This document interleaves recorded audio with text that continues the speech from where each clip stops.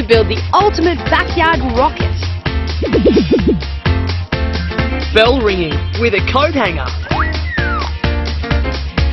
And trapped in a rope tangle.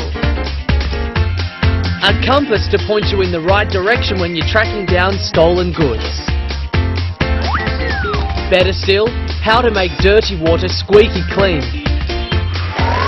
And how to cheat gravity. Sounds impossible to me. But it won't after we've let you in on some very clever backyard science secrets. Speaking of which, I know one backyard where keeping secrets is about to go very wrong indeed.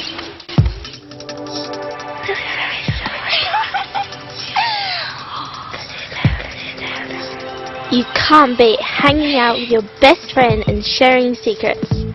Ty and I tell each other everything. It's all contained in my secret diary. I keep it locked up and safe from prying eyes. Speaking of prying eyes, that's Daniela. She's always hanging around and getting in our way. Good riddance. Now we can enjoy ourselves.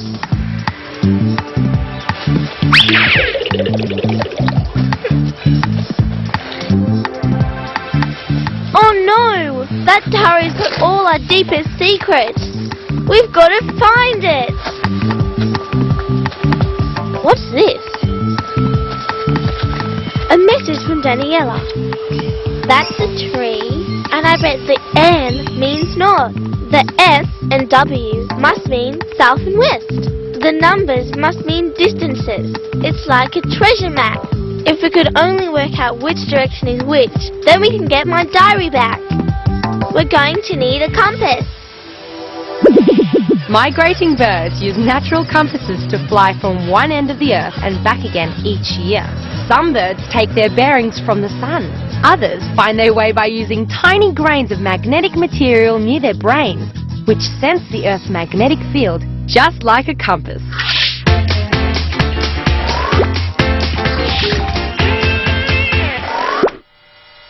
Everyone knows when it comes to food, boys are bigger pigs than girls, right?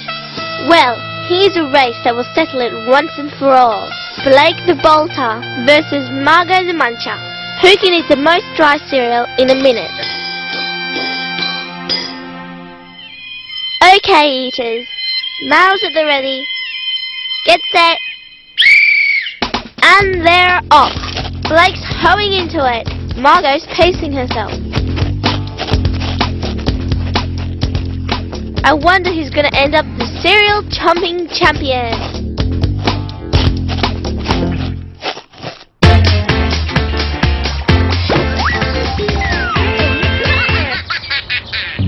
What a mess! Someone's been playing with the salt and pepper, and they've mixed it all up together. Looks like the work of my kid brother. Mum will be furious if she sees this mess. I'll be here forever trying to separate it out. I need something that'll help me get out of hot water. I know! I'll need a plastic spoon and a woolen cloth. Give it a good rub. Now, when I hold it above the salt and pepper, watch what happens. The pepper jumps up. When you rub a plastic spoon on the woolen cloth, some of the negatively charged electrons in the cloth jump onto the spoon. The spoon gets a negative charge. The positively charged pepper is attracted to the negatively charged spoon. The pepper comes up first because it's lighter. Hey presto, all that pepper in one pile. Just one problem.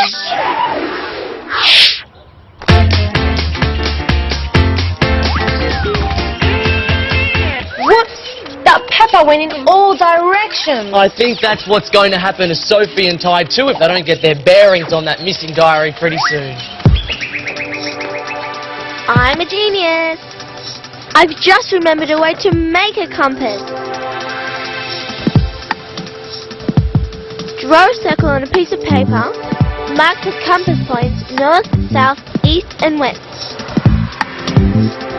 Pour some water into a bowl on top of the compass. Next, take a needle and wrap it across the magnet lots of times. Push the needle through a small piece of cork and pop it in the water. And look what happens! The tip of the needle moves around until it points to the magnetic north. Stroking the needle on the magnet turns the needle itself into a magnet. Because the needle is then magnetized, it'll behave like any other magnet does. The Earth is one big magnet. Its magnetic field is so large that we're always in it, which is why a compass always points north. If I turn the piece of paper till the north arrow lines up with the point of the needle, my compass is ready. The sooner we get hold of that diary, the safer our secrets will be. Whales too spend the year navigating across thousands of kilometres of ocean. Some whales navigate by making sounds that bounce off underwater landmarks.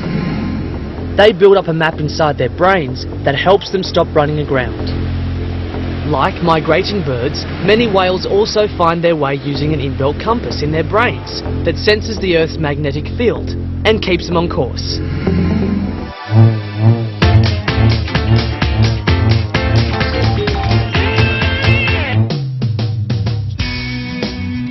Hot day, I'd love a drink. Ooh, it's too dirty. I can't drink that.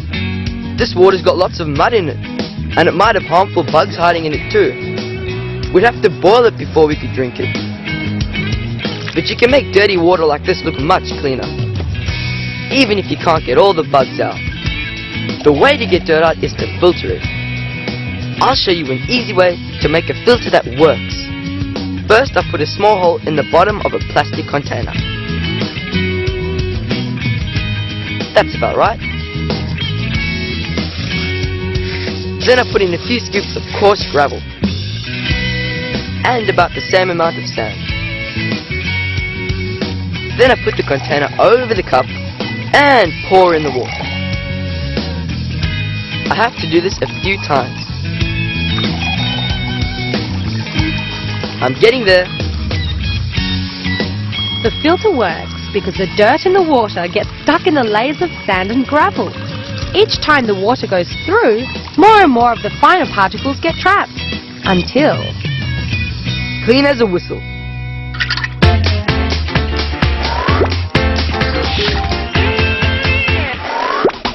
The race to see who can eat the most cereal in 1 minute is in the home stretch. It's neck and neck.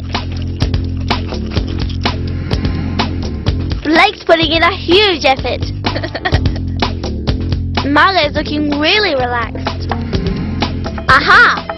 She's got a secret weapon. Water. We need lots of saliva to chew and digest food. That dry cereal absorbs all the saliva in our mouths. Without water, there's no way Blake can swallow. They're running out of time. Blake's struggling. And the official result, Margot's the winner! Proving that boys might be greedier, but they're not always smarter.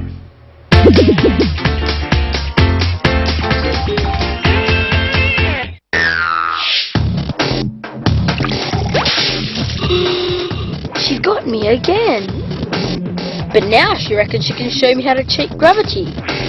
All I have to do is fill a bucket to about a quarter full and then spin it around. When the bucket swings in a circle, the force drives the water against the bottom so hard that it overcomes gravity, which would normally make it spill out. This is known as centrifugal force, the same force that keeps you in your seat on a roller coaster.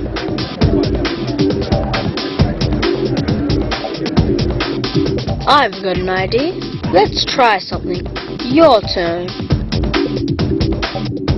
I wonder if the water's going to stay in the bucket if we swing a bit slower.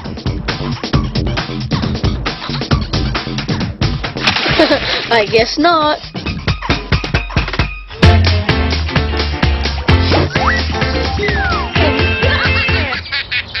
Now, tipping a bucket of water on her is no way to win a girl's heart. Oh, come on, Dana. I reckon hearts are made of stronger stuff than that.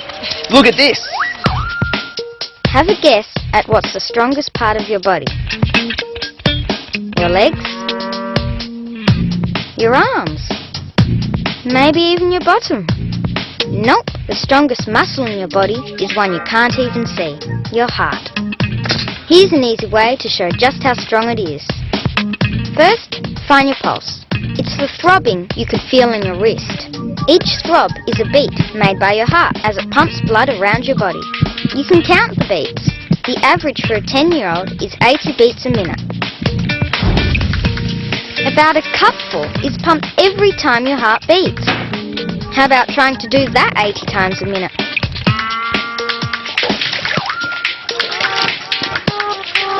You'd get tired pretty quickly. Just as well your heart doesn't give up so easily. It just keeps on doing that every minute of every day. In one day, it pumps a staggering 14,000 litres of blood around your body. That's this many bottles full, multiplied by 1,000. Amazing!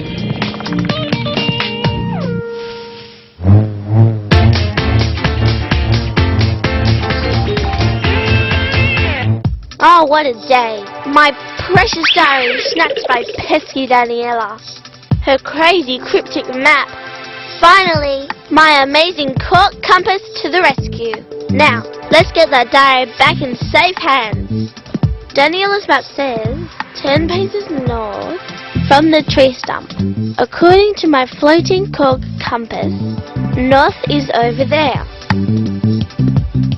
1, 2, 3, 4, 5, 6, 7, 8, 9, 10. Then 7 paces west. West there. Southwest. Northwest. And that should be the spot. The diary! She's found it! It's safe. Oh, thank goodness for that. Something's missing. The key! It's not here! Oh, that pest!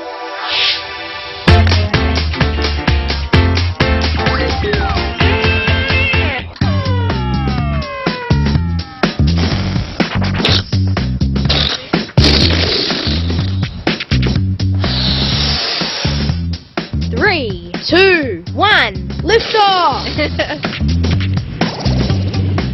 I'm sure we can make great rockets. The sky's the limit. Doesn't look too hard. Just need a few bits and pieces. Gotta make my rocket fly higher than his. I'm gonna leave her in my dust.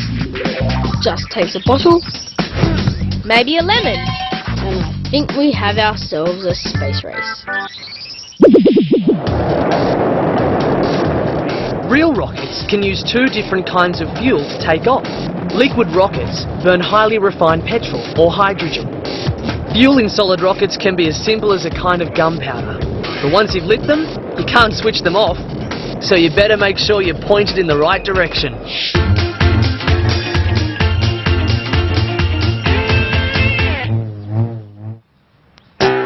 This rope puzzle is 250 years old. We've each got a rope tied between our wrists and they're linked through each other. The puzzle is, how do we get free? I thought you said this was gonna be fun. I can't believe I'm stuck here with you all day. This would be fun if you stopped squirming and started helping me solve this. Stop pulling. You stopped. Well, that's certainly not going to work. What about if I step over and through and around and... oh man. This is tougher than I thought. We're never going to solve this puzzle.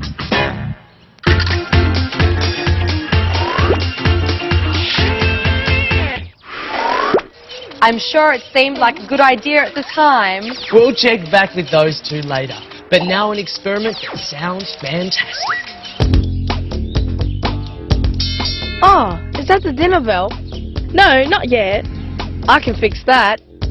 I can make something that sounds just like a dinner bell. This is amazing. Bang the coat hanger gently.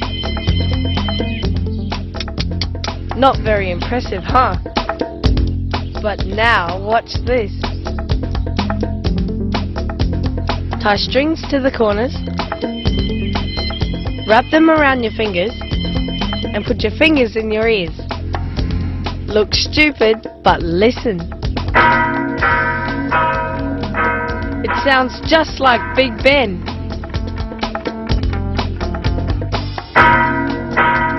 Not bad, eh? It works because sound is carried by vibrating particles. When the vibration travels through the air, the particles are far apart and the sound isn't that loud. But the particles in a solid like string are packed close together. The vibration whizzes straight up to your ear and sounds much louder. Very clever, but now you're late for dinner.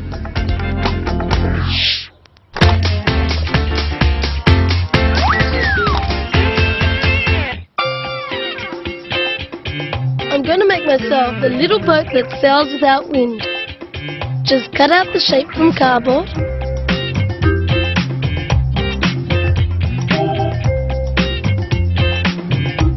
Now the launch. See? No wind, no move. But watch what happens when I put a bit of detergent in the fuel tank.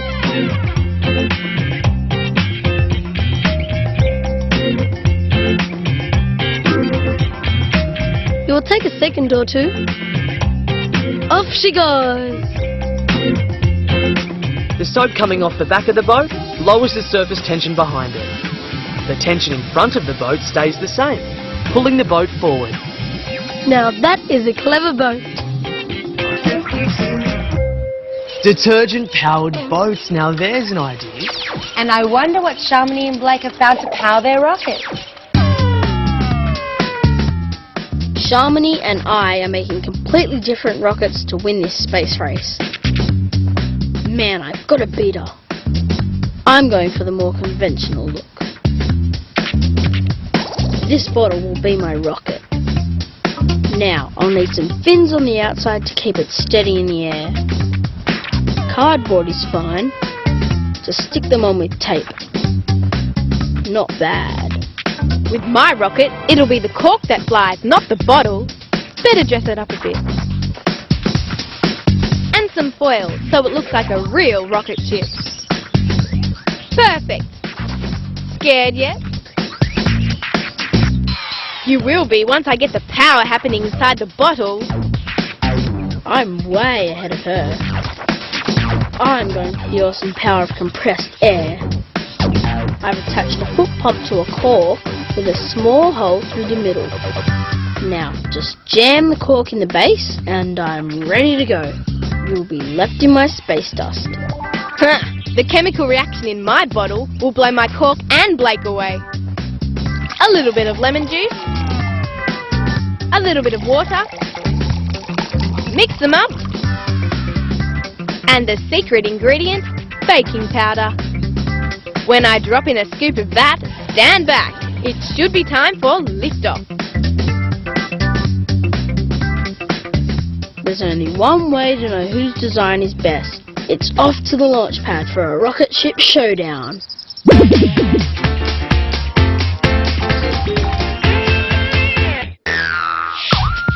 Watch this. Fingerprints all over Mum's clean window. But I can see them better if I rub the tip of my finger in some pencil. I should be able to catch the impression on some tape. Just stick it to a white background.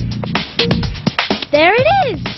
There are 3 basic fingerprint types: arch, loop, and whirl. But everyone's different.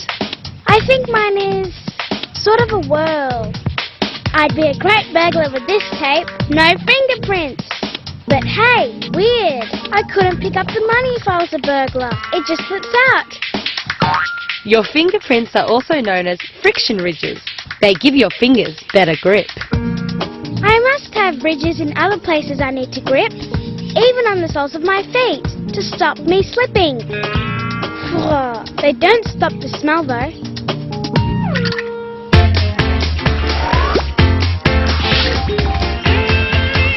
Daniela is trying to find the strongest food in the kitchen. It's not spaghetti. Grapes, not even close. It's not biscuits either. Potato, you're kidding. Chocolate, no thanks. It's an egg. Hold one top to bottom and you just can't crush it, no matter how strong you are.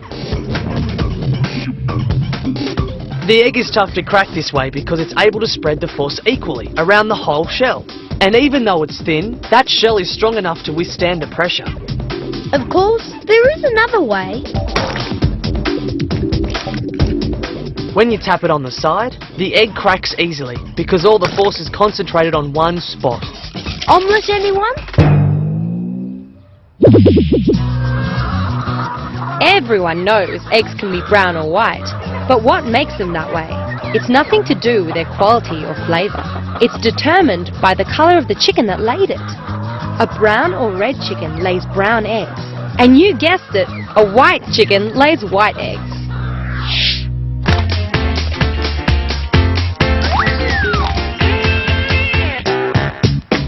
Now these rope tricks are more about brains than brawn. We've got to think our way out. Well, we can't get the rope to pass through itself, so the only weak spot must be at the wrists. That's not it. But I think we're on the right track. One of us has to get an arm out of this loop. So, if I slide this through, then you can wiggle your hand and pull it through.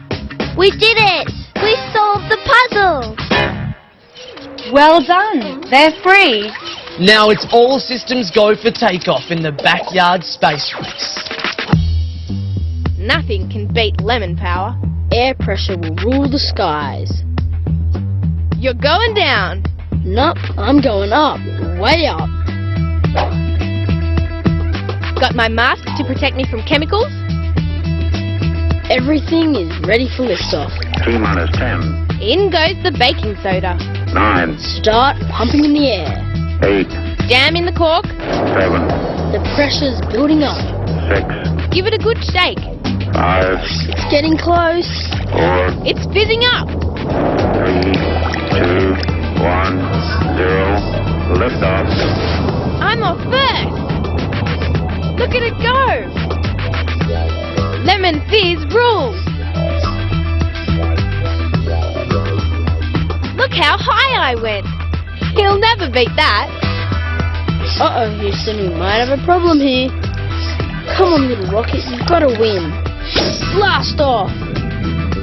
It's flying! How'd you like that one? I think we have our winner. By a galaxy. More like a centimetre. But that was great. I'm ready for another mission. The baking soda and the lemon juice react with each other. They produce lots of carbon dioxide gas. It builds up and builds up and builds up until it blows the cork right out.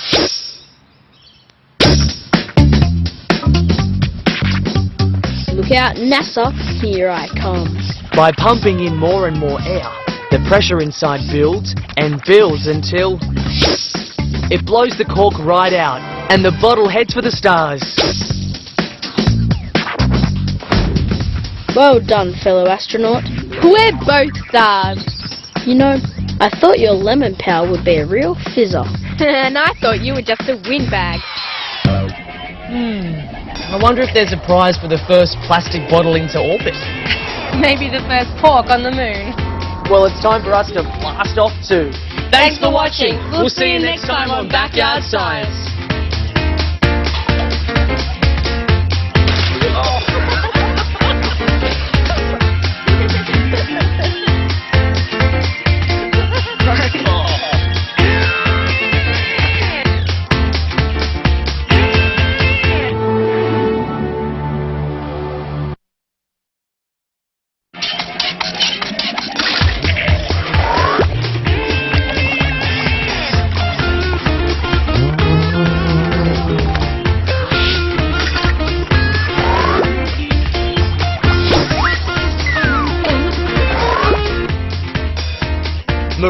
without shelter.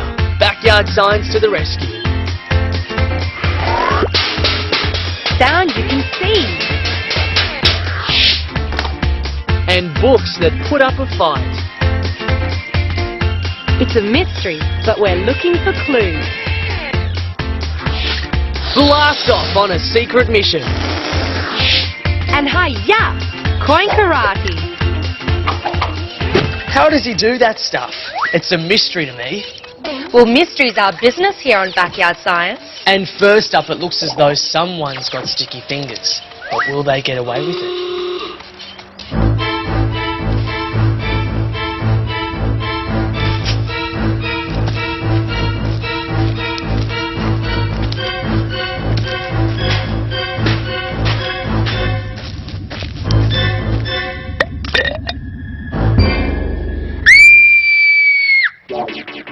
That was my last cookie! I've got to get to the bottom of this. Could it have been him? Or her? Or him? I'm gonna have to solve this mystery. And I've found the thief's first mistake. A hair. Well, it's a clue, but I think to track down this culprit, she'll really have to be a super sleuth. Next up, Richard showing he's got super speed.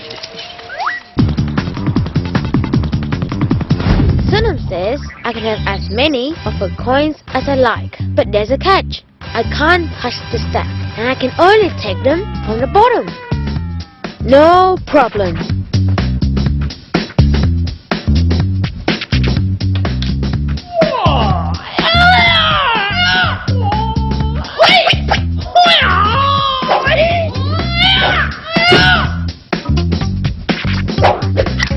Zaha! I am the master. Objects need a force to get them moving, otherwise they stay in the same place.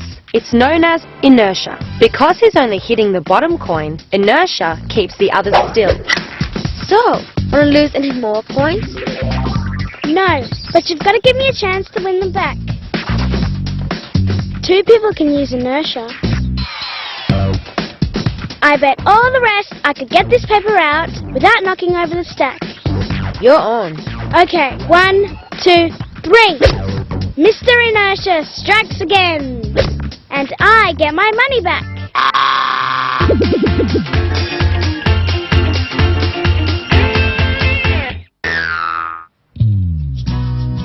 I'm planting some new seeds. I hope they grow. Now for some water. Oh no, the head's missing from the watering can. This will just wash my seeds away. It's no good. I'm going to have to make my own. An old drink can ought to do.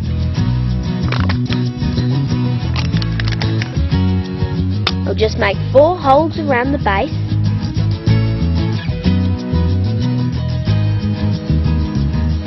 Tie on something to hold it up with.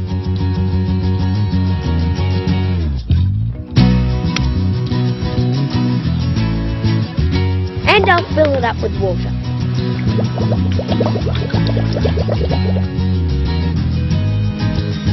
A quick test. It's working perfectly. A nice gentle stream over my new seeds. I'll just refill. But hang on. Look at this. It's spinning. I think I must have made the holes with a slight angle. So the water coming out of the holes pushes back on the can and makes it spin. That water power can be pretty strong. A machine called a water turbine is often used to generate the electricity that powers our homes. It gets its energy from water flowing over dams. Now that is a clever watering can. Funny how you can make a discovery almost by accident. But it won't be an accident back at the crime scene if our villain is caught. I found a hair from the cookie thief. Maybe I can find a match here somewhere. A couple of them look similar. But it's hard to see if it's a perfect match. So, on its own, this isn't enough to catch the thief. I need another clue. But I'm closing in.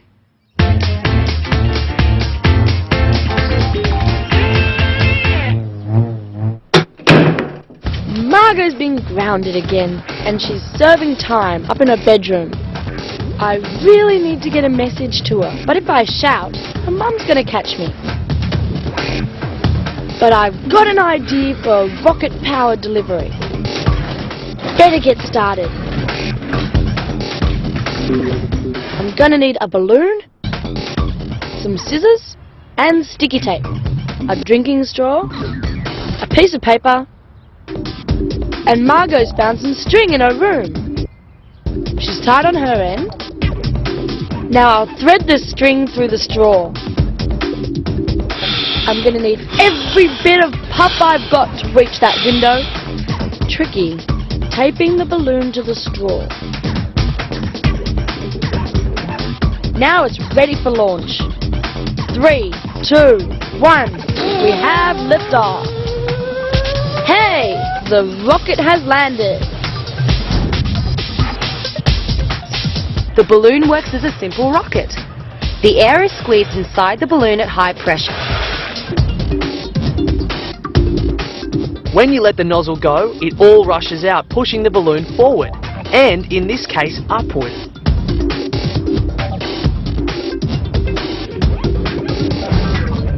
But has the rocket hit its target?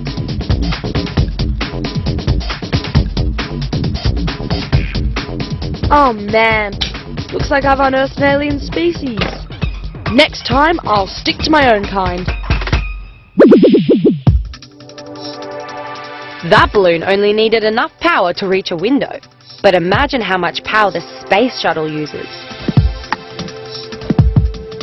In the first 2 minutes after liftoff, it climbs to 45 kilometers above the Earth and a speed of 5,000 kilometers an hour. In those first 2 minutes, it burns so much fuel it weighs half of what it did before takeoff. It reaches orbit in just 8.5 minutes.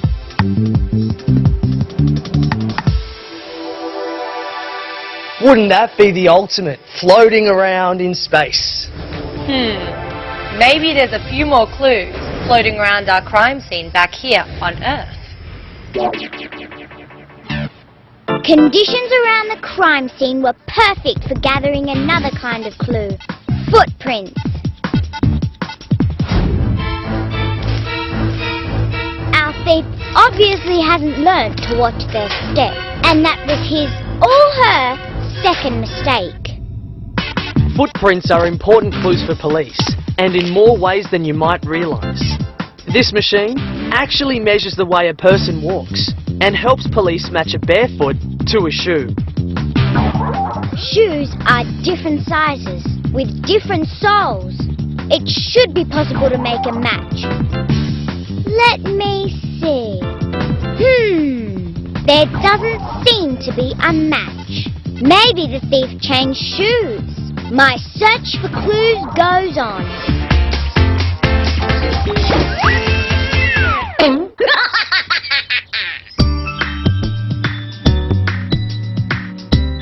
Man, I'm gonna splat James with this one.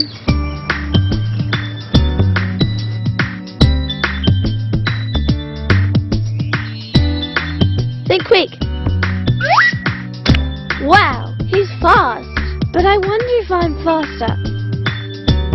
I think I know a way to find out for sure, without getting wet. I'll turn this ruler into a measuring stick. That way there'll be no argument. I'll wrap it in paper and colour it in. At the bottom of the stick, red shows a fast reaction time, yellow for medium, and green for slow. Now to put him to the test. The quicker his reaction, the quicker he'll catch it. Now for the moment of truth. Got it. Red, right at the bottom. That's the fastest. Now it's my turn. Green, that's slow. He's won. She won't speed test me again in a hurry.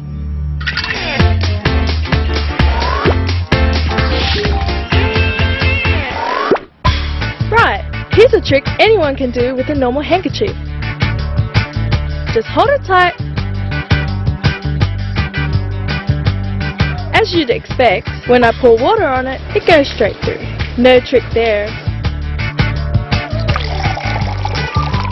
But if I take the other dry handkerchief, which is exactly the same, fit it like so,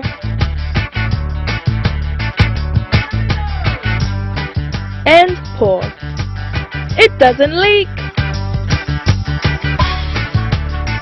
It's caused by surface tension. Water molecules like to stick together, and on the surface they bind to form a skin.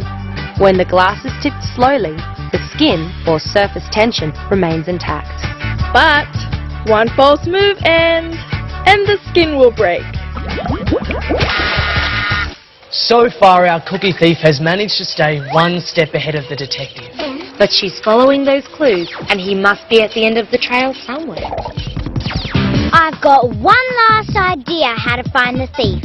If I dust the jar with talcum powder, there it is, a fingerprint. Our thief forgot one vital part of the disguise, gloves, and left behind a distinctive mark. That was the third and biggest mistake. Prints are formed by grease on our fingers.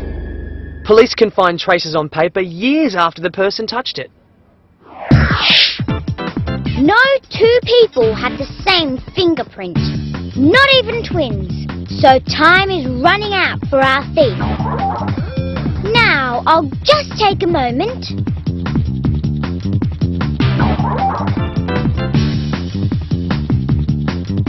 There's no match.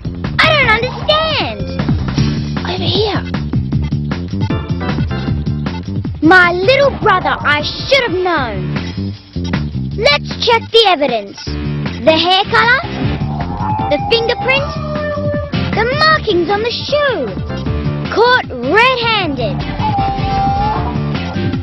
It looks like forensics has led us to the cookie thief after all. This is going to be great. Boating over to the island for a camp out. I hope we've got everything. Got the sleeping bags, got the tent, got the food. But we won't be wanting any boys to spoil our fun. See ya! Now, to set this camp up, spread out the tent, put up the poles. Now all we need is the tent pegs. We must have left them in the boat. John! We've forgotten the tent pegs! Oh, great. Another trip out to the island.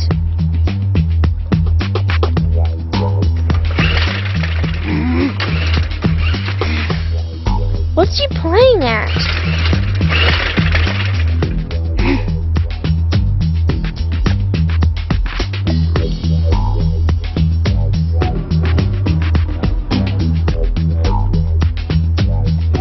What on earth is he up to? Let me look. If the real boat is out of action, why not make another one? Here's the tent pegs. Let's see if the boat can carry them.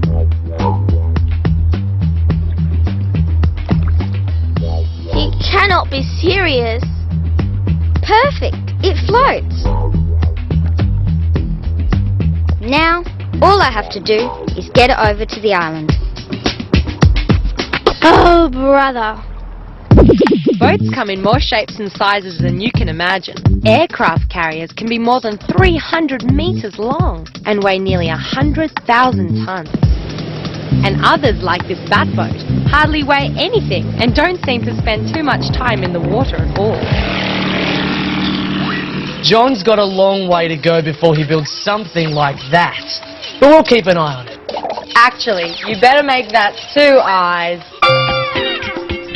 Concentrate, concentrate. Oh, okay, try again. What on earth is she up to? She's been at it for hours. Got it at last. What's got you so excited? I just touched that spot using only one eye.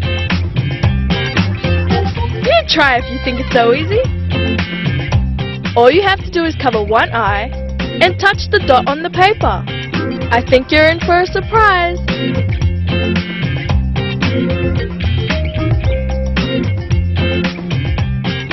Not so easy, is it? Our eyes work in pairs. The distance between them means that each eye gets a slightly different perspective on the same object. Our brain combines them to get an image with depth. We can tell how near an object is to us. With just one eye, the brain only has half the information. It struggles to work out the distance. So something that looks easy is actually really hard.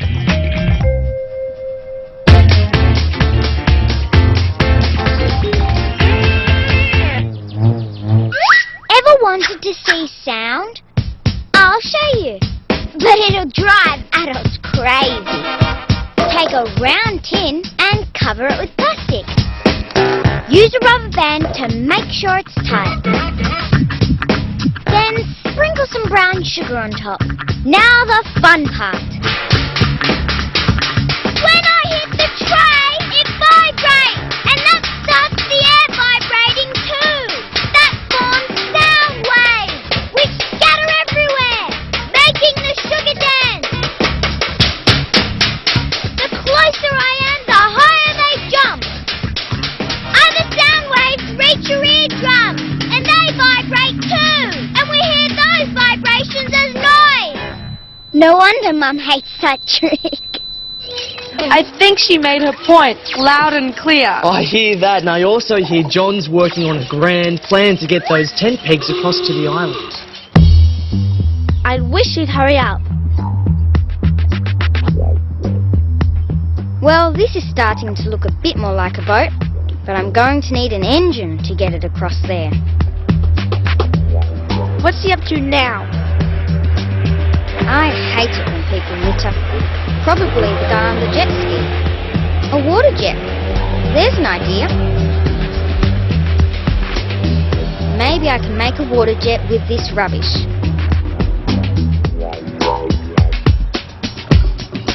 If I put a hole in the side of the cup, stick in the straw, and seal it up with plasticine. And another one through the back of the boat. And slide the straw through and seal that up too.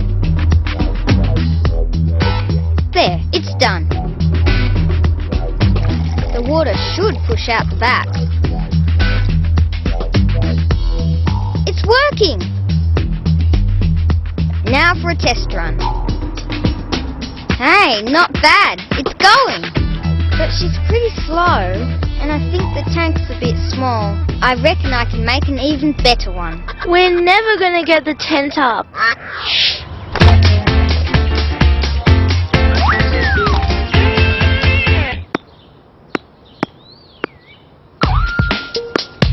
Handball just doesn't work with one. Trouble is my brother's a total bookworm. Aha! Now's my chance to get him away from those books. This is a cool trick. The pages of a book are covered with tiny bumps and grooves. When pages rub together, the grooves catch on each other and are really hard to pull apart. Oi!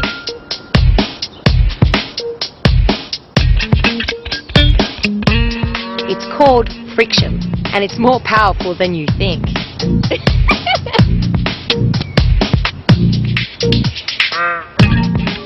So, do you want to play handball?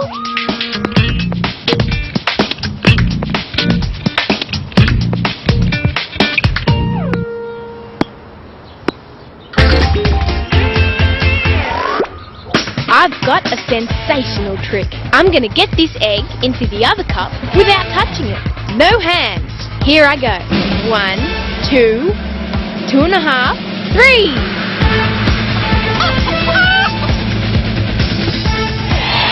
I did it! It's magic! Want to see it again? I even blew out the cotton at the bottom. It works because the puff of air sneaks down the side of the egg. But when it hits the bottom, the only way out is to push the egg up. Neat trick, eh?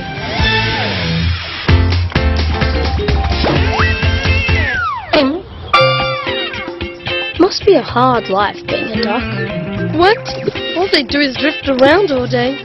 No way, they're always fighting upstream and getting dragged back downstream. I'll prove it to you. He's gone quackers. Sticks, stopwatch, tape measure. I've got everything I need. First, a starting line. Then, our finishing position will be 1 meter downstream.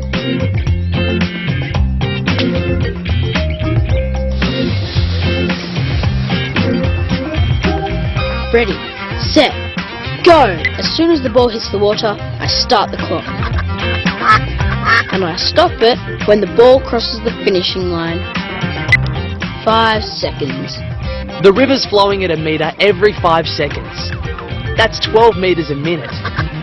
So if that duck stops paddling, in 10 minutes he'll have floated, let's see, 10 times 12 metres.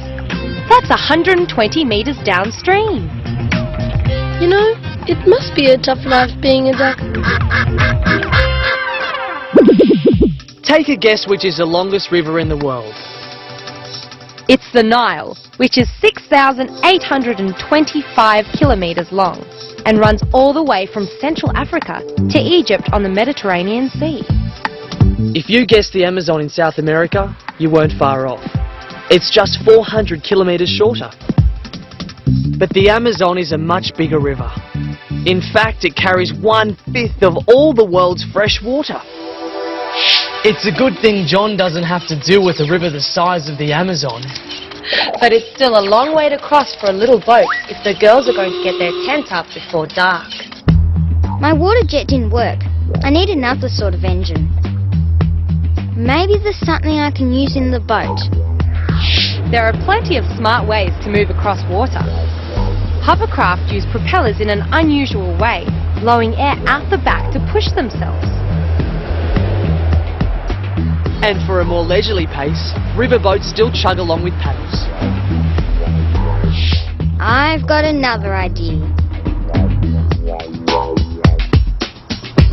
Looks like Captain Marble's back in business. Gotta give him points for trying. This milk carton is nice and waterproof. I can make paddle blades out of it.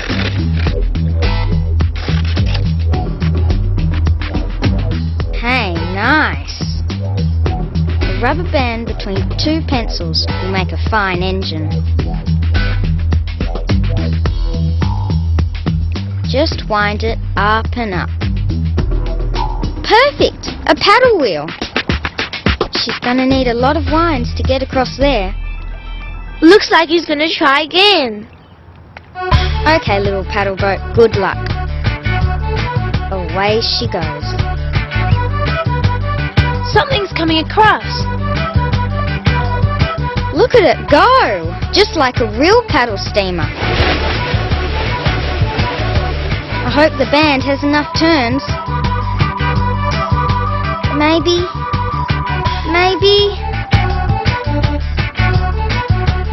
It's there!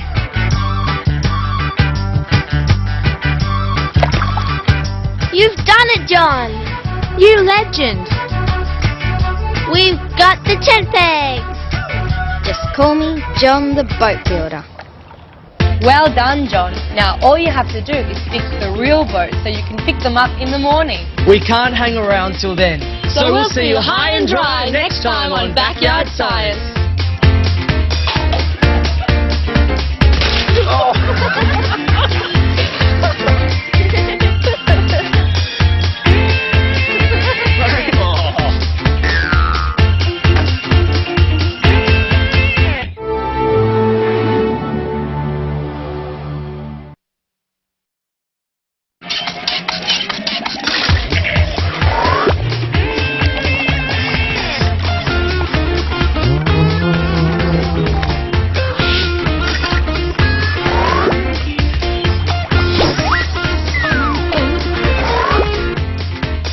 Festering fungus.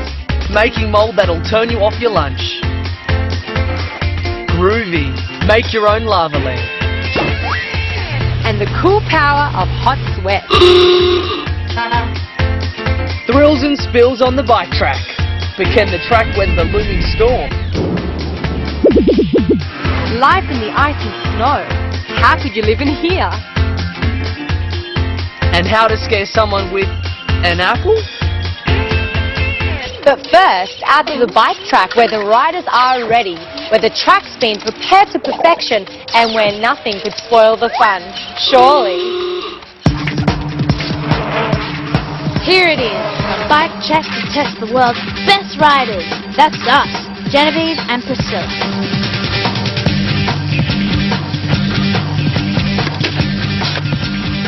The course designers, that's us again, have spent weeks laying out the track, turning Turkey Flat into Mayhem Mountain. And we're pretty proud of our work. Now we're ready to race. May the best biker win.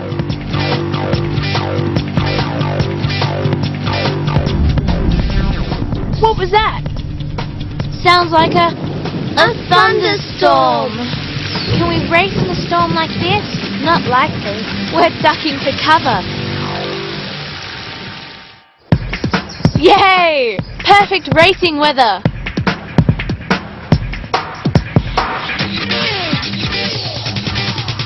Oh no, Priscilla's pulling away from me. Ah! Ow! What a fall. What's happened to our track? There used to be a safety slope there. So where is it now? Ah, hang on a minute. All down our slope there are little gullies, and I think I know what made them. Looks like Priscilla and I have some work to do.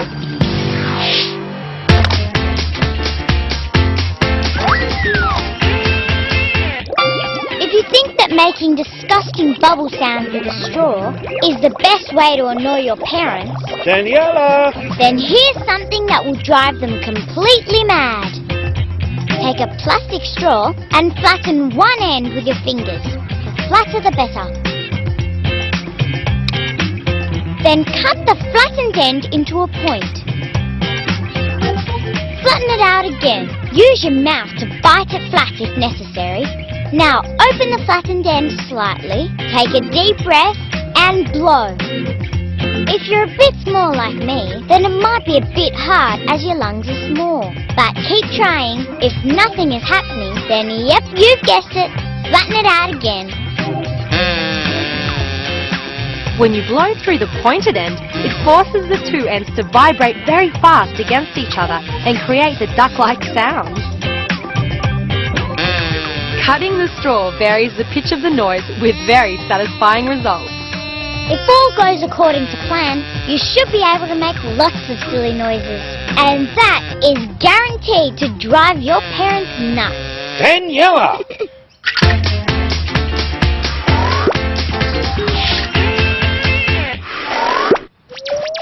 I bet you don't think toilet rolls are very strong. Look, they're easy to twist and tear. But I bet you don't think they can hold my weight, do you?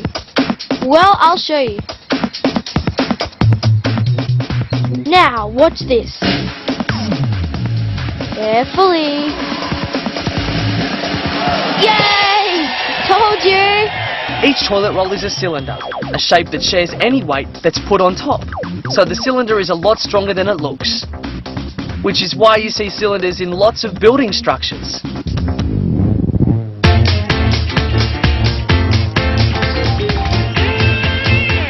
Man, it's amazing how simple shapes can be used to stop things tumbling down. Wish we could say the same for our bike track out at Mayhem Mountain. These are the slopes of Mayhem Mountain before the big thunderstorm. Now, they're gone. So what happened? We've got to find out before we rebuild, and I think the rain was to blame. First, we've got to find out why the steep slope washed away. Let's do a bit of detective work. We'll find out how slopes cope in a rainstorm. I'll just take a baking tray full of soil and prop it up, and we make the other one a little steeper. Now for some rain. The same amount on each tray. 1, 2, 3, 1, 2, 3. Impressive. As I expected. The steeper slope has lost more soil. The water has moved faster and carried more soil with it. It's called erosion. Okay, so we know the steeper the slope, the more erosion there'll be. But how are we supposed to stop the rain from destroying it again? I've just had a brilliant idea. We'll take some leaves and sticks, then on a mound of dirt, we'll put all the leaves and sticks on one side. Then we'll pour on some water and see what happens. Just as I expected. Those twigs and leaves are saving the soil from erosion. But the side without just washes away. The world's best bike track designers are back in action. By protecting the soil, we can rebuild Mayhem Mountain.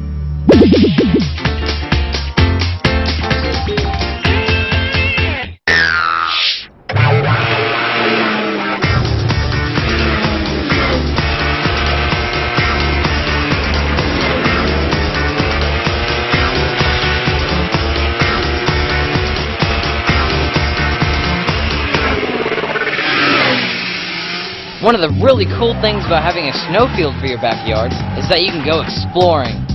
Look at this! Someone's made an igloo! Wonder if a fisherman built it. I wonder what it's like in there. Let's take a peek.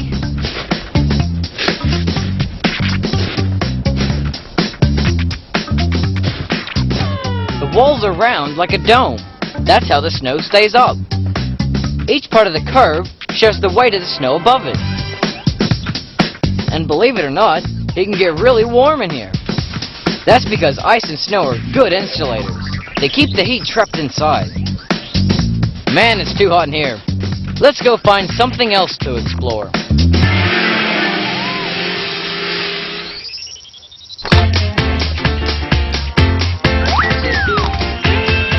Alright, so we've seen toilet wells are strong. How about eggs? Yep, eggs are strong too. Have a look. No, not like that. It may be messy, but you need to cut each egg in half. A piece of masking tape around the middle makes it easier.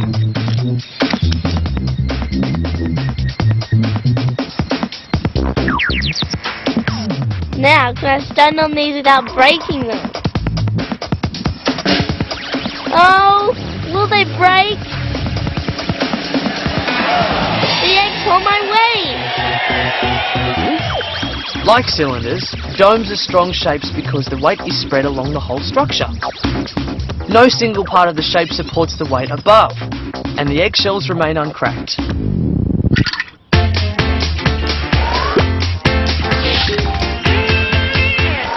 Wow, Sophie was brave standing on those eggs. Yep, our Sophie's pretty daring. But I wonder if she'll be happy about what John has in store for her. Everyone knows that apples are a healthy, tasty snack. But I'm going to make a bad apple that'll scare anyone off fruit. It's easy to make. Just peel an apple, then carve a nasty-looking face on one side.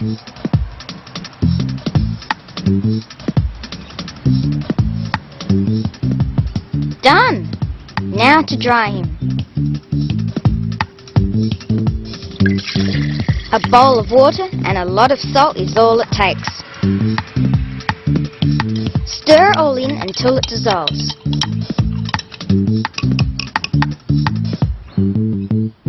Now, just let him swim about in there for a day or so. It works because the salt has natural drying qualities. It sucks all the moisture out of the apple. If you leave him in the sun for a few days, he'll get even drier. And now for the scary bit. Go on, dare you to eat that.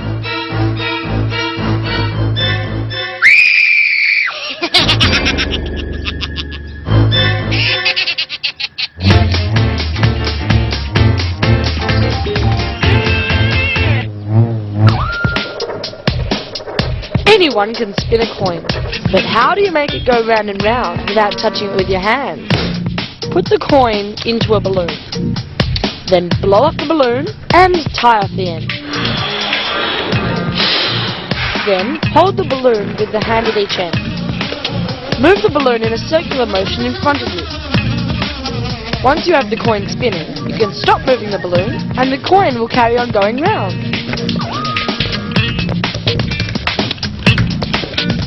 This effect is known as Newton's first law of motion. It's the same effect satellites use to stay in orbit. The coin keeps on moving until it runs out of energy and falls down. Now how do I get my coin out? With a sharp point, of course.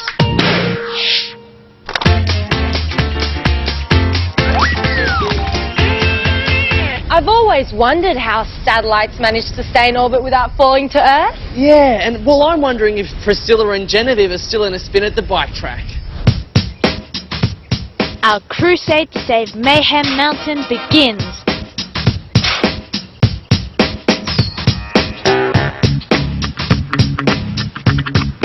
Now, what areas are going to need erosion protection?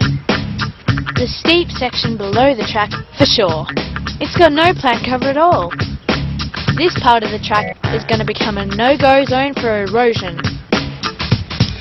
First, we'll gather some leaves and twigs. Then, we'll put in a few extra plants as well.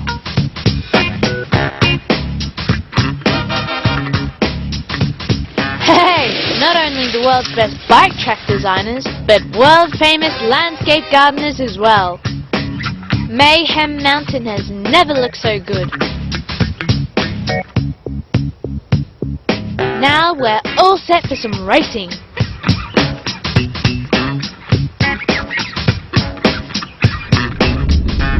That couldn't be. Surely not another thunderstorm. At least this time I have a good feeling our track isn't going anywhere.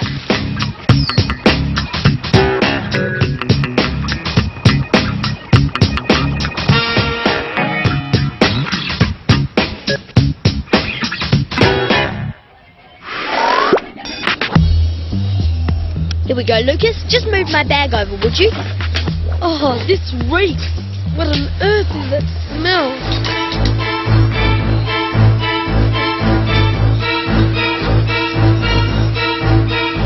Ugh, Nana's liver paste sandwich. A fantastic fungus farm. It's mold. The last time I saw the sandwich, it looked fine.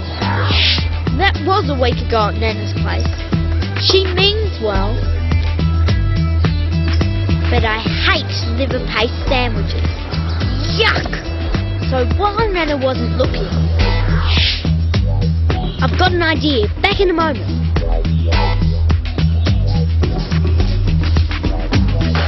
Just what do you think you're going to do with all that? Well, let's cook up a fungus feast and see if mould is on the menu. And you can be the chief taster. Huh?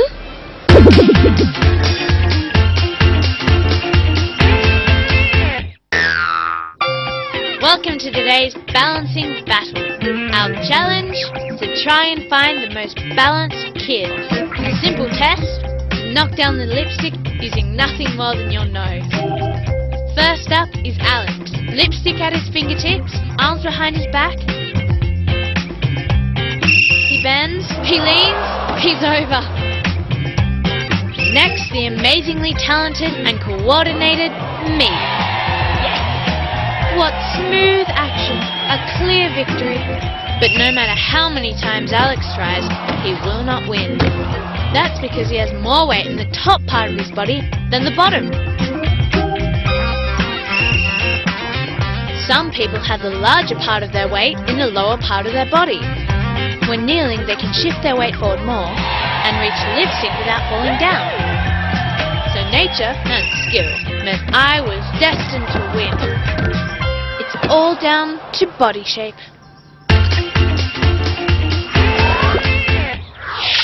Oh, having fun can be hard work.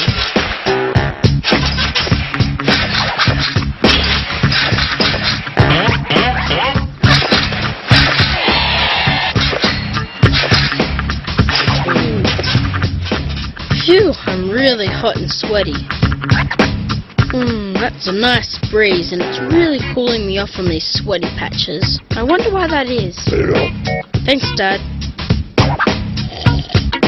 Maybe it's the sweat that's cooling me down. It's pretty stinky down there. But if I'm right, sweat's really useful stuff. Time to put it to the test. A really sweaty sock should do the trick. Better not drink that now. Just wring it out to a comfortable sweat level. That should do it. One soaked sock. That should cool me down. And a dry one. If I'm right, one that will stay hot. And now for the breeze. And put my feet up. Let's take a closer look at what is really happening. As the fan blows, the water in the damp sock evaporates and carries heat energy away with it. The same thing happens when you sweat. As your body heats up, your sweat evaporates, transferring your body heat into the air. This keeps your body cool. So heat can make you cool, especially when there's a breeze.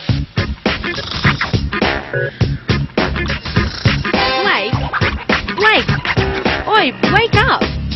My foot's freezing. That worked too well.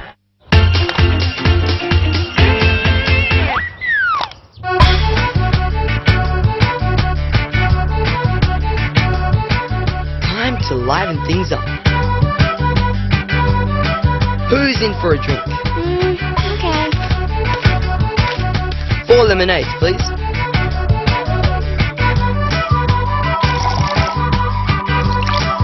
Can I have one of your cards? I know a special trick.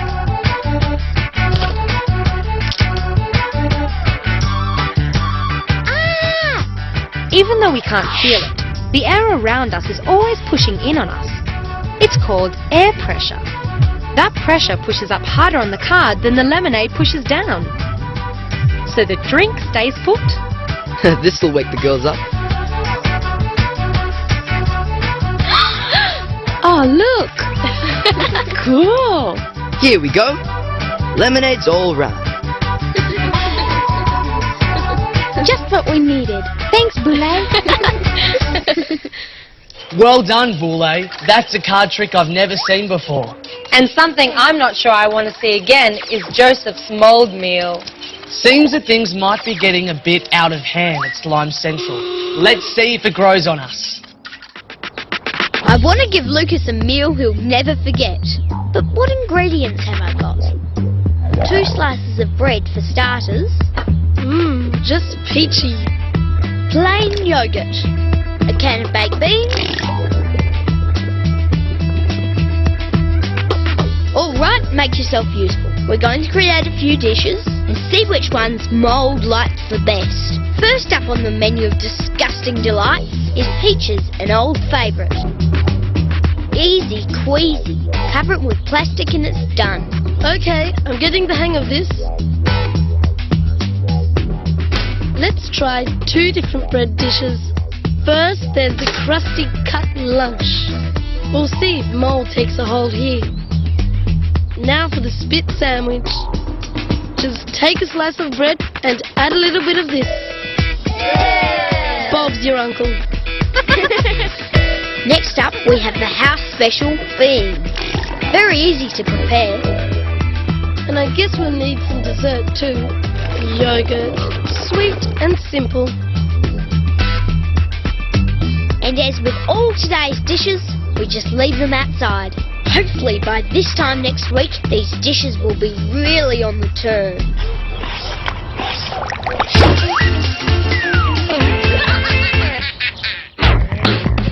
Did you know that dinosaurs had rocks in their stomachs? I reckon you've got rocks in your head. No, really? Come on. Pretend this bowl is a dinosaur's stomach. Oh, yuck! These dinosaurs were plant eaters, so here comes breakfast. But these leaves are a bit big, so I guess they must have chomped on them with their teeth. Chomp, chomp, chomp. With a little bit of saliva for good measure. But even that wasn't enough. So what else do we need? Ah, rocks. That's right, they swallowed stones too, which rolled around in their stomachs and ground the leaves. That's how dinosaurs got the nutritious juices they needed. Yes, that's it. A homemade green thick shake. Ugh, yuck.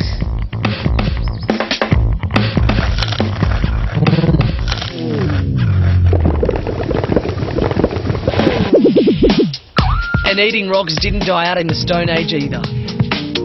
Birds like emus and ostriches still do it to help grind up the grass and seeds that they eat. In fact, scientists have taken a closer look inside their bellies and found some of them were half full of rocks. That's a pretty big case of indigestion.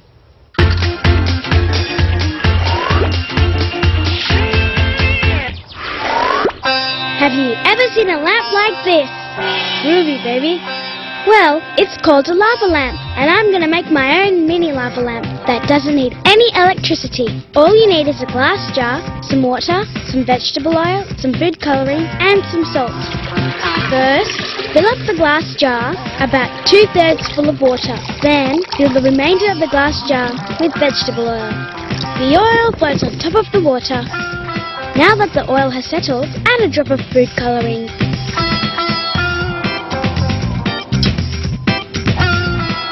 Now for the salt. Shake a bit of salt on top of the oil and watch closely. Cool! A mini lava lamp! To keep the bubbles going, all you need to do is add more salt.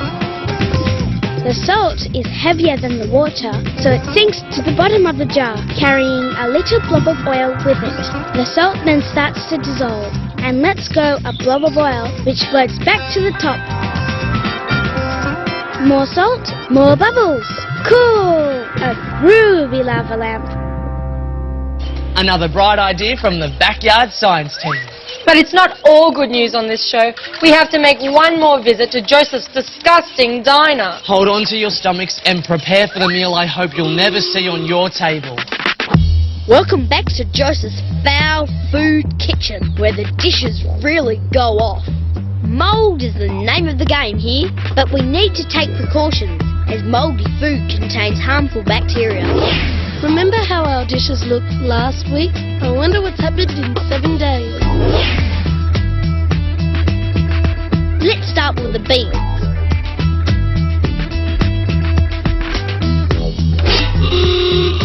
Oh, look at all that mould. That's what we wanted. Before Joseph could wrap the beans, tiny mould spores, like seeds so small that they're carried in the air, landed on the surface. Over a week, they've put down roots and grown into this fungus farm. Oh, but the dry toast is a flop. It looks just the same. Maybe the spit sandwich will be better. Yes, it's quite good, in a rotten sort of way. Perhaps it's the moisture that makes a difference. Could be. The yucky yogurt was moist and it's festering well. Ready for some dessert? So if moisture helps grow mould, then the pukey peaches should be our best yet. Oh, look how furry they've become. The water really helped the mould grow. You wouldn't want that in your lunch, would you? So the toast was disappointing. Yogurt, not bad. Baked beans, outstanding. So you can see the mould like the moistest food's the best. Straight into the garbage bin. Now, how about I make us some real lunch? No thanks, Joseph. I'm not really hungry. Thanks, guys.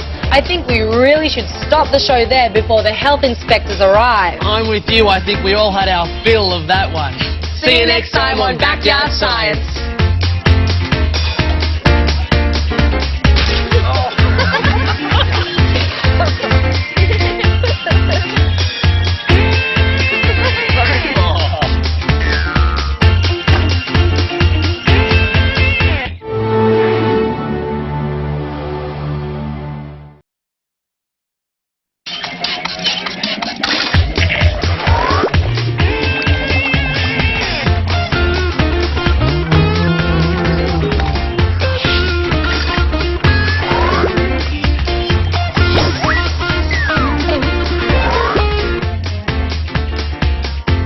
you dare. Our stunt team is on the loose. That'll get your heart racing. And look, no hands or paws. It's an oil slick. Backyard science to the rescue in Operation Cleanup. Can Joseph avoid a messy situation himself? And how to tell the difference between diet and regular soda. Yuck, that's got a sweat everywhere. But remember, this is backyard science. The show that loves getting messy. Maybe not with sticky cola. First up though, Lucas thinks today's going to be plain sailing. But one little slip up.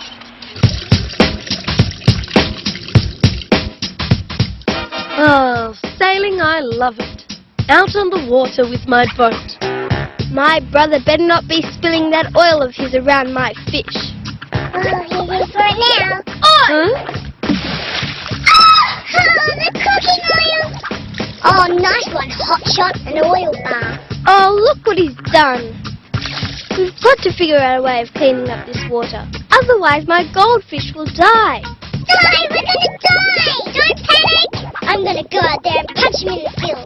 Look at it. It's floating in gunky globs on the surface. Cleaning up this is going to be a nightmare. We need to find something that'll soak it up. I wonder if Dad's got anything in his shed. Yeah, hurry up, get a move on. Oil and water don't mix. When there's a spill, it can be a disaster for the environment. One of the worst happened in 1989, when a tanker called Exxon Valdez ran aground in Alaska. It spilled more than 11 million gallons of oil. It's estimated more than 250,000 birds and billions of fish were killed. Terrible, huh? It can take years for plants and animals to bounce back from something like that. Now Joseph has a new trick, but it looks like it might be headed for a messy end.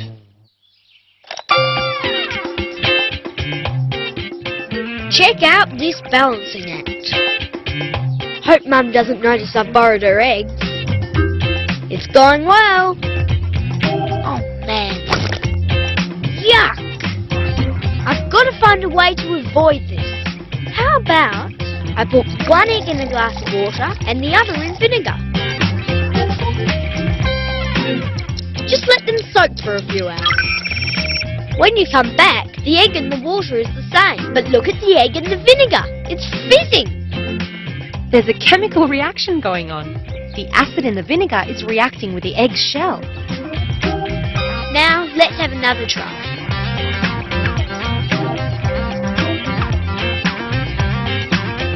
Oops. No problem. The vinegar has turned the egg into a bouncing ball. Now I can practice all I like and never have to clean up.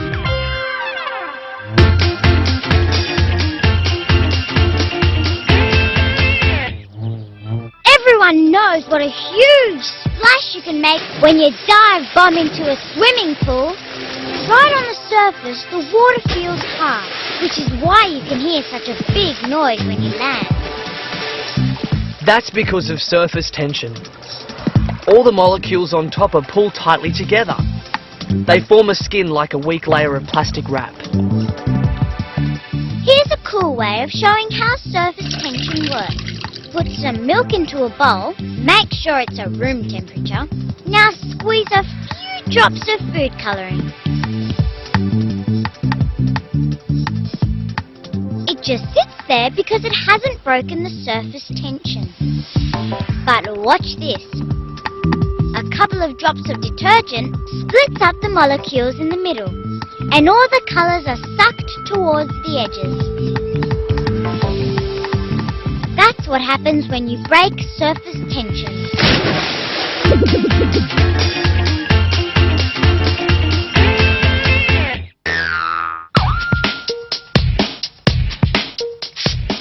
Spray bottles are amazing things. Wonder how they work. Oh, hope no one saw that.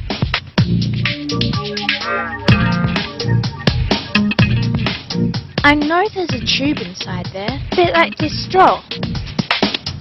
It must suck the water up. Maybe I can make one myself. If I cut a slit in this straw, down there, bend it down into the water, then blow hard. It's working!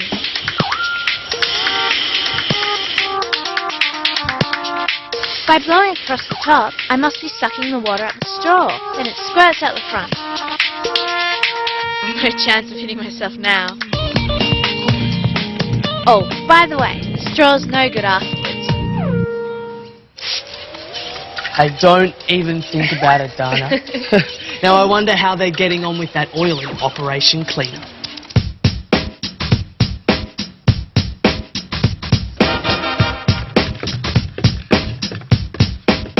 We found lots of things in Dad's garage. Surely something here will clean up the oil. I wonder if this will work.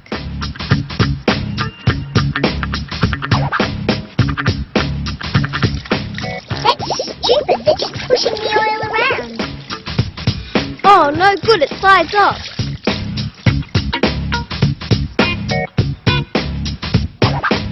What about if we try and scoop it up with a piece of fly screen?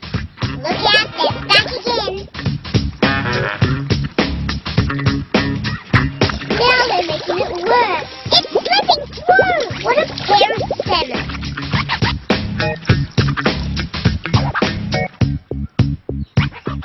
Surely these cotton balls will soak it up.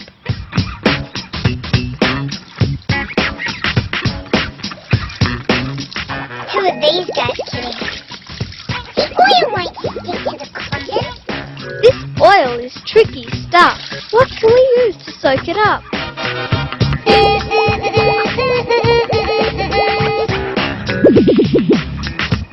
Researchers are looking for the best way to clean up oil spills in the ocean.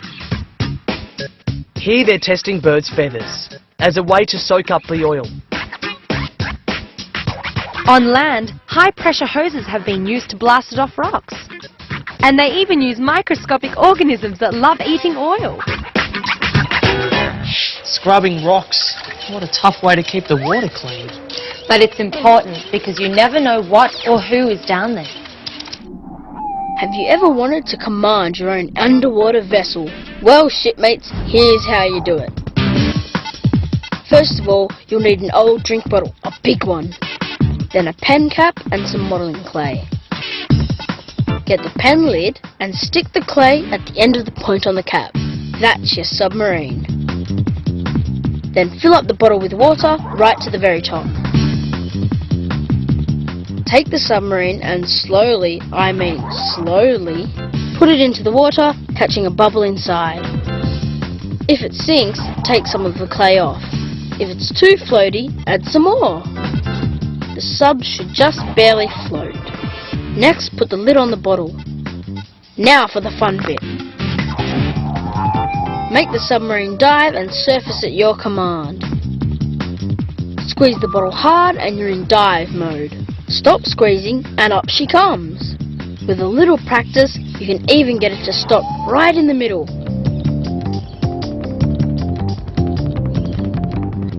It works because when you squeeze the bottle, the bubble in the submarine gets squashed.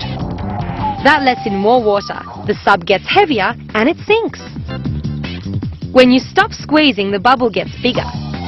The sub gets lighter and heads to the top.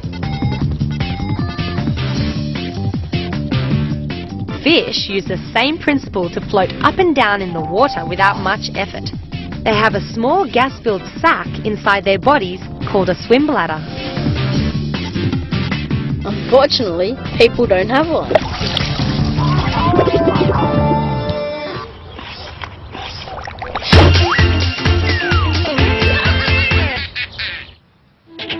James has a new game. Cover up the cola. I can't tell what's inside. This could be diet cola. I hate diet. But how can I tell which is diet and which is regular? They look the same, feel the same, they even smell the same. Thirsty yet? Want me to show you how? Fill up a bucket with water. Drop in the cans. And wait for the answer. one floats, one sinks, and I know which is which. The can that sank is regular cola. The sugar particles are packed in, making it heavier.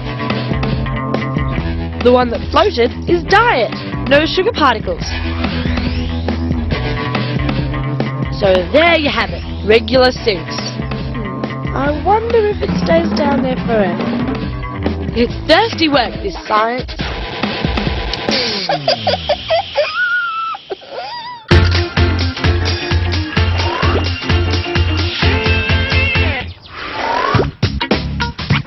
Okay, we've tried cardboard, fly screen and cotton wool, but nothing has worked. We can't soak up the oil in the fish tank. What about this? Mum's old stockings.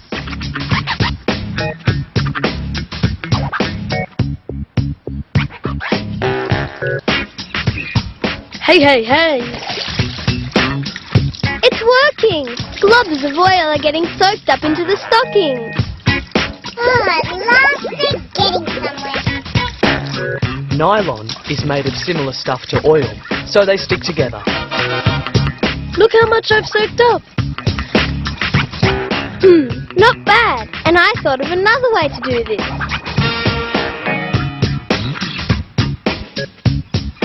Oil and water don't mix. They just float on the surface. If we get a container, put some weight in the bottom, we should be able to skim the oil right off the top.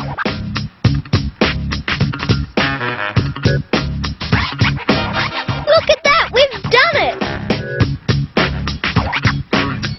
Whichever way we do it, at least my fish can eat again.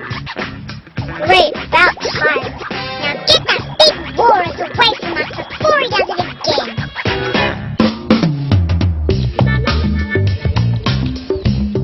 Today, stunt driver Evil Schneevel and his team are attempting a new world record. It's for eggs jumping a line of cars. The rules say they have to make the distance and survive. There's 24 brave test pilots willing to try. I didn't sign up for this. Good luck, little guy. Oh, why me? We can't fail. We've got the right car, the right driver. No, you don't. Here we go. Help! Ouch! The jump's fine, but we've got to work out a way to make a safe landing. Call an ambulance! How can we make our cars safer for the other drivers? We've got to protect them. Yes, protect us! Maybe something to cushion them. You can't make me! Okay, maybe you can! Oh, I did it for science. I think it's time to use our heads. Hang on, I'll be right back. Hey! Safety testing cars started out as a dangerous business. Sometimes they'd use a brave driver willing to deliberately crash. Talk about a tough job. These days, no one needs to take that chance. Automatic crash test dummies show researchers in amazing detail what can happen to us in an accident and how to make cars safer. Man, remind me not to sign up as a crash test dummy. You have to be made of rubber. But you'd be surprised at how stretchy your body really is. Come on, sis. I want to measure how tall you are first thing in the morning. We'll mark it up on this piece of paper because we'll need it again later. Okay, that's you just there. Now, do me. Okay, now draw where you think you'll be this afternoon. Taller or shorter? You think you'll be taller, hey? I don't. She can't believe I think I'll shrink. After all, kids grow up, don't they? We'll see who's right after school.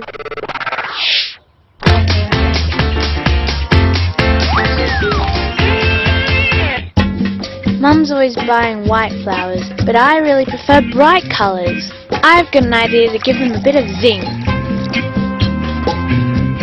If I put the flowers into glasses of water and add some food colouring, now I'll let nature do its work for an hour or two.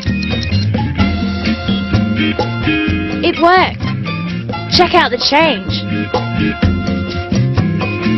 No more boring white. It works because inside plants there are thin tubes, just like a straw. As water evaporates from the leaves and flowers, the tubes suck fresh water and the dye from the stem. I've got another idea that'll really blow our mind. What if I split the stem and put each half in a different colour? Talk about a split personality. Neat, eh? Now that's what I call a flower arrangement. How come you never give me flowers, Jason? Well, let me see. First of all, because... Okay. Let's see how our stunt drivers are getting on trying to save those poor eggs. I reckon we can save our egg test pilots a headache. Hey, mini helmets! Maybe if I put some cotton wool inside, it will soften the blow. Hey, not bad. Come on, look at it. That's much better.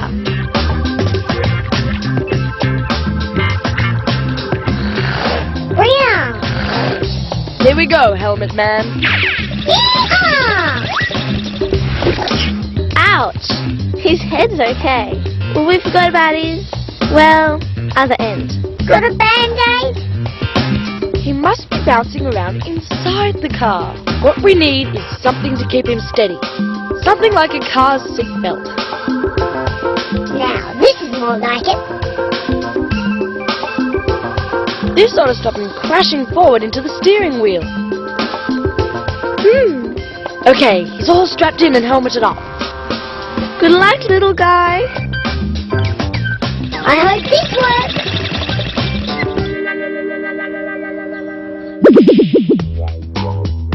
Every year, cars get safer and safer. But banging up a new car every time you want to check a new feature is expensive. So researchers are using computers more and more to find out the effects of a crash. They're even making computer models of what happens inside people to help car makers protect us more.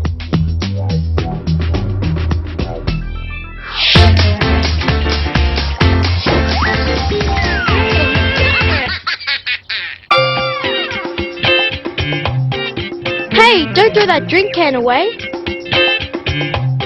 Watch this. I'll make it roll without even touching it. To power it up, you'll need a balloon and hair. Give it a good rub on yourself or anyone else's. Now, hold the balloon a little bit in front of the can. The can will start to roll all by itself. Hey, let me try. It's called static electricity. Nice hairdo, John.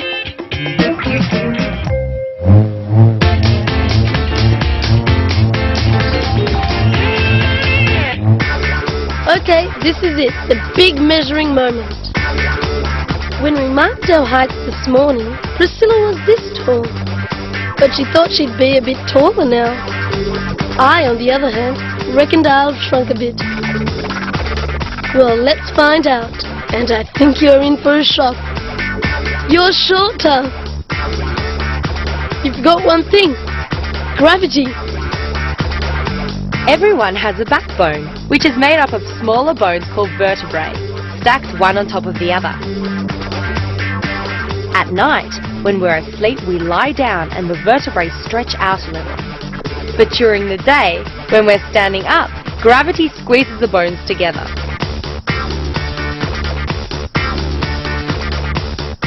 So everyone should get a bit shorter. I think you'll find that was my prediction. So, if you're going to try out for the basketball team, better see the coach first thing in the morning.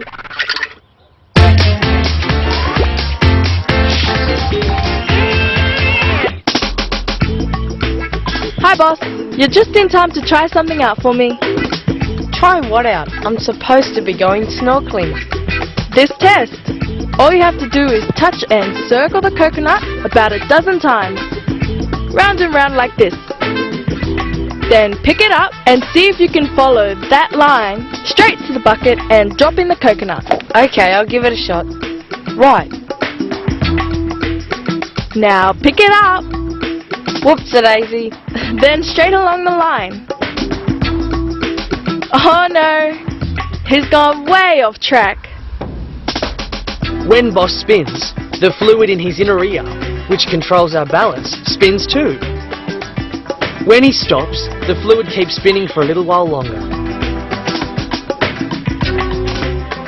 So your ears are telling your brain you're still spinning, but your eyes are sending a message that you've stopped. Hey boss, before you go for that swim, won't you be needing these? You'll be right in a minute, or is that left?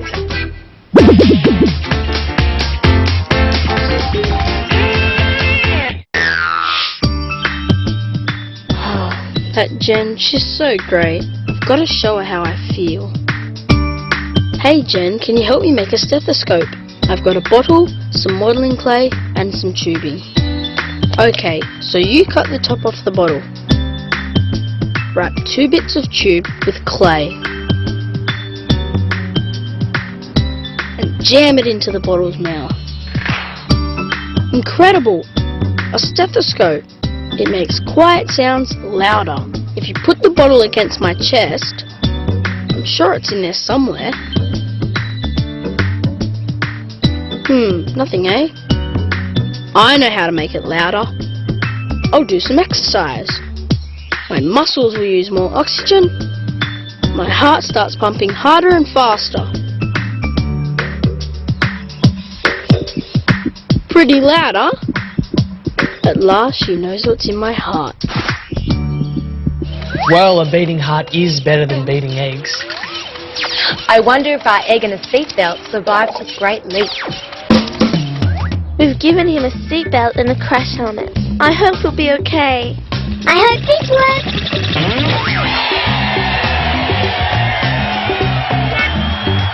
Yes, we did it! Great! Hey, now let's try going higher. Higher? Now just hold on a minute there. This'll be great. They'll fly a mile. Let's give our eggs a bit more protection. I'm going to make an airbag. So, he's got a helmet, the seatbelt to hold him tight, and an airbag to cushion the impact. I hope this works. You're a brave little guy. See you after the jump, darling.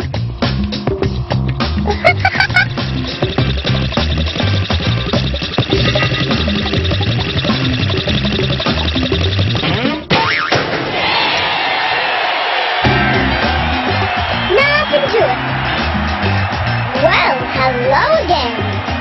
Can I sign an autograph for anyone out here?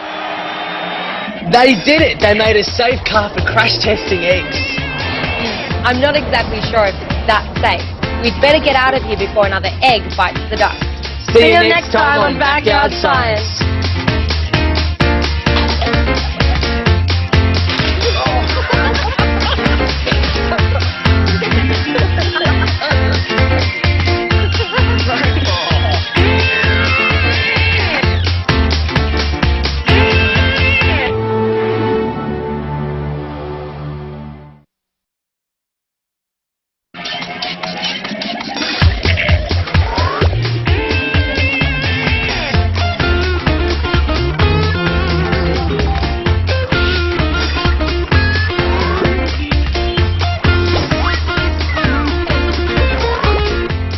Coming up on Backyard Science, the big birthday party disaster.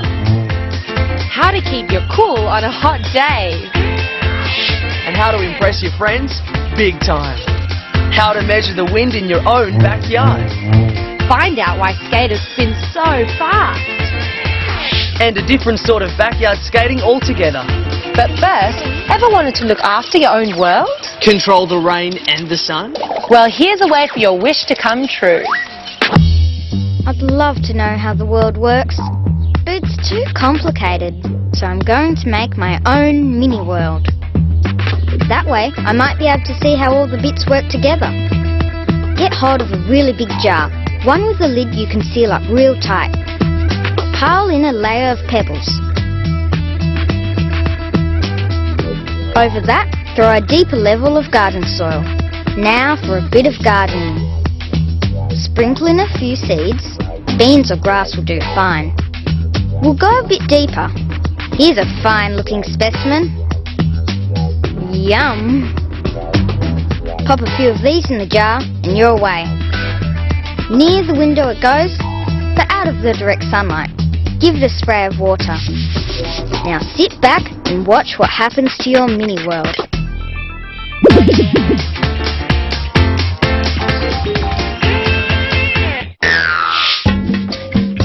I'm going to set Angelique a puzzle. Here's the setup. Inside the cups there are 2 ping pong balls. I just tape the 2 cuts together. Now what she has to do is get 1 ball staying at each end at the same time. That ought to keep her occupied. She's been at it for hours. I'd better show her how, or she'll be here all day. It's all in the wrist.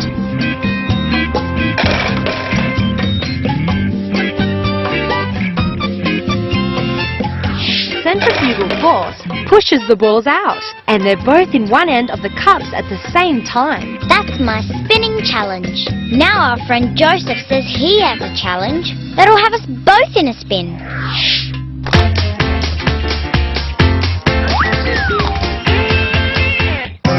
Come on, you guys, you've got to try this. First, you 2 face each other and put your hand on top of each other. That's the easy part. We'll try it again, but first, everyone has to spin round 12 times. Ready, set, go! Now, try and join hands again. Not so easy now, is it? So why do we get dizzy?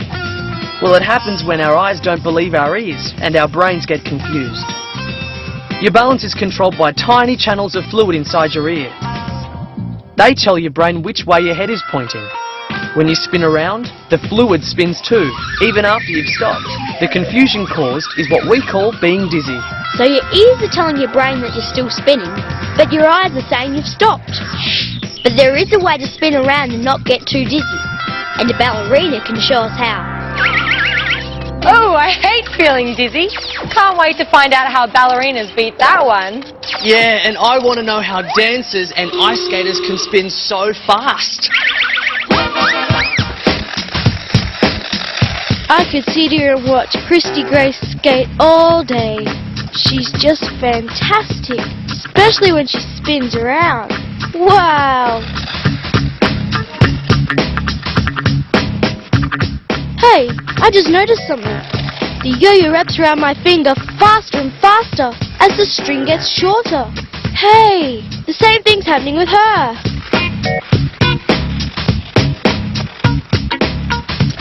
When she has her arms out, she rotates slower. As she brings her arms in, she spins faster. Wow! So that's how she does it. I'm gonna watch closer this time. If we imagine a line down from her head to her toes, when her fingertips are as far away from that line as possible, she spins slowly. As soon as she brings her arms towards the centre, she really speeds up. Now I know Christy Grace's secret. Just hold the applause, folks.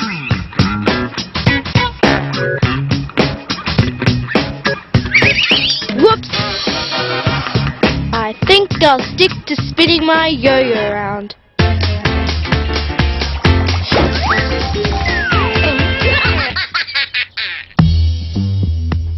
Things are starting to happen in my mini environment.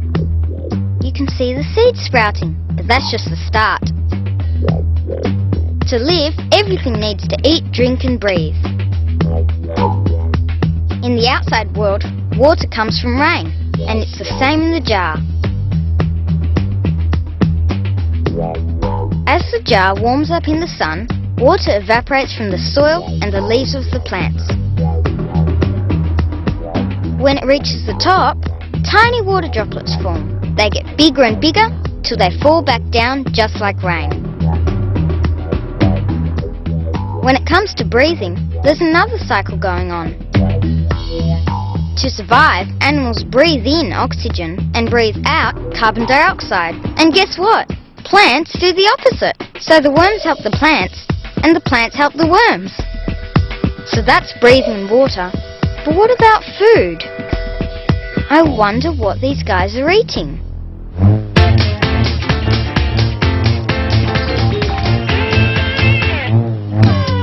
So we know that spinning around makes you dizzy. But there's a way to stop getting too dizzy. We have to do what ballerinas do. Not like that. When ballerinas spin, they always keep their eyes on one spot for as long as possible. Like this. That way, their ears stay steady and they don't get dizzy. So here we go. 1, 2, 3, 11, 12. Fingers in the middle. We did it!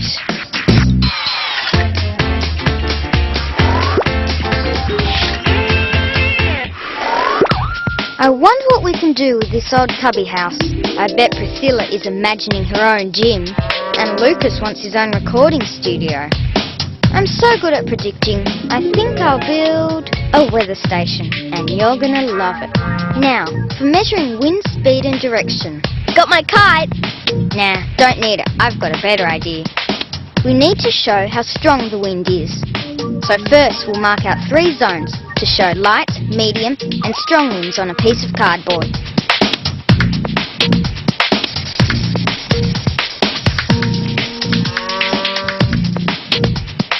Attach it to a piece of bamboo and add a point and tail. Now take a long piece of kitchen foil, tape it to a toothpick and stick it in the corner. When the foil hangs down in the green, there's no wind. But as it gets stronger, the foil will climb up the scale. Into the red, hang on. Back down to earth, guys. Now, wind direction with a weather vane. Use a compass to find north. Then on the base of a tall flower pot, mark out the directions. Now stand the pole in it so it swings freely. The arrow swings around to the direction the wind's coming from. The way to measure wind speed and direction way up in the atmosphere is to release a weather balloon filled with gas that's lighter than air. As it floats up, the wind blows the balloon sideways. By tracking it, you can work out the wind speed and direction for many kilometers up in the air. That's how it's done.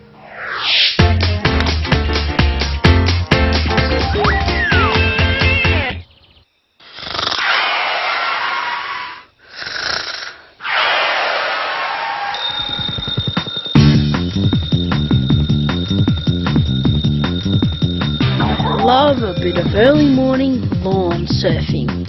You've got to be up at the crack of dawn, and the grass is wet with dew. Oh, it's not working. There's no dew on the grass. It must be too warm. I wonder how cold it's got to be before dew falls. Here's a way to find out. Fill a tin can with water. You'll need a thermometer to measure the water temperature. Start adding in cubes of ice and stir with a thermometer. Watch carefully. The air surrounding the can gradually cools as it touches the sides. When the air has cooled to the point where it can no longer hold onto its water molecules, they condense onto the can as droplets. That's dew. Measure the water temperature exactly when you can see droplets forming. There, 5 degrees. That's what the ground temperature should have been this morning if dew was going to form. It's called the dew point. Hopefully it'll be colder tomorrow morning. I might be in luck. It's nippier today. Yes, perfect conditions for lawn surfing.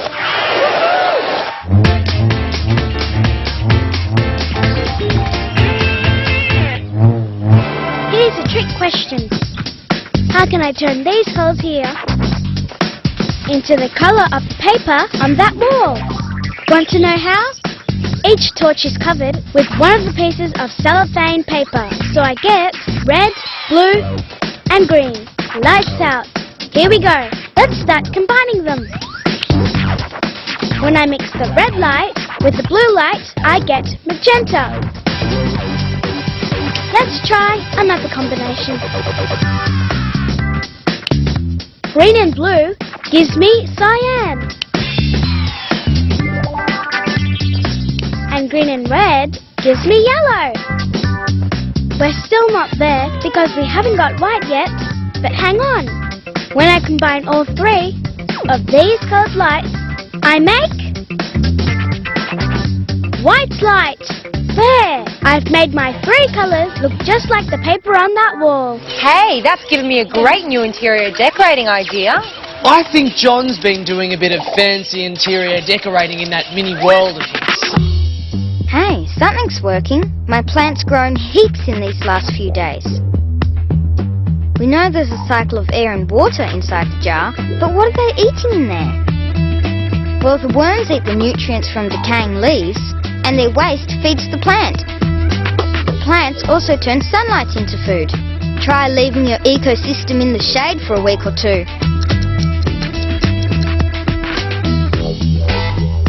Yep, I thought so. They look really unhappy. They really need that light. So there you have it. The whole world in a jar. The air we breathe, the water we drink, the food we eat. Cool, huh? We can hardly wait till it's time for Ty's birthday party. Let's go through the list again. Menu? Done. Decorations. Thought of those? Course. What about invitations? Uh-oh, I've forgotten the most important thing. No invitations, no guests. What are we gonna do? Me to the rescue. We'll have to make our invitations. Not newspapers. How will that work? Trust me, it'll be the best birthday party ever.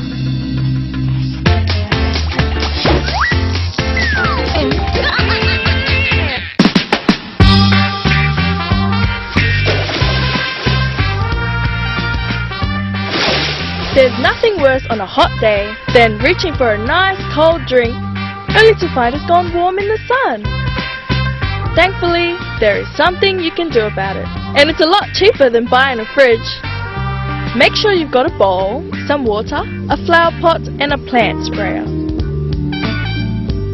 The can goes into the bowl. Cover it with the flower pot and then pour the cold water all over it. Now I'm going to leave it in the sun to cool down. The water's going to evaporate, so I need to keep adding more. And the can inside will cool down and stay cool. When water evaporates from the pot, it takes heat with it. By keeping the evaporation going, heat is drawn from the inside of the pot. This draws heat from the can and keeps the drink cool. It's like when you feel cool after getting out of the water, no matter how warm it is. The evaporating water draws heat from your body and cools your skin.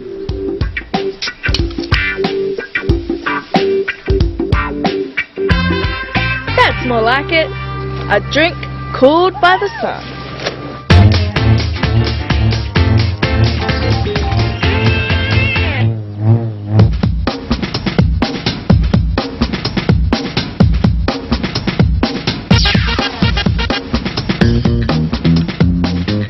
Juggling looks impressive, but with a bit of practice, almost anyone can learn.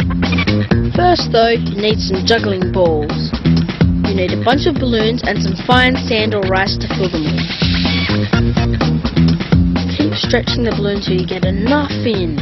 You want them a comfortable palm size. To make them stronger, it won't hurt to make a few layers. Cut the end off another balloon and put the first one inside it, not down. If you like, add a third layer just to be sure. Make 3 to start off with. Now, lesson 1. Start with just one ball. Toss it from your left hand to your right and back again. Too easy? We'll keep it up for a few minutes and then I'll show you the next bit.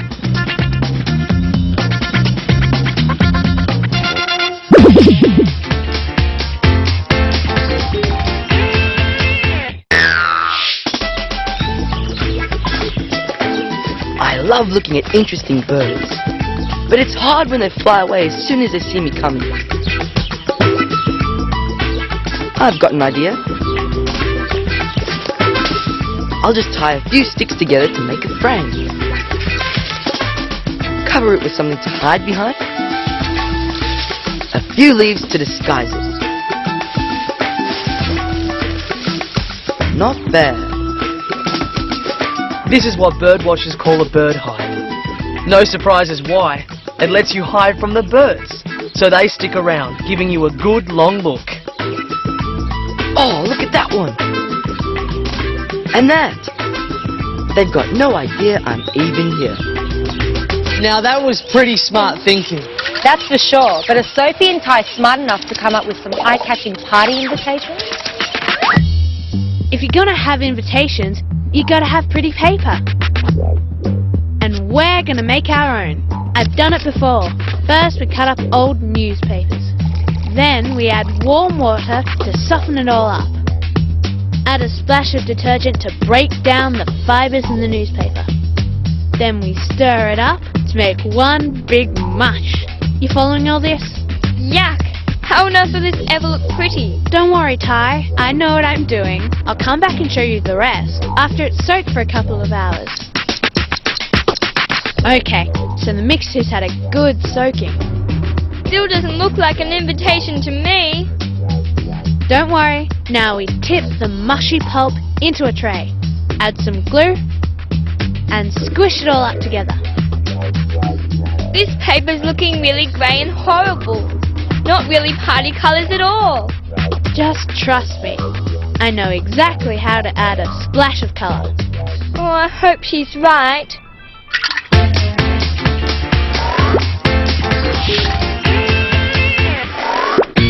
Okay, so you've got the hang of one ball juggling. Not too impressive, is it? But it's a start. Now, the second ball. Don't laugh, this is tricky. Wait till you try. Watch closely. Hold a ball in each hand. Toss the first one exactly the same way you've been doing, but when it reaches the top of its arc, throw the second one back. Now catch the first one, then the second. As you get better, see if you can keep doing it without stopping. Have a practice. I'll be back in a tick.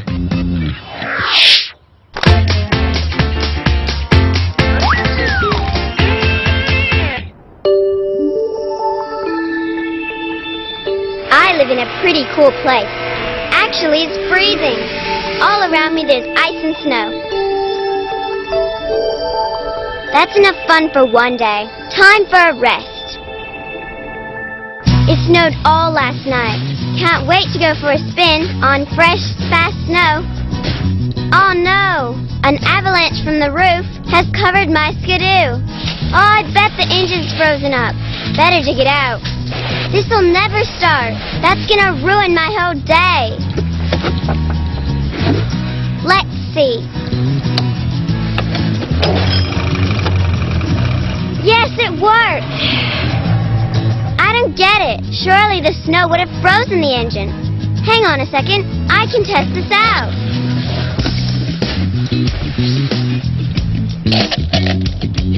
If I pour in some water, that'll be like the snow that fell on the skidoo.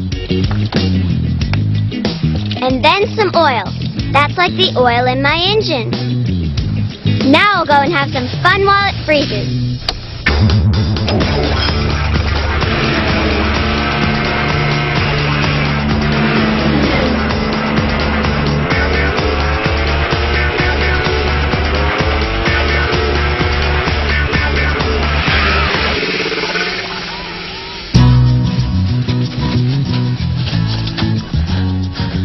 Aha, the water has frozen, but not the oil. So oil freezes at a lower temperature and my engine can still run. Guess that's pretty useful when you live where I do.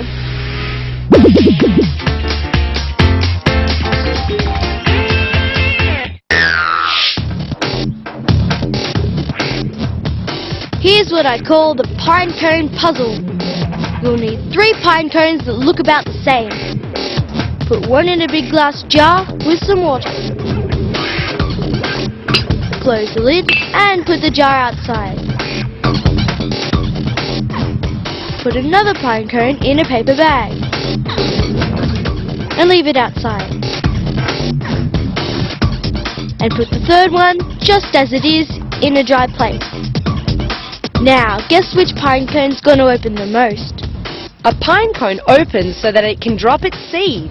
It drops them when they have the best chance of growing. If it's too cold, the seeds won't sprout. If it's pelting down with rain, the seeds will fall straight down, not far enough away from the tree to start life on their own. The best conditions are when it's dry and windy. So, what's going to happen to our 3 pine cones? After a couple of hours, you'll be able to see. The cone in the jar with the water hasn't opened up at all. Too wet. The cone in the bag? It's opened up a bit because the air is dry inside the bag. But the pine cone that was left outside? It's opened up the most. That's because pine cones prefer to drop their seeds in dry, windy conditions. And that's the answer to the pine cone puzzle.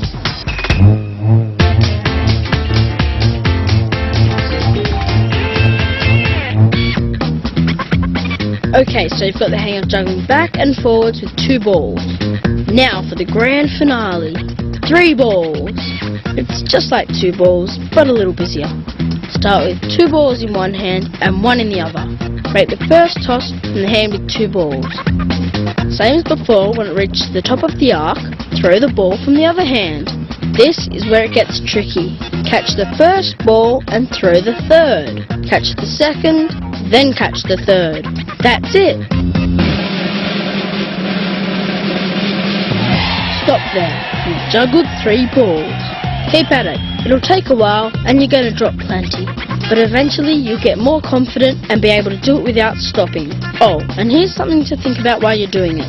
The very best jugglers can do as many as 12 balls. Keep practicing.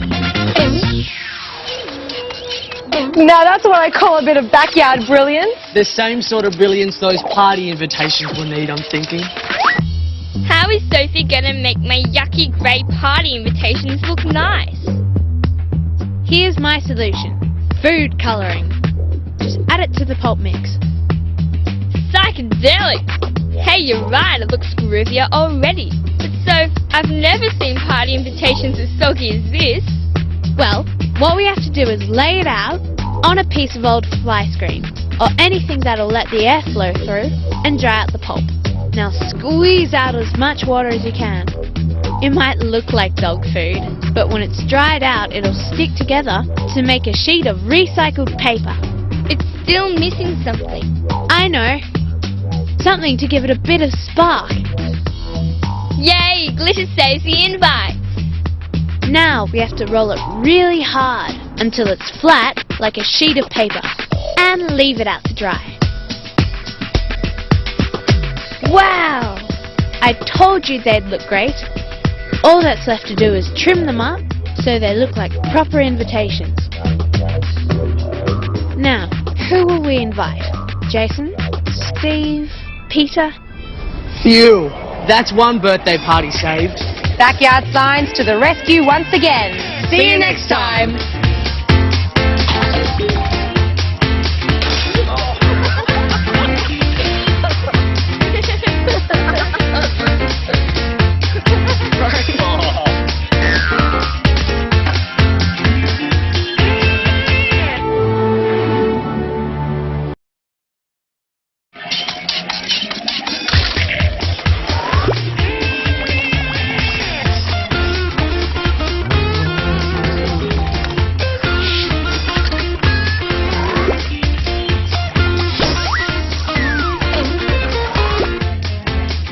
Coming up on Backyard Science, a whole new way of attacking the lolly jar. A surefire way to hang on to your money. And new meaning to the name Big Ears. What on earth is happening to those plants? Find out what makes a perfect space. And a backyard boat that goes off with a bang. But first, there's nothing more annoying than getting caught in a rainstorm. Unless, of course, you're a thirsty plant. But even then, there's a refreshing rain. And, well, another sort.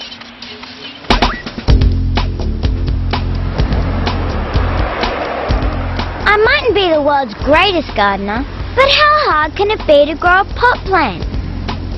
Mine gets stacks of water and I feed it up on fertilizer, but it looks pretty sick. In fact, I think it's just about dead. There's lots of muck in the air around here. I've heard that can sometimes cause rain to get acid in it. I'll collect a sample, and while that's filling up, I need to prepare a little test for the rainwater. Boil up some red cabbage in purified water. When it cools down, put it into jars. First up, I'll test some lemon juice. The cabbage water turns red. It's telling me the lemon juice is acidic. Here's some baking soda. Now the water's gone blue. It's alkali. That's the opposite of acid. Now for some vinegar. Well, that isn't acid, so no surprises there. It's acidic. What about washing powder? The solution's turned green. This means the washing powder is really alkaline. Now I can find out if the rainwater really is making my plants sick.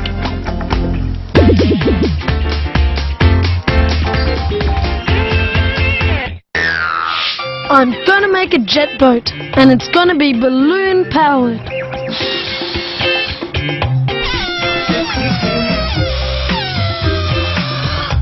And I'll need a straw. She'll never notice it's gone. Here goes. A foil container. Punch a hole in one end. The straight end of a bendy straw into the neck of a balloon. Fix it on with a rubber band. Push the straw through and stick it in place with plasticine. A bit more down the back to weigh it down. See you later.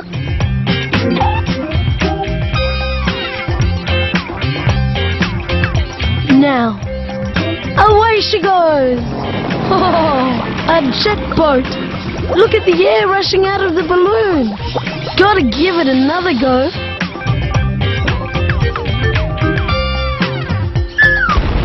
Oh, and now for a balloon-powered salvage boat. Boats that use jets out the back to push them along can reach pretty high speeds. These jet foil boats have two big engines, making water jets that propel the boats at more than 80 kilometres an hour. Now that's a jet boat. Wow, that looks like fun. I'd love to take a ride in one of those. Yeah, it looks brilliant. And Richard has a brilliant idea to find out how tall you are without even standing up. I bet I can tell how long your thumbs are without looking at them. Right. If you just keep your head still, I said still, your thumbs are that long. The same length as your nose. Want to see another trick? I'll just measure your forearm, the distance between your wrist and your elbow. And now your foot. Same again. Stretch your arms out. The length of your arm span from fingertip to fingertip tells me your height. See, they're the same. When it comes to bodies, it's all relative.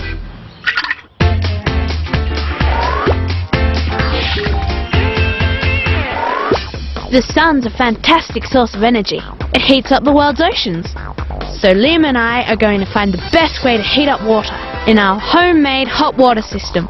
We're gonna need 3 baking trays, some water, of course, a pad and pen, some thermometers, scissors and sticky tape, cling wrap, and black plastic bin liner. We're going to put the black plastic bag in one tray. That's because black absorbs heat more than any other colour. In goes the water, then cling wrap goes on top to see if it keeps heat in. Now for the second tray. No black plastic on this one, just cling wrap.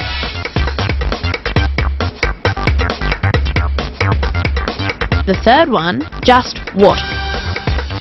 In go the thermometers so we can keep an eye on the temperature. Now leave them in the sun and see how they sizzle.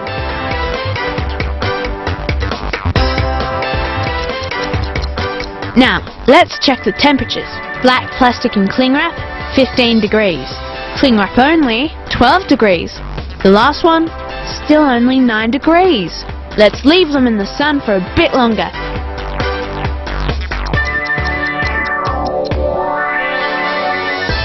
Black with cling wrap, 32 degrees. Cling wrap only, 25 degrees. The other one, still only 15 degrees. Our solar panel has worked. The tray without cling wrap stays cooler because the heat can escape quite easily. The one with cling wrap on top absorbs the heat and traps it inside so the water gets hotter. The tray with both cling wrap and black plastic is a clear winner because the black absorbs more of the sun's rays, making it hotter, and the cling wrap keeps it in. For a moment, I thought those two were going to be in hot water. Very funny. Have more sympathy for Daniella's plants. They might be in acid water. Okay, that should do me. Now I'm ready to find out if my rainwater is acid. Here goes. The indicator has turned slightly red. The rain is acidic. Acid rain is caused by pollution. Exhaust fumes from cars and factories rise up and react with water molecules in the atmosphere. The water droplets become acidic. So when they fall back to Earth, they become harmful acid rain, which is absorbed through the plant's roots. That's why I can't leave my plant out in the rain. It's already sick enough. I'm putting it on a recovery diet of pure bottled water only.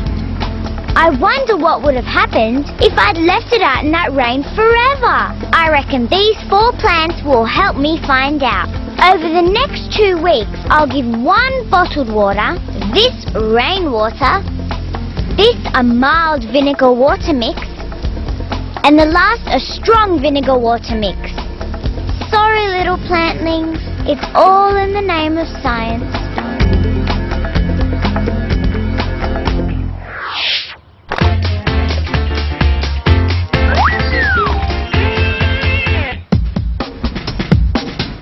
I'm gonna get a quick shot of Genevieve. She's got no idea what we're gonna do with it. Give us a smile. Why don't you get a snap of Sophie too?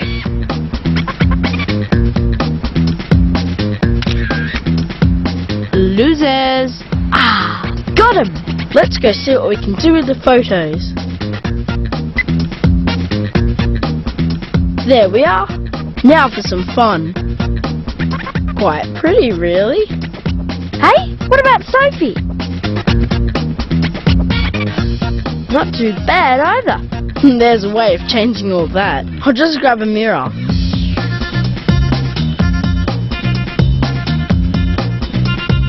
See how different she looks? Most people's faces aren't the same both sides. If you look closely, a mirror image of just one side is different from the real face. If you don't believe me, I'll show you in another way. Look, I can easily reverse these faces on the screen. See? That's the original, that's reversed. I'll print them out. Draw a line exactly down the center of the original and the reversed image. And cut down the line. See what happens when you join the different sides up? Oh, fantastic. She looks really strange. The real Jen is in the middle. On the left, we've made a wider Jen. And on the right, she's skinny. See? She's different. Oh, I've created a monster. And Sophie wouldn't be happy with her weird-looking half-sisters either. I much prefer the real Sophie.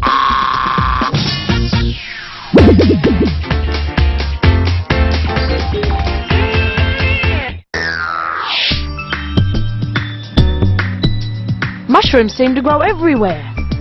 Here's a cool way to see how they do it. They don't have seeds. They spread spores, which hang out in the wrinkly bit underneath the cap.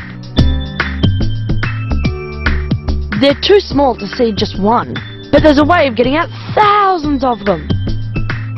Cut off the stalk near the cap and put it on a piece of paper. The spores are so tiny they'll blow away, even inside. So cover it with a glass bowl and leave a crack under one side so a little air can get in. It'll take about a day. Now, to check out the results, carefully lift off the bowl and the mushroom top. There it is. Oh, look at all the patterns of those spores. The spores are so small they look like powder. No wonder mushrooms grow everywhere. There are thousands of spores on my finger. Now to help that mushroom make more mushrooms.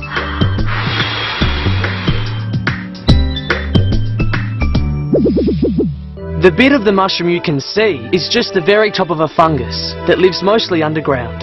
There are 1.5 million different kinds of mushrooms. One type produces 30 billion spores in one day. How's that for being busy? Soon there'll be a backyard full of mushrooms. Just add water. Funny you say that. I think that's exactly what Danielle's been doing to her plants. I've been watering these plants for 2 weeks now. Wow, look what's happened. First, the good news. The lucky plant getting bottled water is doing fine. The plant getting rainwater looks a bit sad. I guess that's because the rain around here is acid rain. Gosh, the mild vinegar solution has really hammered this little thing. Yow! The plant water with the strong acidic vinegar solution has kicked the bucket, just like mine would have if I hadn't rescued it. But do you know the best news? My precious plant is green and healthy. The bottled water has done the trick. You're positively blooming.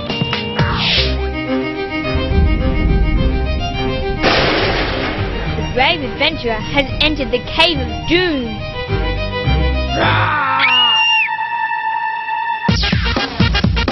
What do you think of my haunted cave? Not bad at all. There's the spooky plants, the bats hanging from the roof, the brave adventurer. Yep, I can only see one thing missing. Where are the stalactites and stalagmites? I'll see what I can come up with. I wonder if plasticine will do the trick. Not bad. Not great though. Don't worry, I think I've got the solution.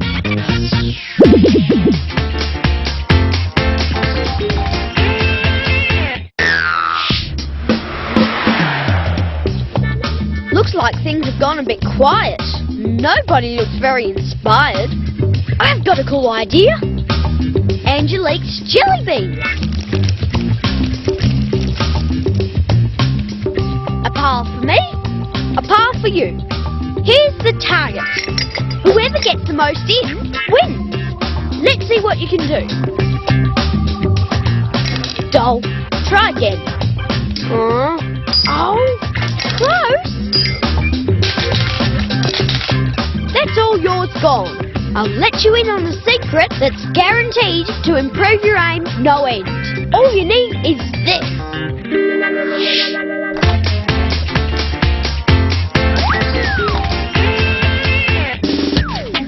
Oh, I'm cold. It's been too cold lately to take Jody for a walk. That's why she's getting so fat. On the other hand, maybe you need some of that fat to keep you warm, old girl. Actually, I'm gonna find out.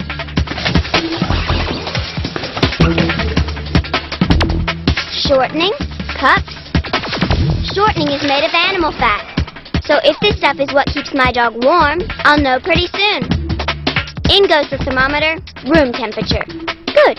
And I'll put a thermometer in one of these empty cups as well. And I'll pop you outside with no fat alongside the cup with fat in it. Yep, that should do it.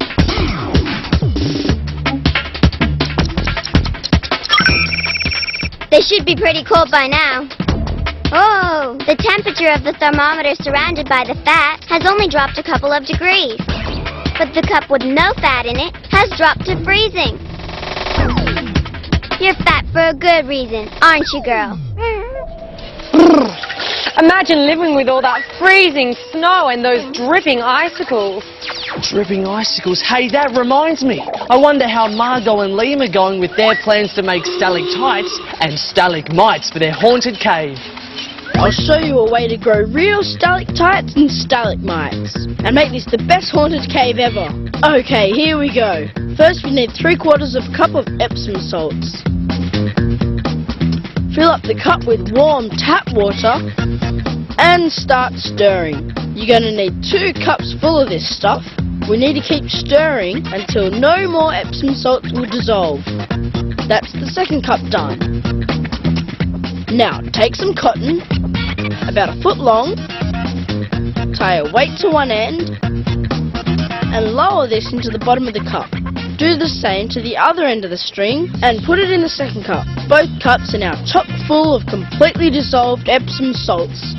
After you've cut a hole in the roof, lower the string in, placing the cups either side of the hole. Our stalagmites and stalactites will form beneath the lowest point in the string, so position it where you want them to grow.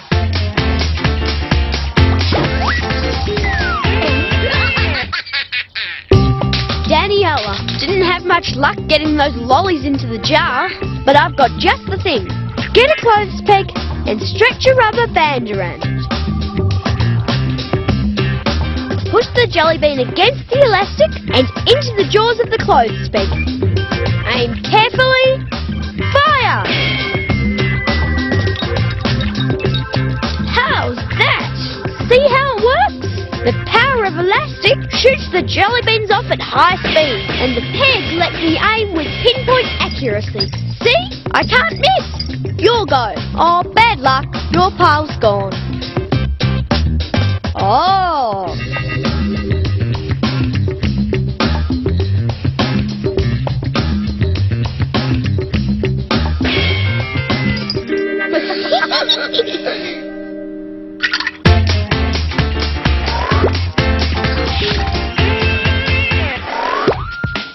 Here's a neat way to show how important your ears are.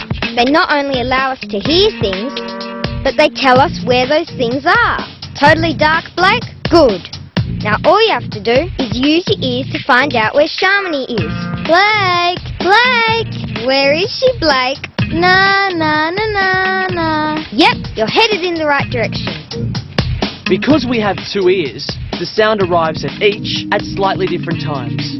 Our brain is so amazing it picks the difference and tells us where the sound comes from. Blake! Blake! But now watch this.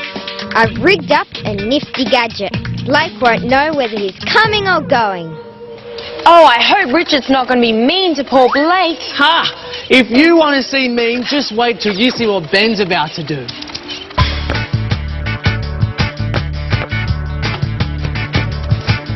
Angelique always wants to borrow money. Maybe there's a way of discouraging her. I've got an idea. This might do the trick.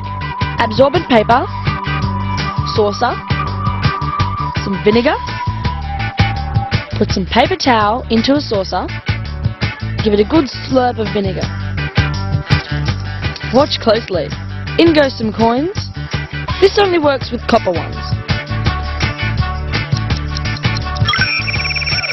Yes! The acid in the vinegar has reacted with the copper. The coins have got a very unattractive shade of green. Sensational. And the longer I leave the coins, the greener they're going to get.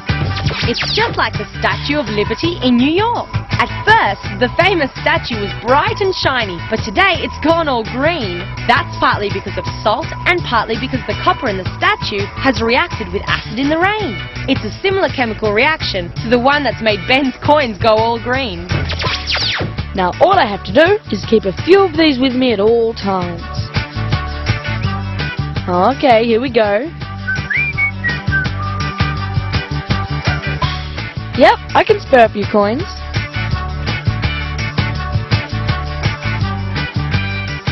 This is going to save me a fortune.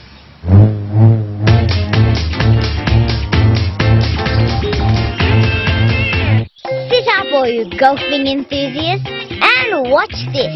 I'm going to line up 3 balls and send the end one flying without touching it. First, loosen up. Watch this. Yes, I did it! Energy from this ball gets transferred from each ball and ends up in this one. Very interesting. I'm going to try something else. I wonder if energy can travel through water. Better use a lighter ball. Sponge to soften the impact. Okay, go. Yes! What if it wasn't the water that made it bounce? What if it was just the jar that made the ball bounce? I'll do it without the water this time. Not going anywhere. Water must have had something to do with it.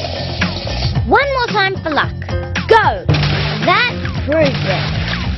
When Sonam bangs the jar down, the water moves upwards. The upward moving energy is transferred to the ping pong ball and it too goes flying. Now I've got no energy left for golf.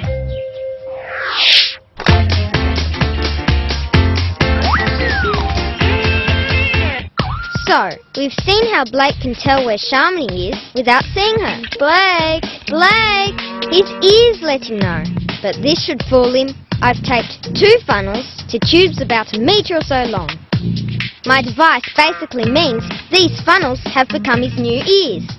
They're big enough, but will that help him? Okay, loud and clear. Let's plug him in.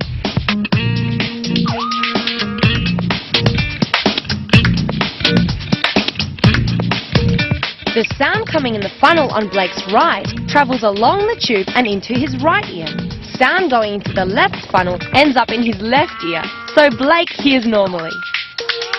Blake, tell me where she is. Blake! Blake! Yep, you know she's there. Good. But what about if we sneakily switch these funnels around?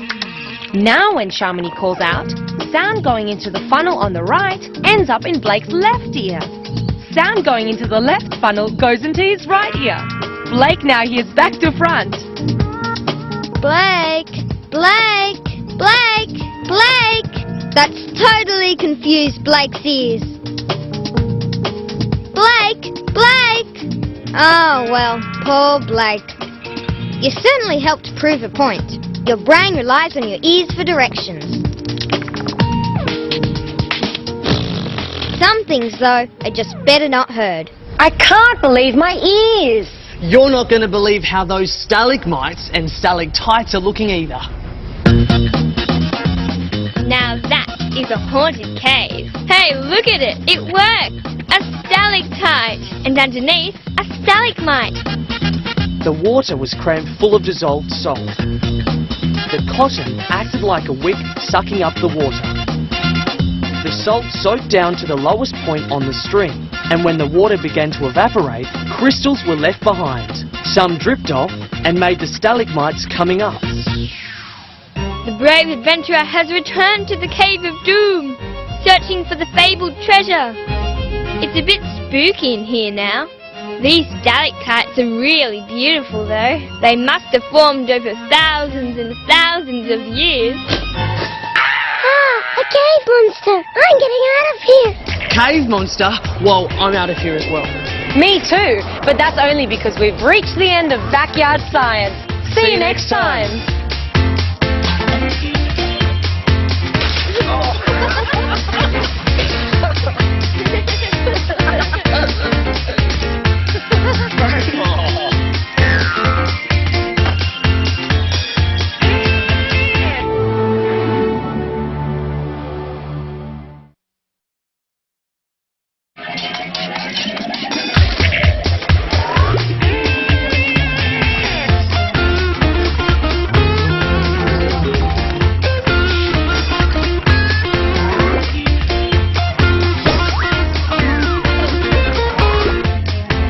Coming up on Backyard Science, giving your kite the ultimate lift. How to pick the biggest apple. And a sneaky way to trap all sorts of creatures. A disaster at sea. Can we raise the wreck? A nice glass of milk with a nasty surprise. And attack of the zapping finger. Someone's in for a shock. Run away! Run away! No running here. This is Backyard Science. We get to the bottom of mysteries no matter how scary they look. Right now there's a scary situation brewing at sea. It's a dark and stormy night, and the good ship Backyard Science is fighting heavy seas. The waves are crashing all around. Oh man. Too much wave action, I think.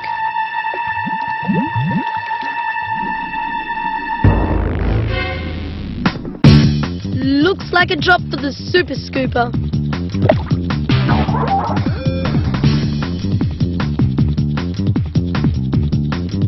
It keeps sliding. I can't get it. We need something to dive down and grab the ship and come back up. Something like a submarine. And I think I might just have enough junk to make one.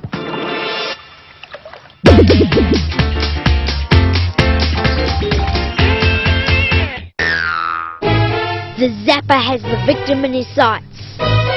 She doesn't even know he's coming. Closer, closer. Just one more step. Strike. You're gonna pay for that.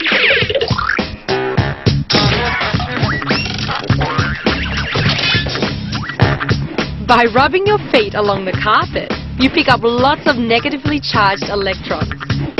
If you bring that charge close to another person, it jumps across, giving them a zap. It's called static electricity. But there's more than one way to use static electricity. If I rub my comb with a woolen cloth, I can charge it up too. If I bring it in close to the water, it's bending. My charged up comb is attracting the water.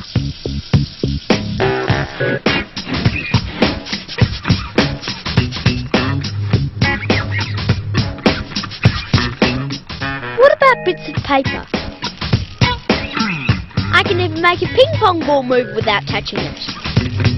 Static electricity is powerful stuff.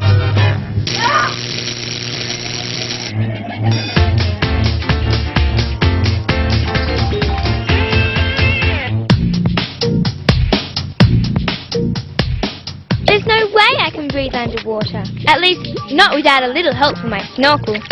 But fish do it with no problem at all. So there must be oxygen in there. I think the plants put it in. I've got an idea how to find out for sure. Just need a pond plant or two. Mum won't miss this little bit.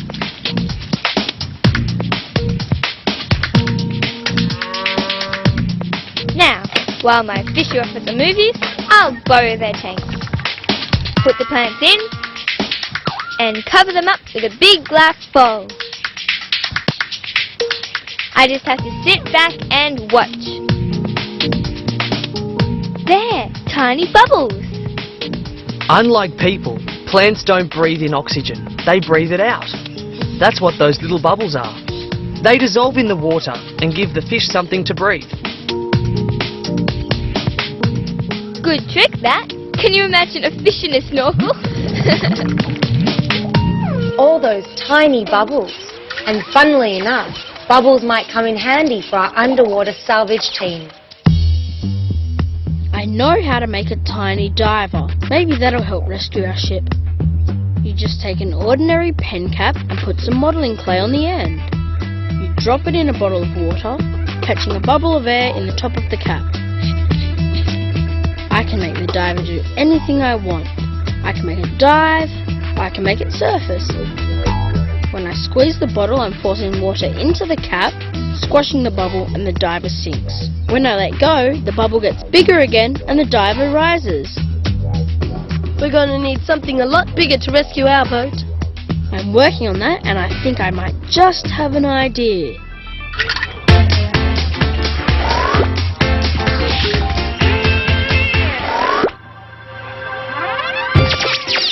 Phew. Hot day. Time for a nice cold drink. This is going to be so good. Shame you didn't get one. Hey, Yum. can I have a bite?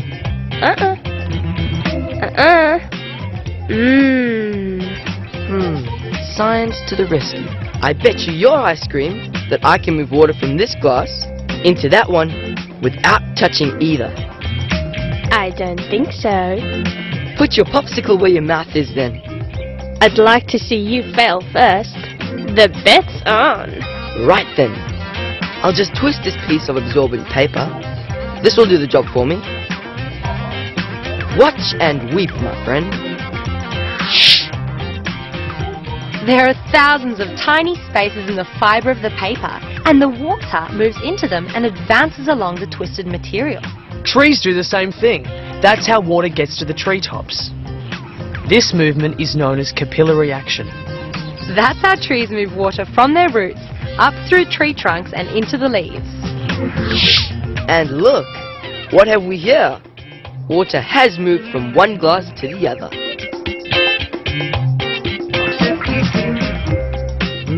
Orange. My favorite.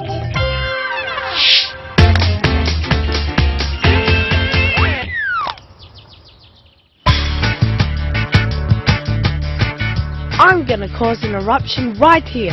It won't exactly move mountains, but it'll be quite a blast. Start with an old bottle. Coat the bottom in a layer of baking soda.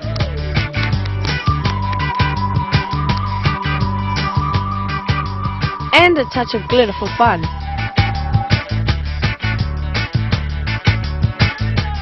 Get a quarter of a cup of vinegar.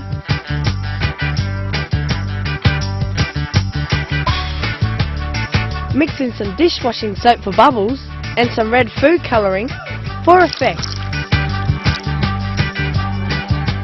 Now carefully pour it in the bottle.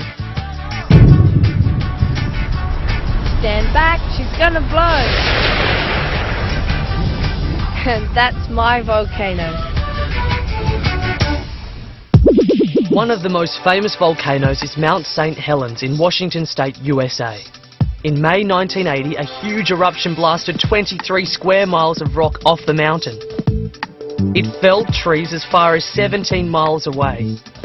Scientists say it will happen again, but they don't know when. Time to take cover. What better place than underwater? And I think the salvage team is getting to the bottom of how to get down there. This bottle ought to do the trick. First, I'll cut in some holes. They should let water in to make it heavy and sink. We'll need a hook to grab onto the sunken wreck. If I attach this balloon to the end of a long tube, put it inside the submarine. Now just stick it in place with some modelling clay. That's it, she's finished. Now the clever bit. The balloon should act like the bubble in the diver. Blow air in, the balloon gets bigger and it should rise to the surface. Let air out, the balloon gets smaller and it should sink. I think we are in the salvage business. Real submarines actually have two hulls, an outside shell and an inside shell. When they want to dive, they pump water into huge ballast tanks between the two hulls. That makes the sub heavier and so it sinks. When they want to surface, they blow the water out with compressed air.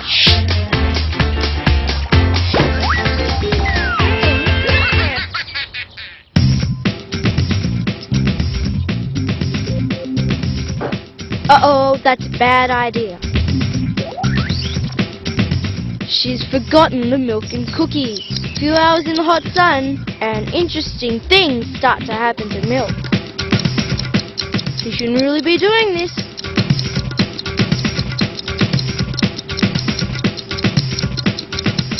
Somebody really should tell her.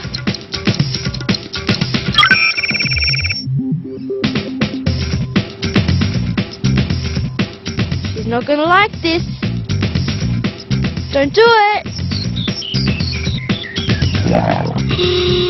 Oh, yuck, it curdled. Milk curdles in warm air. That's because the sugar in the milk changes into an acid and forms white lumps. The lumpy stuff is called curds, and the thin watery liquid is called whey. There's another way of doing the same gross thing. Just pour in some vinegar. It takes a few minutes. The acid in the vinegar made the milk curdle. In fact, the hardest part is getting rid of that taste. Curdled milk? That's disgusting. Get a grip, Dana. Take a deep breath. That's what the salvage team is going to have to do to get that ship up.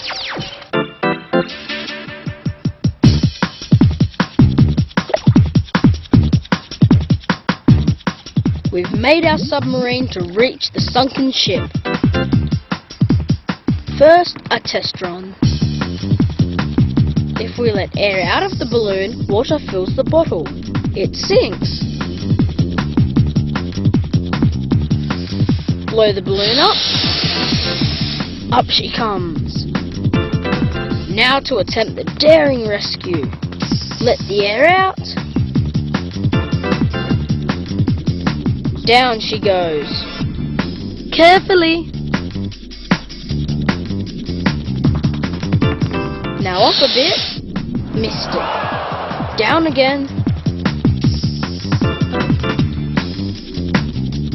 Got it! Bring her up!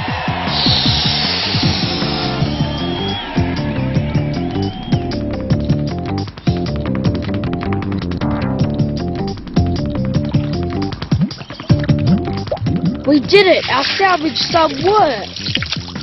Great. Now let's see if we can sink the ship again. Oh yeah.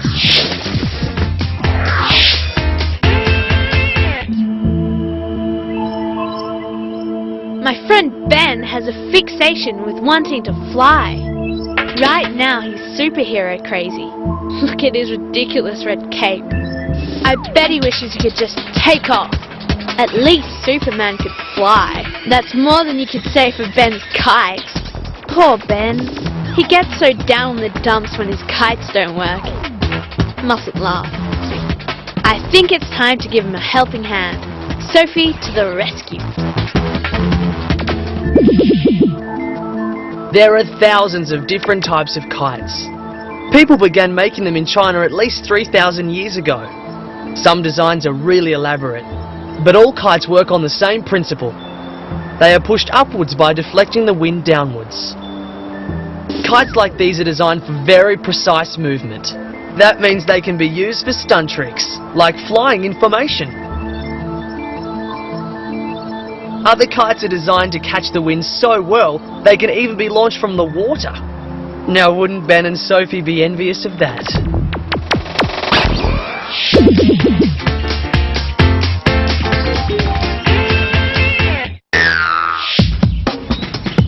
Alex reckons I can't work out the height of this tree.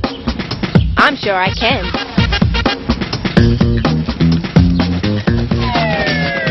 He can be so annoying sometimes, but all I've got to work with is him and our yellow stick. Alex reckons we can measure it if we cut it down. Yeah, right. Just between you and me, I think the stick might be more useful. But hang on, I think I just might be onto something. Maybe Alex wasn't so silly after all. Have you worked it out?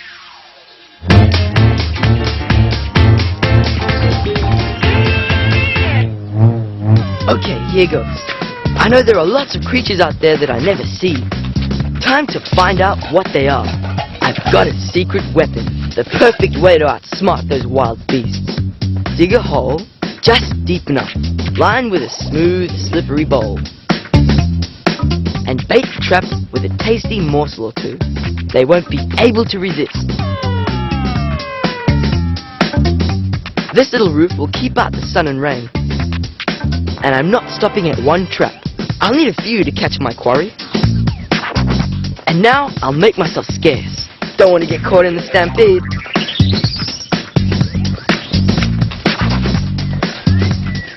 Ah, my first catch! The orange has attracted a huge beetle.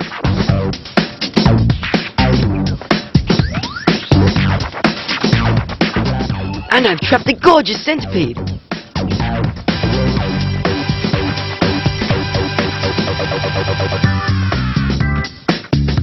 And these beasts couldn't resist the banana. Looks like this is the best trapping spot. These are called pit traps. But remember, the animals can't get out on their own, so they'll need some help. I wonder what I could catch with this piece of dried meat. We'll see tomorrow. This should be good. Now what eats meat around here? Ah, scorpion! Too dangerous for me.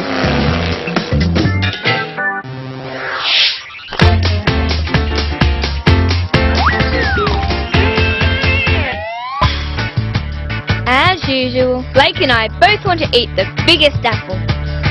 But we can't agree on which one it is. They're all about the same size. But I don't want him to have the largest. Blake reckons he can tell. But as usual, what I think doesn't seem to matter. Anyway, in my opinion, that's the biggest. And then this. And that's the smallest. But I'm still not 100% sure. The yellow one is taller, but is it actually bigger overall? We'll settle it once and for all. I'll just see if I can find something to measure the apples with. Oh, what's Blake doing? That gives me an idea. We'll have to improvise. I'll round up a few bits and pieces that'll do the trick. Let the great apple sizing experiment begin. Curious. I wonder how Ty's going to make that work. Well, I wonder if Sophie's going to come up with a kite that'll actually stay up in the air. Poor old Ben's kites don't work very well. I think the idea is to have a shape that catches as much wind as possible. My design's gonna sort that out. It's really easy to make. What we're gonna end up with is a kite that looks like this. Here's how you make it. Lay out a rectangular piece of plastic garbage bag. Stick down 2 pieces of thin wood, about 1/4 of the way in, from each side. Mark a triangle around the outside of the wood and cut the plastic so your kite looks like this. On the tip of the triangle, fix some tape to make it stronger and punch a hole. Thread a piece of string about 1 meter long through the 2 holes. In the middle of that piece of string, attach another 4 meter long length of string. Here's a kite that'll catch a lot of wind. Now watch the expert at work.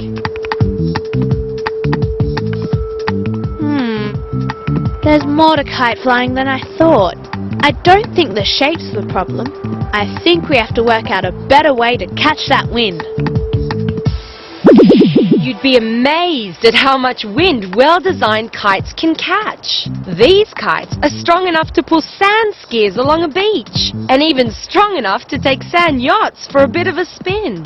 Some kites catch enough wind power to lift people right off the ground. But what goes up must come down.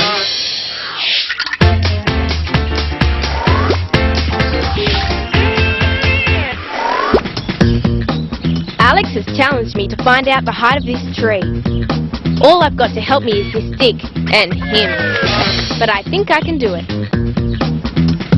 All I need to do is line up the top and bottom of this stick with the top and bottom of the tree. And turn the stick sideways. Now if Alex stands at the same distance as the tree, and he's right at the end... Stop! Don't move! Now all I need to do is measure from where Alex is to the tree. My steps are about 1 meter long. 18, 19, 20. The tree is 20 meters high. Ta-da! That's much smarter than cutting the tree down, Jason. It sure is, Dana. And I think Ty has a pretty clever way of measuring those apples. Must be clever. I've got no idea how she'll do it. Blake doesn't realise it yet, but I'm going to show him a tricky way to find out which is the biggest, roundest apple. I'll fill up this container right to the very top. Put an apple all the way in. Don't stick your fingers in. See? Some of the water spills over the top into the tray. I've got to make sure I catch every drop of water and put it in the glass and mark how much water there is. That's how much water was pushed out by the red apple. Top the container back up and in goes the yellow apple. Quite a bit more. It's the green apple's turn. Make sure it goes all the way in.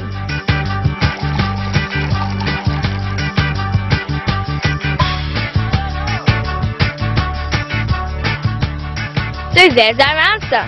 Green is the smallest, red is the next biggest, and yellow is the biggest of them all. Ty's clever idea works because of something called displacement. The amount of water pushed out of the bowl is exactly equal to the volume of each apple. The more water, the larger the apple. Here's another scientific principle. Survival of the fastest.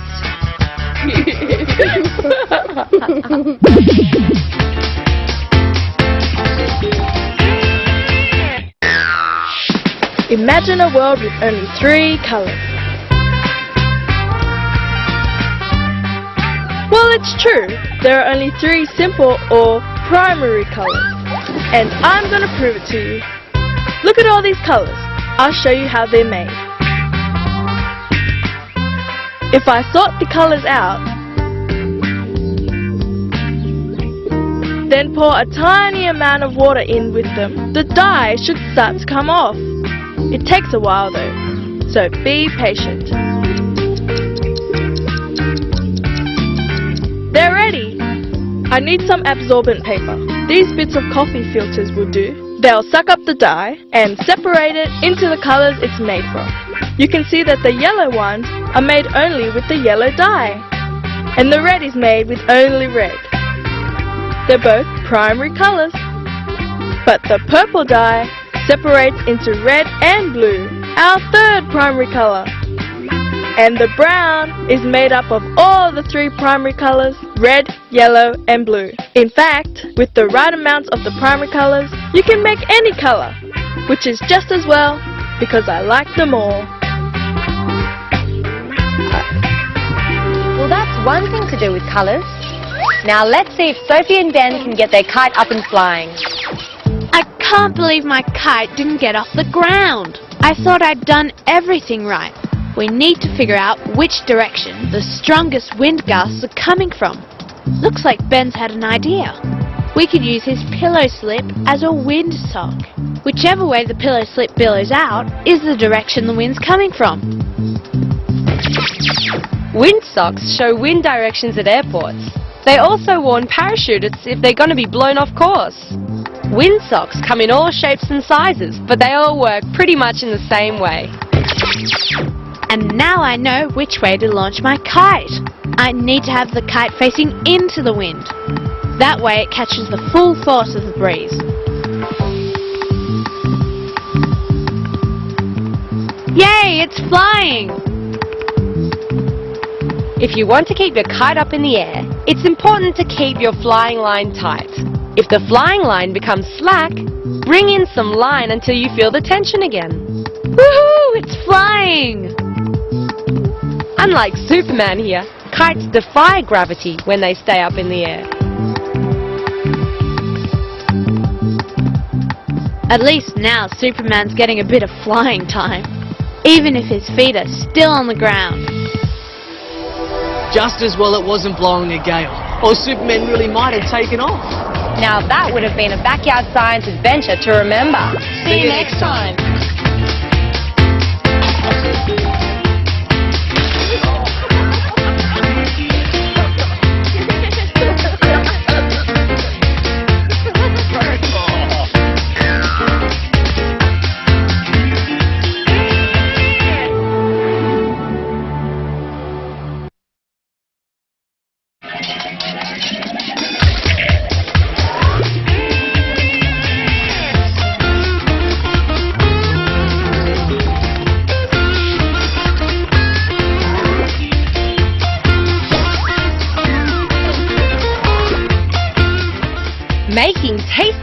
cream without a freezer.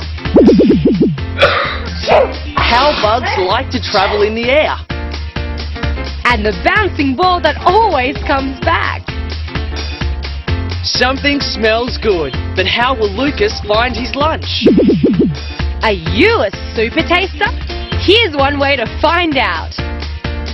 And John renovates his room.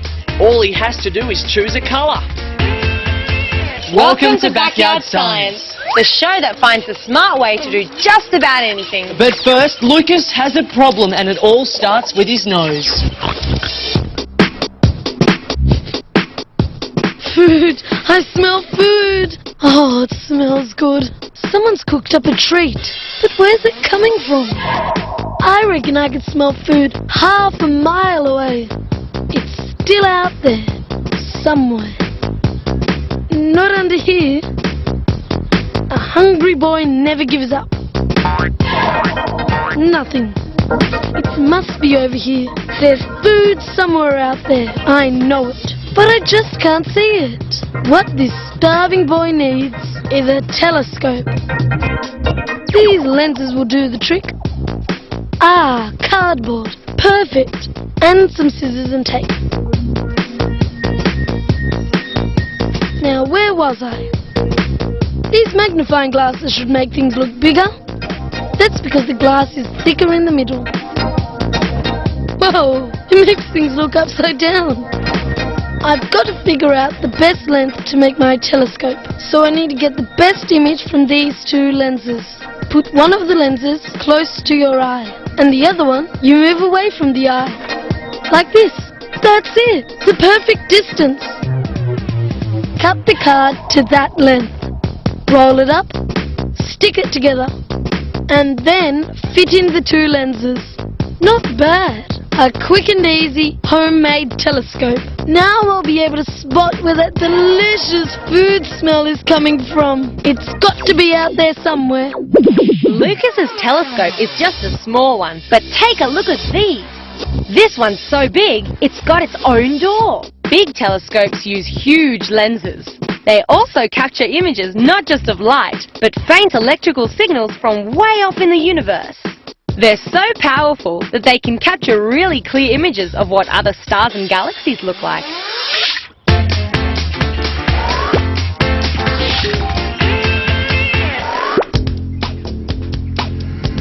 We've got a stack of potatoes to peel. My sister's not too impressed. Maybe juggling will impress her. Maybe not. Hey, the forks! Watch this. If you make a slit in the side of the potato, stick a fork into it. Keep doing this until you get a whole chain of potatoes, all held together by forks.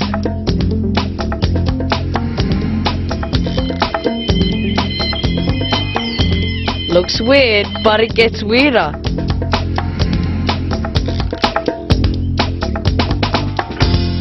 Carefully hang the potatoes over the edge of a table. Notice something? They're balancing. What's going on?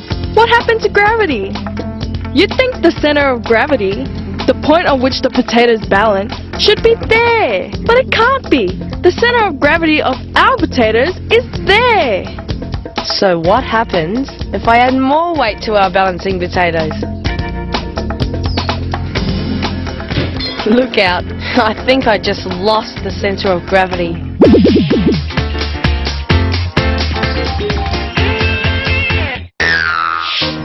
Margot hates drinking milk, but I'm going to show why Mum nags us to drink it, even if some of us don't like it. Take some leftover pieces of roast chicken, grab some of the bones, and wash them. Then dry them.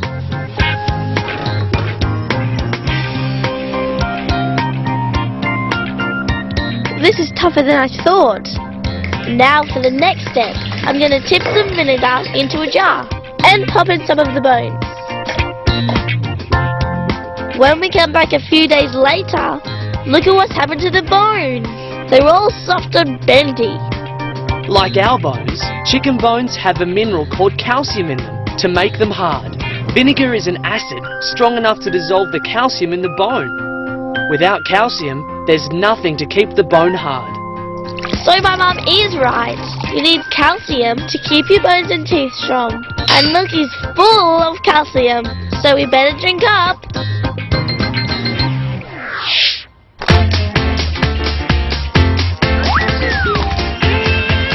Thanks, Sophie. I think I see what you're getting at. Let's see if Lucas is putting his telescope to better use. It's amazing what 2 magnifying glasses, some sticky tape and a bit of coloured cardboard can end up looking like. This homemade telescope should be the answer to my lack of lunch. With a view like this, surely that smell is no longer safe from my hungry clutches. Aha! Sophie and Margot. But what are they eating? This is driving me mad. I need to get closer. Oh, but I can't see over the fence. But I know something that can look over fences. What I need is a periscope.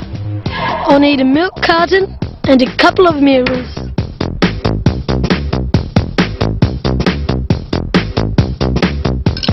I'll cut a hole at the top on one side of the carton.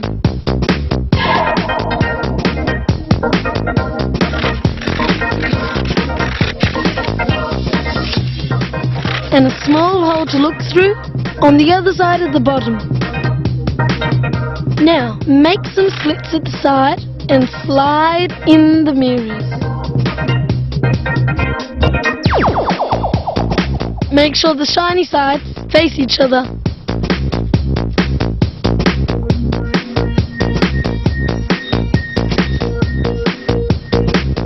Now to put it to the test.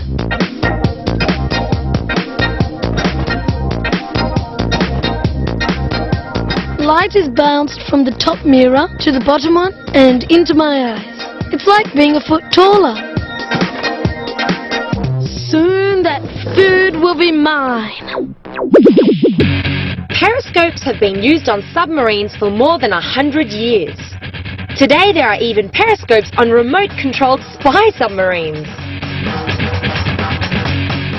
With no one on board to look through the periscope, the images are sent to a camera and recorded, or sent back to dry land.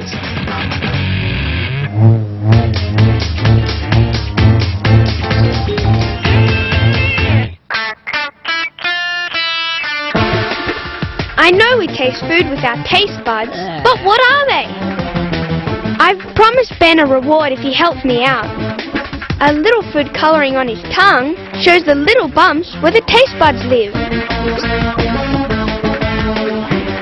We actually have about 10,000 taste buds.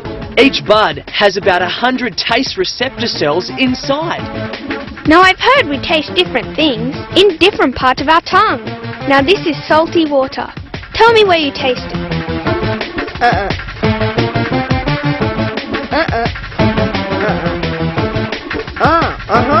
So he seems to taste salt most strongly here and here, at the front of his tongue. Now what about some lemon juice?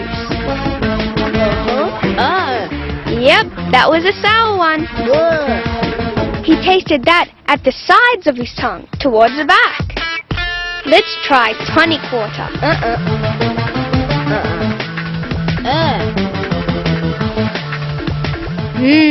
Right at the back for bitter. Now what about sweet? This is sugar and water. He can taste that right on the front tip of his tongue. The middle of your tongue doesn't have many taste buds at all. But by sensing salt, sweet and sour, and bitter, we can taste thousands of flavours. Okay, you're done. Here's your payment. Now this is what tongues are for.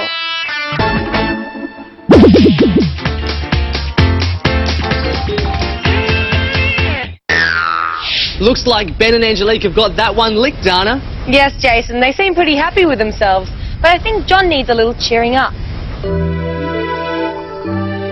I'm over my bedroom. I'm sick of plain old green. I need a change, but I don't know which colour to choose. To help me decide, I'm going to make my own colour panel. Now when I overlap these two plastic sheets, I get another colour. With this red sheet, the same thing happens. Now what's amazing is that with just these three colours, red, blue and yellow, I can make just about any colour I like. To make a colour panel, measure some strips on your plastic sheets and cut them up. You'll need blue, yellow and red, which are known as the primary colours. Stick these to a piece of white card, one after the other. When you mix primary colours, you get secondary colours. So if I lay a yellow sheet of plastic over the blue, I'll get green. See? Now as I complete my colour panel, the layers of plastic are producing all sorts of weird and wonderful colours. By adding more layers on top, the number of colours keeps on rising. It's just mind-boggling how many there are. So now I should be able to choose. I can't decide. But maybe I don't have to. Yes, I like it. I'll never get sick of these colours.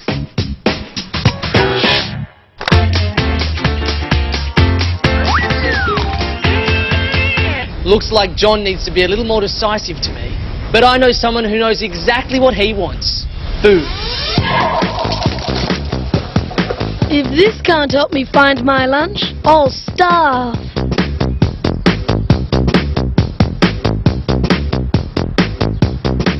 There they are. Oh, look at that pasta. And there's still some left. Hey girls, let me have some, please. Oh, go on. I'm wasting away over here. I haven't eaten for hours. What's he doing? It's a periscope. I guess he deserves some food for all that effort. Ah, they can have it. There's nothing more important than food.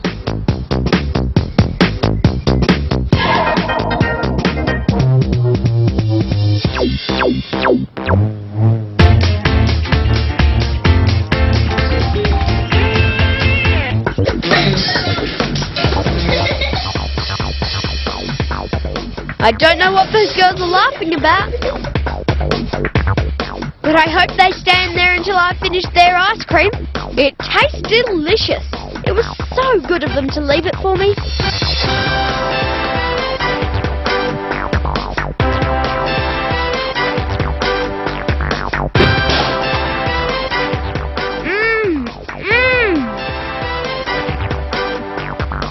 That was good. Uh-oh, here's trouble. How can I get out of this one?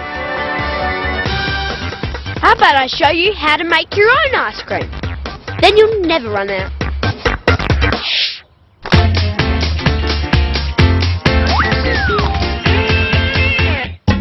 Wrapping presents again. It's no fun when they're not for me. I need a lift. Whoa, that works. How about the paper? That gives me an idea. I'll need some tissue paper, some scissors, a scarf, and a metal tray. Now if I cut out some little figures from tissue paper, put them on the metal plate, then rub the balloon with the scarf. Watch what happens to my little people. They're dancing!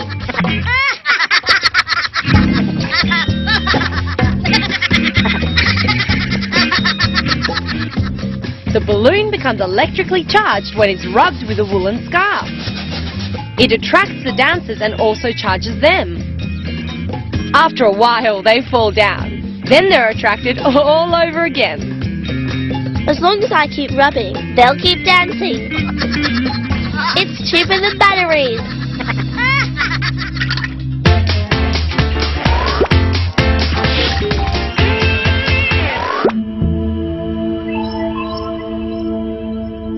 Liam and Di are competing to see who can make the best mummy.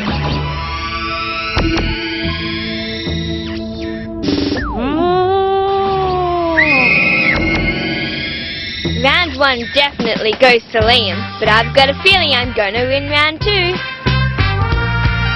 I'm going to need a baking tray, a scaled and gutted fish, and lots of Epsom salts. The salt will suck all the moisture out of the fish. I have to make sure it's completely covered.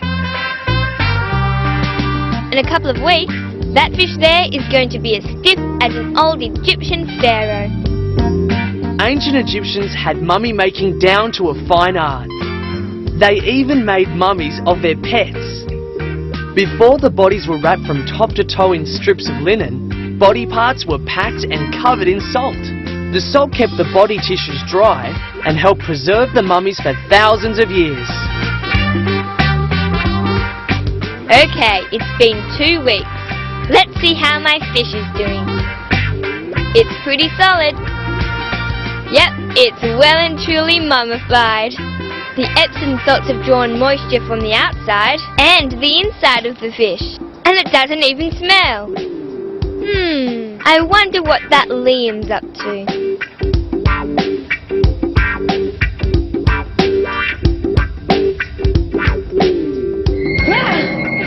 What's the matter? Afraid of a little mummy, are we?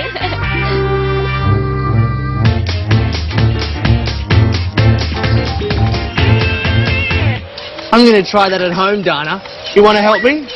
No thanks, Jason. I think making ice cream's more my style. Let's see how Ben's doing. Okay, girls.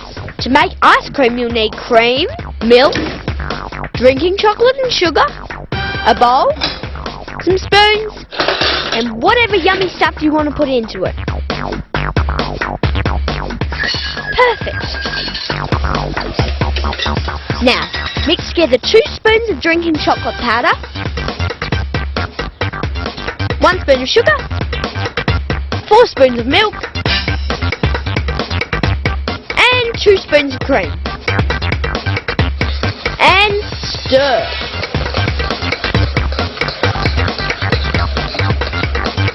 Don't forget to put in all those yummy extra bits.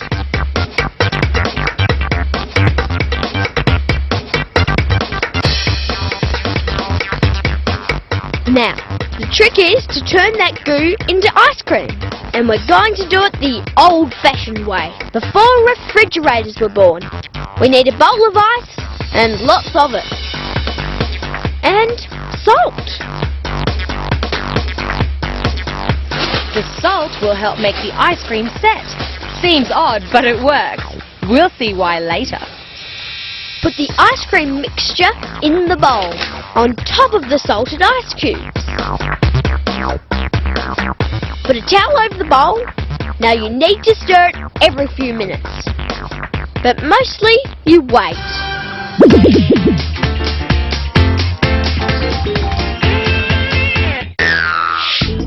These two are feeling really rotten.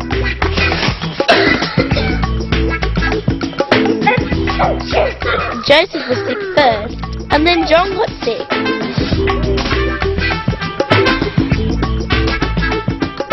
It always seems to happen that way. One person gets a bug, then it travels to someone else.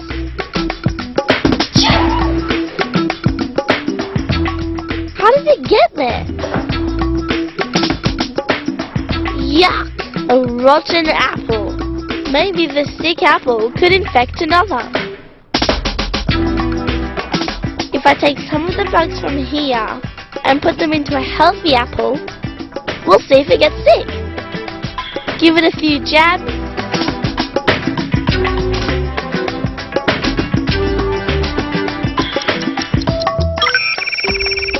Let's see what's happened. The sick apple is still sick. And look at the other one. It's starting to go bad too. Right where I gave it the bug injections. The disease has travelled. It's the same with people. Germs can spread through touching hands or sharing cups with a sick person, but they also spread through the air when a person sneezes. Yuck!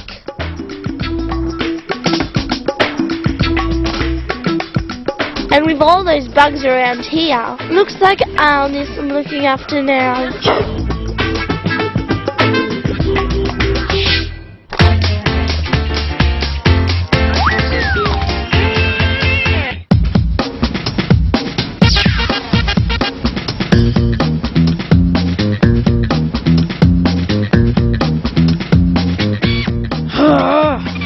again. Sharmini always beats me. It can't be my fault. I blame the ball. The ball never bounces up in the same position. It always spins a little after it's hit the ground. I think it's because the basketball grips the ground when it hits. See, it has a sticky, rubbery surface. Basketball's not really my sort of game, but I'm never going to win at anything unless I can figure out about the bounce of the ball. Let's have a try. I'll use these bricks and some perspex to make a bouncing test tunnel. My first guinea pig, a tennis ball. If I throw the ball through the tunnel, I'll see if it grips and spins. Nope, tennis ball goes through pretty easily. The furry surface of the ball doesn't have much grip. It skids off the perspex rather than spinning. And now for my next test, the bouncing super ball. It's got a surface a bit more like my basketball. Now that's different. It comes back to me. No matter how hard I try, I can't bounce it through the tunnel. It must be because of the surface of the bouncing rubber ball. It looks smooth, but it feels sticky. So when it bounces on the perspex, it grips and spins back. Okay, now I'll be a master of ball control.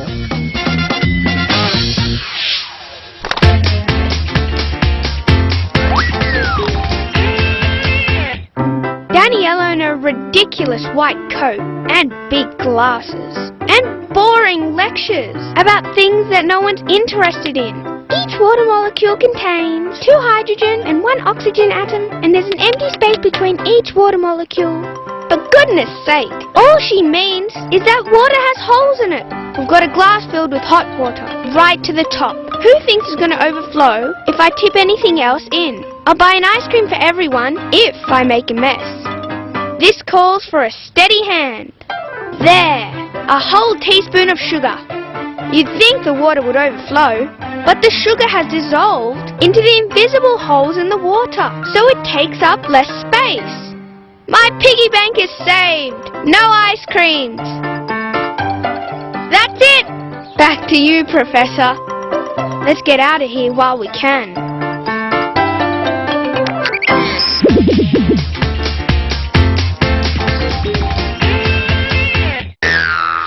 That's amazing. So when a cup's full, it's not really full, is it? That's right. But when an ice cream tub's empty, it really is empty. Let's see if Ben can fill it up again. We have to keep stirring the ice cream every few minutes. That keeps the ice crystal small and makes it creamy. Yum! The girls have been waiting for ages. It's very nearly crunch time. Okay, girls, what have we got? Ice cream! This is how they used to make ice cream freeze in the good old days. By itself, ice melts at 0 degrees C, but add salt and the temperature goes much lower. That makes the temperature of the cream drop too, so it becomes frozen ice cream. The towel stops warm air from flowing into the chilled bowl. Not bad, huh? Your own freezer. And one more interesting fact about this ice cream. If you eat it now, you've both been infected with boys' germs. Thanks for the ice cream, lady. Good thing you know how to make your own now. Ah, Ben, I'm not sure that was such a smart move. Let's hope he's a fast runner. See you next time on Backyard Science.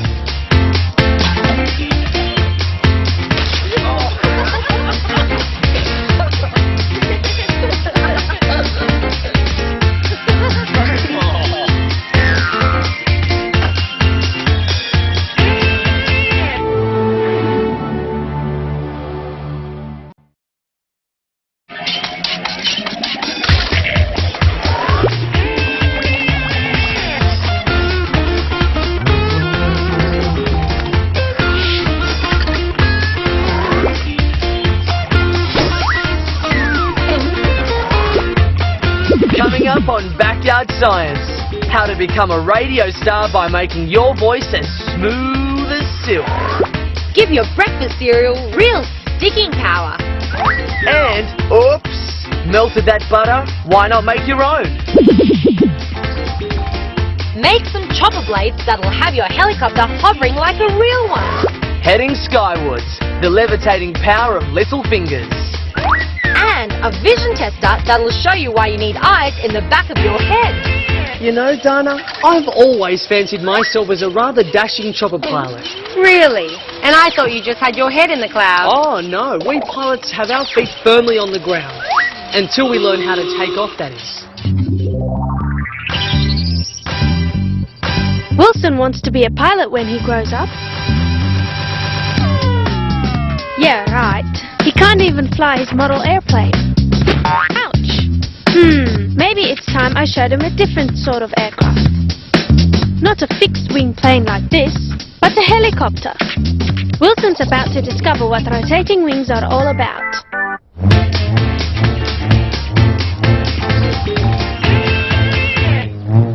Introducing Lefty and Knucklehead. Here's Pinky and Nose Driller. And last but not least, the all-powerful Scratcher. Together they are the mighty gang of 4. And there's no one they can't lift. Lefty and Knucklehead are under the knees. Pinky and Nose Driller under the armpits. Sit up straight and stiff. 1, 2, 3. Yay! Take a bow, gang of 4. The secret is coordination, with everyone lifting at once. The load is shared equally between the gang, and those fingers can easily do the job. Let's try it when Priscilla's lying down. 1, 2, 3. Yep. Let's try someone heavier. 1, 2, 3. Yes! Levitation works! Hey, you fingers, take a bow. And a round of applause for the gang of 4.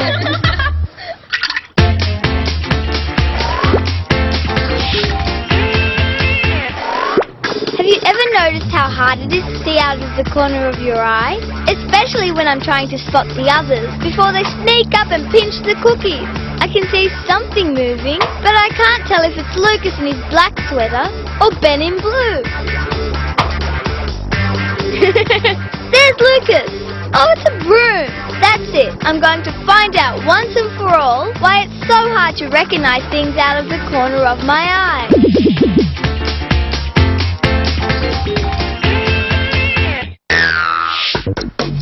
There's nothing a girl likes more than a good long soak in the tub.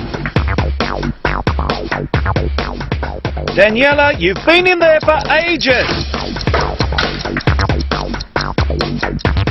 Now for the beauty treatment. Ew! My fingers look like prunes. That's odd. For some reason, when I spend a long time in the water, my hands go all wrinkly.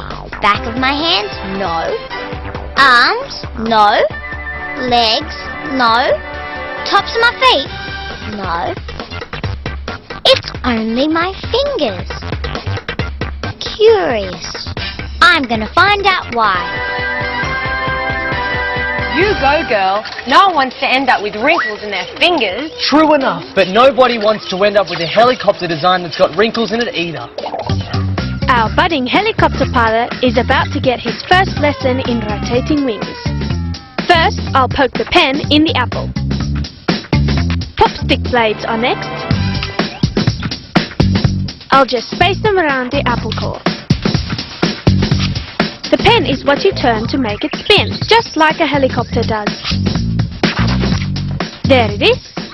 Spins around like a helicopter.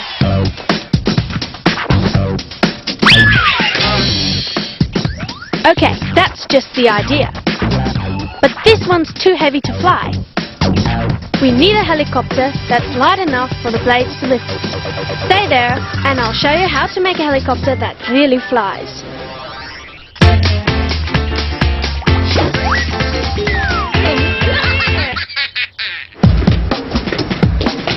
I want to play soccer with Sophie, but she won't get her head out of that book. She just ignores me. How about a bit of fence thumping? No, there must be some way I can get her attention. Oi, Sophie! Sophie! I know. Ice cream. Chocolate ice cream. Wouldn't you like some, Sophie? I know a way to get her attention.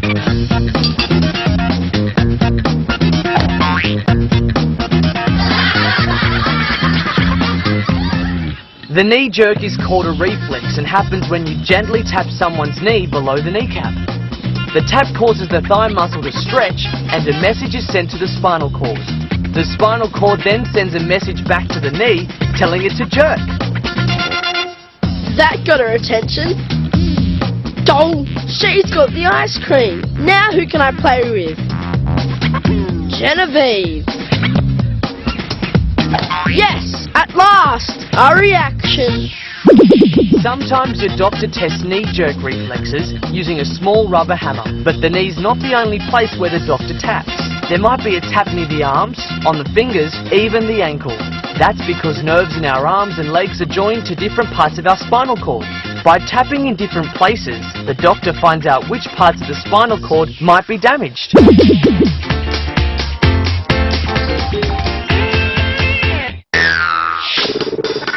So we're going to find out why it's so hard to see things out of the corner of our eyes. We'll need to cut some cardboard into half a circle.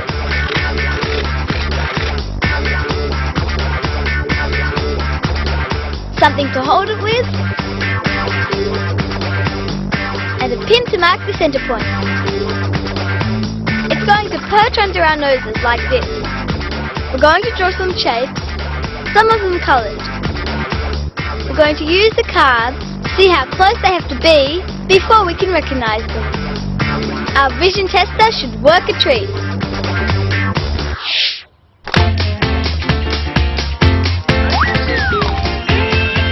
I'm going to find out why my fingers get all pruny and wrinkled. Maybe it has something to do with the amount of oil on the skin. Cut up a bathroom sponge. Spread some waterproof petroleum jelly over it. Pop on a few drops of water. Aha! Interesting. The water's not soaking in. I'll just try some on the normal bit of sponge. Yes, I thought so. The water goes straight in. Most of the skin on our body has a generous coating of oil, like the sponge with petroleum jelly on it. But skin on our fingers is like the sponge without the oily coating. Our finger skin is thicker and isn't protected by a layer of oil. So it absorbs water and gets wrinkly when it stays in the bath too long. Well, now that I've solved that problem, it's back to the beauty treatment. Wrinkly fingers are beautiful. Oh, well, I suppose beauty is in the eyes of the beholder. Yep, the eyes have it. So maybe Priscilla's vision tester could come in handy in more ways than one. Okay, Lucas, look straight ahead at the pin without moving your eyes. Now I'll start to move the card around the outside edge of the base. Let me know when you can recognize what's on the card. Now.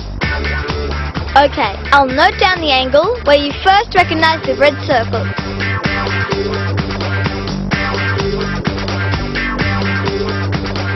Okay. Wow, it's amazing how far around the card goes before we can see what it has on it.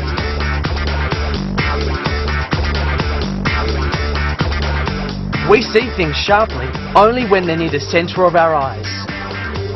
We also detect colours better when they're right in front of us too. That's because there are more light detecting cells in the middle of our eyes than at the edges. So that's why I can't recognize the boys very well out of the corner of my eye. Hey! I think I need eyes in the back of my head.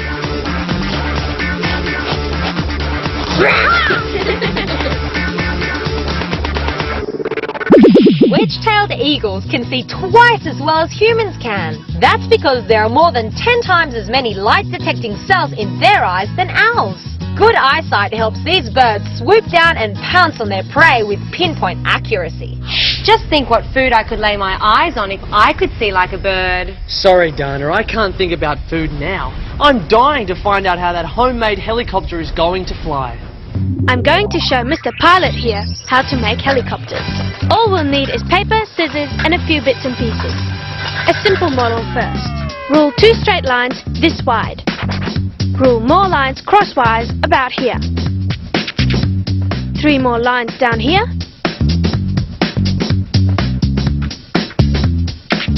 Now this middle bit I'm shading, we're gonna keep. You cut either side of the middle bit up to here. Then cut down this line like so. They're gonna become our blades. Then I'll get rid of the side bits.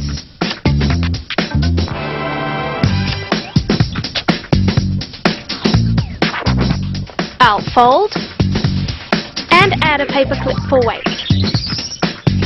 And there it is, just like a helicopter. Those spinning blades provide just enough lift for a smooth descent.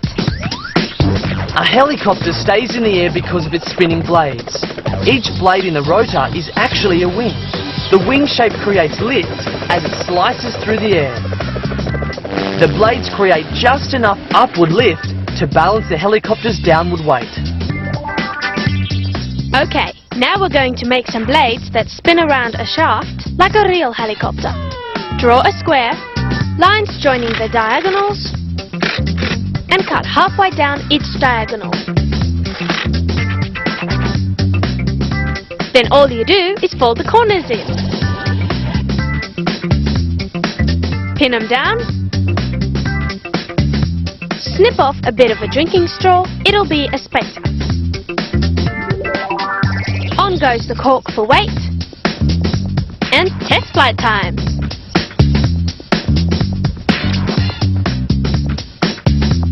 Hey, the wing blades give enough lift to give it a soft landing. It's a pinwheel helicopter. Go, pilot!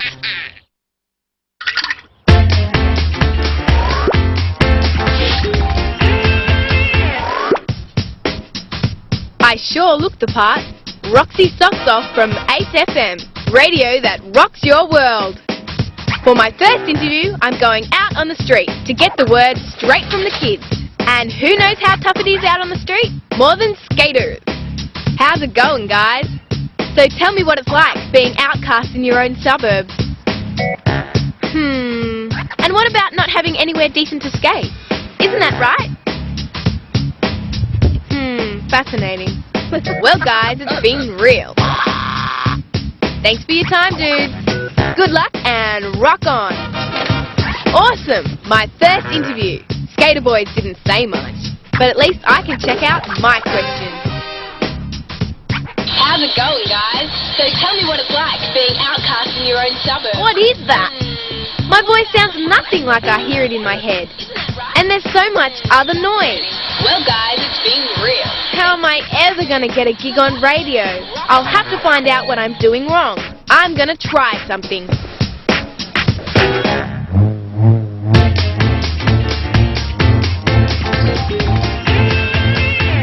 Ah, the perfect camper's breakfast. Puffed rice. Just give the spoon a clean up. Now. Eh?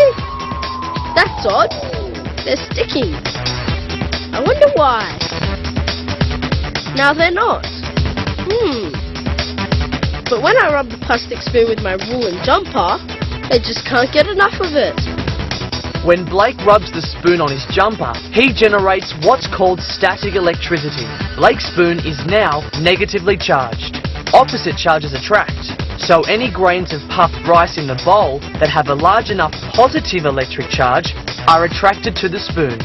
Once they're on the spoon, something weird happens. It's as if they change their minds. As soon as the rice reaches the spoon, the difference in electric charge between the spoon and the rice begins to get weaker. When that attraction weakens, the rice falls down. I'll give it another rub.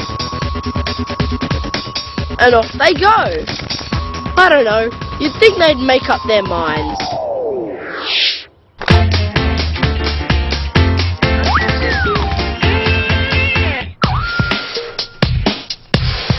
going to make Mr. Balloon Man. And this is going to be his cap. But the cap's too small. Oh, it's my last one. And I can't get it undone. This calls for a cool head. Hang on, that gives me an idea. See you in the morning. Wow, it's worked. Let's see if the cap fits. Yay! The balloon is full of air. When the air's warm, the molecules have more energy. They bounce around like crazy inside the balloon, making it bigger. But as it cools down, the air molecules lose their energy, and the balloon should shrink. He's not such a big head after all.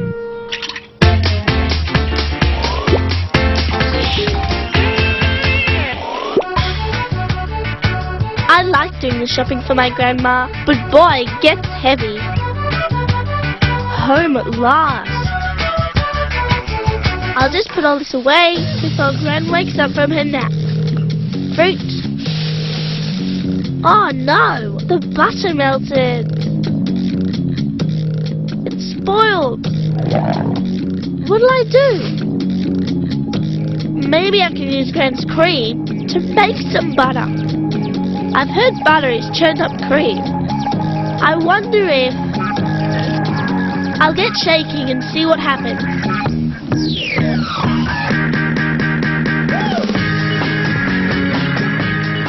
Man, this takes a lot of shaking. Keep at it, Sophie. You never know, that mixture might turn out to be butter one day. Yeah, and hopefully Roxy's sock sauce voice will sound as smooth as silk, if she can work out what the problem is. My voice sounds deeper and nicer in my head. From 8FM. Roxy Sock Sauce from 8FM. But on tape it sounds tinny and awful. I think it's because when I talk, I hear myself from inside my head. From the tape, I hear through the air. Now this will help me hear what difference that makes. When I drop the fork and listen to it normally, the sound goes through the air and makes a clear ringing sound. But if I do it with my fingers to my ears, the sound isn't quite as jangly. I don't hear the high sounds. I guess that's because the sound has to travel through my fingers to get to my ears. Sound travels differently through air than it does through more solid body tissue. That's why Roxy's voice sounds different when it travels from her voice box through her head and into her ears than when it comes from a tape through the air and into her ears. Right, now I know why I sound different on tape.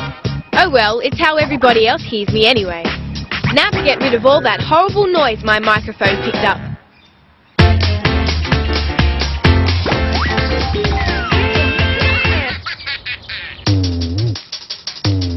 Margot's going to be my touch test dummy. We want to find out if some parts of Margot's body are more sensitive to touch than others. First, a feather.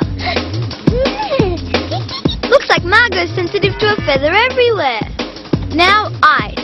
Fingertip test. Neck and shoulders. Arm. All the same.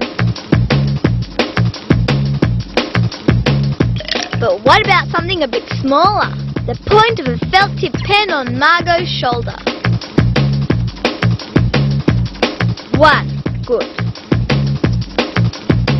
Now 2. Huh? She thinks it's still only 1. 3 pens. What? Wrong again. I'm going to investigate this some more.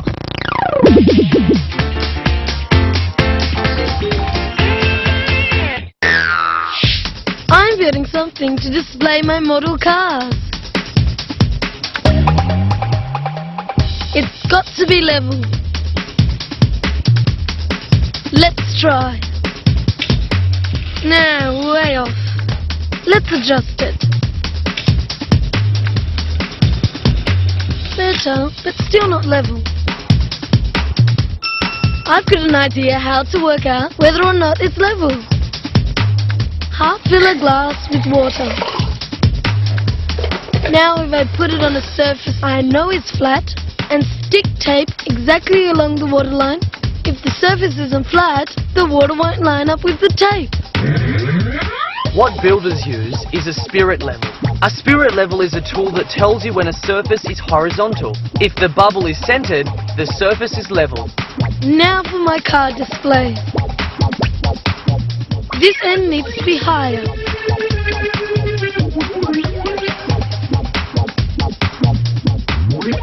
That's it, perfect! Check it with the car. My car's not going anywhere.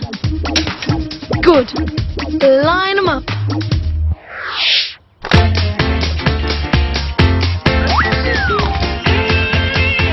I've got to get this butter made before Gran wakes up from a nap. That's about 10 minutes. Let's see what's happening to my butter. Hey, it's starting to work. That's because cream contains fat and protein. As Sophie shakes the jar, the fat and protein are forced together. The leftover liquid is called buttermilk. It's actually just water that's been shaken out of the fat. Just a bit longer. Hang in there, Sophie. You'll get a warm, fuzzy feeling if you manage to make that butter. Well, Sophie's the lucky one because Margot's about to get a sharp, pointy feeling. My felt pen touch test on Margot's shoulder was interesting. 3 pens, but she only felt 1. I'm going to try it on her hand. 3. Yes, she's right this time. We feel touch through nerves called sensory receptors. The more we have, the more we feel. There are lots on our fingertips because we need to feel what we're holding. But other places don't need to be so sensitive. The receptors are further apart, so 2 or 3 pens can feel like 1. Now for my next touch test. You stay there, Margot.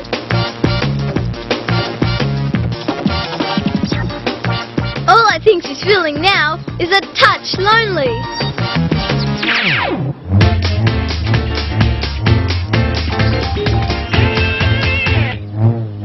Shake that butter.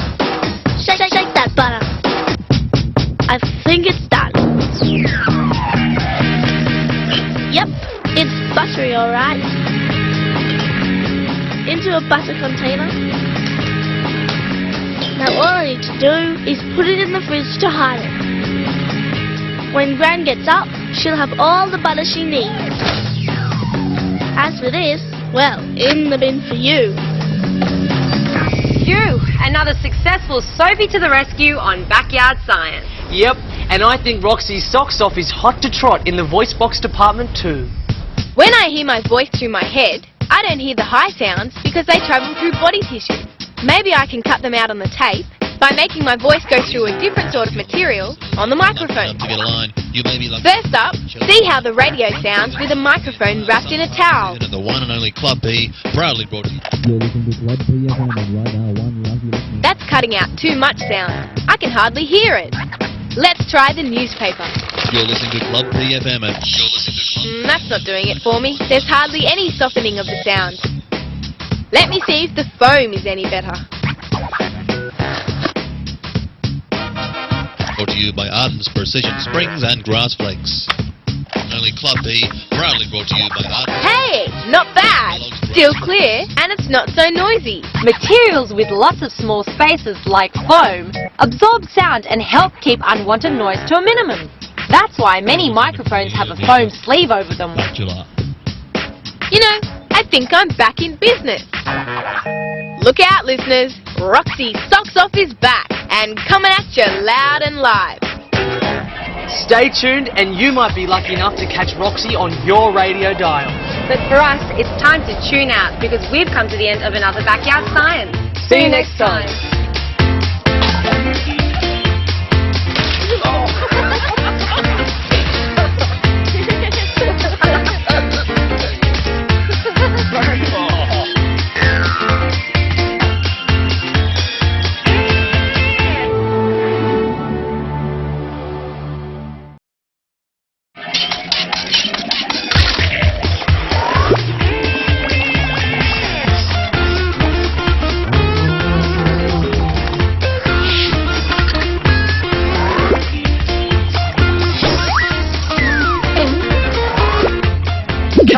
on Backyard Science.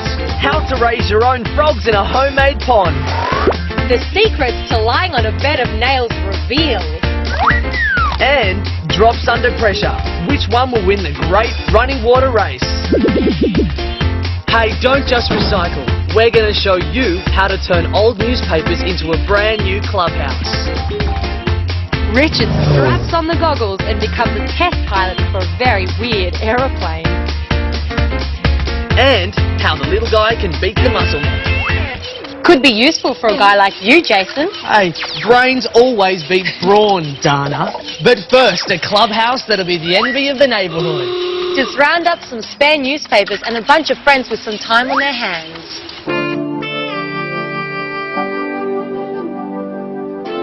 What a sad and sorry lot. I reckon I can think of something to get them going. What these guys need is a clubhouse. Nothing ordinary though. I'm thinking of a clubhouse big enough for the whole gang and made from newspaper. Do you get the idea they're not taking me very seriously? Hey guys, I've got a plan to make a newspaper structure that'll stay standing up.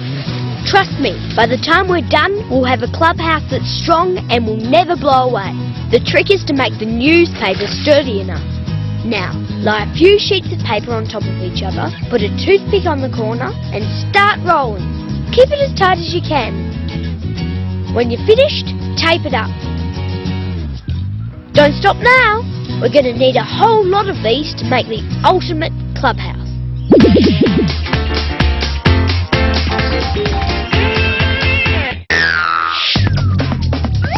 Everybody knows how to make a marshmallow smaller, right? You can squash them. You can slam them. Best of all, you can munch them. But do you know how to make them bigger? Here's a better way. Put the marshmallow in a small jar. Put a straw through a hole in the lid and seal around it. Then suck.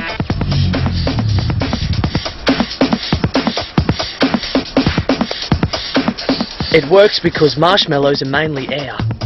There's gazillions of tiny bubbles inside. When you suck the air out of the jar, it reduces the pressure, so the air inside the marshmallow expands. I just wish it would stay that way when you let the air back in.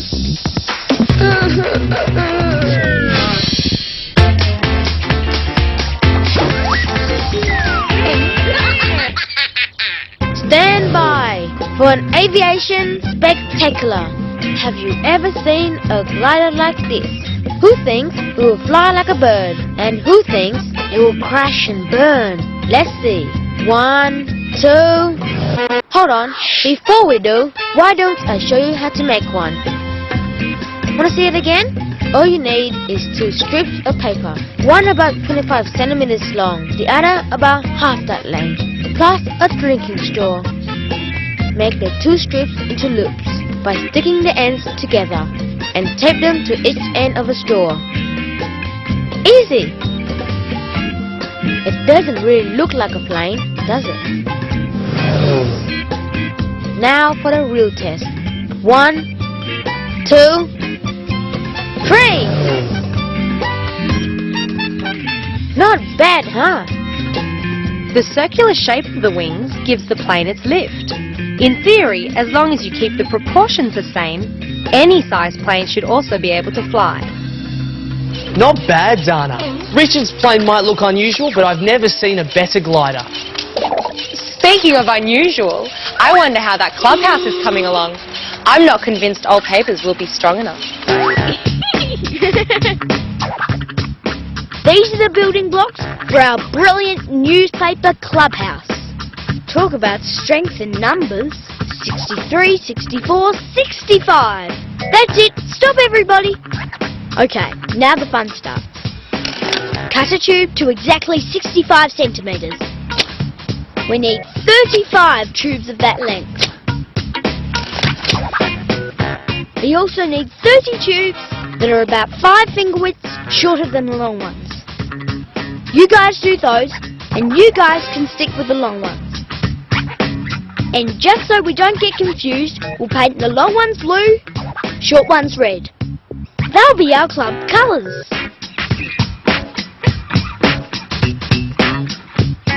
Now, let the construction begin. The trick is to make our building materials stronger by joining them in a clever way.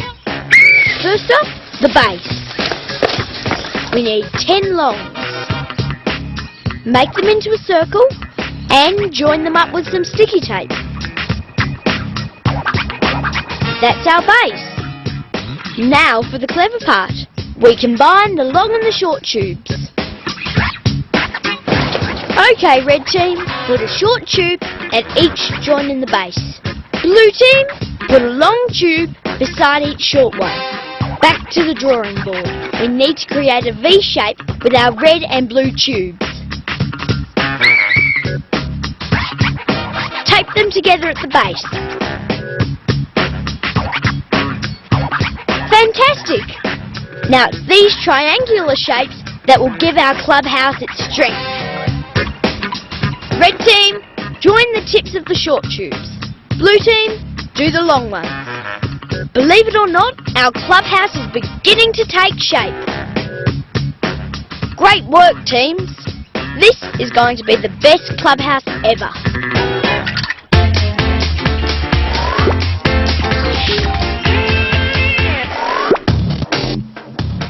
All my friends are bigger and stronger than I am. I'm sick of being the smallest. And I'm always the weak link when it comes to muscle power. See what I mean? I'd love to have a way at beating them at their own game. I know! The broomstick challenge! Here's how it works. I give 2 of my friends a broomstick to hold. The other one has to pull the broomsticks together, while the other 2 try to hold them apart. My friend in the middle hasn't got a hope, but I know I can do it without even touching the broomstick. Pathetic, aren't they?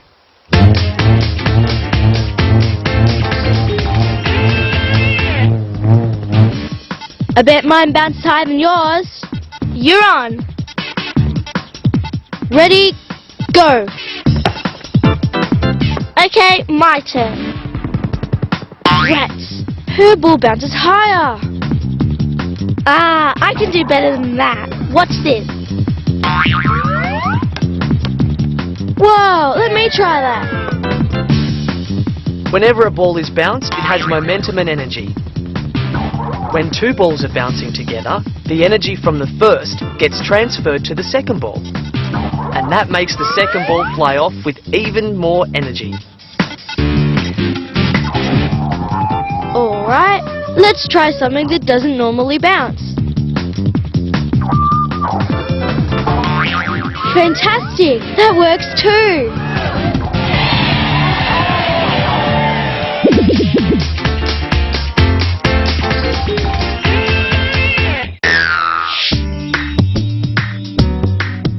Wow, look at that beautiful insect. I'd love to get a closer look, but how can I catch it? I think I know the answer. Suction.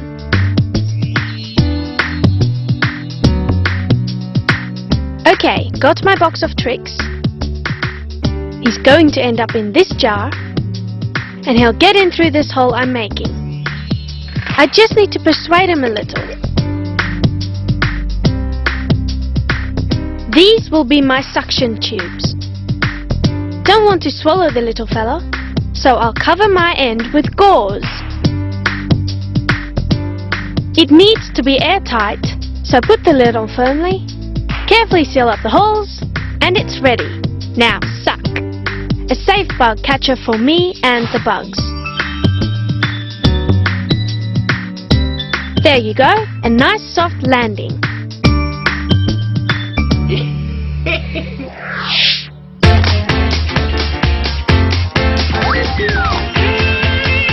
I may be smaller than this lot, but what they don't know is that I'm about to outdo them in the strongman stakes.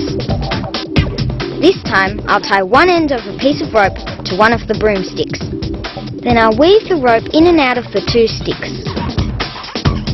My job is to hang on to the other end of the rope. Now guys, use as much muscle as you can to pull the two broomsticks apart. Just as I thought. Even with all their muscles, they can't budge the broomsticks an inch. And I'm hardly pulling at all. Now I'll show them just how weak they are. I'll pull on the rope and that will drag them even closer together. Even the little guys can be the winner at this game.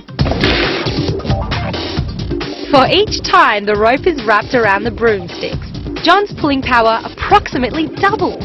That's because when he pulls on the rope, John exerts a small force, but over a long distance. That force ends up being greater than the force two toughies can manage over the shorter distance. For once, my friends end up looking like the weaklings, and I look like the strong man. See, Dana? I told you that brains can beat brawn. Okay, Jason, but let's hope there's no weak links at our backyard construction site. Okay, here's the grand floor plan. But we've got to get this job moving. No slacking off. We've reached the really interesting part. We're starting to build our clubhouse upwards. See how many triangles there are. We're going to use that shape to build our entire clubhouse. Triangles are the strongest shape there is. Don't forget to join all those points together tightly. Don't want it falling down. Let's move up to the last level. I think it's going to work. Yep. Oh, steady! At last! All our triangles come together at the top. Yay! Our dome clubhouse is finished. This is known as a geodesic dome. In fact, the same design is used for the famous Epcot Center in Florida. The buildings stay up because the weight is shared by all the triangles. No need to thank me, team. It was all in a day's work. Start with the circle and just build up those triangles. And hey, a clubhouse. Right, team? What do you mean I'll wreck it if I try to get in? Oh man, now I've got to design a door.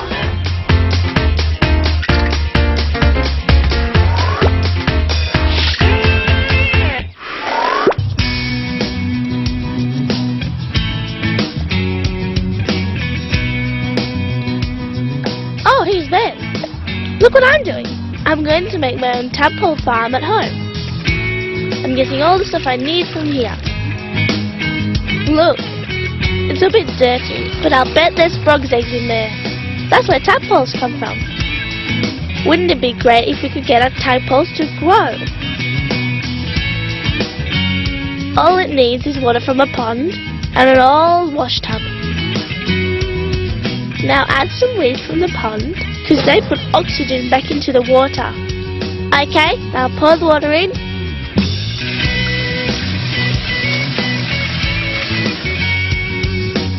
We'll make sure it's got some sunlight because the pond needs sun if it's going to have things growing in it.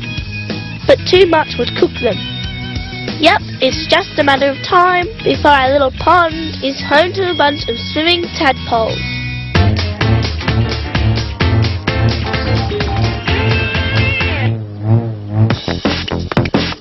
Margot and I are trying to get fit. We go running every morning. Sure gets our heart pumping. The fitter we get, the slower our pulse rate. This is one way to check your pulse. But I know a way that'll actually let us see our pulses. It'll work for sure. All you need is a drinking straw and a bit of plasticine on your wrist. Now if I take Margot's wrist, I guarantee you'll be able to see her pulse. Each time your heart beats, it sends a wave of pressure through your blood. This is called a pulse. You can feel it when you place your fingertips on top of your wrist, where there's an artery. That's weird. Looks like she's got no pulse. I'm starting to think Margot's an alien. Let me try. Ah, yes. It needs to go right on top of the artery. Now we can see how many times the straw moves in 1 minute. That'll give us our heart rate in beats per minute. Well, my ticker seems to be in good shape. but I still think Margot might be an alien. The bigger an animal, the slower its heartbeat. Elephants' hearts pump at about 25 beats a minute. But tiny mice have a pulse rate of 500 beats per minute. Here's another interesting thing about hearts. A slower heartbeat usually means a longer life. Mice live for 1 or 2 years, while elephants' hearts keep pumping for about 60 years.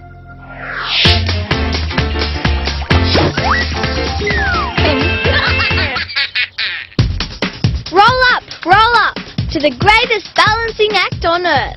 Oh, I'll never be able to run away from home and join a circus.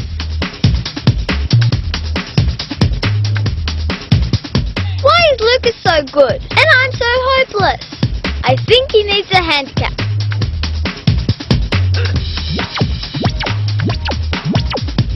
Okay, Lucas, if you can stand for half an hour on 1 foot, I will give you this whole cake. Ready, set, go!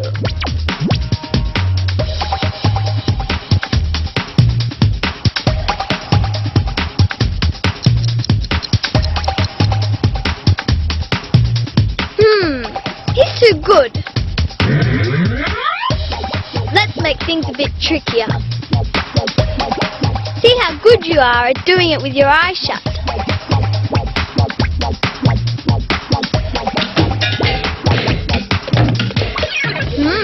If you have a blindfold on, your balance isn't as good. Okay, Lucas, you're doing pretty well. I think you've earned your cake now. Go for it.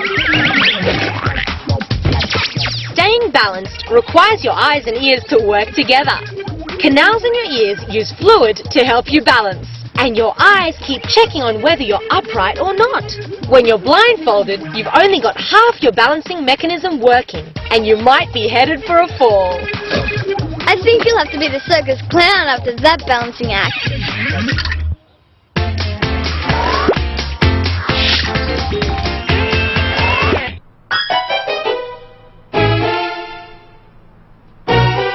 Oh, he's lying on a bed of nails. Ouch! That looks painful. I wonder how he did it. I'll make my own bed of nails.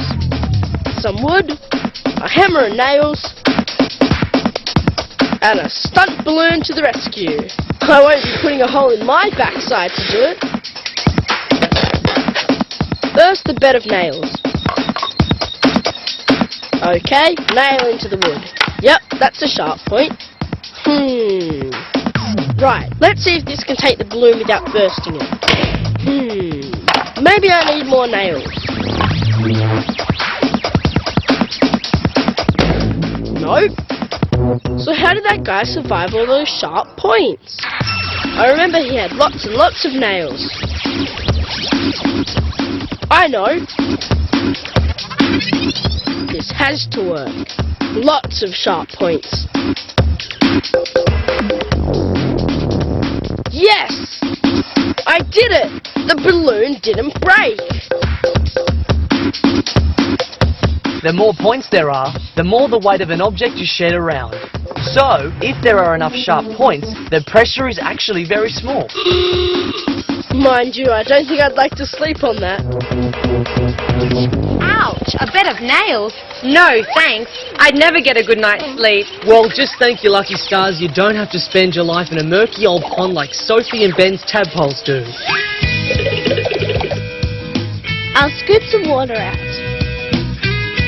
Oh look! We've got tiny tadpoles in our pond. 1, 2, 3, 4. They look like they're doing really well. Tadpoles hatch from eggs. Then they slowly grow tails so they can swim about.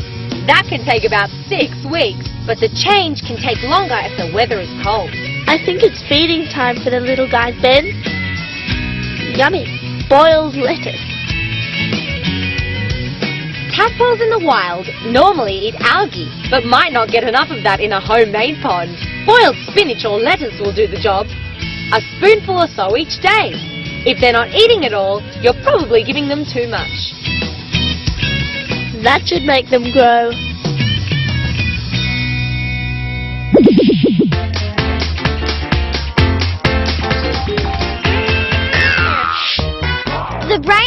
pretty amazing computer, but it's pretty easily confused too. Watch this. First, I write down numbers. Easy. But if I trace a small square with my other finger, suddenly it's though I've forgotten how to write. Pretty curious, isn't it? And it doesn't even have to be your hand. Try making a circle with your foot while you're writing. Get ready and write. Ah! It's impossible! What's happening? I can't do it! The human brain can do many things at once, but when it has two complicated sets of instructions, like writing and moving your other hand or foot in a certain way, sometimes things just get a little confused. So maybe my brain isn't quite as smart as it thinks it is.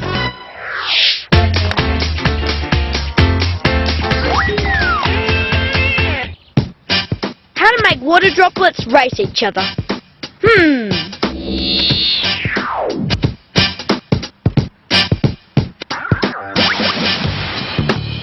I'm gonna need a cookie tray, some toothpicks, an eyedropper, and a cup of water. First, soak a toothpick in water. With an eyedropper, put a drop of water onto the tray. Okay, the water has to stick to the wet toothpick. Yes! Hang on tightly! Just a bit longer! Yes!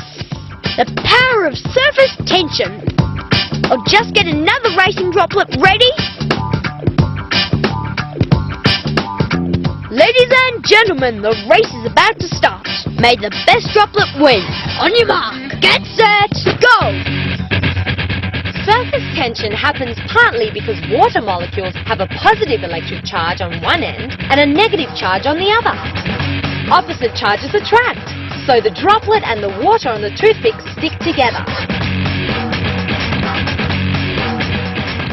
We have a winner. Yes! I think one of those droplets was a clear winner. Oh, I get it. Clear water. Very funny, Dana. Not too funny for Sophie and Ben's tadpoles, though. They've spent their entire lives in a pond full of dirty water. Let's see how they're going. Wow, they're much bigger. These guys are going to turn into frogs soon. We need to give them something so they can climb out of the water when they want to. As tadpoles become frogs, they lose their gills. Frogs breathe air like us. That's why they need to be able to stick their heads above water in the pond. That should do the trick.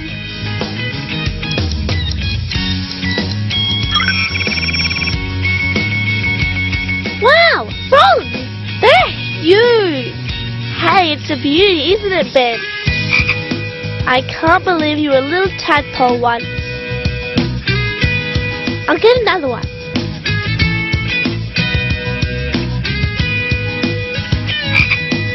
We'll have to let them go. It's not fair to keep them cooped up for too long. Okay, off to freedom, little froggies. We'll release them back to the pond where we found them. This looks like a good spot.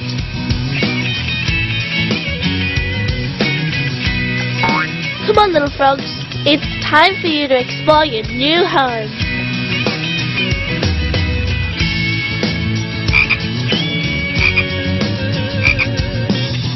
So long, Hopalong. I don't think we'll be seeing those frogs again, Dana. Nope, and it's time for us to go too, because we've reached the end of another Backyard Science. See you next time.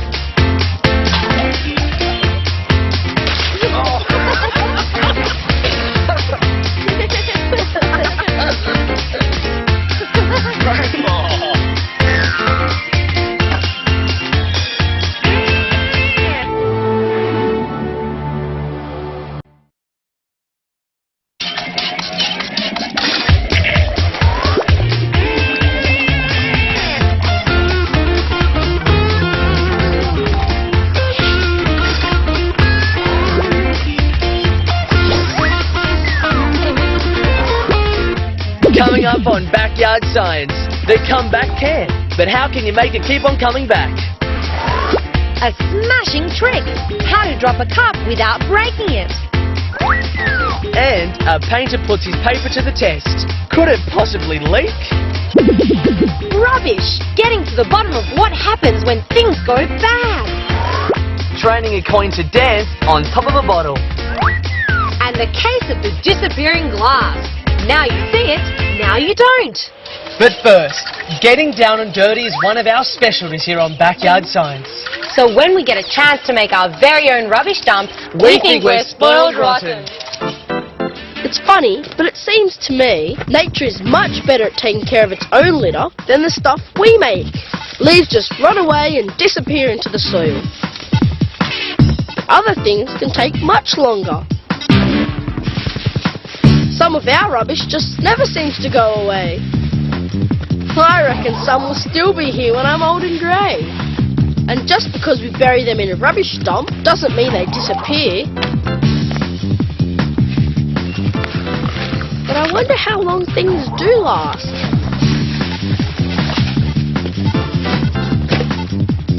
If I made my own rubbish dump, I could find out. I'm going to get to the bottom of this rubbish heap. First, I'm going to dig a hole. It'll be a bit smaller than a real dump. Now I'll bury some stuff to find out how quickly nature can break them down. The milk carton I found, the tissue, the tin can, plastic cup, newspaper, some potato peel, and an apple. That's a pretty good selection. Now I'll just cover them over. And I'll put sticks above each bit of rubbish so I can find them when I get back. I'll give it a bit of rain, just like a real dump. And we need a bit of sun to help nature do its thing. Time for me to pack up my campsite and head back home while I leave all that rubbish in the ground.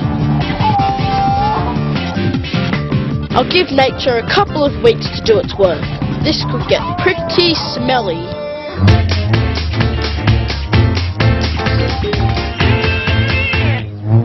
My name is Priscilla, and I want to introduce you to my freaky friends. We've all got freaky talents. I can move my elbows in funny ways. Sonam can curl her tongue around. Blake can make revolting noises under his armpit. But my brother Lucas is weirdest of all. He pops his knuckles. And I hate it. That noise gives me the shivers. How on earth does he do it?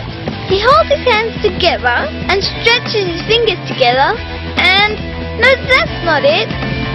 The joints in our bodies, like knuckles and knee joints, have fluid in them. The fluid acts like oil and lubricates the joints to help them work smoothly. The fluid also contains gases, and when a knuckle is stretched, the pressure on the fluid is lowered. This lets the gases in the fluid expand and they pop out to form bubbles. This causes the popping noise. And it's the sound that makes me want to give Lucas a knuckle sandwich. I'm out of here!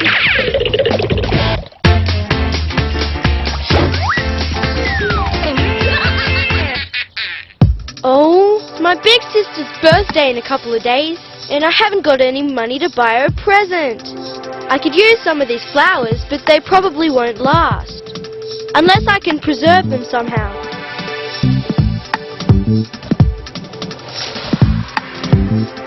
I know! I'll make them into a picture. Okay, I'll need a picture frame, and here goes. First of all, I'll need a piece of white cotton on top of a wooden board. Then I'll need to pick some petals.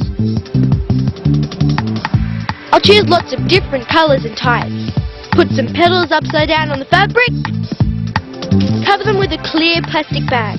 Now comes the fun bit. Grab a hammer and start smashing the petals. After they're all smashed, take away the plastic bag and scrape off the flower remnants. I'm left with a flower print on the fabric. Now all I've got to do is frame it. Flower petals get their colour from chemicals called pigments. One group of pigments gives us red, pink, blue and purple flowers. A different group of pigments gives us yellow and orange plants. Those pigments are called carotenoids, and, you guessed it, they give carrots their orange colour. That sure is a work of art. And Big Sis will think it cost a fortune. I can't decide whether I think Ben's a cheapskate or a genius. Or just plain good at making mush out of flowers.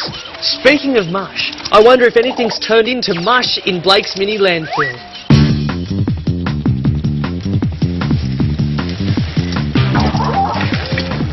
It's been 2 weeks since I built my rubbish dump. Time to unearth the buried goods. Phew, it's starting to stink. Some of my samples are already starting to break down. First, the milk carton. That looks like it's hardly changed at all. Next, the tissue. Yeah, that looks like it's breaking down a bit. What have we here? Ah, plastic cup. That's not changed at all. Same with the tin can. No change. Well, the newspaper's certainly gone all gooey, so that's not going to last very long. Hey, what about the potato peel? That's starting to break down, but it's going to take a while. And finally, the apple. Oh, wow! Half of it's gone already. I'll put it all back and cover it over again. Okay, I think I'll leave it another couple of weeks and see what happens.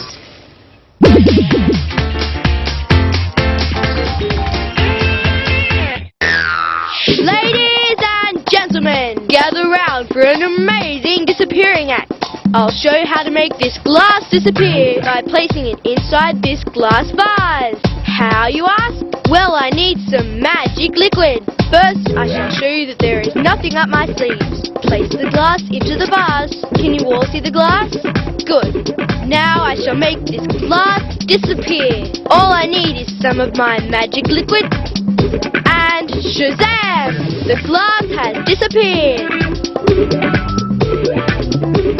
Sometimes our eyes see things because light bends as it hits them. If it didn't bend, we might not see the object.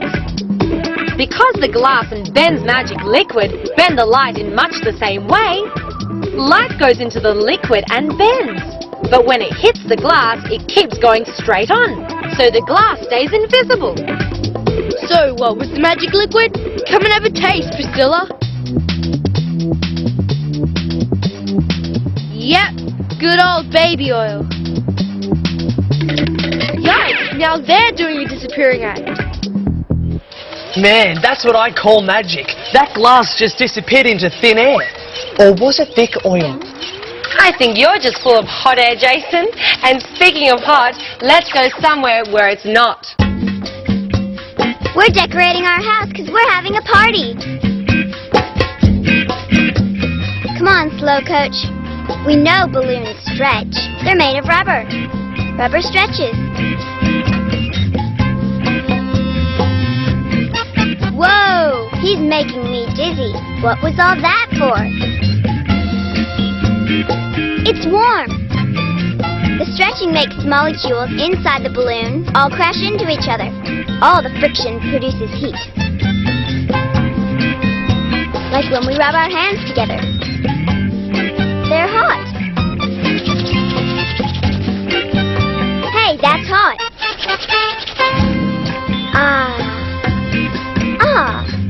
He's getting hot. So am I. I know what else a balloon's good for. Cooling you down.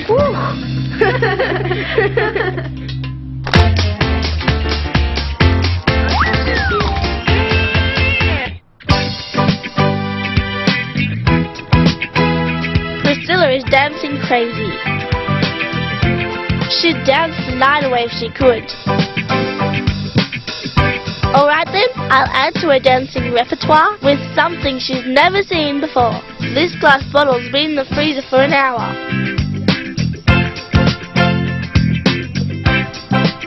I just wet the top of the bottle and then put a coin over it.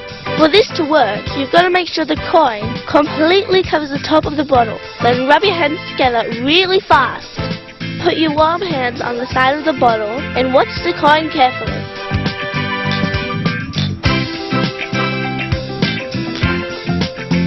The coin will start dancing.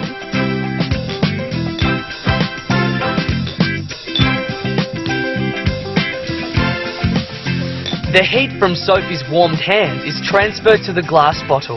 The warm glass then heats the air inside the bottle. As the air heats up, it expands. The expanding air then pushes the coin up, making it dance.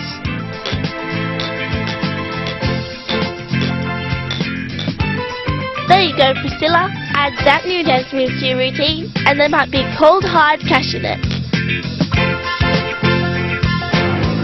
Wow, that dancing coin was so cool. Makes me want to put on my dancing shoes. Well, I think Blake should think about putting on some gumboots because that rubbish dump should be pretty putrid by now.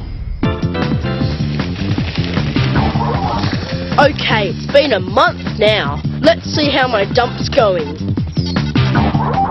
First up, the milk carton. That's starting to break down, but it's gonna take a long time. This tin can is exactly the same as when I first put it in. Plastic cup? Yep, that looks exactly the same too. What's this here? I think this is what's left of the newspaper. That's really on its way. This is the potato peel. Finally, it's disappearing. And last but not least, the apple. Bugs and bacteria certainly like this the best. So the completely natural stuff like the apple and the potato peel are going to break down the best. But the stuff that's man-made, but mostly natural like the milk carton here, will eventually break down too. But other man-made stuff could be here for years. With its protective coating, this carton will take 5 years to decay. A shopping bag can take up to 20 years. A tin can might take 100 years. And a plastic bottle or cup may never break down. All these nasty pieces of work aim to pollute the environment forever. You're out of here.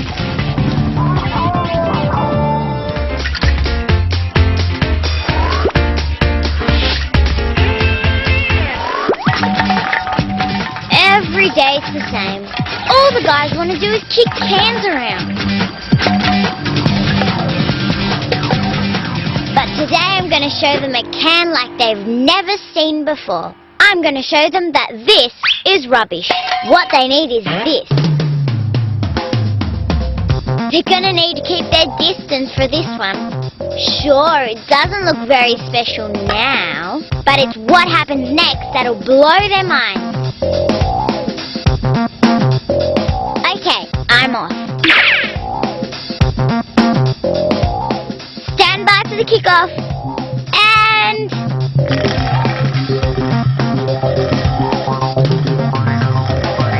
cool, huh? My can comes back.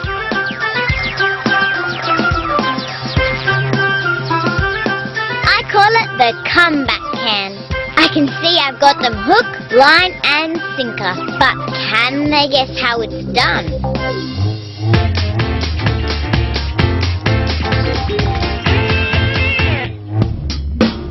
I'm doing a painting like famous painters do. A work of art, I reckon. Hey, I'm hanging on to this. It might be worth millions of dollars one day. Oh no, it's leaking. This paper must have holes in it. Shamini obviously doesn't believe me. Okay, I'll show her that there are holes in this paper. Just a few bits and pieces. First I need a glass of water. And a bit of salt. Give it a stir. I'll just cut a square of paper and wrap it over the top of the glass. Bit of help with a rubber band. And watch this. See, the water stays in. It looks waterproof, but now I'll give it the colour test. Tip in some food colouring. A bit more. Now we wait.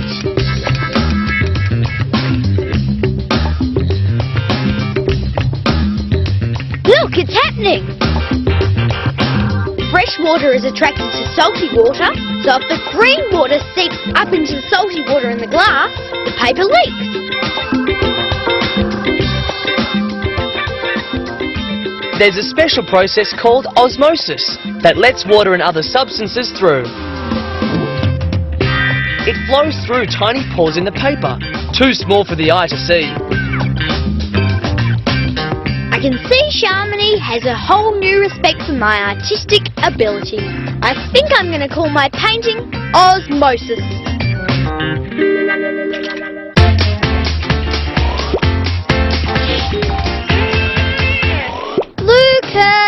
Lucas! Oh, there he is. What is he doing? Oh dear, who's broken one of Mum's coffee cups? Lucas is lovely, but he's a bit of a fumble fingers. I'll show him a trick that'll save a few broken cups. My plan is to drop this cup, and without touching it, stop it from hitting the ground. I can see Lucas doesn't think I can do it. I'll use an enamel cup just in case. All I need to do is tie one end of the string to this nut, and the other end to the handle of the cup. He's about to get a surprise. Now I need this wooden chopstick. Ready, set, go. See? It works! My cup has stopped mid-air, and I didn't touch it. Priscilla's trick works because as the nut begins to fall, friction between the string and the chopstick makes the string slow down just enough for the nut to fall faster than the string and start wrapping around the chopstick. And that is how to drop a cup. But just to be really safe, maybe Luke should stick to using his baby cup. Oh, poor Lucas. But I think he's really onto something with that falling cup trick. Yep, and I think our team of can kickers is about to try and figure out the trick to Daniella's comeback can.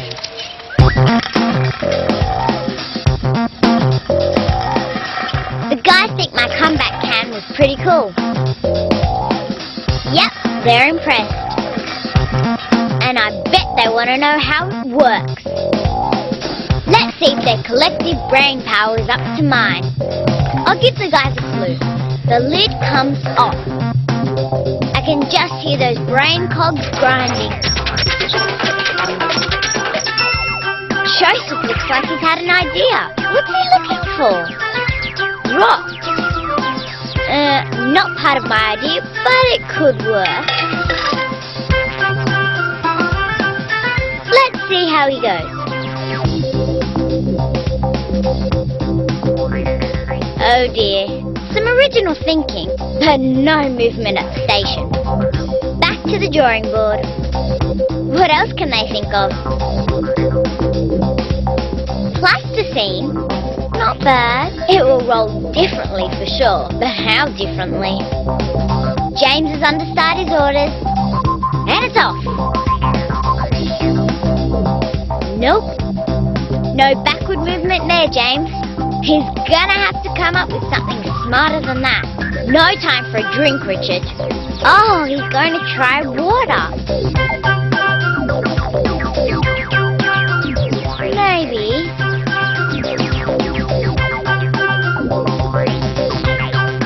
Nope. There's only one thing for it.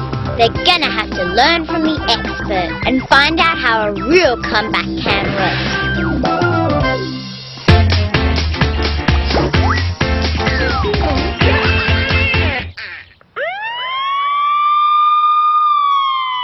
What is that? Ambulance? No, it's police. Listen. I wonder if Ty knows what it is.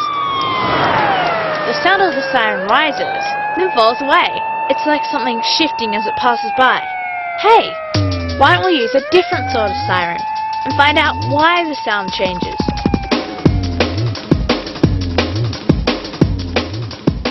Instead of a siren, we're going to use a watch with an alarm. Maybe it will do the job. Now, I'll get Ty to walk away, and I'll turn on the watch's alarm. I'll whiz it round my head, I'll get Ty to show when the alarm sounds higher and lower. Yeah, she can hear the sound change as the watch twirls around. When the watch is moving towards Ty, the sound waves bunch up and more waves get to Ty's ears each second, so the alarm makes a higher sound. But when the watch is moving away, the sound waves reaching Ty stretch out, so they sound lower in pitch. That's what we call the Doppler effect. Okay, let's change places. Yep, I can hear the change in pitch, but now Ty can't hear the change. I guess that's not so puzzling, really. I'll try. Yep, because when I twirl it round, I'm in the center, so it's always the same distance from me. The alarm sounds the same all the time. I guess Ty thinks it's time that alarm went off.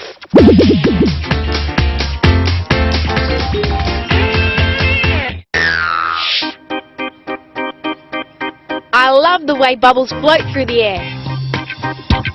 They're so cool. I wish there was a way I could make them last longer.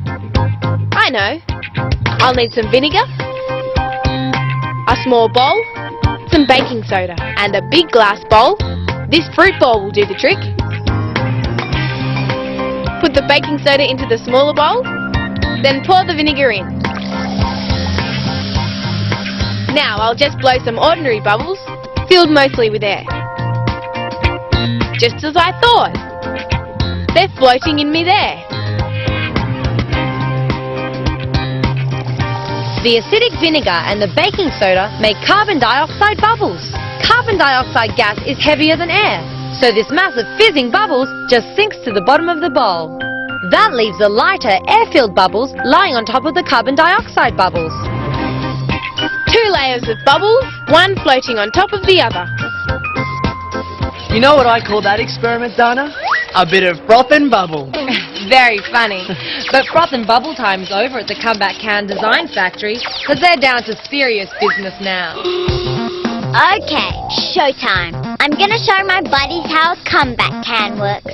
We'll need a can like this with pre-cut holes each end, a large stone, rubber band, some scissors, some string, and some plastic wrap. Cut the rubber band so it's a strip, feed this through one of the holes, and tie a knot at the end.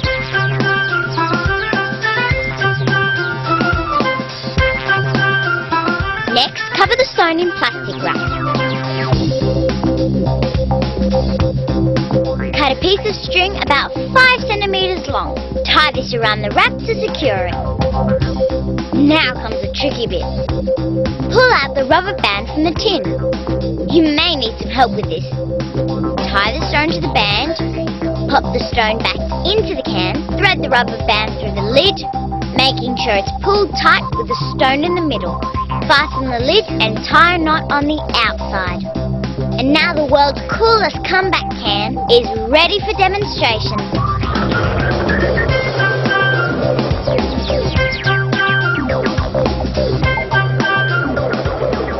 Simple when you know how. As the can rolls along, the stone makes the rubber band wind up. That means the band is storing up energy.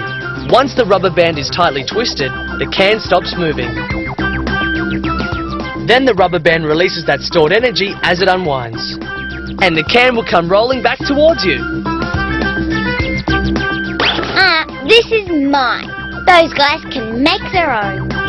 Hey, that was so cool. You know, Dana, if we decided to repeat that story, we could call it the Comeback Can Comeback. If your jokes don't improve, Jason, we might not be invited to come back ever again. See you next time.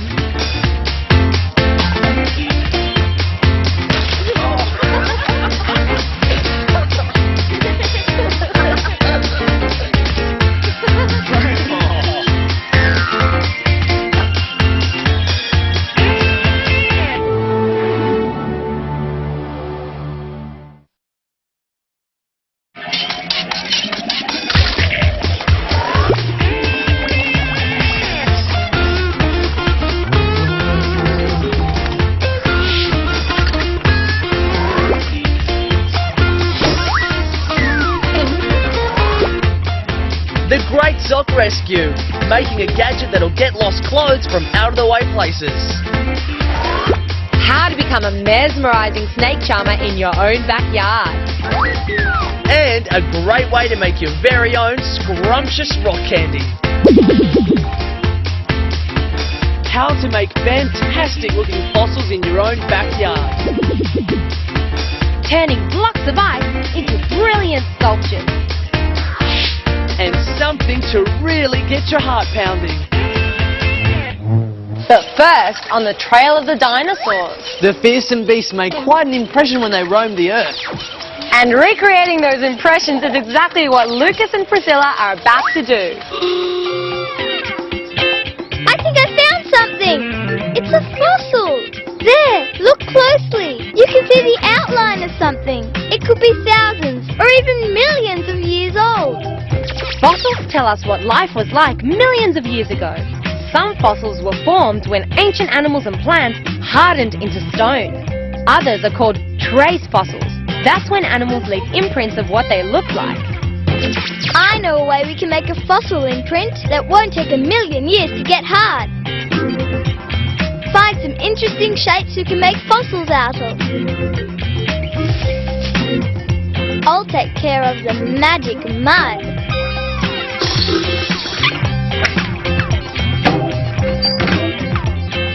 That ought to do it. First, to mix up our prehistoric mud. Plaster of Paris. It needs to be nice and gooey, but not too wet. Now for our imprint. We'll need a riverbed, some sand will do. Here comes our dinosaur. He's slowly dying and falls into the mud. That'll be the mudslide then. Still a bit more left. Let's do another dinosaur. He's got to have a pal. Falling into the swamp mud.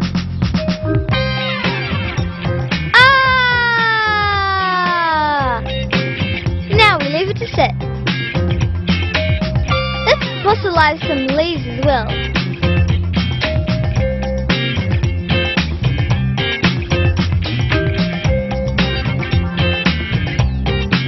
Let's put them over there for 200 million years.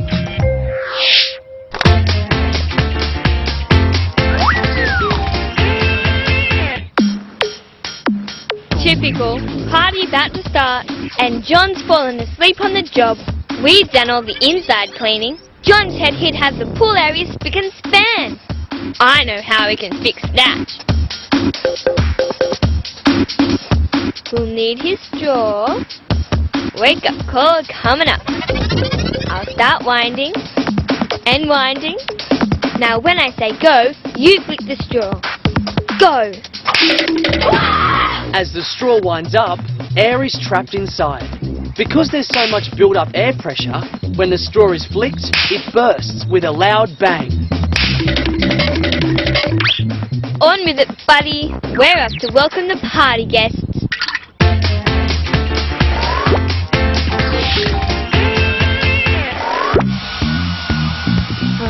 She's at it again.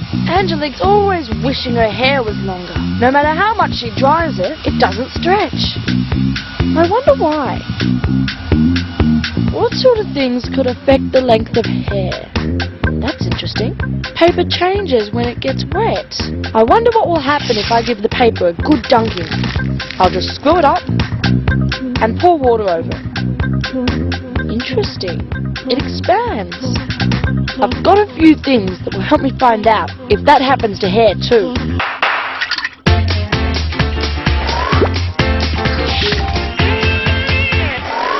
We'll leave Ben working on that hair-raising mystery while we find out how Lucas and Priscilla's dinosaur fossils are shaping up. It's done! Let's see our fossil. Now if we carefully peel out our dinosaur friend, wipe off the sand, look at the detail! Over time, the mud has hardened into rock. What about his pal? Long after the real dinosaurs decayed, this imprint is what's left. Now, what about the leaves? I think we'll need to chisel these out.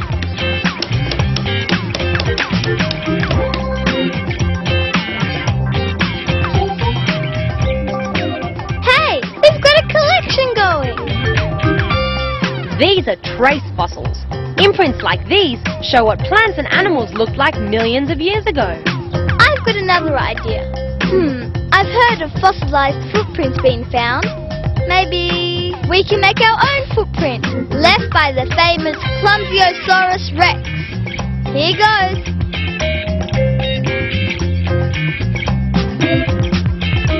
While that's it, I know how we can make another type of fossil. We'll make a soft bone go hard. I've got a jug of warm water. Pour in some Epsom salts. Keep stirring till no more will dissolve. You cut a couple of prehistoric dinosaur bones out of this sponge.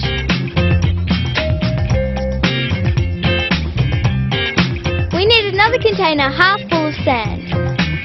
Bury your bones and cover it up on top.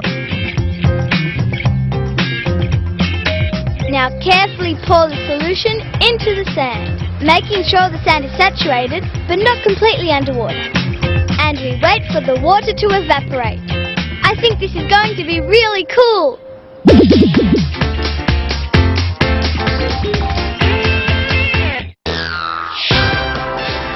Today we're visiting a world-famous ice sculptor who's going to show us how she turns blocks of ice into objects of art. Let's go. What a privilege it is to get a sneak preview of this amazing exhibition. Here's the artist and her trusty assistants at work. I'm thinking blue. Tell us how you do it. Well, I pour cold salty water onto the ice. That makes it melt, and then it freezes over again, creating patterns. And now the key to my sculpture. I use food coloring to bring out the patterns that have melted into the ice. And that's my secret. A masterpiece. What will you call it? Rainbow waterfall, I think. Oh, buy it. Your first sale. Congratulations. There you have it, folks. How to turn a block of ice into cold, hard cash.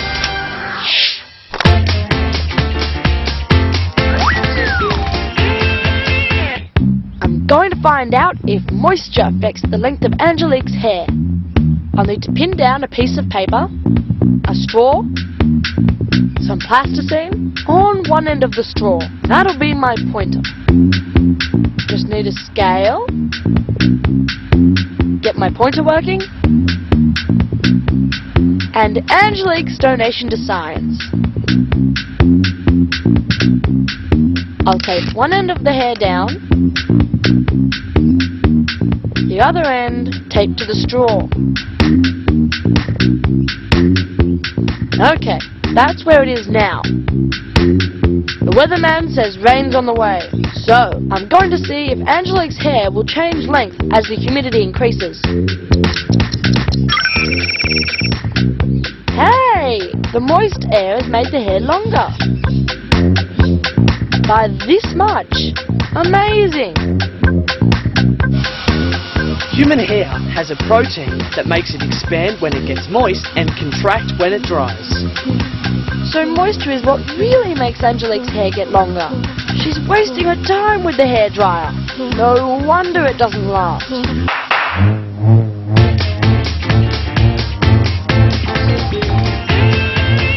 I can relate to that. A bad hair day can be a real nightmare.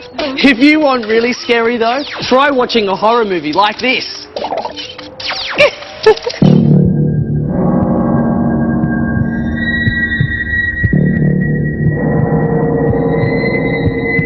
What's that sound? It sounds like lub-dub.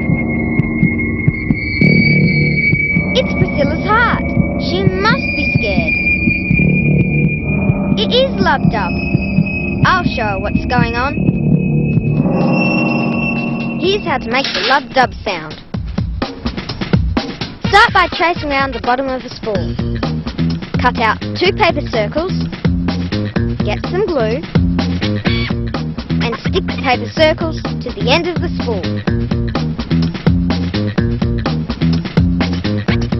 Put a hole in the paper here and here.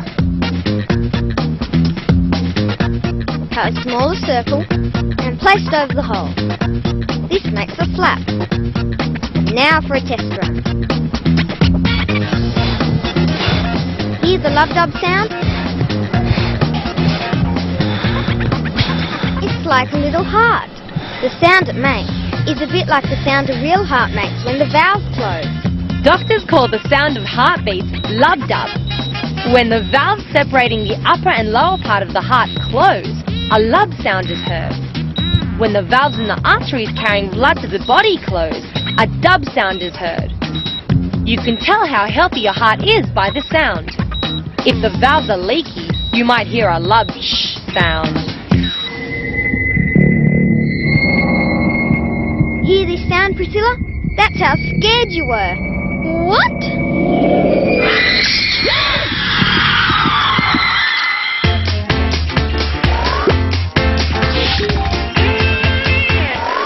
Whoa, that scared the life out of me too. Well, don't think about blood-curdling screams. We're about to find out about sand-cured footprints.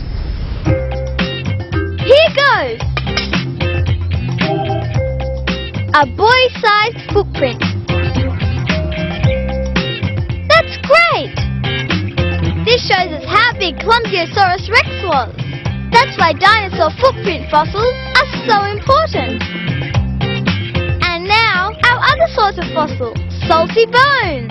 They're dry.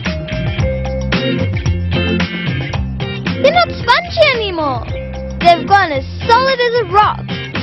The salt water has soaked into the foam rubber. As the water evaporated, the hard, crusty salt was left behind. Ouch! Yes, they're hard. Now we've got salt-hardened fossils, fossilized footprints, imprints of leaves, and our dinosaurs. We've made a museum.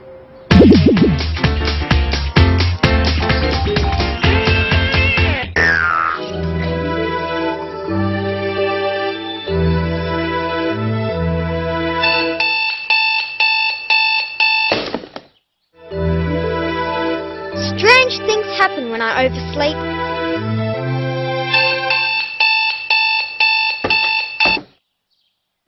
It's as if my brain turns to mush.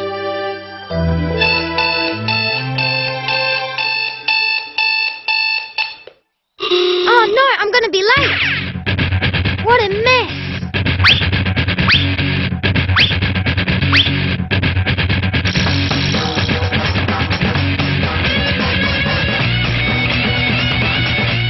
Where does that sock get to?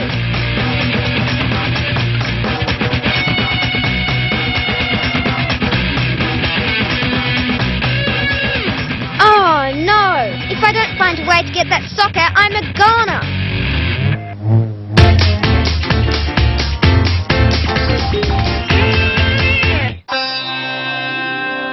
Hey! Come on! I'm gonna play a trick on Lucas. My plan is to get him to think that I can charm the snake out of this basket. What he doesn't know is that Ben's poking the snake up from under the table. Here goes.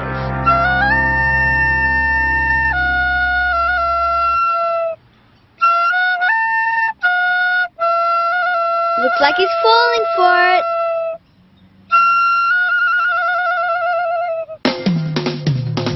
Oh, darn!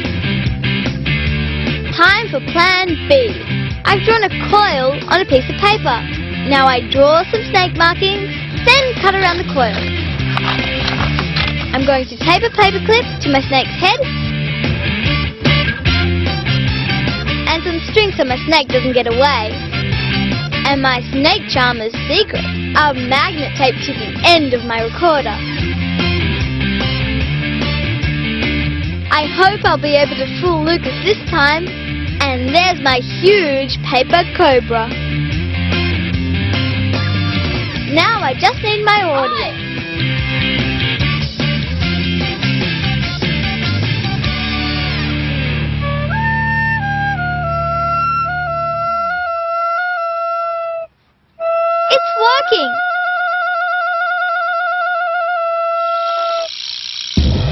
magnets do a pretty good job of attracting. Their atoms are arranged so that opposite so-called north and south poles attract. But put the same poles together and they repel each other like crazy. The atoms in the paperclip are arranged so that it's attracted to the magnet. Neat, huh? The snake can't resist the power of my music. Some magnets are really strong. This rotating pair of magnets makes a magnetic field powerful enough to suspend bits of steel. They can also give this spray can a real spin for its money. And they can even hold up a stapler. That's what I call magnetic attraction. Trains like this one use magnetism too. It has a magnetic coil running along the track that repels large magnets underneath the carriage. The repelling magnetic force lifts the train as much as 10 centimeters above the track. Magnetic forces then propel the train along, and because it rides on air, there's not much friction. That means magnetically levitating trains can whiz along at more than 500 kilometers per hour.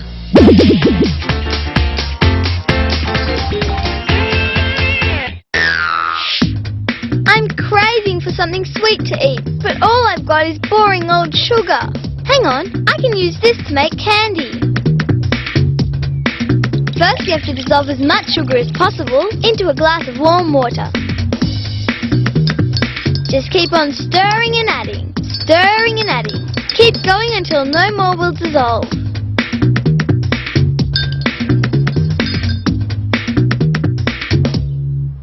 Now we need a way of getting the sugar out of the water. A bit of thread will do the trick. And paper clips, tied to both ends of the thread to weigh it down. And loop the thread over a pop stick so the string hangs down into the water.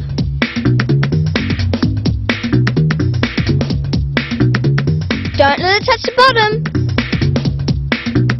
Now leave the jar in a warm place and wait.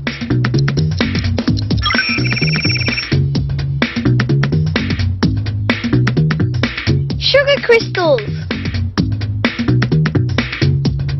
Yum! Homemade rock candy! When water evaporates, the sugar molecules draw closer together. Eventually, they form crystals that need to stick to something. They collect on the thread and the paper clips. Good enough to eat, but be careful with those paper clips. Oh, yum! Crunchy rock candy. I'd like to get my hands on some of that. Me too. But right now, I think John would much rather get his hands on that missing sock. I'm going to be so late for school. I'll try and flick it out.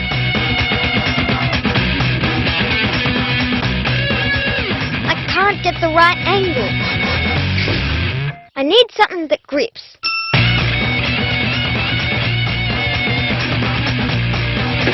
Like this.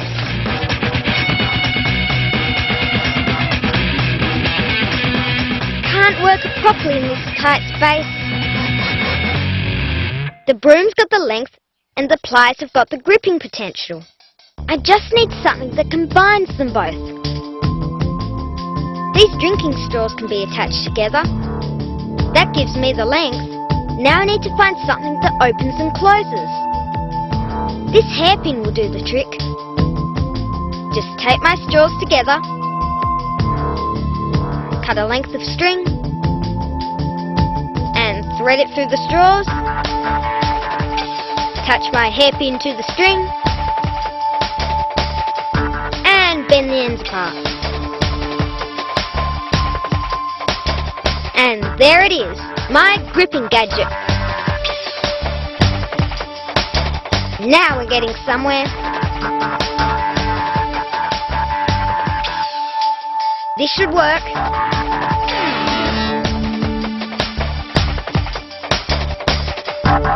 Too bendy.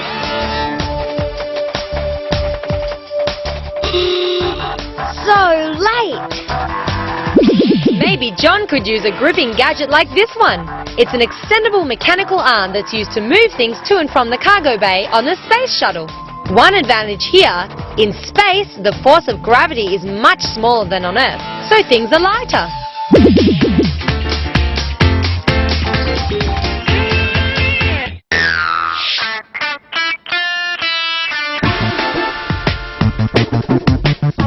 don't see why Dee Dee's so fascinated with newspaper weather forecasts.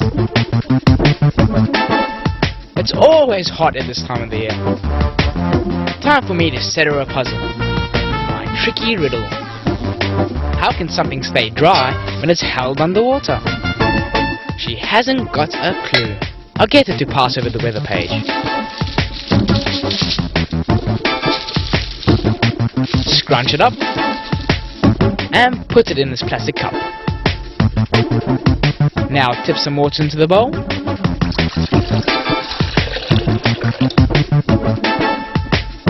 And lower the cup into the bowl. Yes! There's a pocket of air that's trapped in there. Because the air is lighter than water, it wants to float upwards, not downwards and out the bottom of the cup. That means the air pocket stops the water from flowing into the cup. Now that's something she didn't forecast. Submerged in water and still dry.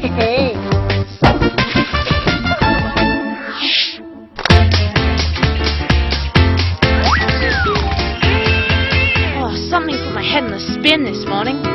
I suddenly realised I'd forgotten the cookies in the oven. I bent over to check out my slightly overdone cookies.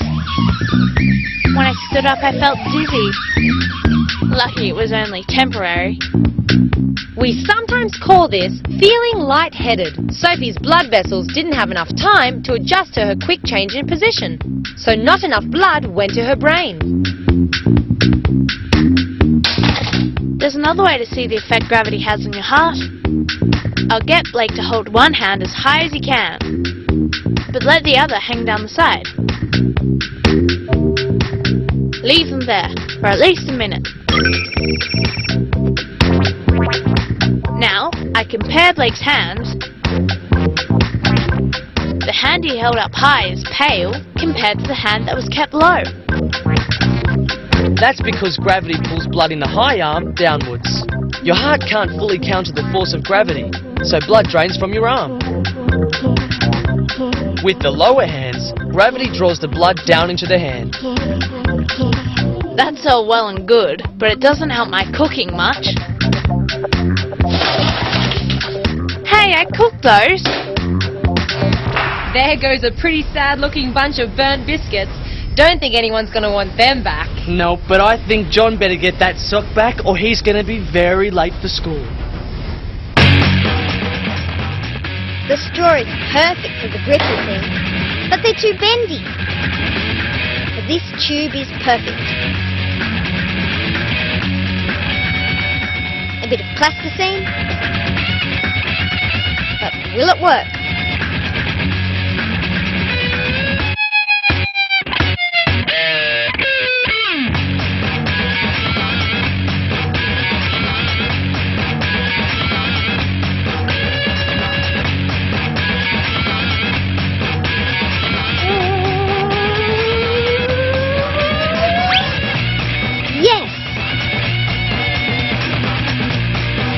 At last, I'm ready. Oh no!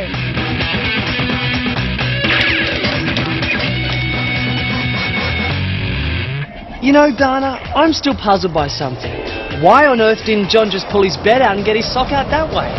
Well, maybe John was just too sleepy-headed. Or maybe he just likes the fun of making things. Because fun is what we're all about on Backyard Science. Bye for now.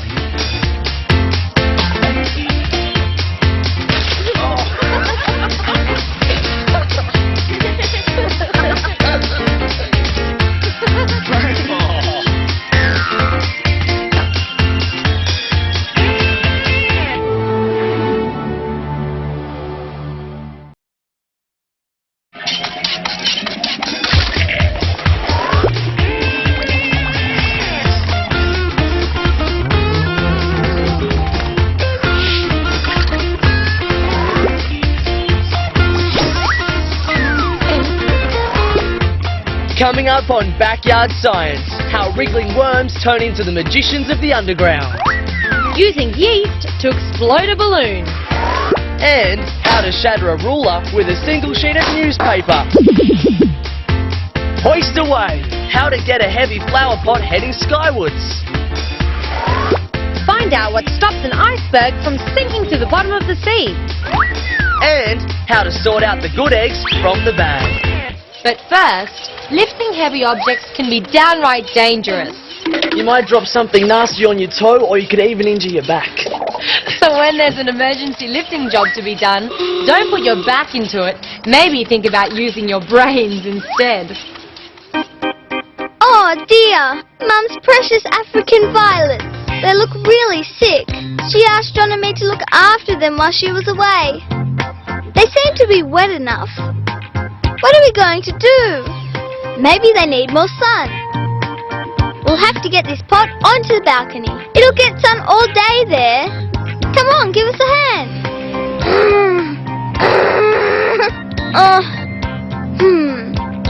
This is too heavy. What's he up to?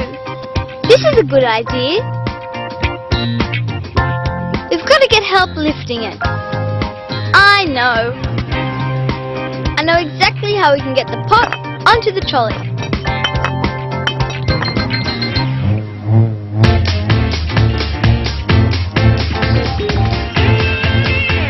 Oh, I'm going camping and I've got to fix my torch. I know the batteries are brand new. I'll make them touch the globe. No. I know, I'll take the globe out.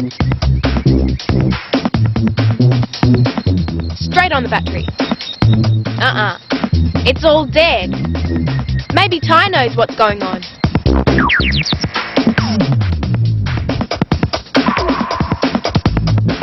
What is she on about? Oh, there's a connection I need to make.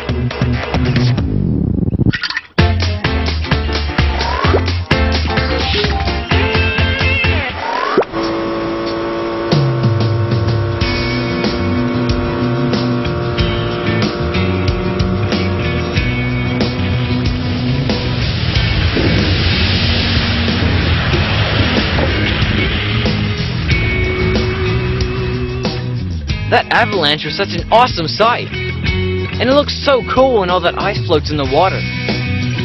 Floats? Hey, why doesn't it just all sink to the bottom? I'm gonna look into this. I guess the best way to start is by collecting some seawater.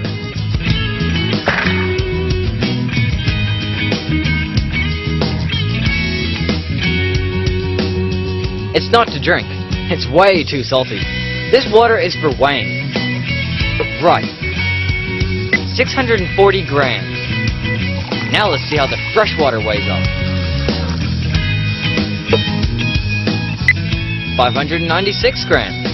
That's 44 grams lighter than the salt water.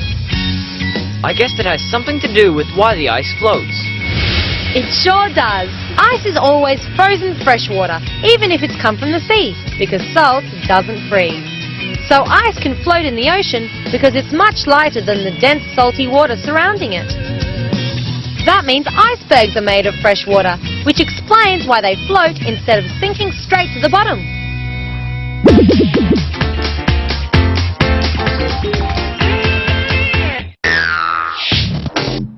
Here's a cool way to work out whether your eggs are fresh or a little past their bed. One by one, put the eggs in the water. Some will float and some will sink. But why is this so?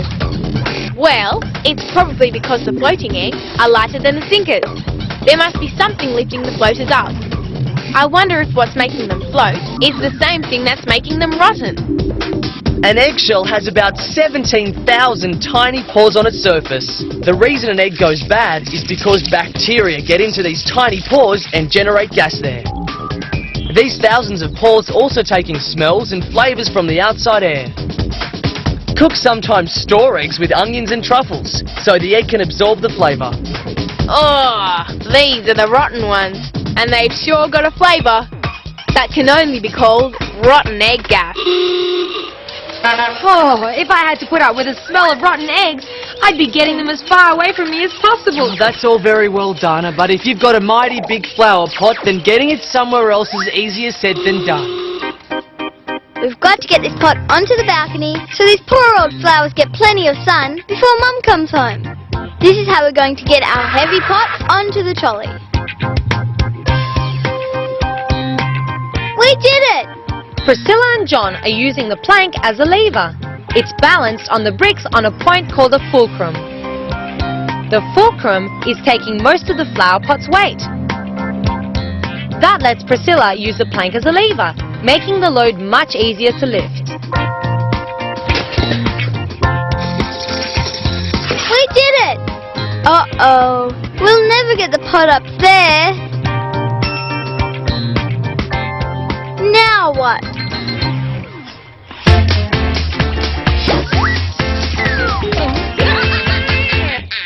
My buddy Ty's had a bright idea for finding out how to get my torchlight bulb working. We're going to cut up aluminium foil into strips, then fold them for strength. One end wrapped around the metal side of the light bulb, the other end underneath the battery. Now I'll put the bottom end of the bulb on the other end of the battery. And we have light! Ty's a genius! What Sophie and Ty have made is a simple electrical circuit. Metals like the foil act as conductors. Conductors allow electricity to flow so that it completes the circuit. Now that's given me a brilliant idea.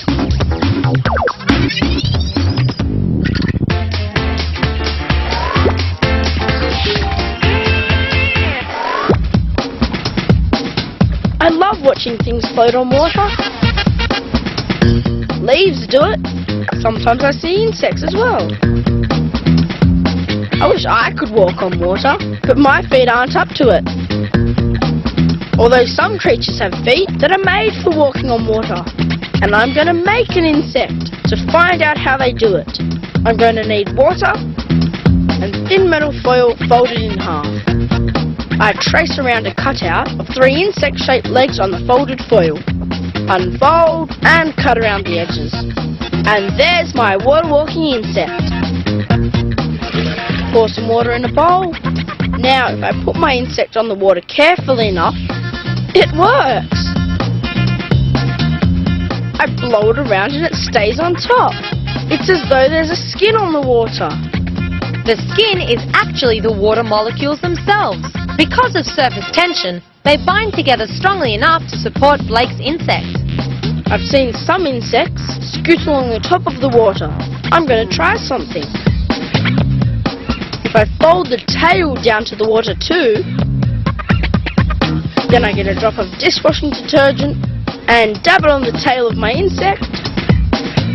It shoots off. That's because the detergent breaks down the surface tension of the water behind the insect, creating a force that makes it move.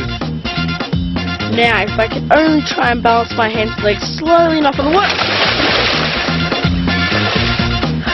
Well, that sure broke the tension.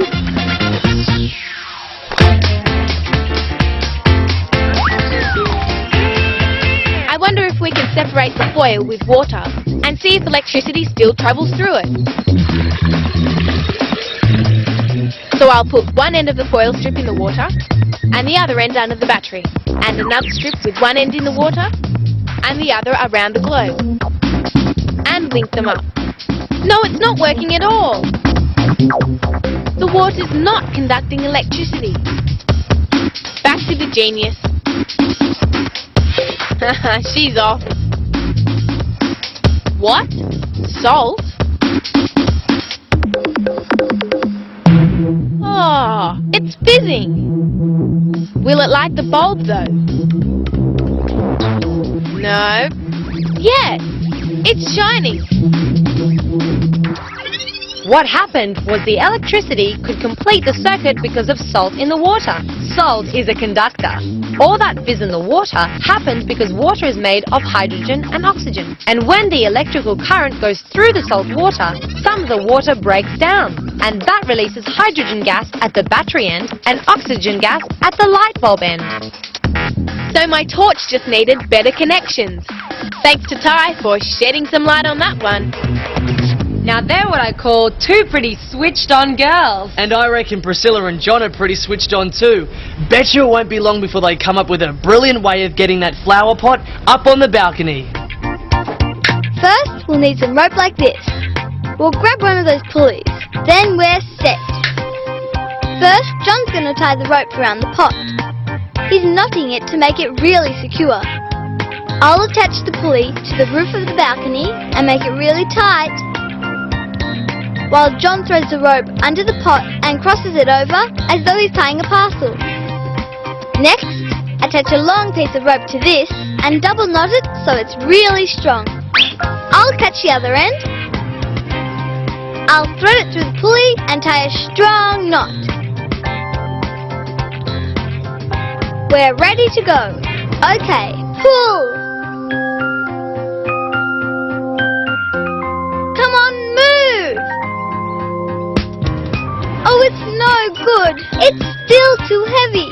There's got to be a way to lift that flower pot onto that balcony. John's got another pulley.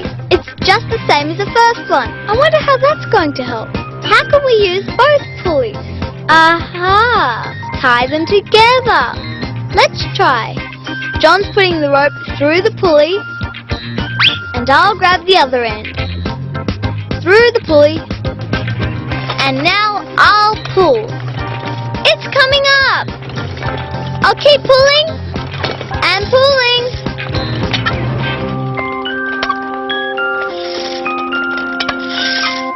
Hang on a minute, this is the tricky bit. Ease it down. John and I did it. Pulleys work by giving you a mechanical advantage. That means that you can lift very heavy weights because each pulley the rope goes through helps take some of the weight. Oh no! Mum knew her African violets were finished and was going to replant them anyway.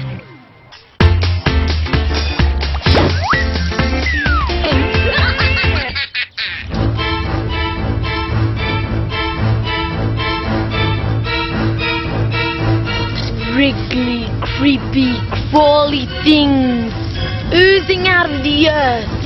Some people think worms are creepy and slimy, but I think they're magicians. They turn bad soil into good soil. But I don't know how they do it. And I really want to find out. Hang on. I wonder if they do their best soil fixing magic at night. Maybe they prefer the day. I better find out. I'm going to make a box where worms can choose whether or not they want to be in the light. I need a shoebox, a roll of kitchen paper, some water spray, and some strong sticky tape. I'll cut a hole in one end of the lid of my shoebox, then rip off some paper towel and put it on the bottom of the box for the worms to lie on. A spray of water so they don't dry out. And then I'll tape a sheet of cardboard across the box. Hey, Mr. Worms, fancy helping me out with some research? Come on, little fellas.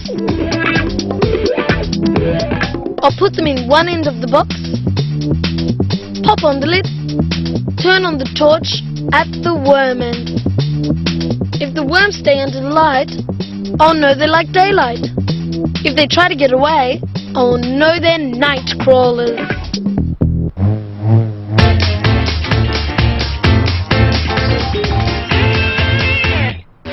Jen's pretty smart. I'll see if she can do the ruler dance. Give the end a flick, and watch it go disco dancing. Jen's turn. Whoa, she's got the vibe. Told you she was smart. Okay, a tougher challenge. I'll see if she can break this ruler with a sheet of newspaper.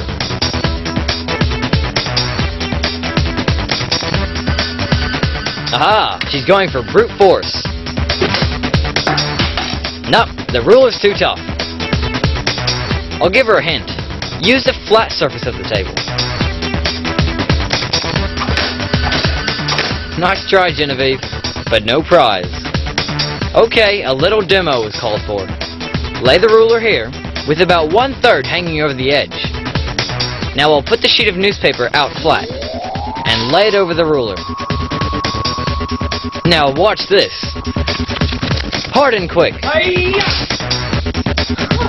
The ruler broke because Tyler banged hard on one side while the other side was pinned down not just by the newspaper, but by the weight of the atmosphere pressing down on the whole sheet of newspaper. Because the atmosphere is more than 100 kilometers thick, this sheet of newspaper has more than 4 tons of air pressing down on it. Enough to hold one end of the ruler down when Tyler hit it. Jen's turn. Yay, a quick learner. Challenge completed.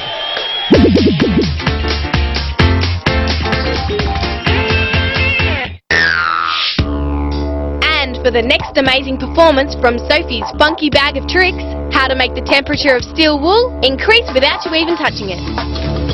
Measure the temperature of the air inside a large jar. You'll need to leave the thermometer inside for a few minutes with the lid on. While that's waiting, pour vinegar all over another piece of steel wool. Wait for a couple of minutes. While that's waiting, the temperature in the glass jar should be ready to measure. Sure is 21 degrees. Put the vinegar-soaked steel wool inside the jar with a thermometer. Wait a couple of minutes. Wait another couple. Maybe a bit longer. Ho-hum.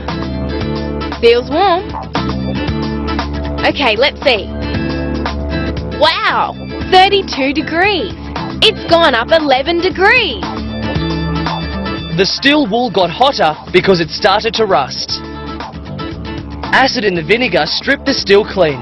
It then combined with oxygen in the air to give off heat energy, which made the temperature rise and the steel wool rusty. Ew, that's gross. That trick was so cool. Hot, I mean. Can't wait to see what else Sophie's got hidden away in her funky bag of tricks. Well, I can't wait to see whether Lucas's worms prefer living in the light or in the dark.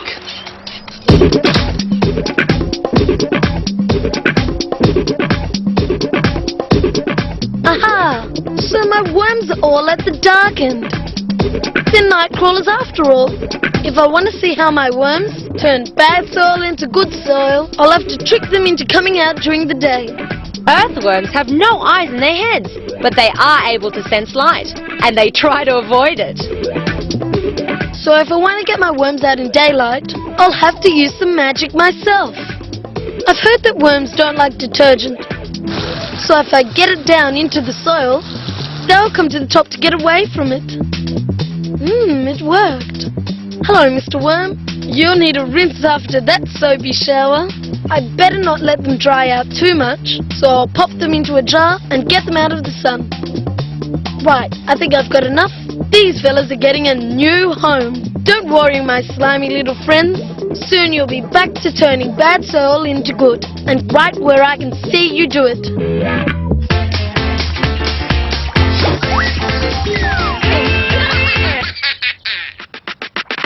People say this dry powder is alive. Yeah, right.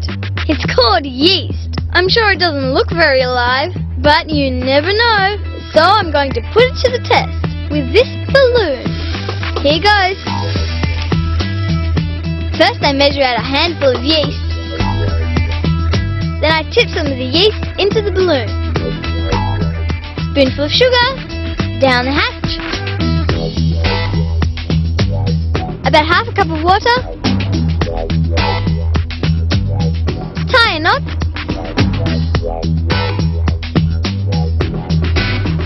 And see if this yeast is going to come alive. Whoa! It's taking on a life of its own. It's growing. Bigger and bigger and... Mix yeast with sugar and water and it starts to act like an organism. It uses sugar and oxygen in the balloon to produce a gas called carbon dioxide. The more gas, the bigger the balloon. This is why bakers use yeast in bread. It feeds on the dough and creates bubbles of carbon dioxide, making the bread rise. Now this is how I like my yeast to come alive. It's created the world's biggest sandwich. Well, too big for my mouth anyway.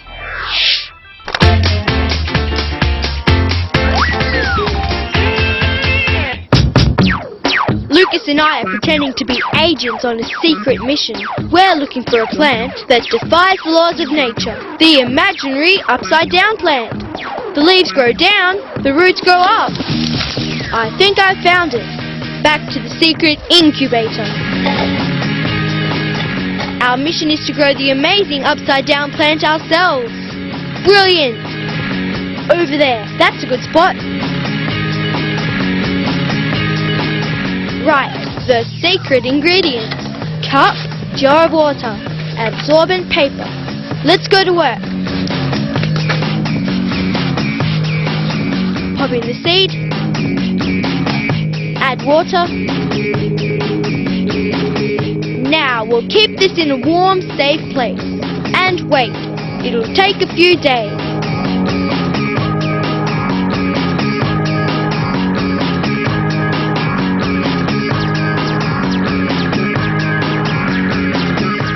Right, plant.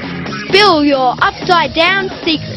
Hey! It didn't grow upside down. We kept it moist. We kept it warm. And still the leaves grow up and the roots grow down. Oh, Spy! You idiot. Plants don't grow upside down. The stems gather the sunlight, so they always grow towards the sun. The roots search for water, so they always grow down. Plants will always head for light and water, no matter how you plant them. All right. So there are no upside-down plants. What sort of crazy plant are they looking for now? Losers. Poor old Lucas and Ben. I think they've got a bit to learn about plants. Maybe, Dana, but Lucas is well on his way towards working out how those worms do their magic. I'm going to find out how my worms turn ordinary dirt into good soil. First, I need to make them feel right at home. I've got a frame with blocks of wood nailed together. Now, I'll need some plastic sheets so I can see what's going on. I'll tape them onto the frame. And the other side. Same thing. Perfect. Now for my different types of dirt. I've got sand, gravel and soil. First in is the layer of soil. Make sure there's some water for the worms, then the layers. Soil, sand, gravel. Oh, look at the cool patterns. Now, into your new home, fella. And your buddies. No home is complete without food, so in go leaves and grass. Now go to it, my little soil magicians. Well, my little worm buddies have been in their new home for a couple of days now. I wonder how they're going. Wow, they've dug in all right. There are so many tunnels. Some of them have almost hit rock bottom. And look, they're dragging the layers down. That's why worms are the world's best gardeners. They break down the dead plant matter on the surface. They tunnel down, which lets air into the soil. And as they go, they mix together different layers of soil and plant matter. Worms don't have jaws or teeth. They suck in soil and plant matter. They absorb all that goodness, then deposit their poo at the surface, which makes great fertilizer. Aha! So now I know how worms turn bad soil into good. My little magicians. Ah, these magical worms. I knew they'd come good in the end. And speaking of ends, we've come to the end of another yard sign. See you next time. You're just...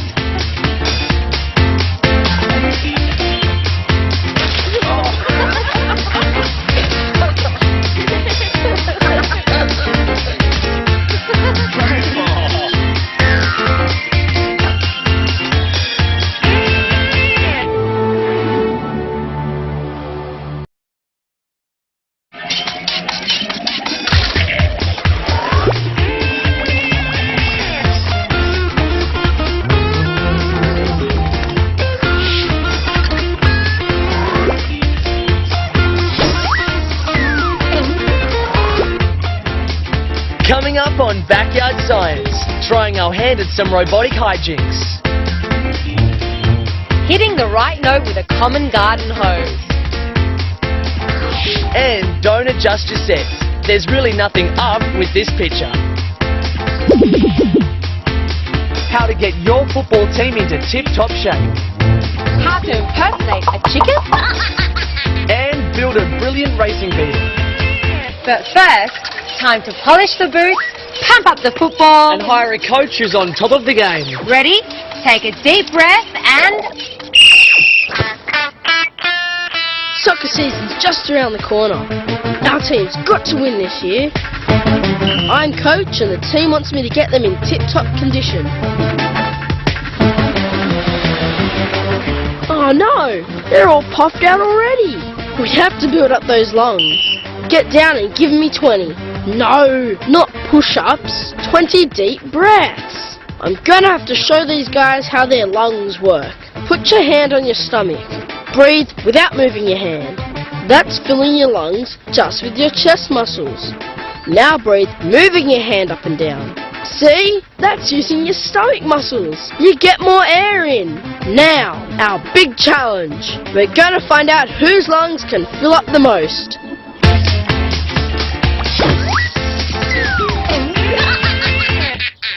I set my buddy Ty over there a challenge.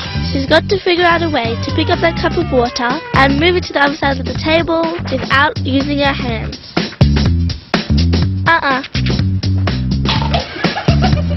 I don't think so. I'll give her a hint. Would using this balloon make it any easier? Wrong. I don't believe this.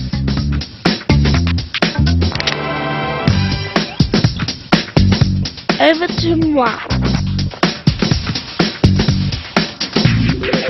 Ty didn't realise that air pressure could give her a helping hand. Here's what I call Sophie's brilliant balloon sucking trick. As Sophie inflates her balloon, it expands against the cup's rim. No air can get in or out. Then, as the balloon gets bigger, its surface becomes flatter, reducing the space it takes up in the cup. That lowers the inside air pressure, and the cup is forced to grip more tightly to the balloon. Once you've mastered my clever trick, it's possible to do it with other cups. That way, I can move more than one cup to the other side of the table without using my hands. Pity Ty couldn't rise to the challenge.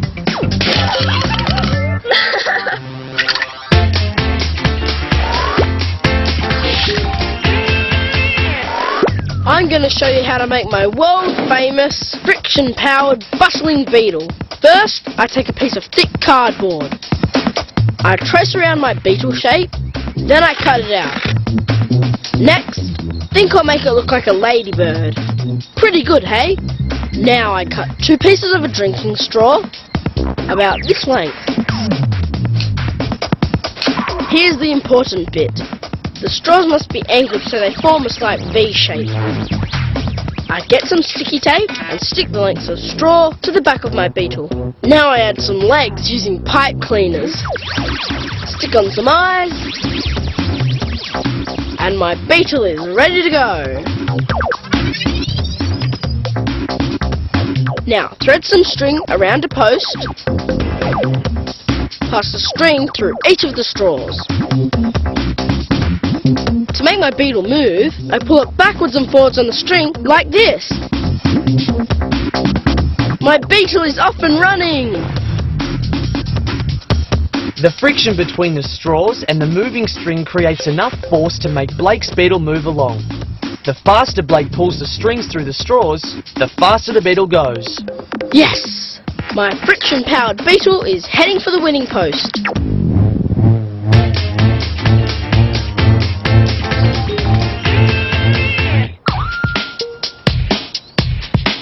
Margot is too busy eating her way through a mountain of boiled eggs for breakfast to come out and play. What I need to do is distract her. I'll pretend a mother hen's come looking for those eggs. All I need is a plastic cup, a length of string, a small sponge, a toothpick and some water. First, I'll poke a hole in the bottom of the cup. I'll put the string through the hole and tie one end of it to the toothpick. Oh, this is yummy! Might as well make this brilliant invention look like a chicken too. Maybe some chicken claws will help.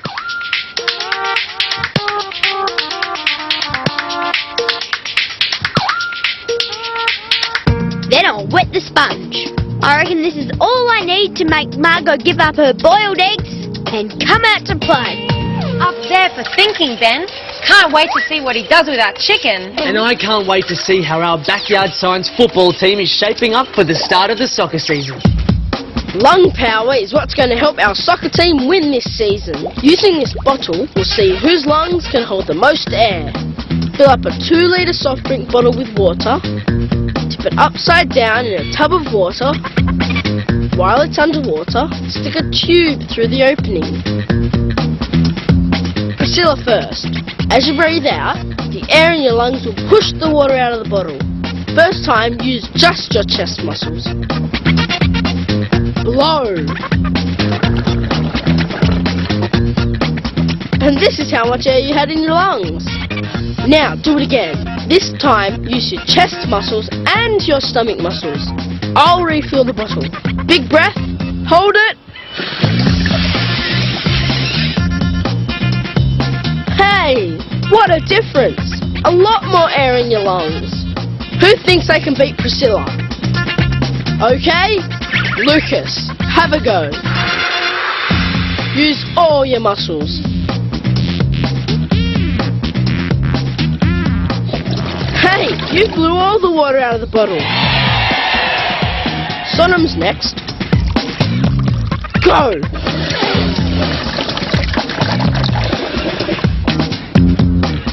Not the winner, but not bad. Okay, Joseph, fancy your chances?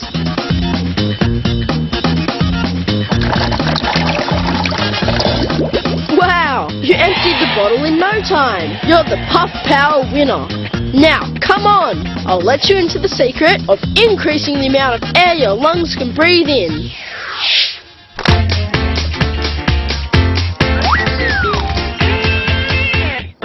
Look at how straight that torchlight is. So's mine. I wonder if light ever bends. Let's try and make it. I've got an idea. Shine your torch into a mirror. That isn't bending. The light's being bounced off the mirror at an angle, but it's still shining at a straight line.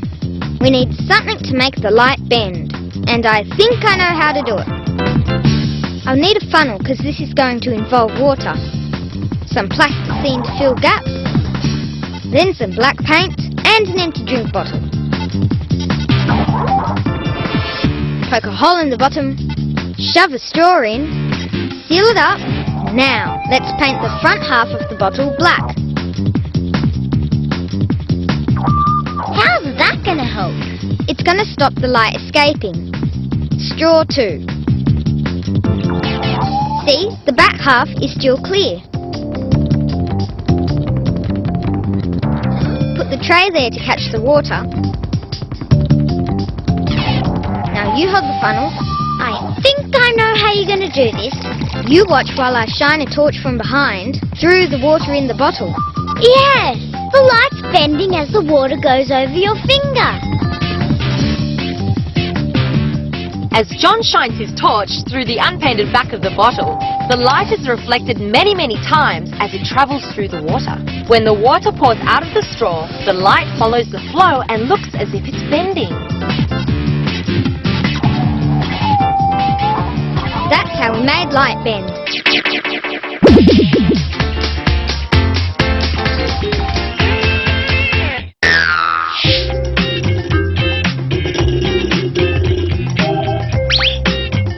Alex and I always fight over who gets the tip. This time he's not gonna win. I have a plan. Whoever makes those 2 empty cans roll together, using just these straws and the cans, gets the tip. You'll never work it out. Here's how it's done. Line up some straws on a table.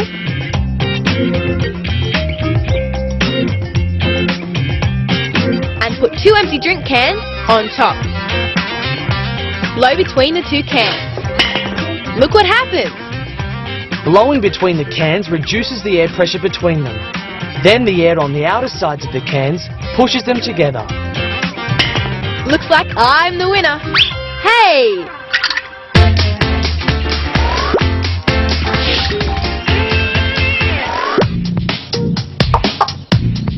Strange? That sounds like a chicken clucking. Maybe I've been eating too many eggs. See? I'm sure I heard something. Oh well. I did hear it! There's a chicken somewhere! When Ben moves the wet sponge up and down the string, it grips a little, then slips. That makes the string vibrate. You can change the sound by pulling the string faster or slower, making the chicken sound louder or not.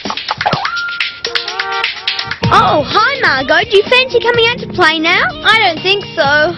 I think I've eaten too many eggs. I'm off for a lie down.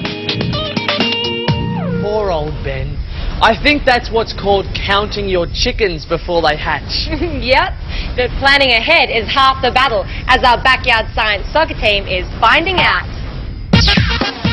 Gather round, team. Winners have got to have lung power. And I'm going to make something to show you how our lungs work. Take a garden hose joiner. This balloon will be one lung. This will be the other. They're our lungs. Here's the air pipe. Make them all airtight. Now, pop them in the chest cavity. Seal up the air pipe. One more balloon. That's our diaphragm. When you breathe in, the diaphragm goes down, making your lungs fill up with air. When you breathe out, up comes the diaphragm, squashing the air out of your lungs. Your lungs aren't muscles. They rely on other muscles surrounding them to make them work. That's why keeping fit increases your lung power. Come on, team, let's get exercising. Give me 20. No, silly. This time I mean 20 push-ups. Excellent work, team.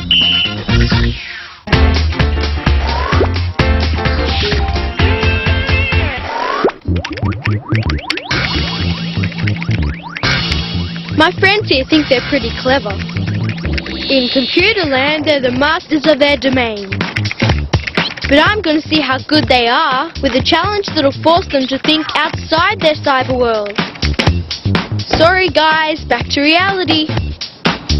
I've got some basic materials for you. Cardboard, rulers, plastic straws, string, rubber bands, scissors, tape and pencils. And the test is, you have to pick up this can without touching it with your hands. So brain power is going to be your most useful raw material. And things aren't looking good in that department. You may be here for a while. You guys are supposed to be great operators. You've got to think bigger. Okay, here's a hint. Give yourself a hand. Get it?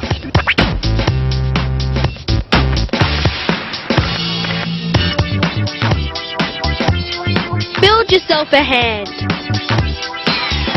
A robot hand. The answer's right there in front of you. Maybe not.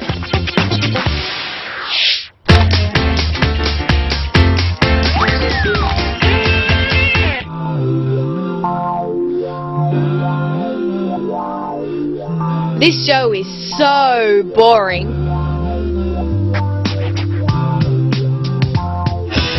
Even if I stand on my head, it still looks... Hey, wait a minute. It actually looks really good from this angle. I think I know how to create my own small screen action. I need a magnifying glass, white cardboard, and the lights out. Now, my idea is to try and project the picture onto the cardboard. If I move the glass back and forward, what happens on my homemade screen? Yes, I did it! My own upside-down TV show. This works because when light shines through a magnifying glass, it's refracted or bent. So much so that by the time it comes out the other end, it's been turned upside down. Now how is that for one pretty bent idea?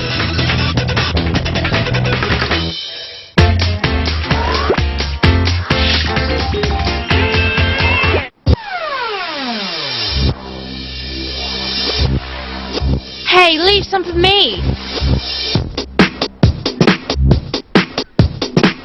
Great, thanks a lot. We're lucky there's a shop just up the road. But what if we were stranded on a desert island? All that water out there, and we can't drink a drop of it. A quick dash home and I'll show you what I found. I've got an idea to make salt water drinkable. I've got a roll of plastic wrap, tape, a handful of pebbles, and a bucket. Collect some seawater, place a cup in the middle, anchor it down with the pebbles, and cover tightly with plastic wrap. Next, place a stone on the top so it forms a well in the plastic over the cup. Now all we've got to do is fill in some time.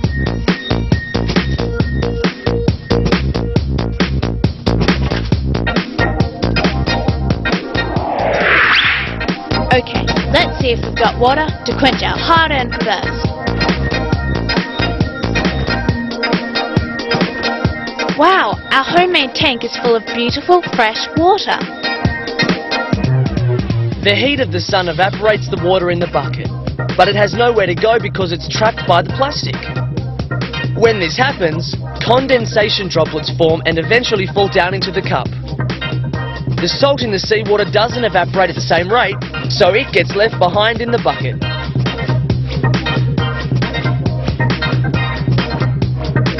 Yum! I reckon we'd have a pretty good chance on a desert island. Ooh, I've always wanted to be stranded on a desert island. I'll have to remember that little survival technique. And speaking of survival, I wonder how Priscilla and Lucas are standing up to Ben's no hands challenge. My two friends here are struggling at the moment. I've set them a challenge. They have to work out how to pick up the can without using their hands. They need to build a robot hand. Looks like Lucas has an idea. Okay, he's cut some small pieces of cardboard and now he's joining them together with tape. I see they're the joints of the finger. He's really thinking hard about this. I hope they can pull it off.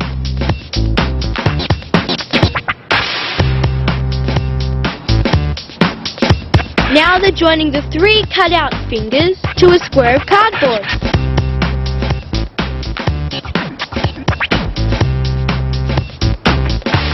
Rubber bands, very clever. They'll work just like tendons to control the movement of their hands. Aha! Their hand is finally beginning to take shape. Now they're attaching string to each finger so they can maneuver their robot hand. Robots are machines designed to make our lives easier. They can carry out a wide range of tasks that are repetitious, boring, difficult, or too dangerous for people to perform. Robots are programmed to perform anything from sheep shearing to car manufacturing. But it's not all about hard work. They also get some fun jobs as well. He looks very handy, but will this robotic masterpiece stand up to the challenge?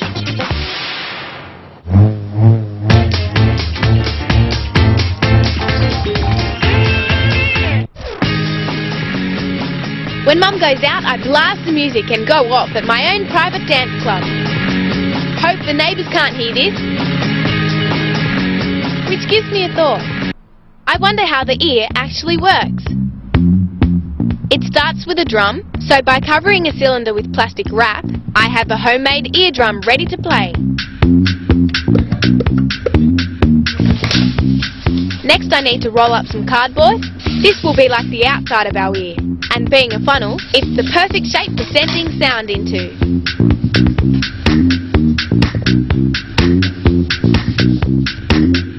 Now we need a cardboard screen so we can see our sound in motion. Place it in front of the eardrum and shine a torch onto the plastic. Perfect! The light is projecting the image of the crinkly plastic onto the screen. Now I'm set. Watch this. Look at the sound moving the plastic eardrum. It's that movement or vibration that makes hearing possible. When sound enters the ear, it causes the eardrum to vibrate. This vibration travels to the inner ear, where a signal is sent to the brain and the sound is registered. While I'm seeing sound, I bet the neighbours are seeing red.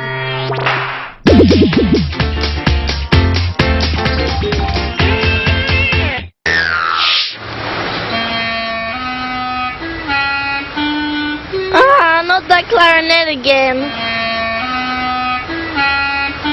Right, that's it. Time to fight back. And I've got just the thing.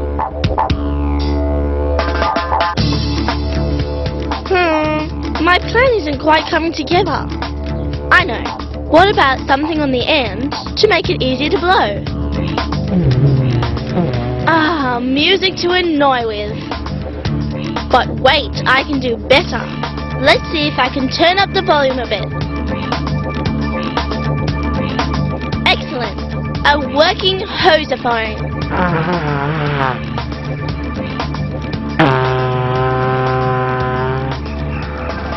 To make sound, you have to have vibration.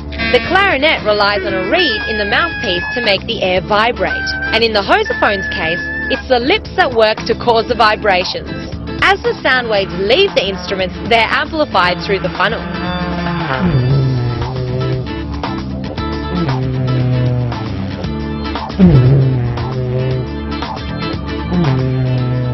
See? 2 can play at this game. Now my revenge is complete.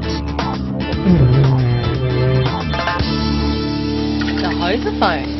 That's one instrument that doesn't wash with me. Yep, I think someone should have turned the hose on Sophie for that. Now time for the gripping conclusion to Ben's robotic challenge. It's almost 3 hours since I dared Priscilla and Lucas to pick up a can without using their hands. I'm starting to think I should never have opened my mouth. But they haven't given up. Now they're cutting straws into small pieces. I wonder if they'll use them to give the hand grip.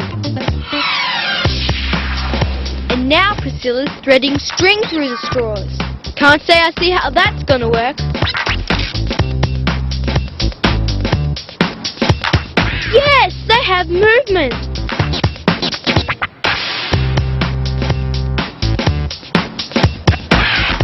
But it's not enough to crank this hand into action. Back to finger building.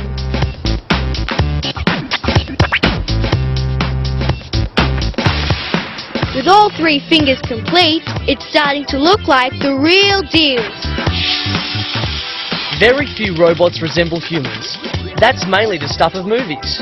In reality, most are robotic arms that lift or move objects. They have joints just like human arms and hands. But there's one big difference. They never get sore muscles or stop for a break. It's time to put your robot to work.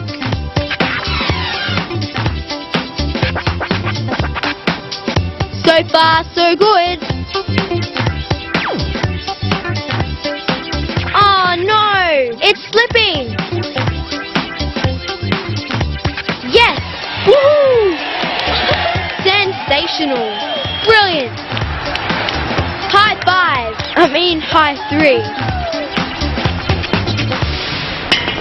That was a real brain bender, but they got there in the end. Speaking of which, we're all out of time. See you soon.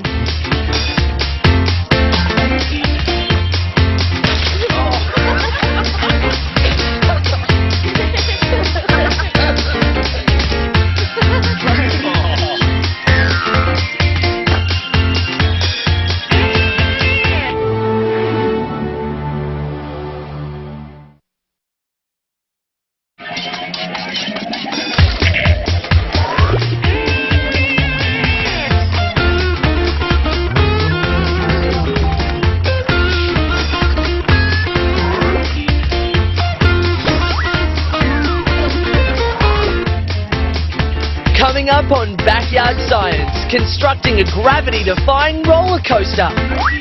A brilliant way to avoid taking a bus when you've got better things to do. And Operation Heartbeat.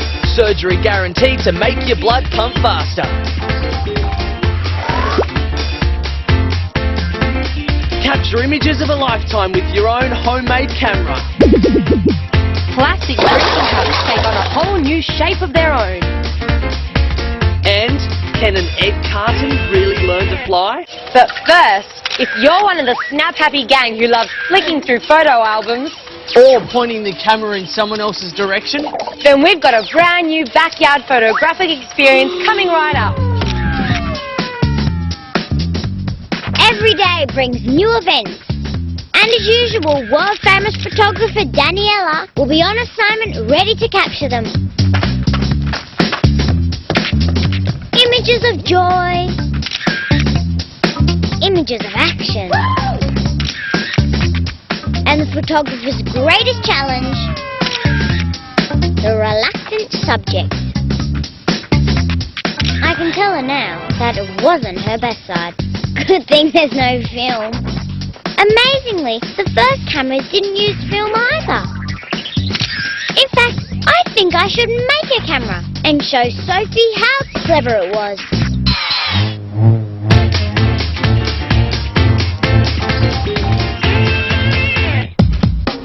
What's Ben up to now?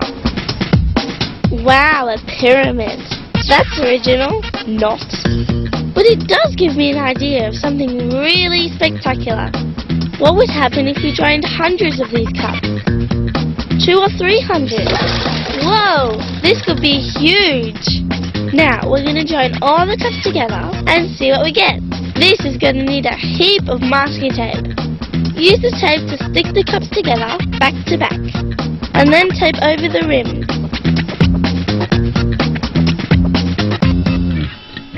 Silly. Back to work. The base will hold together better if we tape all across the bottoms. You get going on your lot and we'll join them up later. Brilliant! It's starting to take shape. Although exactly what it is, I'm not quite sure.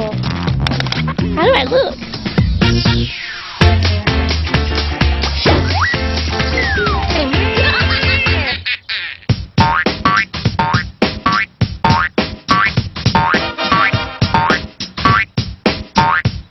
Hey, you might be better at headbutting the balloon, but I can make it do a magic trick.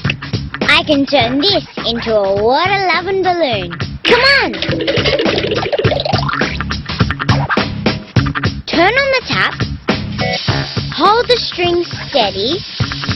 The balloon is attracted to the water all on its own. I'll show you again. See? It just can't keep away from that water. The rushing water moves the air around. The side of the balloon near the water has low air pressure. The other sides of the balloon have higher pressure air. So the balloon is pushed towards the stream of water. Cool, eh? I knew you'd be impressed. Hooray!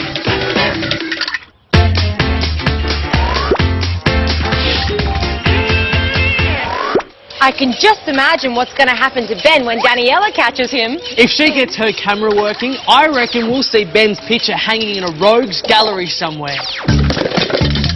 The camera we're going to make could take a photo, but I don't have any film or photographic paper. That's okay though. The first camera didn't use film, so we don't need any to get this camera working. We start by painting the inside of a cardboard box black. Now make a tube from black cardboard and tape the magnifying glass to the end of the tube.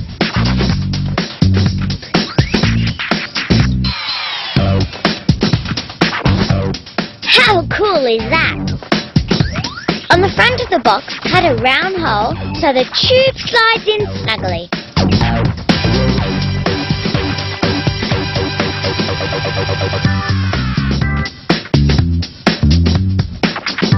Now we'll cover the open end with tracing paper. That's going to be like our film. Tape a black drape around the tracing paper. But this is exactly like the very first cameras. When you point it, the image of an object appears on the tracing paper. Notice something strange? It's upside down and back to front. That's because light moves in a straight line. When it goes through a small hole, it travels like this. So, at the back of the camera, the image is upside down and reversed. We're nearly done. Just a bit more fine-tuning and we can start snapping. These days, cameras are everywhere. Surveillance cameras, webcams, speed cameras, helmet cams, satellite spy cameras. They're our eyes to the world.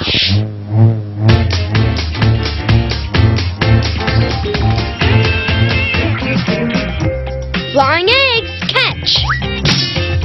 There aren't any eggs inside, duh. But this material's got to be light enough to fly. What do you reckon? Nope, this calls for a Top Gun plane design. We're gonna need my secret wing-shaped design and some scissors, masking tape, coins, and a texter. We just lay the shape on the lid. Now, trace around the shape. Design critical here. Make sure the edges go up the sides of the box. Now we cut along the line. See? The wingtips curve with the lid edges. Reinforce the front edges with some sticky tape. Now for a pilot. Cash only. Stick it in the cockpit and tape it down. Is that not the coolest looking plane you've ever seen? Launch time for our egg box super glider. Geez, that pilot's not too good. Second time lucky, maybe. That's better. The glider flies because there's a good balance between the wing shape that gives it lift and the weight of the coin that improves the glider's stability. The clever wingtips add that extra maneuverability. I'll give Margot a go. Like girls are any good with planes. Watch this, she'll never get it off the ground.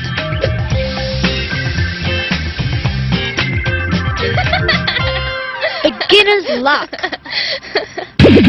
Aircraft that look just like a flying wing have been around for a long time. The most famous is the B-2 stealth aircraft that has its engines tucked away inside its wings.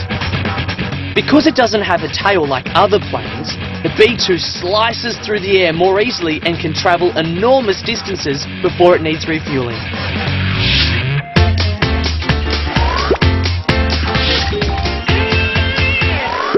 Believe it or not, our plastic cups are actually coming together. It's taking a bit of time and a lot of tape, but it looks like it's turning into a humongous ball. The segments are fitting together perfectly. More tape. Don't want it falling apart now. The reason Sophie and Ben's cups are forming a ball is because if you look closely, they're actually cones with a sharp bit missing. When cones join together, they form a sphere. The last piece goes in, and finally, a plastic cup ball. Not bad, huh, Ben? Better than your silly old pyramid. At least you can play with this. But don't drop it.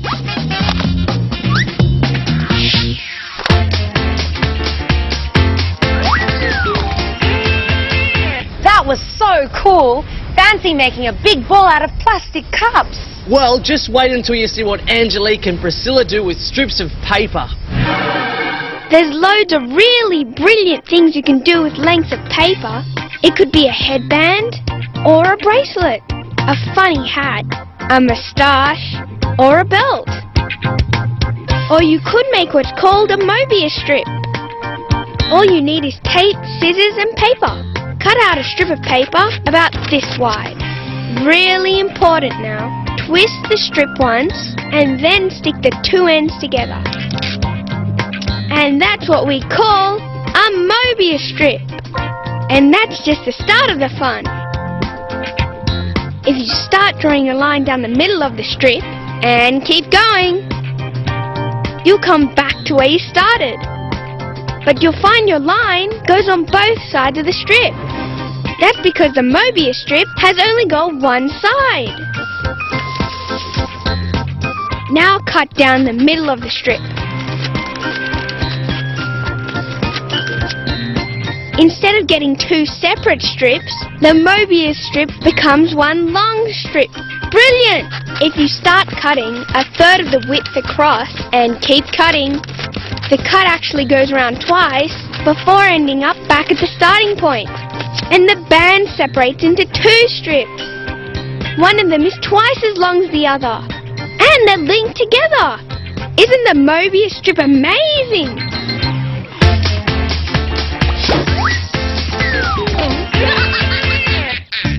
Our camera seems to be working really well.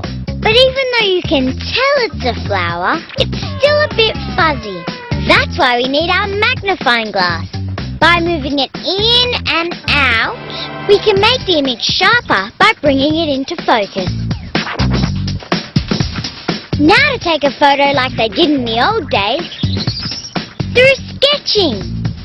I wonder if Sophie would let me do her portrait. Relax. Just sit over there and look into the camera. Leave the sketching to me. No sketching needed these days with digital cameras. They show us an image immediately. The hard work now is deciding whether to keep the shot or not. Hey, it's working! Sophie's image is being projected through the camera and onto the tracing paper.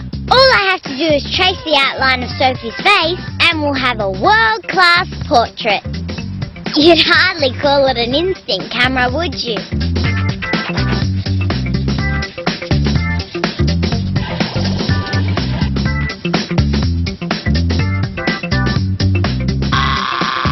Guess I won't be taking your graduation photos then.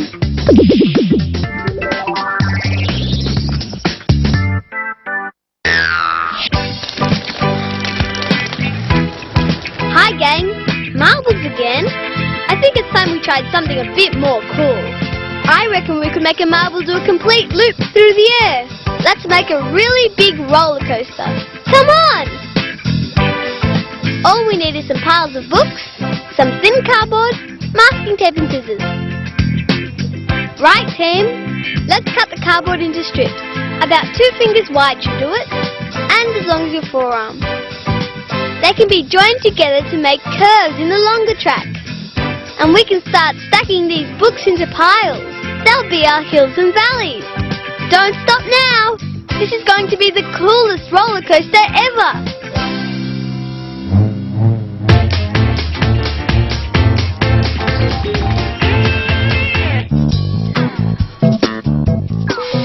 Oh no, Mum started running my bath. Last time I kept reading my book while it was filling up and it overflowed.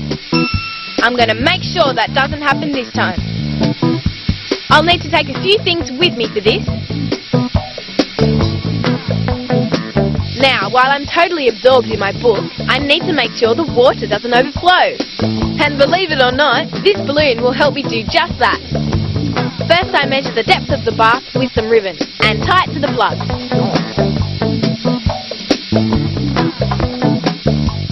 While the bath is filling up, all I have to do is sit back and keep reading. Sophie's clever trick works because the air inside the balloon is lighter than the water surrounding it. As the water increases, it creates a constant upward force on the balloon. And when that force becomes greater than the one keeping the plug in the plug hole, something gives. Now I'll just pop in the plug and relax in the bath. Great bath, now back to my great book.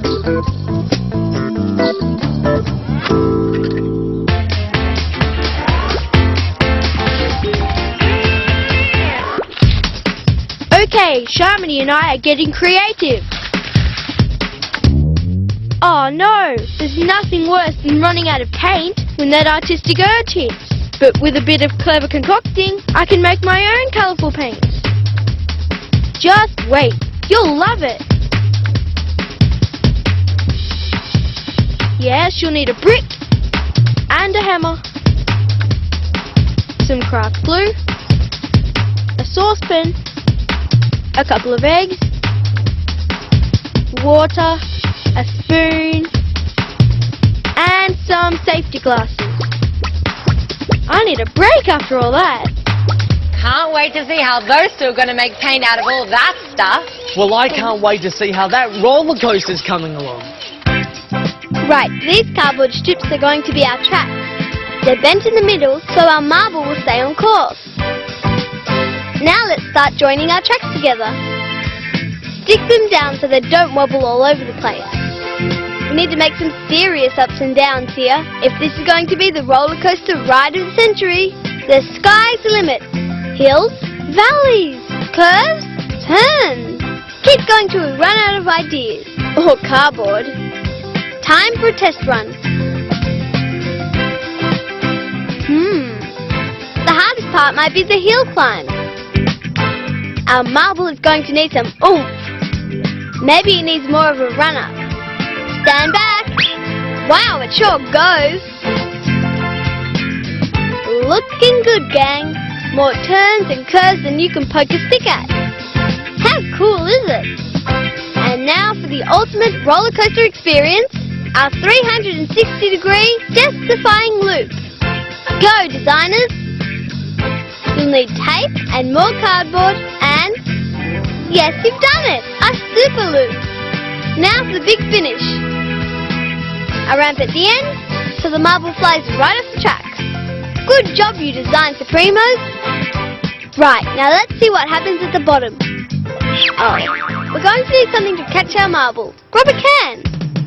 Now just put the can at the end. Not quite. Good try. Yes! Now a test drive for our very own backyard Big Dipper.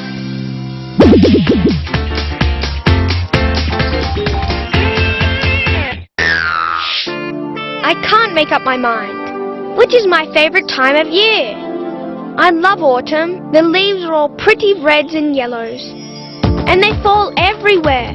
But I also love spring. The leaves are gorgeous and green. But I've never understood how the same leaf can be green in spring and red and yellow in autumn. I'm going to find out. I'll grind up this leaf and tip in a teaspoon of Mum's nail polish remover. That should get the colour out.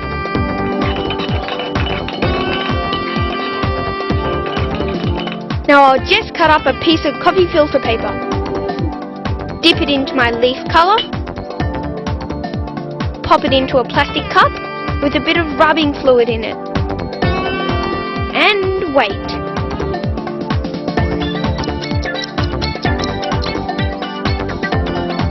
Oh look! The rubbing fluid has travelled up the filter paper and separated all the colours out. I was right. Red, yellow and brown were hiding in there. They were just covered up by the green. Pigments that give leaves their colour are always present in a leaf. But during spring and summer, a green pigment called chlorophyll covers up all the other colours. That's it. Now I've decided. Autumn is my favourite time of year. Because that's when the leaves put all their hidden colours on display. Nice going, tree. Hey, that's amazing. I always wondered how leaves manage to create all those incredible colours. Yep, and I'm still curious about how our budding artists are going to be putting colours into their very strange-looking paint. Shamini and I have run out of paint, and now we're all set to make our own. Right, first up, let's get destructive. Smash off some of the bricks and crush it all up.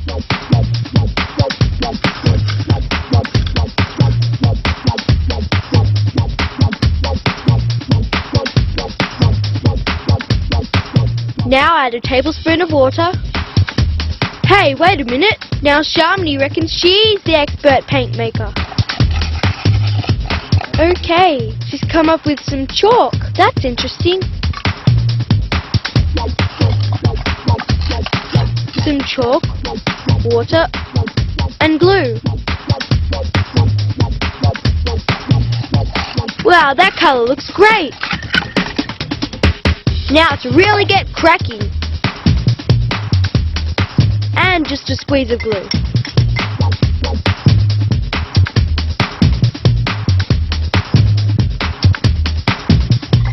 What Liam and Shamini have done is creatively scientific. To mix paint perfectly, you need a pigment, like the brown from the brick, and something for it to bond to, like the egg yolk. Together, these two substances form the perfect partnership when you mix them together. Get the picture? Now to turn our homemade paints into world-class art.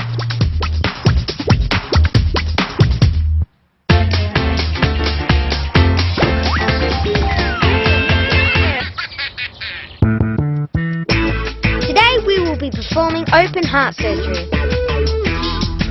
It's a new operation here to work out just how the heart beats. Nurse, I need my instruments. Scissors, check. Straw, check. Another one. Balloon, check. Food colouring, check. Cup, check. Skewer, check. Water, check. And most important of all, a sponge. Check. Let's get going then. Fill a large bowl with water nearly to the top. Thanks, nurse. Take the half-full cup of water and tip in some red food colouring. Looks like blood. Now a balloon. Small incision here. Then stretch it over the cup. Over to nurse for the important bit. It's our heart valve. Twist a rubber band tightly around the balloon. These flaps of balloon material will open and close as blood goes through the straw. Cut the straws to length. Pierce the surface of our heart in two places.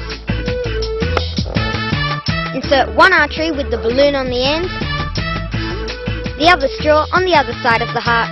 Okay, nurse, it's time to see how our heart pumps. Place the heart into a bowl of water. This will be our body. Good! When we press down, blood is pushed out through the valve. See? When we lift up, the balloon flaps close and the blood can't flow back into the cup.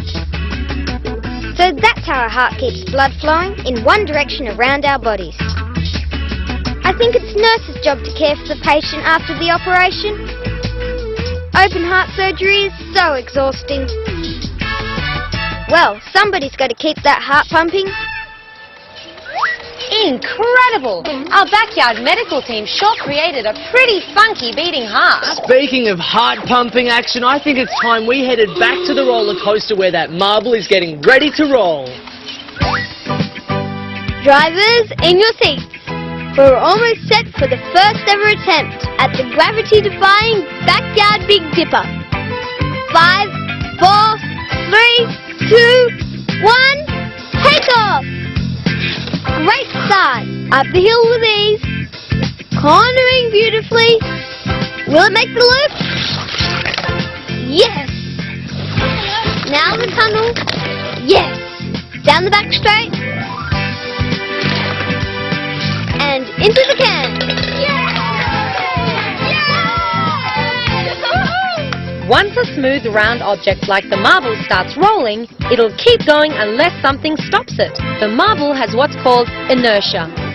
The only thing to slow the marble down are other forces, like friction, which slows the marble as it runs along the track, or the force of gravity, which slows the marble as it goes uphill.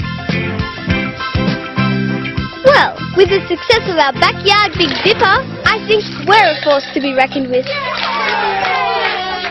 Oh, that's it! I'm off to make my own raging roller coaster. That marble was really going. Sure was. And it's time we were going too, because we've reached the end of another backyard science. Bye for now.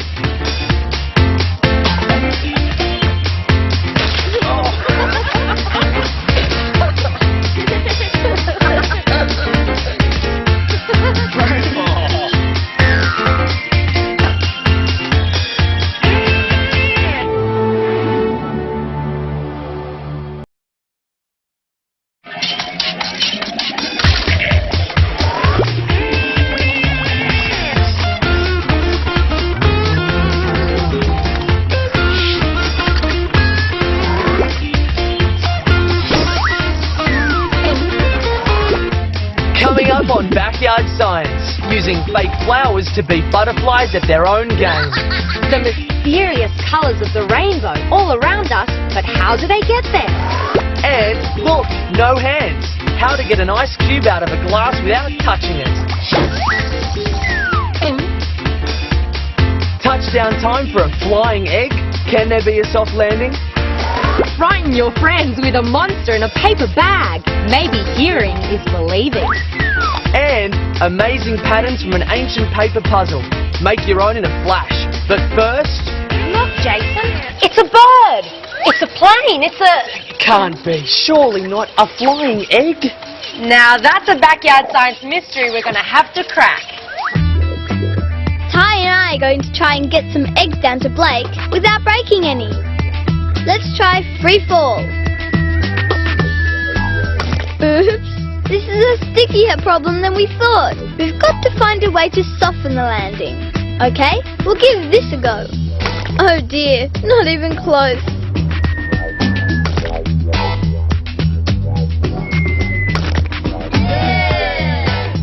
Maybe it's our end that's the problem.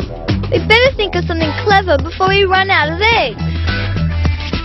One last try then. Here, catch this! Perhaps not.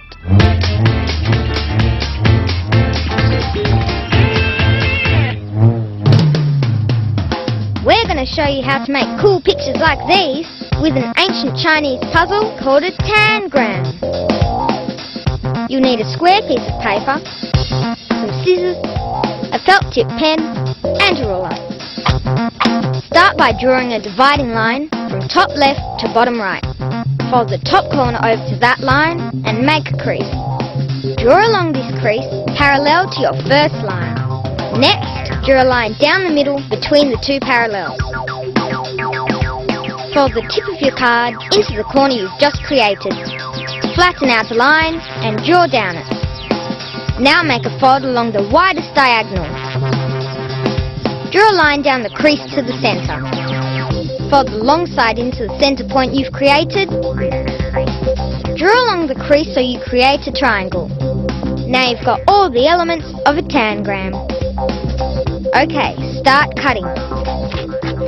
A tangram has 7 pieces, 5 different sized triangles, 1 square and 1 parallelogram. But with these 7 shapes, you can make thousands of other shapes, like a bird, or a boat, or even a rabbit. Pretty cool, huh? That's odd. A rabbit? I'm sure I left a bird here on the table. Now that's a puzzle.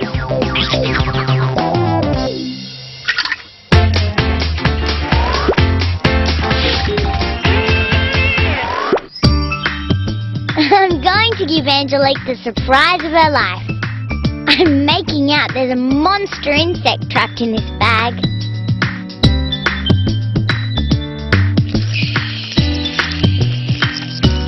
I'll only fool her if she has a listen.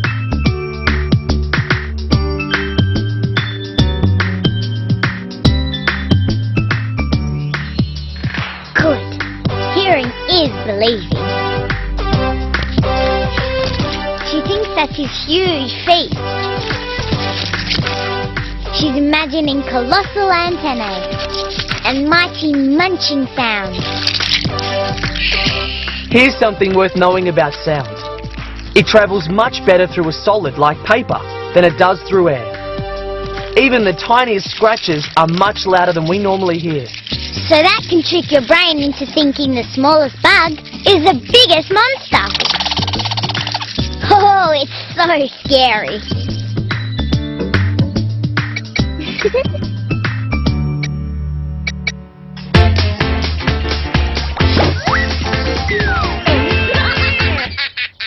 Just goes to show that things aren't always as scary as they seem to be.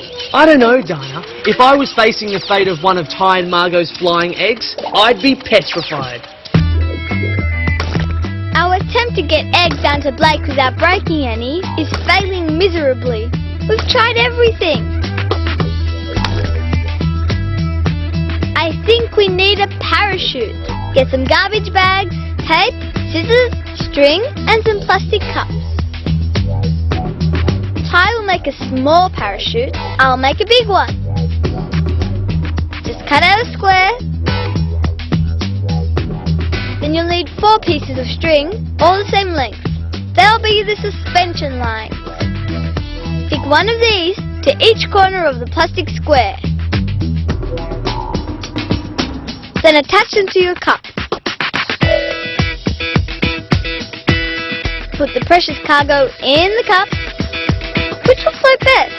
The big one or the small one? Right, we're ready to test. 1, 2, 3, bombs away! The small parachute's much faster than the larger one. Small one? Crash landed. Oh, so did the large one. Back to the drawing board. A parachute slows an object's fall. It fills up with air and creates a lot of wind resistance, or drag. You need enough drag to overcome most of gravity's pull and slow the descent. What can we do to make our parachute even slower? Maybe the suspension lines are the problem. Most skydivers jump from planes at about 4 kilometers above the ground. They fall freely for about a minute. Then they pull the ripcord to release their parachutes. That slows them from a speed of almost 200 to less than 20 kilometers an hour in about 3 seconds. Now that's some air brake.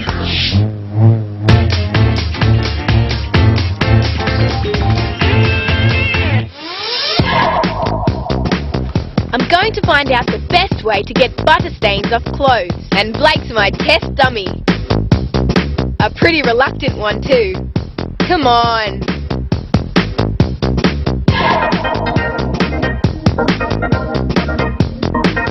Good, got the shirt. Now to test what gets these stains out.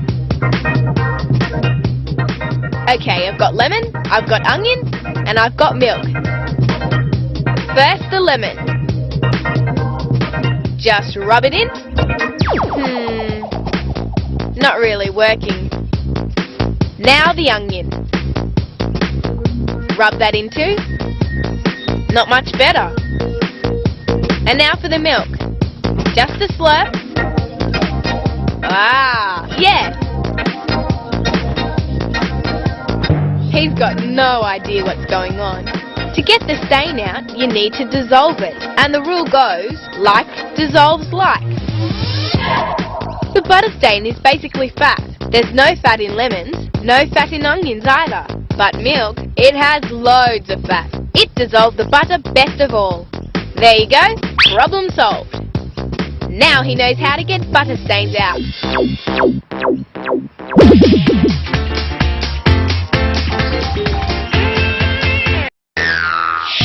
I've set Ben a challenge. He's got to fold a square of paper into a shape that'll make a bang when you flick it.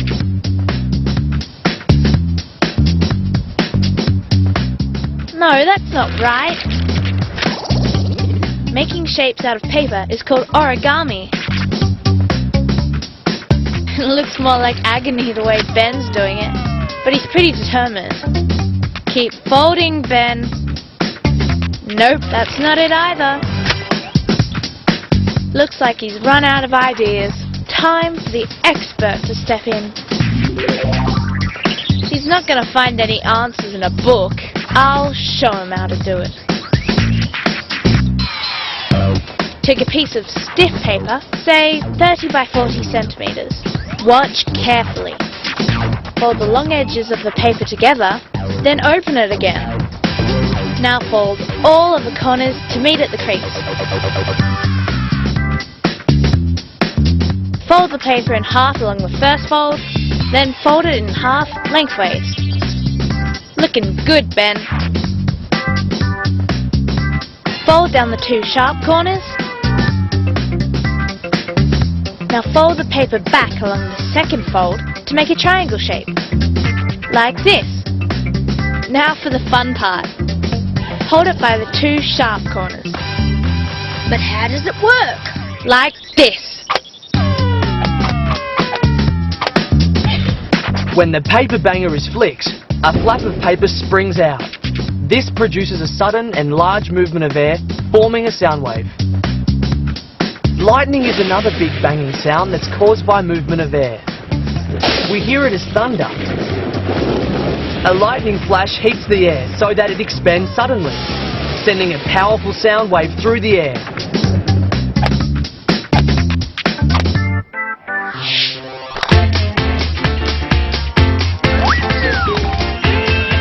Love that origami paper banger.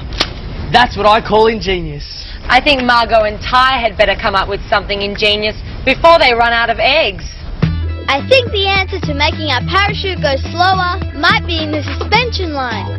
I'm going to make them twice as long. In goes our test pilot.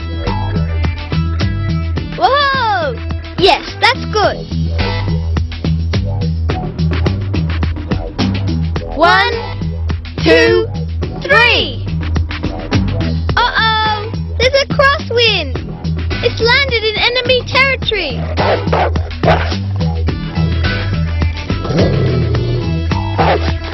Careful, Blake!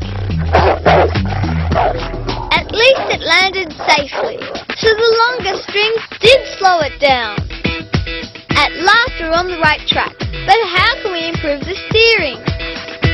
Now what do real parachutes do? I've got it! Vents!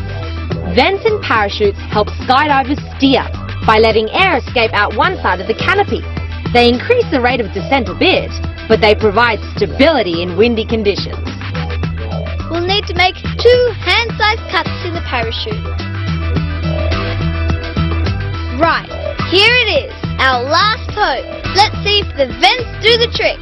1, 2, and 3. And off she goes!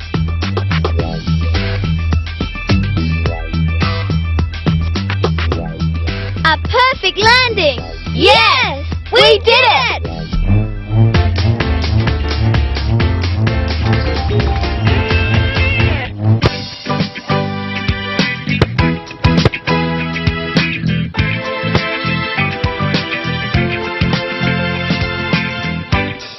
Wow, look at that butterfly! I've got to show this to Sodom. Hey, where did it go? There must be a way to make him come back. I know butterflies go searching for pollen and nectar to eat. They find it in flowers. I've got an idea about how to get him back.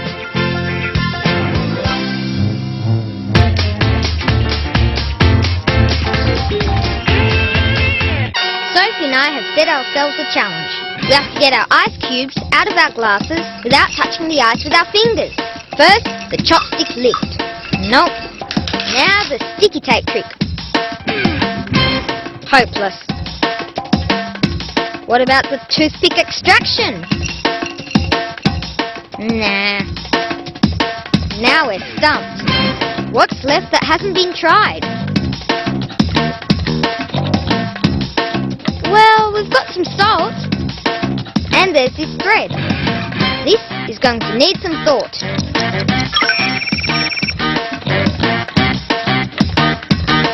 We're onto something here. Drape on the thread.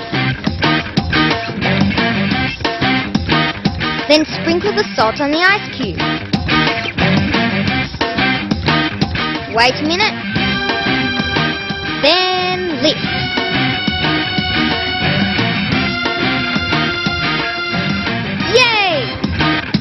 When salt is sprinkled on, it melts the ice for just a second. But within a minute or two, the cube refreezes, trapping the string firmly enough so it can hold the weight of the ice block. We've got rid of our ice cube, but now our water's too salty to drink.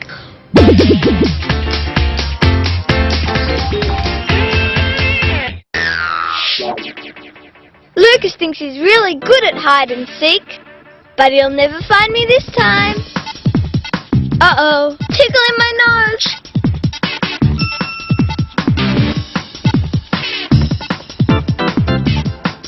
Here it comes again.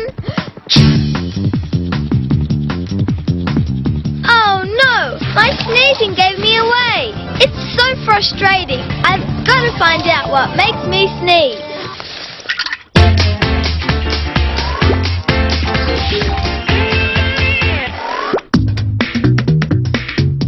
I love this music. It's so cool. A rainbow. How did that happen? Let's see how many colours there are. Red, orange, yellow, green, blue, indigo and violet. I don't get it. Sunlight's white. But all these different colours are on the paper. That means the colours come off the CD. Or are there different colours in light? Which is it? White light is made up of lots of colours that we see when it separates. Sometimes when it rains, white light is split up by water droplets to form a rainbow. The same thing happens with bubbles. As white light travels through the watery wall of the bubble, the colours separate. And these colours are visible because tiny ridges on the metal coating of the CD have made white light split up too. It's a whole world of colour. Those rainbow colours are so beautiful. Pity the bubbles just drift away and disappear. Well, maybe if they're a bit more like butterflies, there'd be a way to persuade them to come back. Butterflies and other insects are attracted to flowers. That's where they get their food. So maybe if we make our own flowers, we'll be able to attract that one back. Down to work. We'll do a white flower first.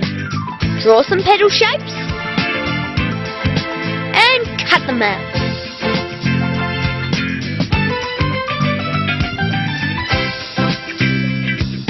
Let's make a red flower too. Good idea. The middle should look as much like pollen as possible. Finished! No butterfly in the world could resist these beautiful flowers.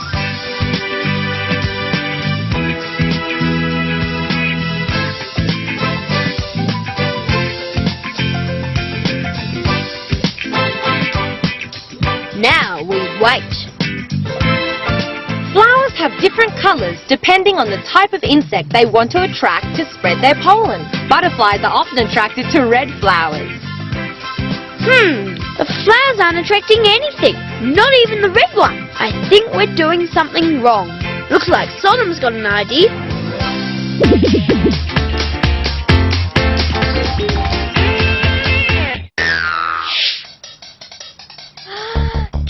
According to the book, allergies and sneezing occur when your body overreacts to things floating in the air. What things are floating in the air? I can't see anything, but maybe there's a way I can. I'll need card, hole punch, sticky petroleum jelly, and some string. First I'll punch holes in the card, some string to hold the cards up. Now, I'll spread the gooey jelly over the cards.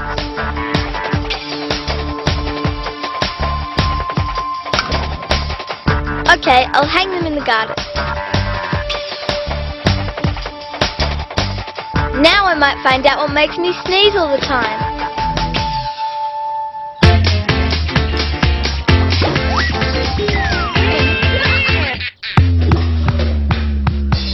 Look at those fantastic swirling patterns.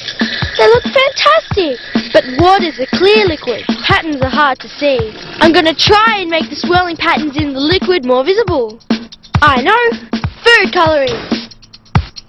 I'll fill up a bucket with water. Add a few drops of food colouring. Pour it all in and watch how it swirls away. Well, it looks sensational, but the water's still too thin to see all the swirling patterns. I wonder if there's a way I can keep the patterns still and see them really close up. I need to slow the swirling down. Yes, liquid soap.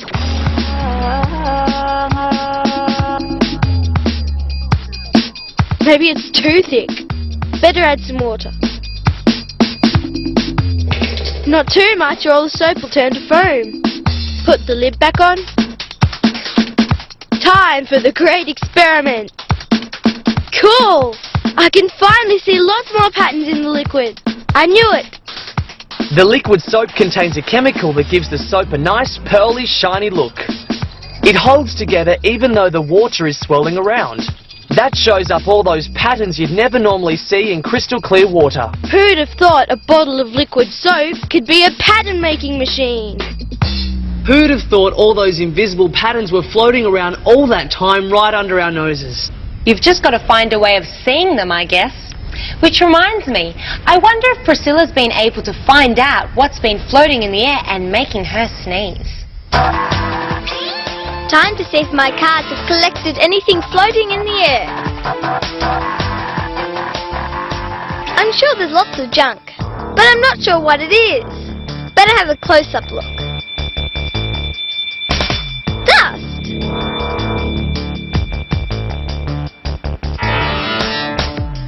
Pollen from plants. Pollen from some tree. Oh, yuck! I think that's dandruff! Oh. There must be hundreds of bits of pollen and junk in the air. No wonder I sneezed. But now I know of a foolproof way to beat that junk in the air. Oi! My face mask has beaten the allergens and Lucas.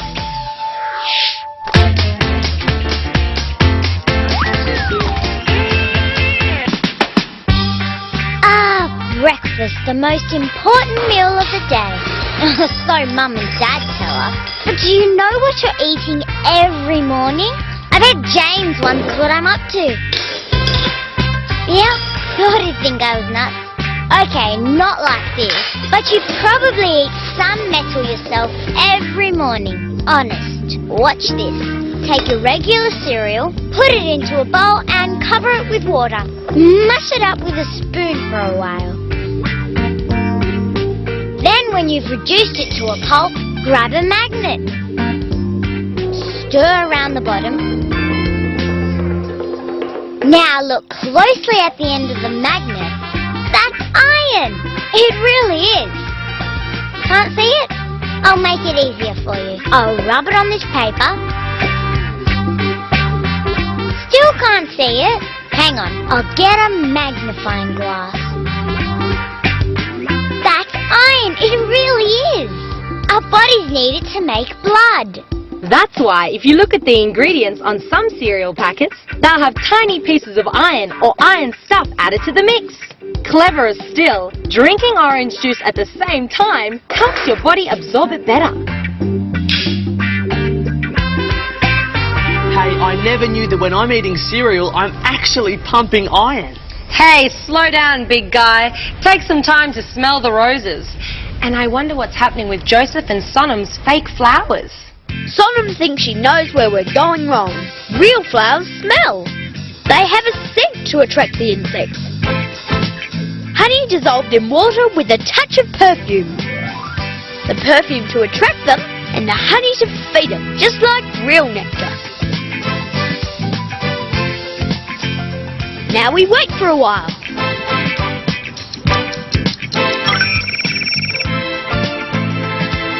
Look, a butterfly! And another one! It looks like she's eating our nectar. Our fake flowers have attracted the butterflies. Wow, what a great way to get a close-up look at beautiful butterflies. Too bad they didn't hang around. Well, when you've got a flit, you've got a flit. And we've reached the end of another Backyard Science, so we're going to flit too. See you next time.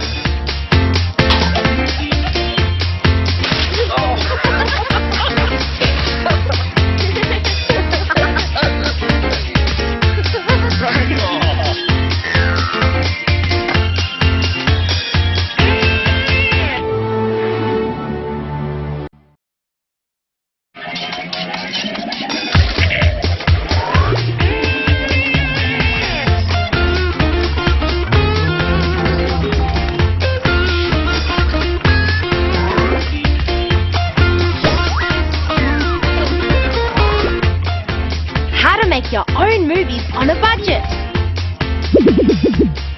A test for all you windbags. and the secrets of hidden creatures.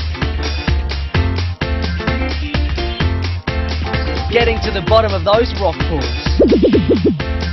How to be a balloon surfer. And aiming for the moon. But first, there are plenty of amazing animals to see underwater. That's if you can see them without getting soaked. Now, that calls for a little seaside ingenuity. There's nothing that Genevieve and I like doing better than a bit of exploring. Look at all the stuff going on in these rock pools. Each one is a self-contained underwater world. When the tide is high, it fills the pools up. When it goes out, whatever little critters were in there are stuck until it comes back again. It's just amazing what you can find by poking around in rock pools. Mollusks, starfish, crabs, and shells. It's fantastic to see what's on the surface, but there's probably a lot more going on in the deeper water. But how can we see in there? And how can we catch stuff? Surely there must be an easier way than getting our clothes wet. There's not exactly a lot of bits and pieces we can use to make things with here, but I do have a plan.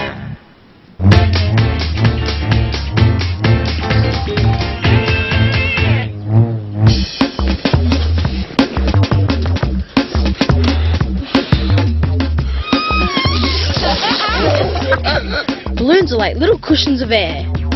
I wonder if they're strong enough to support my weight. Stand back, guys, I'm gonna walk on air. This is what I call comfy footwear. Very funny, but I'm not beaten yet. If I sit on it, my weight is spread more evenly.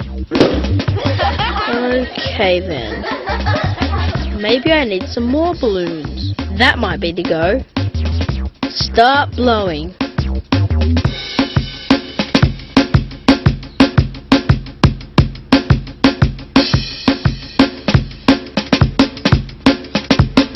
Bombs away!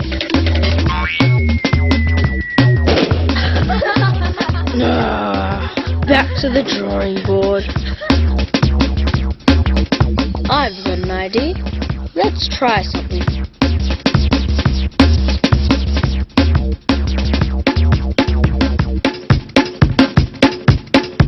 Hold steady, everyone. How cool is this gonna be? Hey, what do you know? I'm sailing on a sea of balloons. When Blake puts his foot on a balloon, it takes all his weight, which is too much. When he's on the table, his weight is being spread evenly over many balloons, so they don't pop. I wonder if we could all get on board. Come on!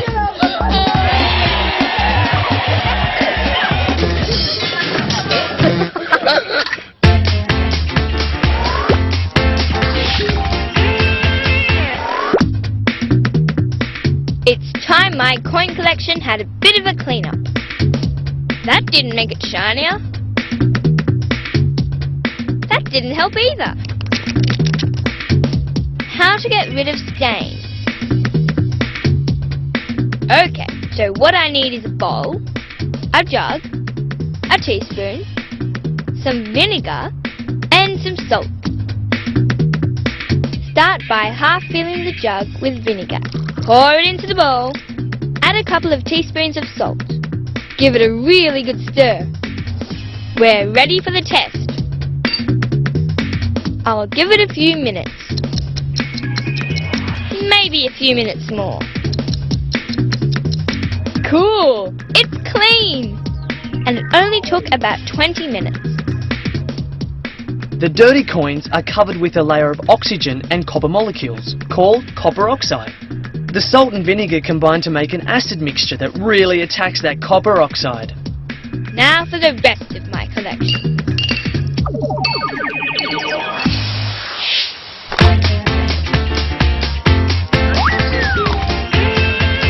Wow! I I reckon Margot will be able to see what's on those coins much better soon. I wonder if she and Genevieve will have the same success trying to see into their rock pool. Genevieve and I want to find out what lives deeper in these rock pools, but we don't want to get wet. So I've come up with this. These nets are easy to throw together. Just get hold of a loop of wire, pick up a spare pair of tights, bend a bit of wire into a loop, cut the legs off the tights, you won't need them, sew both leg holes up and attach the waist of the tights to the wire. Add a handle for a bit of extra reach and tape it up. Mightn't look that elegant, but this is our access to an underwater world. Let's see what's down there. This is trickier than I thought. Our net is great for catching things, but we can't really see what we're doing under the water. We need something else.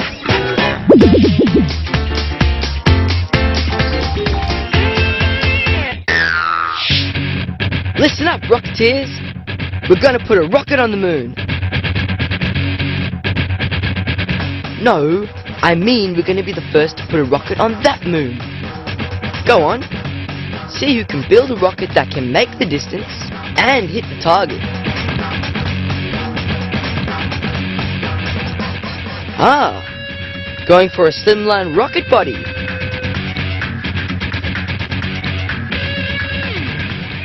Don't forget to decide where to put the fins. Ah, getting creative with the fins in the middle. Great. Seal the top with tape so you can blow it into orbit. Ah, using sticky tape for a bit of extra weight. Around the middle, I see.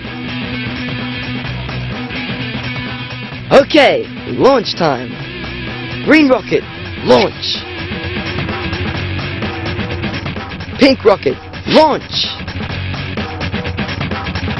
Red rocket, launch. Yay! We have a moon landing! Green, that sticky tape in the middle made it too heavy. Pink, fins in the middle obviously didn't work. And red, weight and fins in just the right spot. Well done! Now we've made history in our own backyard.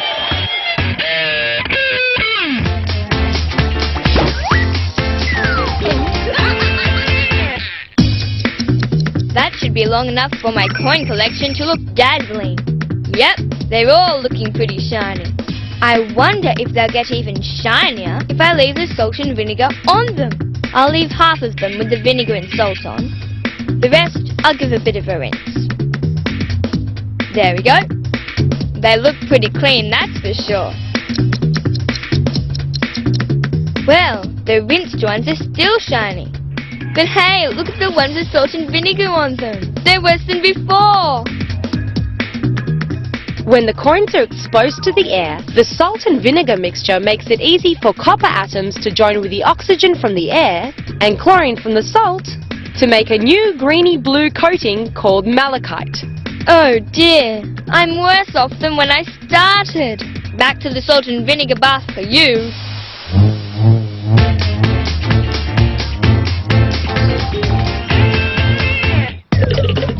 Hot dogs, my favorite.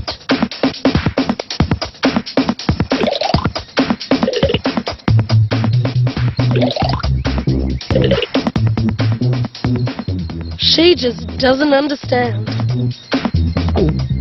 Maybe Priscilla needs to know how big a stomach is. Stay right there. We'll make a pretend stomach out of leftover plastic bags. Now if I can just remember this from school.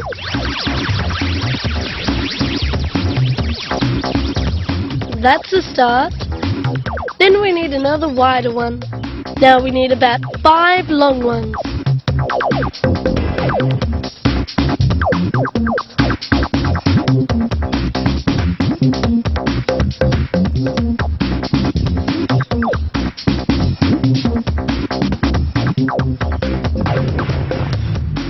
That's about how long a stomach is. Now for the journey of Harry the hot dog. When we eat, Harry travels from our mouths about 30 centimetres down the esophagus to our stomachs. The stomach is the first stage of digestion. Acidic juices start breaking down the food. From the stomach, Harry starts his long trek down the small intestine. The small intestine is actually pretty long, about 4 or 5 metres in a kid. It's where all the goodness is absorbed out of the food. Harry's nearly there, just the large intestine to go. The large intestine is about 1 metre long. It takes any water out. Anything left is just waste, and it gets kicked out, well, out the back door. Oh, yep, that's Dirty Harry all right. He's come a long way, and it happens every day in every one of us. Right, maybe room for one more.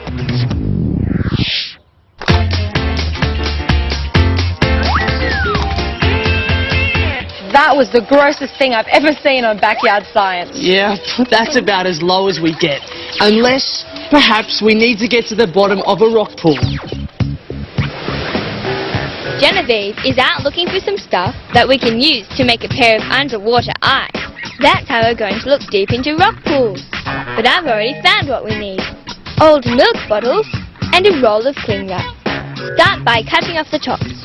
Keep the handle, that'll be useful. Then do the same with the bottom. Cling wrap over the bottom end, and all held in place with some red tape.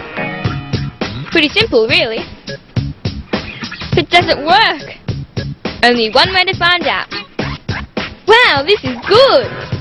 You can actually see through the cling wrap really clearly. Look what's down there! Okay, so I can see some things, but how do we catch them? Looks like we better combine it with the net. Then we have eyes and hands. Wow! There's some fascinating creatures down there. We'll have to put them back though, and they'll be there for anyone else to see. If they know how to look.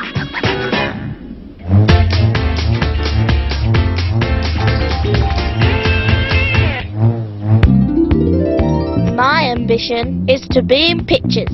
Moving pictures. But what should I be exactly? A famous actress. A brilliant director.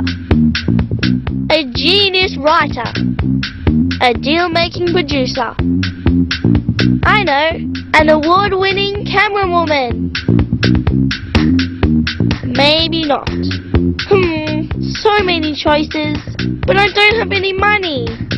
Hey, what about a cartoonist?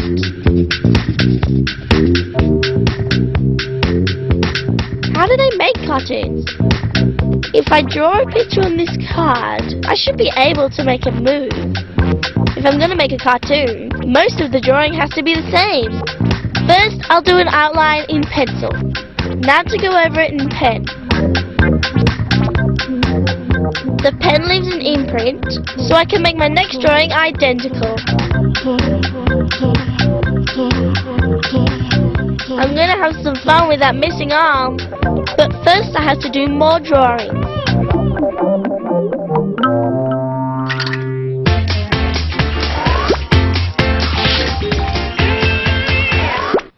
I'm about to create a masterpiece.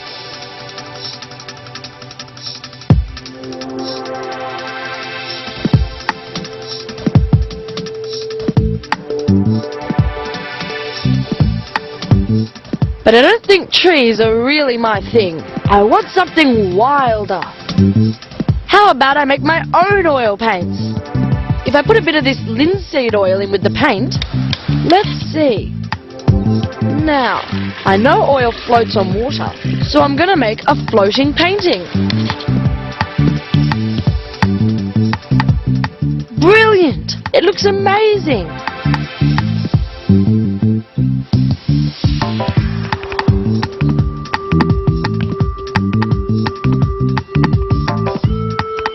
Now I wonder, can I save my paintings? What'll happen if I put paper on top? Perfect! I've caught the image.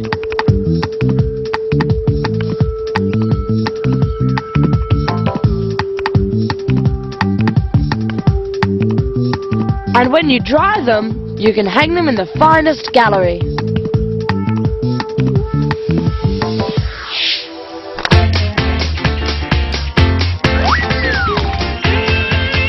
Joseph always wants to show me how strong he is. But I think this time I can show him he's just full of hot air. Hang on, I've got a better test than arm wrestling. This won't be as simple as it looks. I bet you can't blow the paper into the bottle.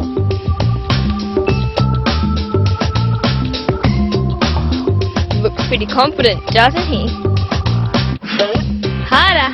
Go on, blow! Come on, muscle! Pretty pathetic, strong man. The air you blow flies past the paper and hits the bottom of the bottle. This increases the air pressure inside the bottle. When the compressed air rushes out, it pushes the paper out with it. Which goes to prove that you really are full of hot air.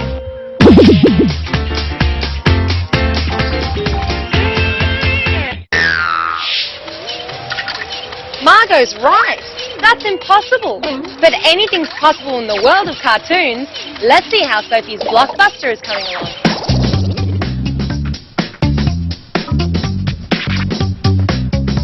Finished! 12 cards, all with the stick man on.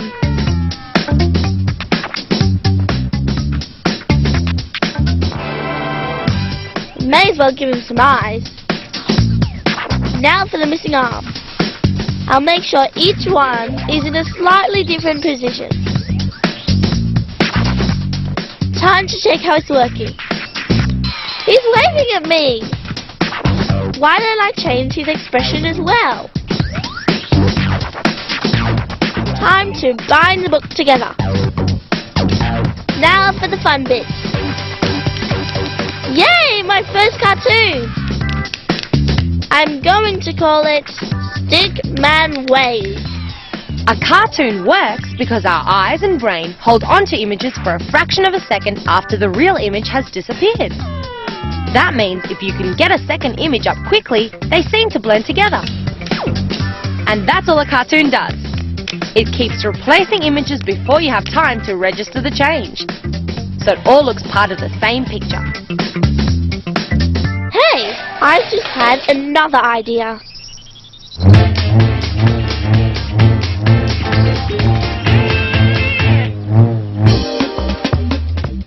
This is the best part of making a cake, putting the decorations on it. This sieve is great. The icing sugar is coming out really fine. But I bet that water can't get through the sieve. Come outside and I'll show you. Watch this. Not bad, huh?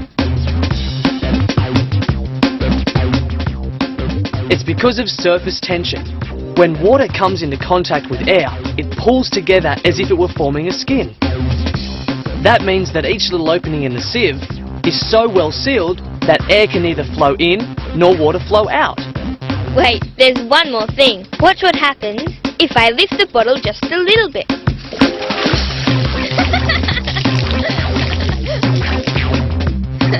Come on, cheer up. The cake's pretty good.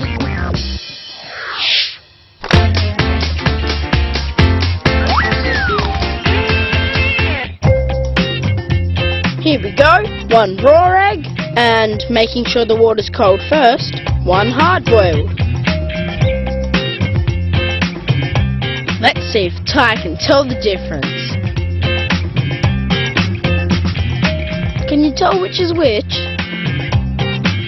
Oh, I think I've forgotten myself. No, don't smash it. I know a better way. Just give it a spin. Did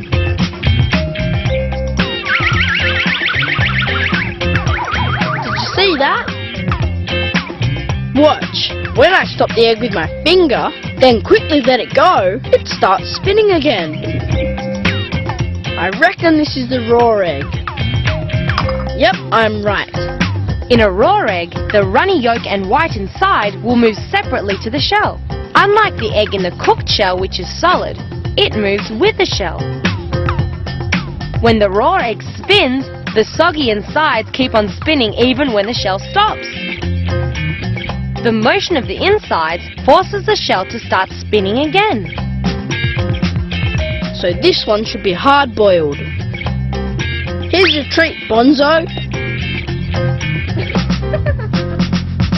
Now I just need to teach Bonzo to peel his egg.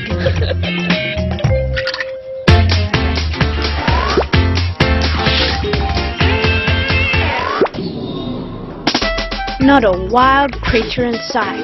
They're hiding from things that want to eat them. Time to go and look for some. Come on.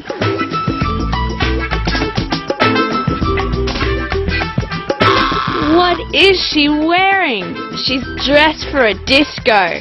We'll never see any animals now. They'll spot you a mile off. You could have worn something to blend in with your surroundings.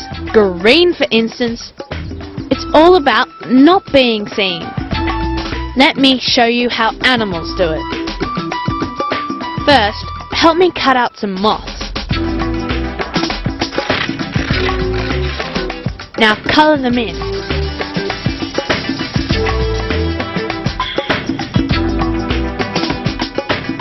What? I don't think that's a great moth colour.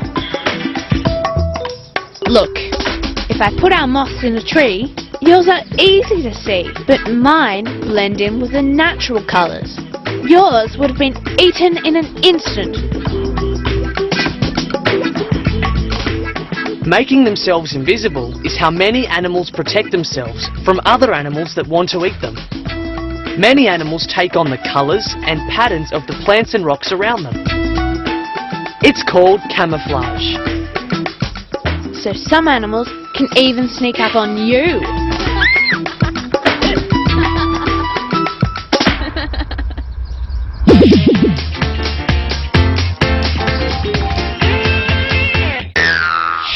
Now this is really clever camouflage. I'll bet you can hardly see me. And I can't wait for the finale of Sophie's movie. Do you want to try something really complicated? It's called, wait for it, a Sophie trope. We're going to use it to make a moving picture with. Don't worry, this will work. We're going to make drawings and rotate them on the tub. First I measure out a piece of paper, the exact diameter of the tub. It's like a bendy ruler, so I can mark up the tub.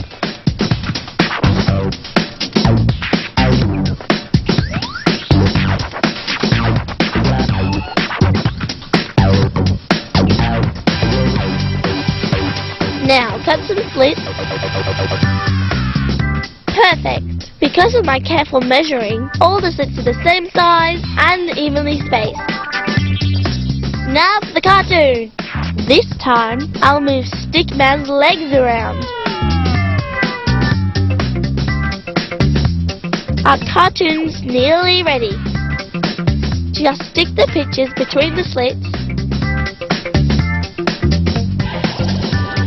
Now all we need is a thumbtack.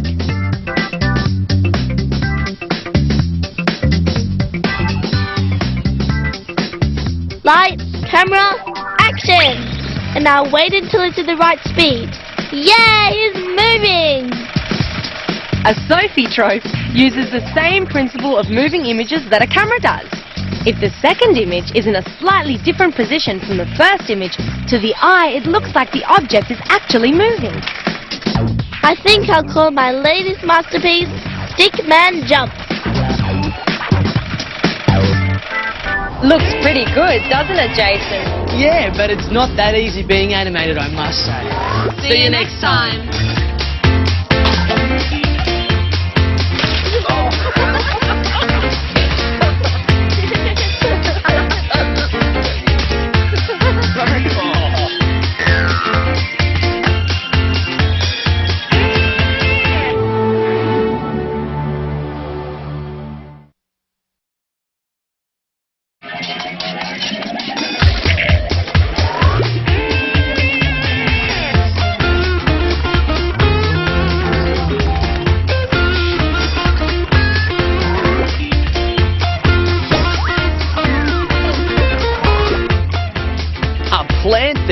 spoiled by the power of the pen. It's a backyard launch at a birthday party. And some bird brain schemes at Angelique's place. Danger ahead. Anyone know how to build a bridge? Our guys could use a little help. Richard makes a noise you've never heard before. And cool. Magic slime. It runs through your fingers, but you won't believe what happens next. Slime. Welcome to Backyard Science. The show that is not afraid to get its hands dirty as we dig deep for fun. We'll get back to that slime soon. But first, Blake and Sophie are about to discover a big problem in a little ditch. Do you think they'll get over it? Race bands, here we go. Who will be the Backyard World Champion? I'm catching you. No way. Too easy. Uh-oh, I think I spoke too soon.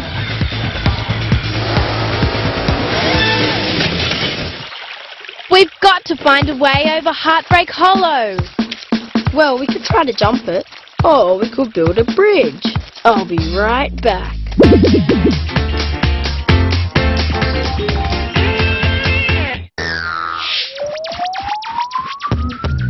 Why is she taking so long? I'm starving. Oh, now she's lost the salt shaker. Why don't chips come already salted? If they did, I'd be eating them by now. Ah, I could invent the ready salted potato.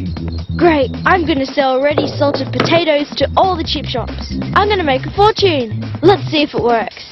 Right, peel the potatoes, chop them up. A couple of bowls of water. In go the chips. A bowl for Sophie, and one for my salty experiment. Time for a chat while they soak.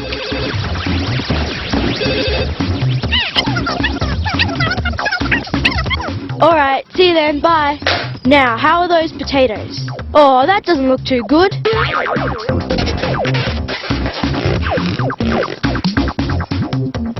I wonder how Sophie's unsalted ones went. They're fine. Ben's ready salted chips turned out to be an experiment in osmosis. That's where water moves naturally from where there's a low salt level to where it's high salt. In the bowl he didn't salt, the potatoes stayed as they were. But in the bowl that was salted, the water within the potatoes was drawn out into the salty surrounds by osmosis, leaving behind rubbery potatoes. Oh, so I won't make my fortune then. But at least I've got my chips. And I think I'll stick to the traditional way of salting them.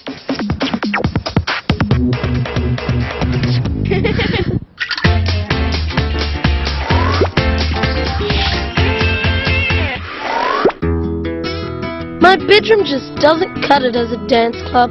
What it needs is a bit of fancy lighting. A mirror ball will transform this place. To make one, first you need your reflective surface. A bit of wrapping paper will do. Stick that to some cardboard. Next, draw the shape. It needs to reflect light in as many directions as possible. So, by using a 5-sided shape, a pentagon, draw one in the middle and then 5 more. One on each outside edge. Then do the same again, but make sure one side joins the first shape. Then we need to put tabs on to hold it all together when we fold it. Each edge will need a tab. Draw these with dotted lines. Then cut along those lines and you have your shape. Now score along the folded lines and fold over the tabs. Then fold it into a ball shape and stick it together.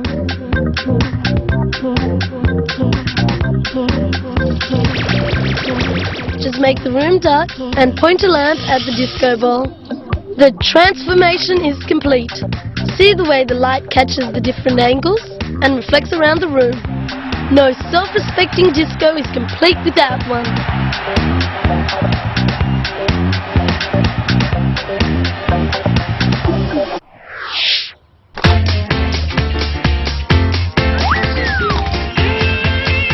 Do you know how to roar? with your mouth shut. Use a bull roarer, of course. It's quick and easy to make one of your own. First, make a hole at one end of a thin piece of wood. A ruler is perfect. Next, carefully tie on a strong piece of string, about 70 centimeters long. Now, make sure everyone stands well back, and you're ready to roar. Hear that? I'm making the wood vibrate, and that makes air vibrate, which forms sound waves. And check this out. When I spin it slower, the vibrations are slower, and they make a low sound. But when I speed up, the vibrations become faster, and it makes a higher sound. So, a bull roarer works because the sound waves in the air, and it looks pretty cool too. Hold on, that's not meant to happen.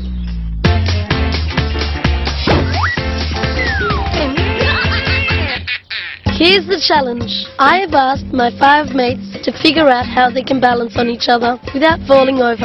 It needs timing and coordination, and no weak links. You better come back later. This might take a while. Looks like they've got a fair bit of work to do before they figure out how to support each other, Dana. Sure do, Jason. I wonder how Blake and Sophie are doing at building a bridge to support their cars.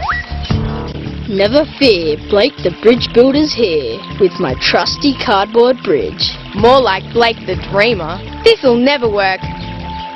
Stand aside, here I go. Let's see that again, shall we, race fans? Good try, Blake, but back to the drawing board for us. We need a stronger bridge. Okay, so what went wrong? When the car went over the bridge, it sagged in the middle. There must be ways to make the bridge stronger.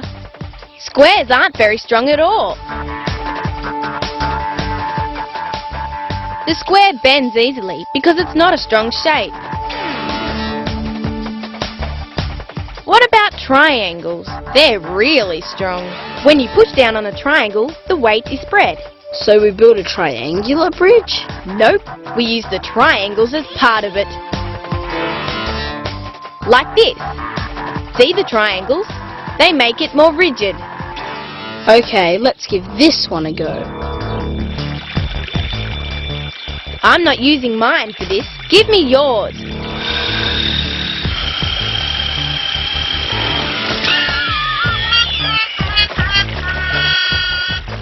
It was definitely stronger than flat paper, but still not strong enough to hold the car.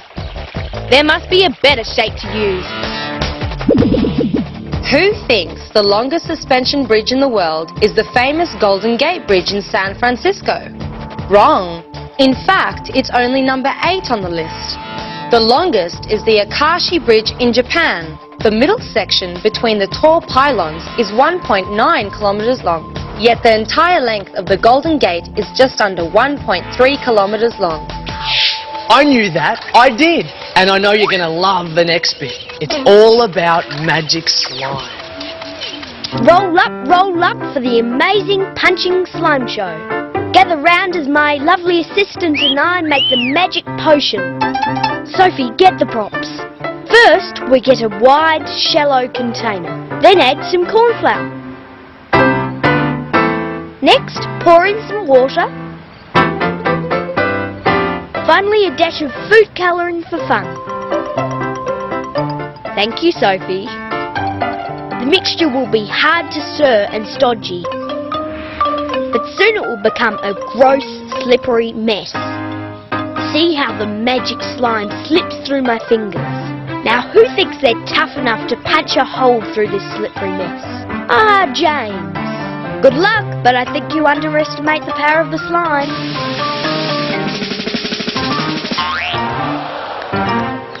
Oh dear, not as strong as you thought, eh, James? The magic to this is in the corn flour. It has millions of tiny particles that hang in the water. Normally they flow like liquid, but when a force hits the slime, they lock together and make it almost solid. As soon as the force goes away, the slime turns gooey again.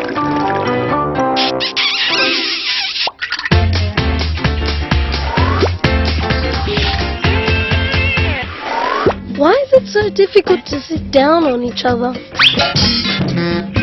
Everyone needs to get into a tight circle. Stand right up behind the person in front, with your left shoulders in the middle. It's all to do with balance points or centre of mass, which is usually somewhere around your belly buttons. So it's easy to balance when you're standing up. But in this group, unless everyone's balance is supported and everyone helps out, it's just not going to work. Well, here goes again. 1, 2, 3. We've done it! Everyone's supporting each other. But hold on, can anyone figure out how we get up again? We'll leave that one for you to figure out for yourself. Now let's see how our bridge builders are getting on. Okay, we know that some shapes are stronger than others. Bridges are often built using triangles for their strength, but our paper triangles weren't quite strong enough to carry our cars. So what other shapes could there be? Got it. Oh, sure you do, Blake. No, really, the cylinder. Look. If you press down on the side, it squashes easily. But if you press on the top, it stays strong. Because the weight is shared by the whole structure. I'll be right back.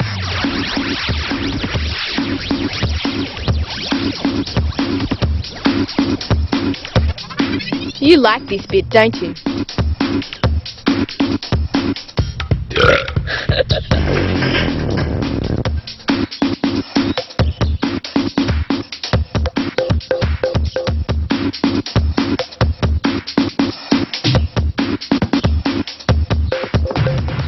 Here we go again.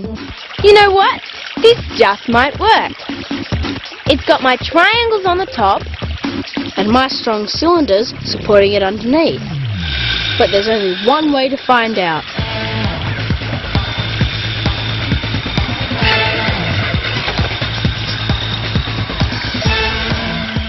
We've done it! We've conquered Heartbreak Hollow, using weak material, but shapes that make it strong.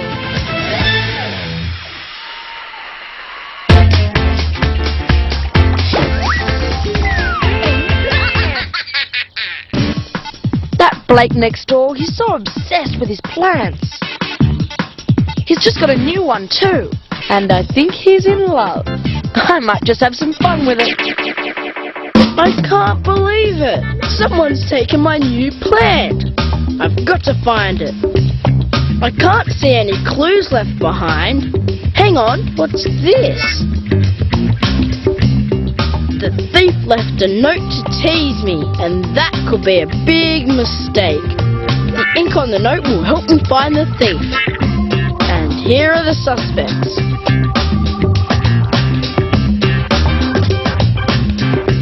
You've all got your own pens with you? Draw a thick line on the bottom of the paper. I'm going to compare their ink to the ink on the note. I will have my culprit in no time.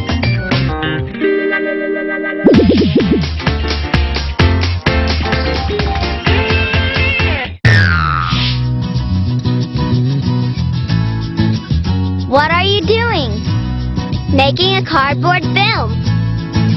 You can't make films out of cardboard. Just watch me. I can. This'll be my screen. So what's the film about then? It's about a really good friend of mine. And he gets lost in the snow. Sounds good. See, there's the snow, and there's my friend the penguin. But they're on different sides of the cardboard. Just wait. I can trick your eyes into seeing them together. If I wind up the rubber bands, it'll really spin. Whoa! You try it. I think we might have a career in the movies. Let's make some more.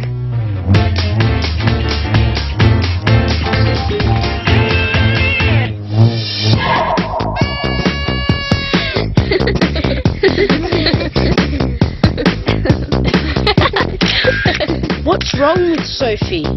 She has a party and doesn't invite me. I'll show them what they're missing out on with my favourite party trick. That plastic film canister should be a good start. Now I need an antacid tablet and some water. Just take the lid off the canister, put the antacid tablet in the container and add a little water. Now very quickly, put the cap on tightly, give it a shake, and as quickly as you can, place the canister cap side down and stand back. Now wait for the real birthday surprise.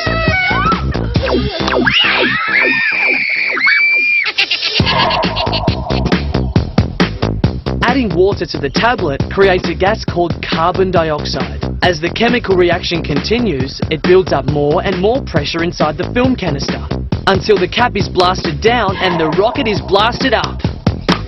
Uh-oh, maybe not everyone thinks it's a great party trick. Hey Dana, here's a challenge. Can you link together 2 paper clips without touching them? That's easy, Jason. Give it here. It's not as easy as it looks, is it? But John reckons he's got the answer. Here you go, John.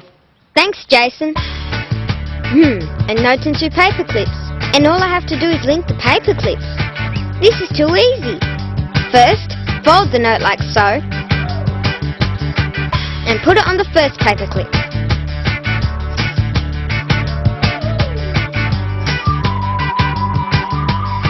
Then fold it again and put the other paper clip on like this.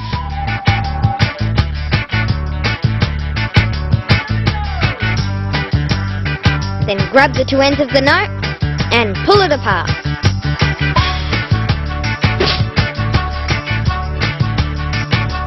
Hey presto, they are joined together, and I didn't even use my hands.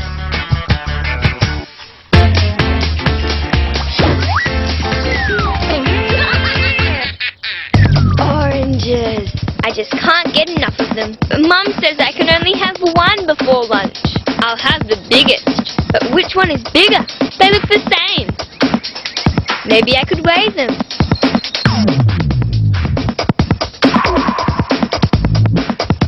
No. I know I need a more sensitive set of scales. This coat hanger will work. 2 identical containers. Some string. Scissors. I need to make holes in the sides of the containers. Then cut the 2 pieces of string the same length. Thread 1 piece through the holes and tie the ends together. That's perfect. Now make another exactly the same. Attach the containers to the coat hanger, 1 at each end.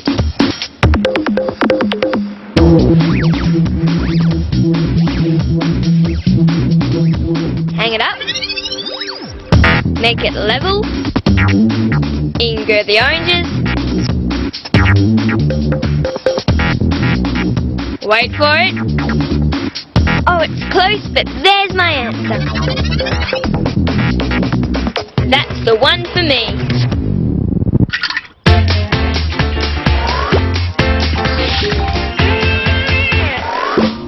Now I have an ink sample from everybody's pens.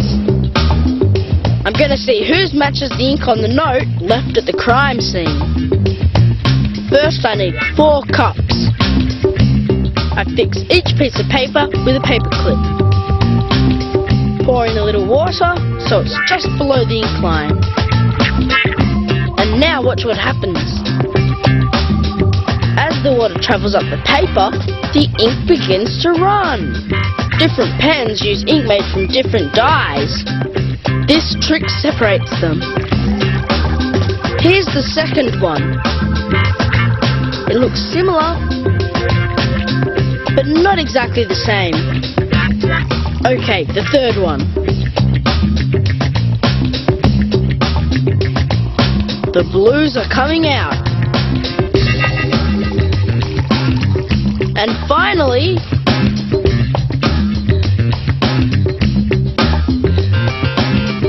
this one's red and blue. They all look different. I think I'll soon have my proof.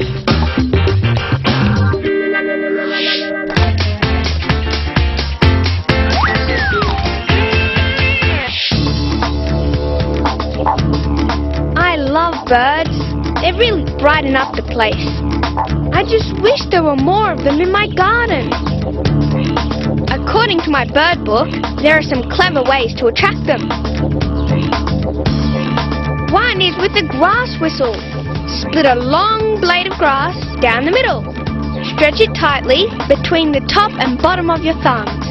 Blow through the gap. You should make a loud shriek.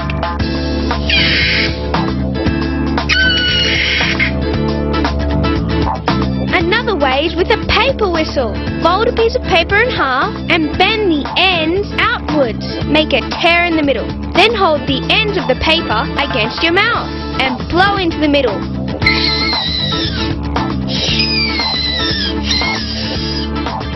And if this all fails to attract birds, high-pitched squeaking calls will often work.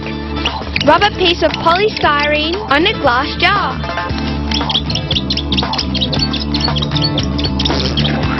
Oh, I think that might have been too successful. That's not something I'll be trying at home. No, best stay away from that one. Here's a trick that won't put you in any danger. How do you balance a spoon and a fork on a matchstick? Like this. First, wedge the spoon between the points of the fork. Then thread the matchstick through the fork. And balance it all in a glass.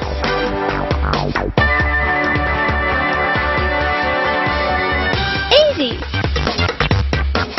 Maybe.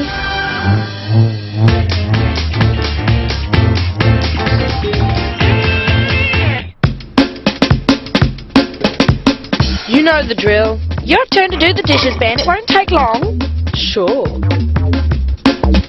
But I know something I can do with detergent that's much more fun than this. Put 2 coins on the bench top, like so. Take a bottle and dropper with detergent and water in it. Then one with plain water.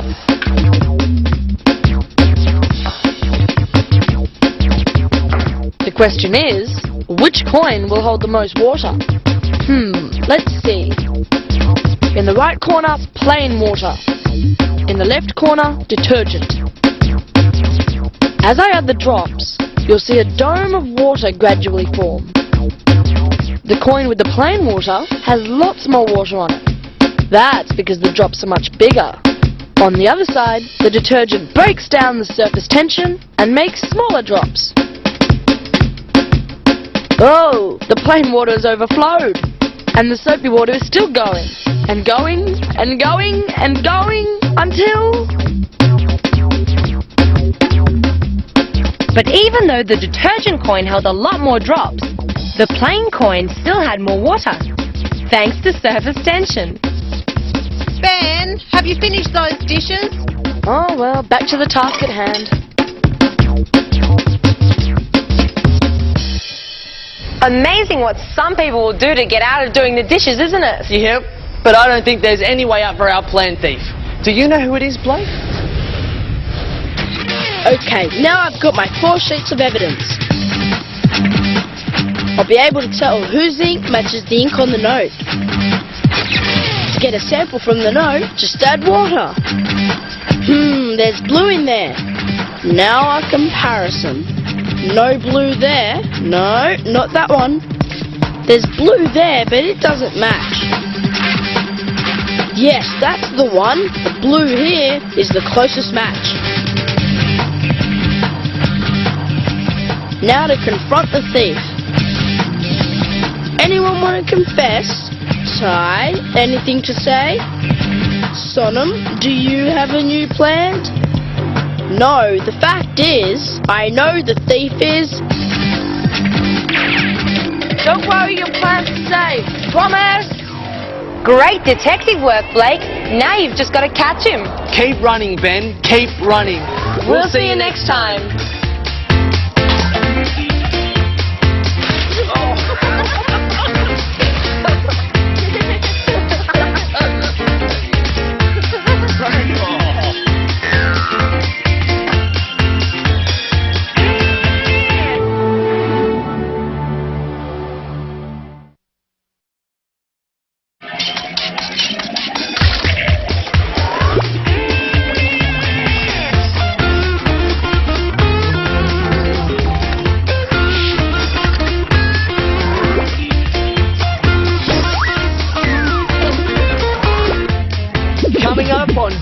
backyard science. A race on the ice rink. The pressure's on. Find out what gives jelly its flavour. Is it taste or something else? And how to rock and roll with a ruler and a rubber band.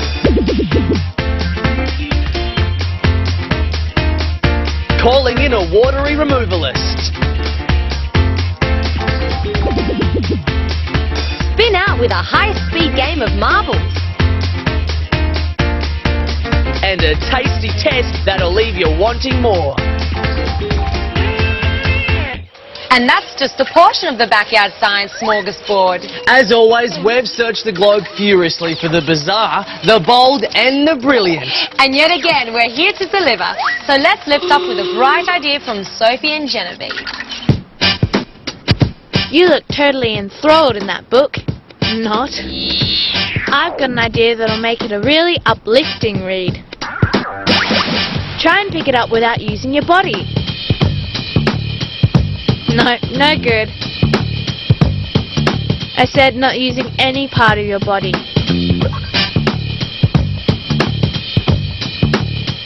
Sorry, that's cheating. Leave it to me.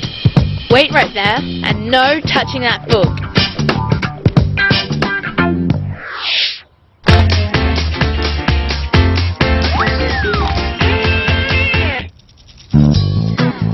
I'm starving. Hope Mum left us something to eat.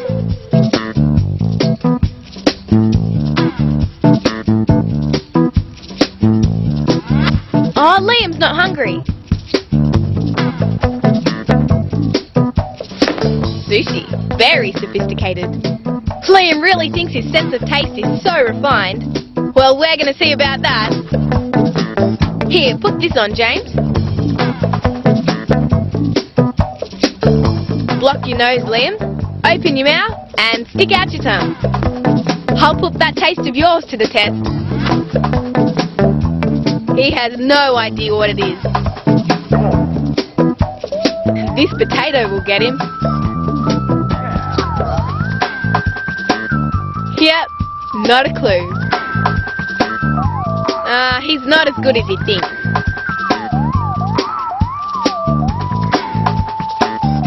Even the most refined taste is nothing without a sense of smell. Our tongues are covered with thousands of tiny taste buds, but they only detect the 4 basic tastes: sweet, sour, salty and bitter. More complicated flavours are enjoyed with the help of smell, so holding your nose makes it hard to tell what food really tastes like. Bet he's ready for that sushi now. Too late, sorry. Hey Jason, block your nose, close your eyes and stick out your tongue. I want to try this out on you. Alright, I'm starving. Right. What do you think this is? Any ideas? Chocolate? I thought you were going to give me something disgusting. Would I do that to you? Moving right along. Let's go to a heavyweight story now from John. Okay, here's a thought. I know there's air in here, but does air have any weight? I've got an idea that might give me the answer. These old-fashioned weighing scales will do the job.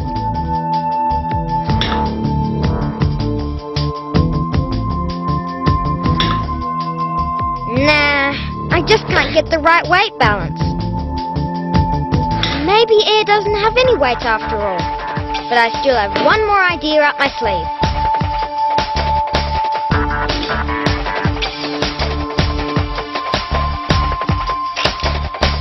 My plan is to find the centre of the ruler and hang it from this hook.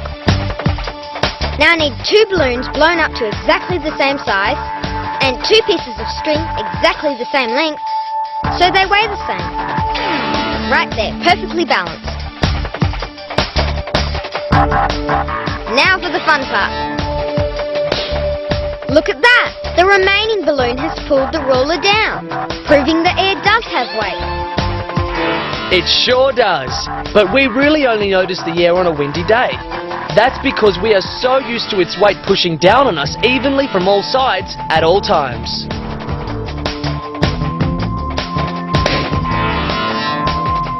So next time I call someone an airhead, I'm paying them a compliment.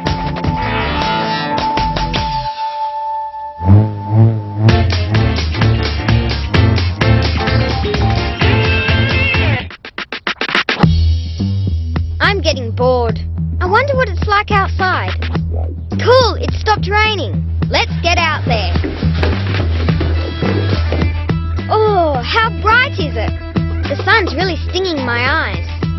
This can't be good for our eyes, which makes me wonder how they cope when the light is always changing. Here, let me try something. Cover your eyes and wait till I count to 5. 1, 2, 3, 4, 5. Hey, that's cool. The black bit in the middle is getting smaller now that you've opened your eyes. The black bit is called the pupil, and it controls how much light enters the eye. When it's dark, our pupils get bigger, so they can take in as much light as possible. And when it's light, they respond by getting smaller. This is called the pupillary response, and it's designed to stop too much light from entering the eye and damaging it. Okay, my turn now. 1, 2, 3, 4, 5, 6. Very funny. Being blinded by the light of science is a wonderful thing, Jason. So too is the next instalment of Genevieve and Sophie's book-raising saga. I've spun Sophie out. I've challenged her to pick up her book without using any part of her body, and the answer's got nothing to do with magic tricks. Right, cut a plastic drink bottle in half.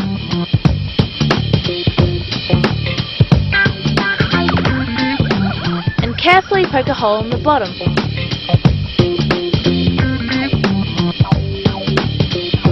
Now take some plastic tubing, attaching a funnel to one end and a balloon to the other. Now tie the balloon tightly with a rubber band. Trust me, this is the mind-blowing part of it all. Now push the balloon through the hole in the base. Now you hold this. I've got to collect the most important ingredient.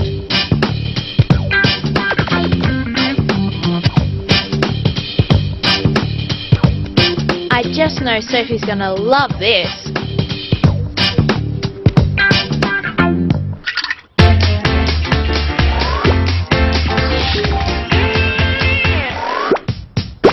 Ever heard the expression as weak as water? Well, they got it wrong. And to prove it, I'm going to unleash the power of water on these pencils. Start with a tin and fill it right to the top with water. Seal the lid firmly. Stick a metal bottle cap in the center of the lid so the pencil has something to rest on. Next, stick on the pencil. Take 5 more pencils and tape them together. Now put the tin on the pencil platform. Next you'll need loads of tape to strap the top pencil and the platform together on both sides. Now for the cool part.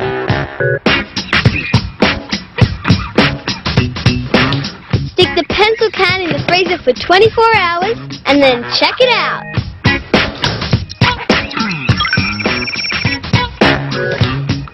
Wow! The water's broken the pencil in half. Now that takes serious muscle. Unlike most things in nature, water doesn't shrink when it gets cold. It expands. Water is made of molecules that stick close together when in liquid form. But when it is frozen, the molecules move further away from each other, taking up more space. This rearrangement is strong enough to push the lid open, snapping the pencil in two. I told you water was anything but weak.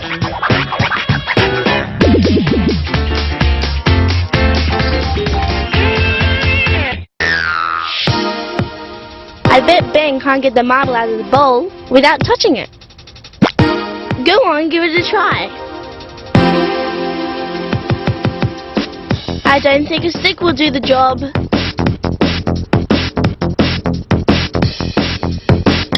He'd be hopeless in the kitchen with those tongue skills. No, the vacuum's not powerful enough. Looks like you can't rise to the challenge. Move over, I'll show you. Start by slowly spinning the bowl and build up speed. Give it a go, Ben.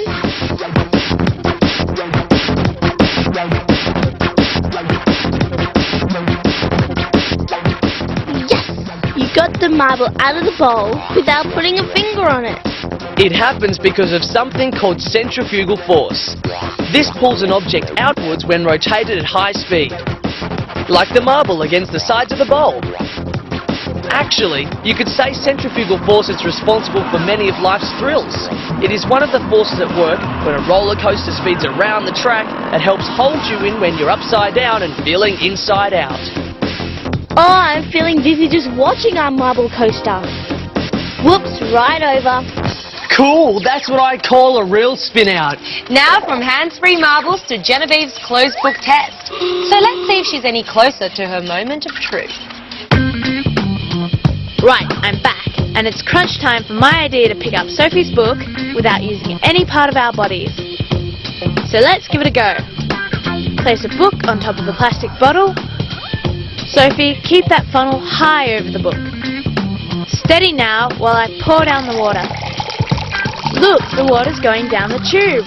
Hope my idea's not.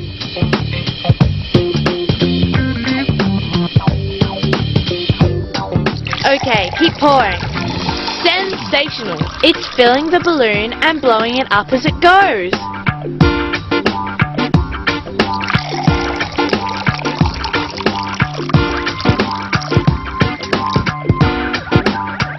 Yes, we did it! Raising a heavy weight like the book with water is called hydraulics. This powerful force uses the pressure of fluids to lift or push objects. In this case, it's created enough pressure to blow the balloon and send the book upwards. See, I told you it'd be an uplifting read.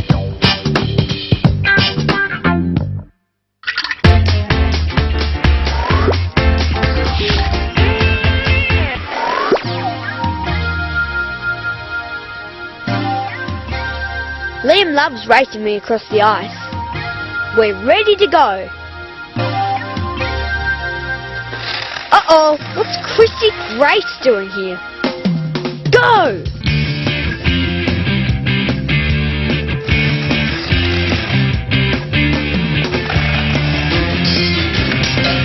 Oh, she beat us again.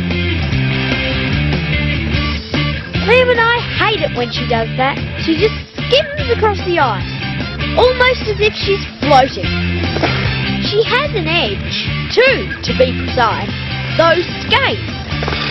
I think it's time I let Liam into the secret of how Christy Grace does it.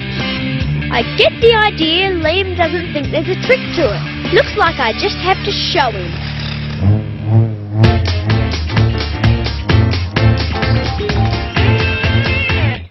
Blake hardly ever stops to look at what he's eating. He doesn't realise that looking is an important part of tasting. And I'm going to prove it. I've got 3 flavours of jelly. Lemon, lime and orange. Now I'm going to use this food colouring to turn things topsy-turvy. The red dye turns the orange jelly deep red. A little blue will turn the yellow into this murky shade of green. And with this blue and red, the green jelly is a sludgy bluey purple colour. Let's leave these jellies to set. When they're done, we'll see just how much we taste with our tongues and how much we taste with our eyes.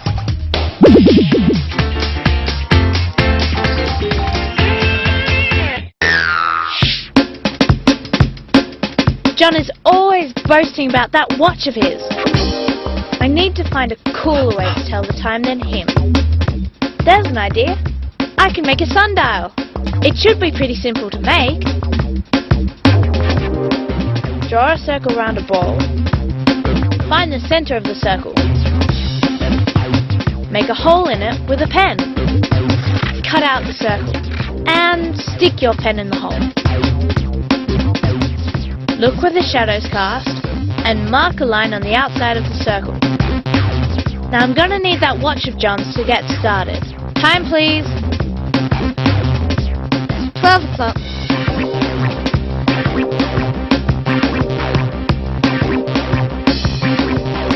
Okay, what's the time now? 2 o'clock.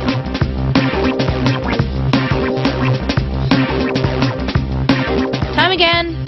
3 o'clock. 4 o'clock. 5 o'clock. 6 p.m. Right, that's half done. I'll have to wait until morning to finish it.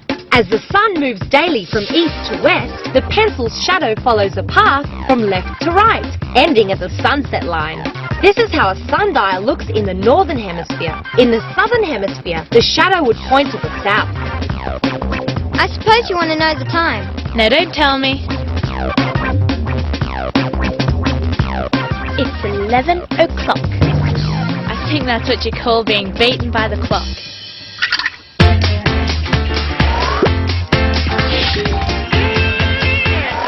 There are all sorts of ways I can make music around my home and garden. Here's my favourite. This is a way to drive your neighbours mad. So try making music with one of these. Get a wine glass and half fill it with water. Make sure your hands are clean. Trust me, it's important. Then dip your finger in the water and rub it around the rim of the glass. It might not happen at first, but keep trying different speeds. Cool, hey? As the glass is rubbed, friction between the finger and the glass creates vibrations. You can see them in the water. They make the glass resonate at what's called its natural frequency.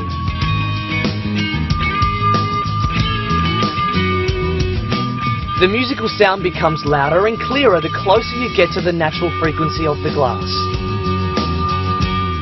Put less water in the glass to make a higher note. Add more water for a lower note. Maybe one day I'll even be able to manage a tune. Hey, did you know that I can hold a pretty good tune too, Jason? Nothing personal, Dana, but the thought of you singing leaves me cold. Speaking of cold, I wonder how Joseph's going with his ice skating project. It's so humiliating when Christy Grace beats us like that. As long as she's got those skates on, we've got no chance. I'm going to show Liam why. Put that brick on the step ladder. I'll put this chunk of ice on top of the brick. We'll need some wire and a couple of these plastic bottles. You grab the watering can and fill them. First, we'll half fill the bottles with water. They're going to be our weights. Now you coil one end of the wire around that bottle while I do the other. Get the tape, put it around the wire on the handles. Don't want the wire unravelling. Finally, screw on the bottle tops and we're ready to go. Put the wire over the ice. Hang the bottles down the sides. That should work. Just watch. See, the wire is already starting to melt the ice. The wire is kind of like a thin skate blade. It's putting pressure on the ice. The pressure makes just enough heat to melt the ice under it. That's how an ice skate works. The weight of Christy Grace's body pressed down on the blade actually melts the ice. That means she's not scraping along hard ice, but sliding across a layer of smooth water. The water creates less friction, so Christy Grace slides a long way on every push. I think Liam's got the idea now. And here's something else cool. The wire's cut right down into the ice, but it's not in two pieces. As soon as the wire's cut through a section of the ice, the pressure's off. The water refreezes straight away, so the ice stays in one block. Time for me to show Liam about another way to melt ice. Grab that broom and follow me.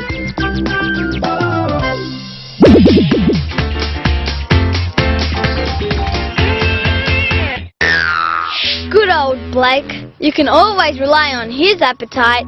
The colours are not what they seem. You can tack into the jellies, but there's a catch. You have to tell me what flavour you're eating. Orange, lemon or lime. First, the deep red. Lemon? It was orange. Try again. The bluey purple one this time. Gone for the lemon again. It was lime. Now for the sludgy green. Our eyes and our tongues aren't connected, but over years of eating, we are conditioned to expect certain colours to taste a particular way. So when we confuse our eyes, we confuse our tongues too. Too late. This has to be lemon. And I'm going to eat it all before Blake gets any.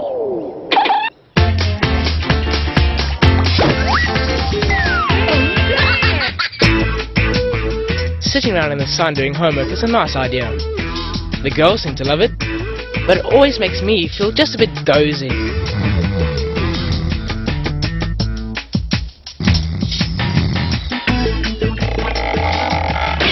Ouch! A rubber band! This could be more fun than homework. Hey, I like that noise. It sounded musical. I know. I can make a ruler guitar.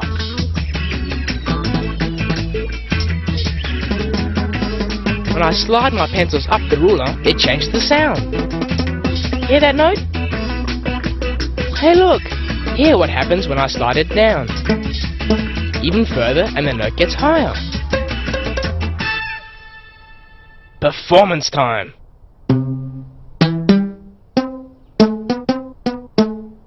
Two can play at this game.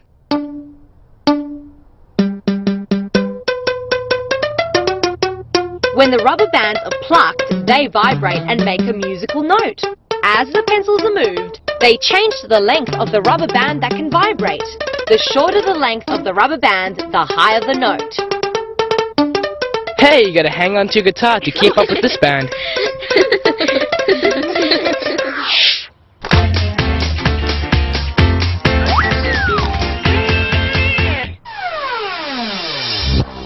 Daniela, hurry up and get ready for school. You'll miss the bus. I'd better hurry. Oops! Darn! Better sew it back on. I'm not very good at this. There's lots of things you can do with buttons. You need a big button like this and some thread.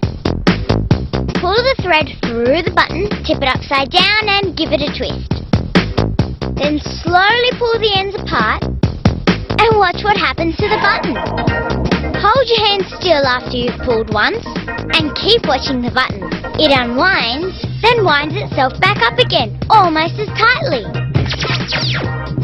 When Daniela winds the thread, she's storing energy in it. When she pulls the thread, the energy is transferred to the button, making it spin.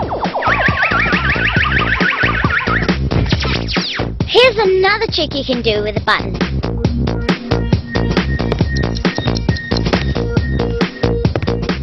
Uh-oh. Daniela, you've missed your bus again. Poor old Daniela. And she still hasn't sewn that button on. She's going to miss all that school action. Maybe she should join Joseph, Liam and Christy Grace down at the ice rink.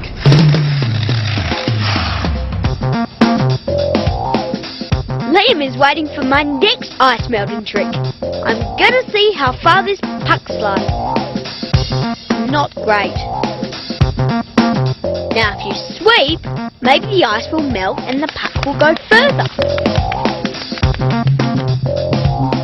Wow, that was much further. Told you there was another way to melt the ice.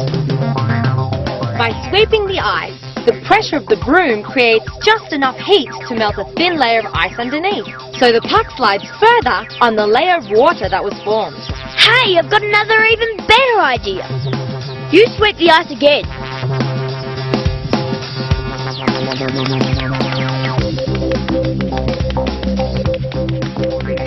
Woohoo! Yes!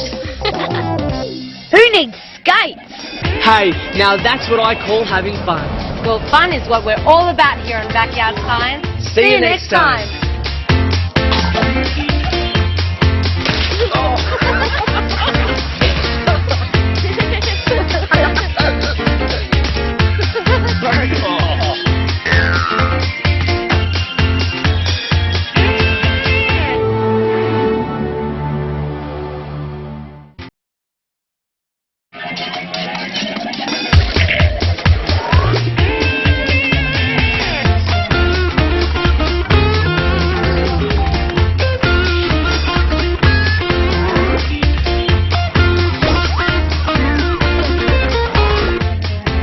Coming up on Backyard Science, a fraction too much friction on the racetrack.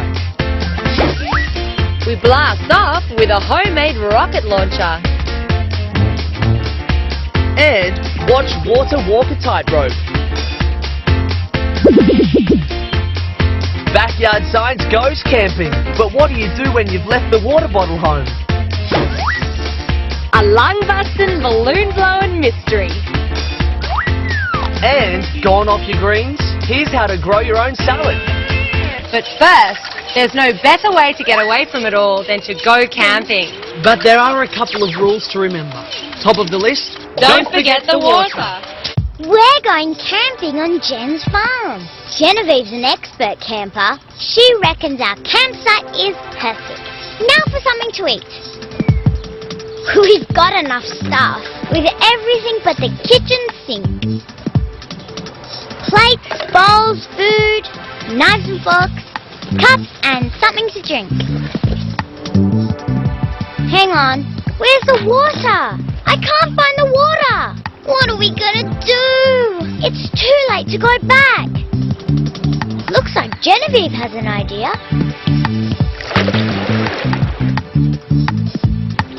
Oh no, I just remembered. That water's all salty. We can't drink that. What are we gonna do? Yes, I think I've got it. We're going to have to dig our way out of this problem.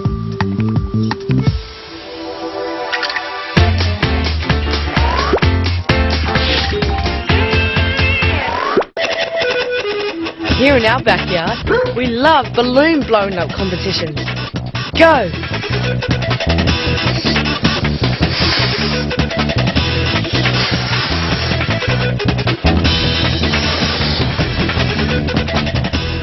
Mine's the biggest. Oh, man, she always does that. I'm gonna show her. Here, take this.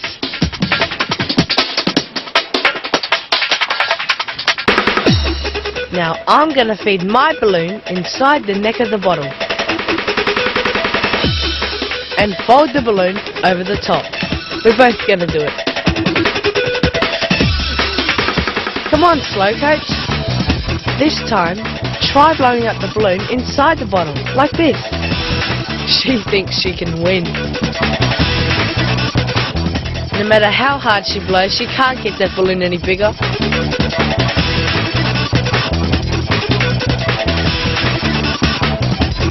Try again. Now watch me again. Up she goes. A clear winner. I'd better let her into the secret.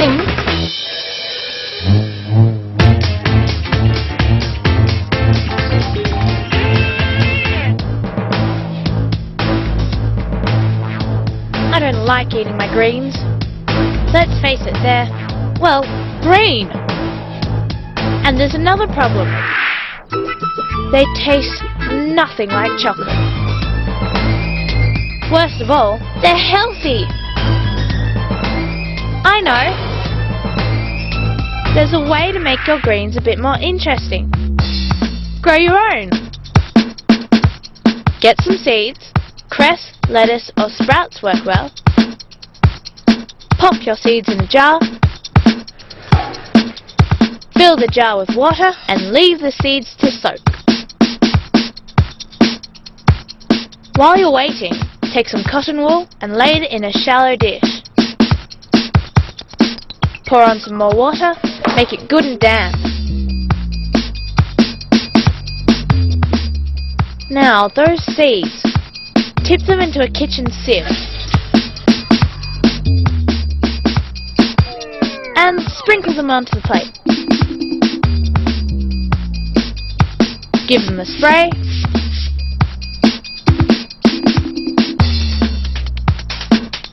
And leave them on a sunny windowsill for a couple of days.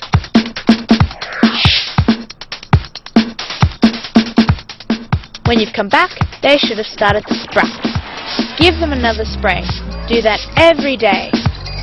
After a few more days, it should be big enough to eat. They won't taste any better, but at least they're a bit more fun. Oh, yum! A homegrown salad like that would certainly put a smile on my face. I think it's going to take more than a salad to put a smile on Genevieve and Daniella's face. They've got to find some water, and soon. Here we are on our camping trip without enough water. But I think there's water down here. But we have to take turns or we'll get too thirsty. And there's nothing to drink. Not yet, anyway. Aha! It's moister down there. Have a feel, Jen. If we dig deep enough, maybe we'll find water. Water often gathers under the soil where you can't see it. It's called groundwater. How far down you have to dig depends on what's called the water table, the level at which the water gathers. Darn, no water here. But it looks like the hole has given Genevieve a new idea. What's she up to? Plastic? A bowl? Curious. She sent me off to get a stack of leaves. Oh yeah, makes sense. Trees send down roots to collect water, and leaves have water in them. Looks like Genevieve has got the solution.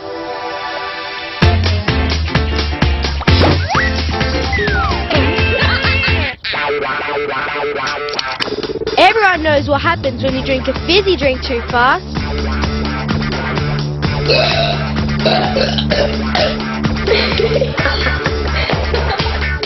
Those bubbles are powerful little guys. That's nothing. I'm pretty sure I could beat that easily. All I need is a few bits and pieces to make some homemade bubbles. Vinegar, baking powder, raisins. Now, we'll start with a big glass jar. Half fill the jar with vinegar. Then add a teaspoon of baking soda.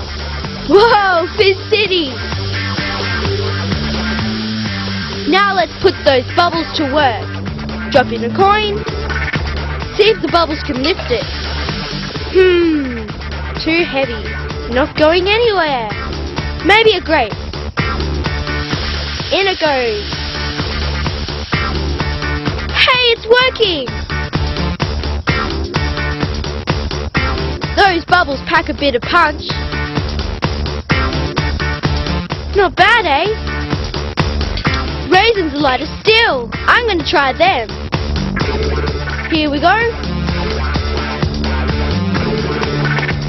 Woohoo! They're bopping around all over the place. Yay, they look like they're dancing. The raisins have a rough surface that traps the bubbles. When there's enough trapped, they lift the raisin up. When it touches the surface, the bubbles escape and the raisin sinks again. Then more bubbles form and the dancing starts all over.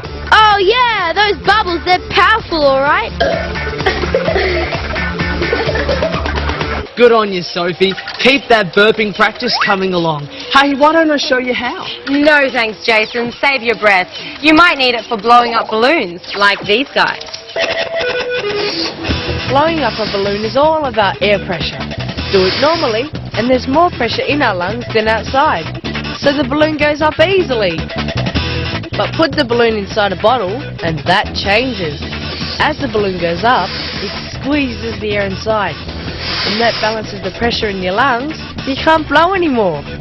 So how did I manage to do it? Ah, yes, well, it's all about a little hole. I made a small hole at the end of the bottle, so when I took my finger off the hole, some of the air inside the bottle could escape and the balloon inflated. But what about my sister? I was sneaky. I didn't put a hole in her bottle. Yay! Big balloons like these aren't blown up by lung power. They're inflated as the gas-powered flame underneath the balloon heats the air. The hot air expands and stretches, filling the gigantic balloon. And because the heated air is lighter than the air outside, the balloon floats upwards. That's why these are called hot air balloons. If you want to float back to Earth quickly, just open a hole in the top of the balloon and the hot air escapes. Down to Earth you come. Looking at colourful hot air balloons always seems to give me a lift. Oh dear, you're just like those balloons, Jason, full of hot air. But at least you're friendly, which is more than you can say for the pair of balloons we're about to meet. These balloons may seem like the best of friends, but it doesn't take much to turn them against each other. They look happy now, but watch this. I just rubbed the red one on my hair. Ho-ho! Feel that static electricity. And the red one tries to get as far away from the green one as it can. When Joseph rubs the red balloon on his hair, it becomes charged with static electricity. It's the opposite electric charge to the doorway. Opposites attract, and so the balloon clings to the wood. I wonder what happens if we charge up the green balloon. You rub it on your hair. It's trying to be friendly to the red one, but then... oh no! It's so charged up, it just can't resist that doorway either. I guess that's the end of a beautiful friendship.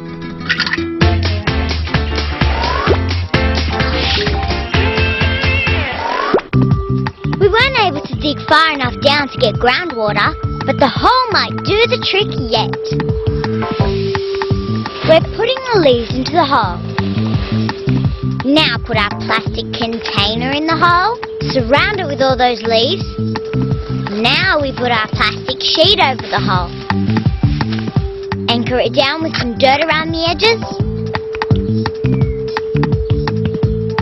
And put a small rock in the middle over the container. And now we just have to wait. I wonder if we've collected any water yet. Yes, there's some in there. Genevieve was right. As the leaves get hot, the water evaporates from them. Then it condenses as soon as it reaches the cooler plastic above. Then it drips down into the container. Jen deserves the first taste. Looks like it's good. It doesn't taste leafy at all. At least we know we won't die of thirst.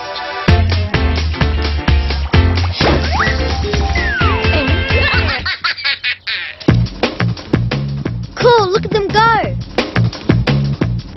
Awesome. Oh no, we're in trouble. That was one cool speed wobble.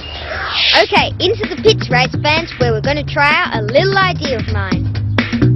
I want to know what makes the fastest track. Surface is all important, but exactly why? So first things first, we need a test track.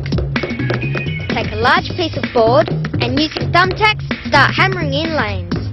They all need to be the same length and width. Now form rubber band barriers.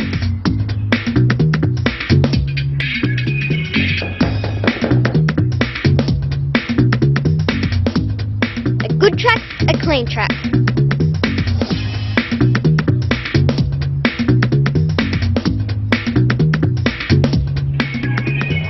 Now for a test run. Ben, you clock the speeds. Over a second for our smooth track. Alright, now this track is ready for some real action.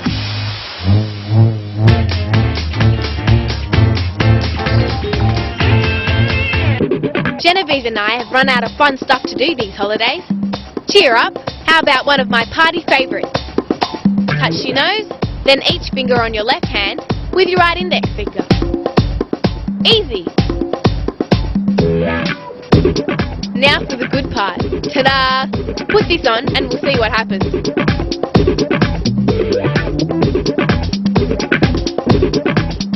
You ready? Okay, you can't see anything? First, put your left hand up in the air. Now put your right hand finger on your nose. Now make that finger touch each one of the fingers on that hand. Whoops, not quite. Missed. And you're very slow.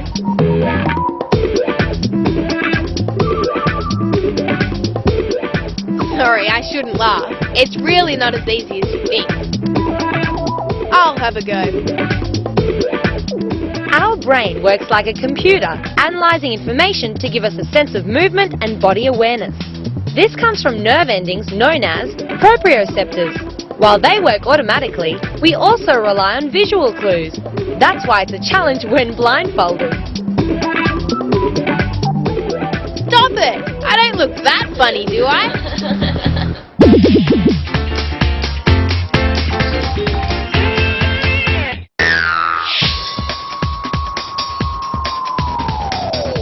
Time for our homemade stomp rocket to blast off into outer space.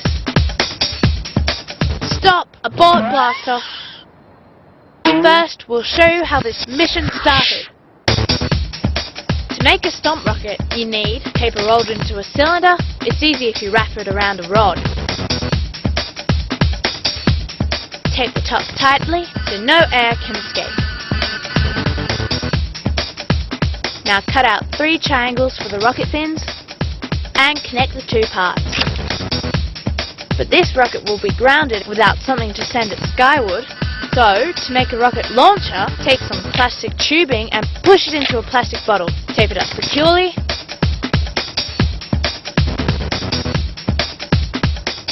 Now join the 2. Okay, time for liftoff.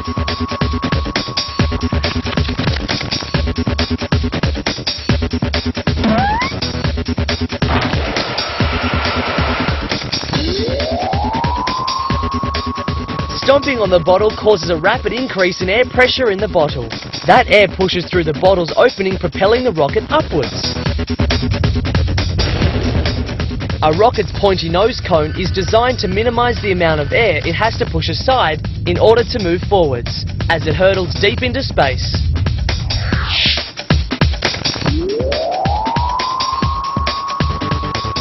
Go boldly, Stomp Rocket. May the force be with you.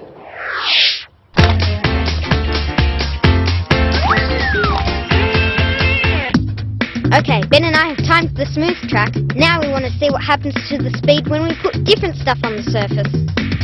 First up, we'll spread some glue onto the board and then sprinkle on some sand.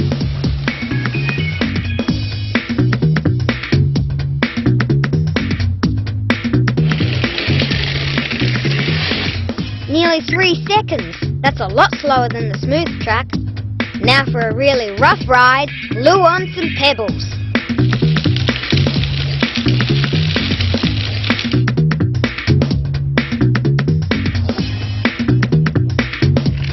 Hang in there, beast. More than 3 seconds. Hey, Speed Fiend.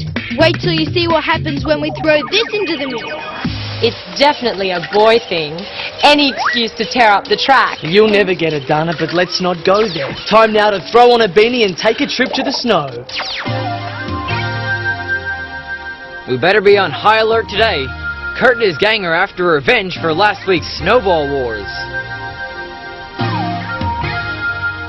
I hope we can hear them coming. Everything sounds so muffled after fresh snowfall. That's probably because there's lots of air between the flakes, and it absorbs sound like a big pillow. Shh! Can you hear anything? I have a really bad feeling about today. They're after revenge in a big way. Quick, we're under attack!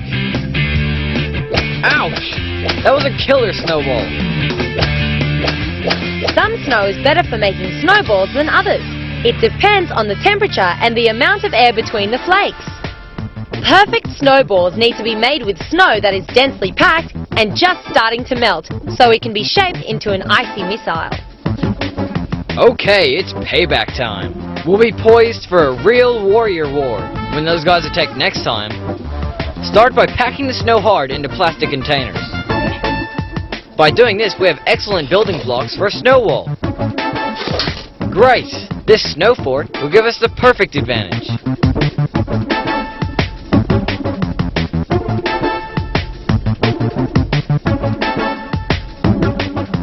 Keep down, though.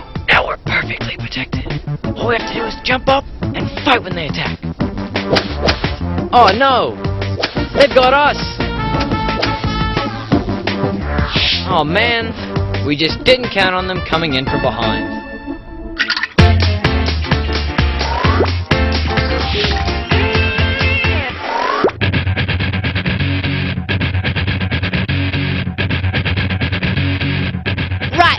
Sand duels. We open them up in our faces, and whoever gets the wettest loses.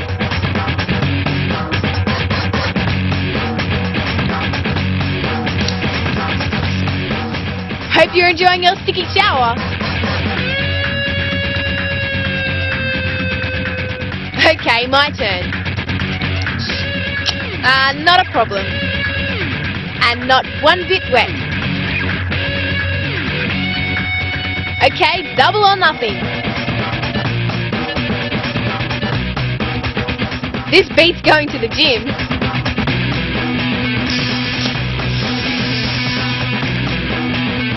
Poor Ty doesn't know about my secret weapon. A dozen taps, and that should be enough. Tapping the can makes the bubbles rise to the top to form one big bubble, instead of staying in the liquid, making it spray everywhere when the pressure is released. Cheers.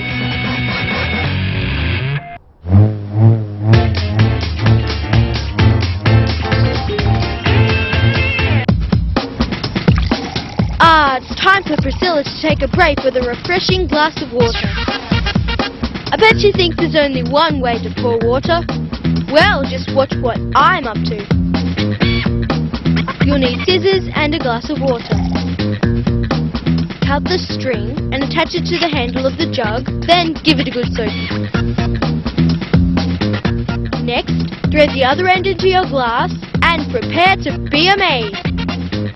She looks worried, but she'll just have to trust me, because I won't spill a drop. There you have it. Water that walks a tightrope. Pretty cool, eh?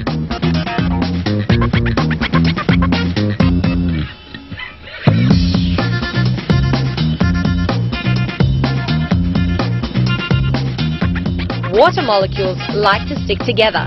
They're attracted to each other like small magnets. The water molecules in the wet string encourage the water being poured to follow their path straight into the glass. Now that's a drop poured with a difference. Hey, it was plain string. Oh, there's no pleasing some people. I know, I thought that was the most impressive glass of water ever poured.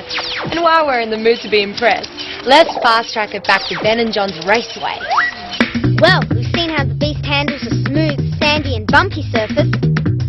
So now let's try out some slippery conditions. Under a second. So far, that's our fastest time. And lastly, imagine if it started to get frosty.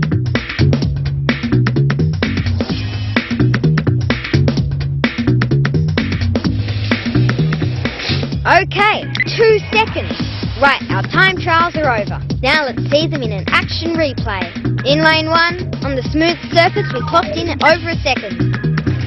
In lane 2, on the sand, it took nearly 3 seconds. Lane 3 was our cross-country, which took over 3 seconds. Lane 4 was the oil slick, clocking in with a crash at just under a second. And in lane 5, our ice track coming in at 2 seconds. So the oily track gave us our fastest time, and our pebbles the slowest.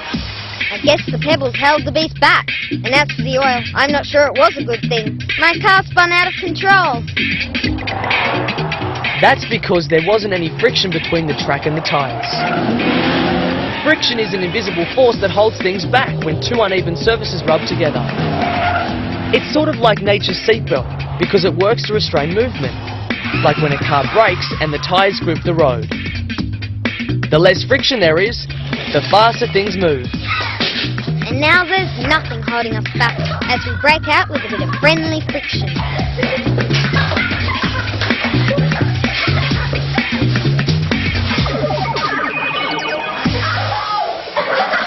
Good stuff. And they had buckets of fun along the way. And so have we, but sadly all good things must come to an end. So, see you next time.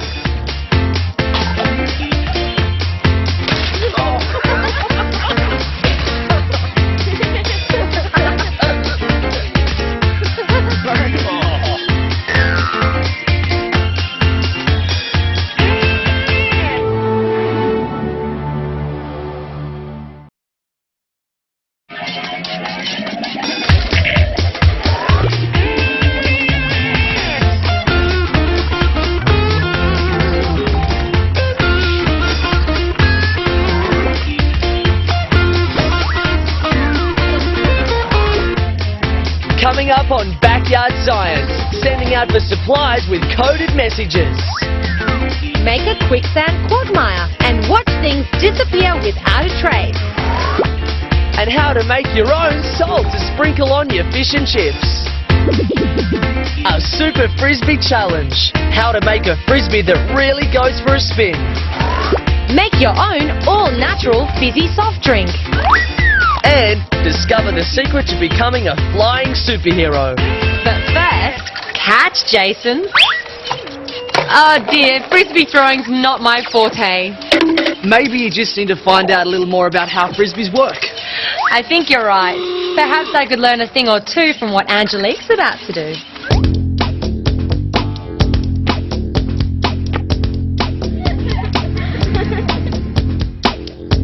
We always play the same old game. I think it's time for a change. I'm going to make a frisbee. The trouble is, I'm not really sure what makes a frisbee work well. So here goes. Paper plates have the right shape, and they sort of fly. I'll stick two of these together to make a wing shape. Sticky tape around the edges, and there we are. Time for a test flight. Hey! Yes, it's airborne. Give it a flick. Not bad, but it seems to wobble about a bit. I think I need to improve the design.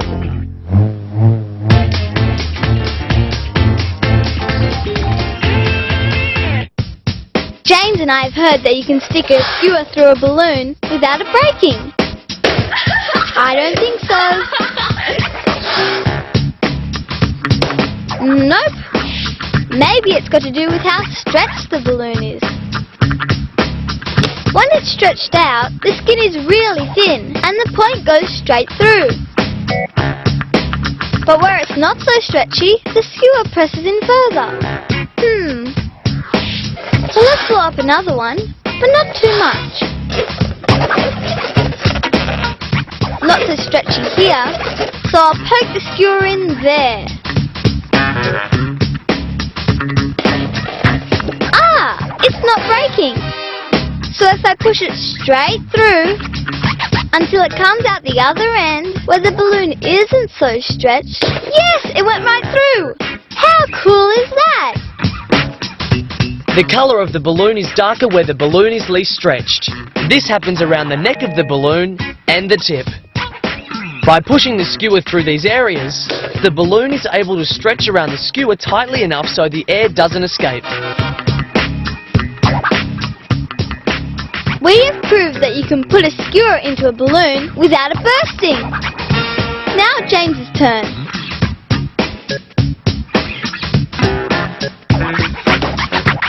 Careful. Not careful enough, obviously.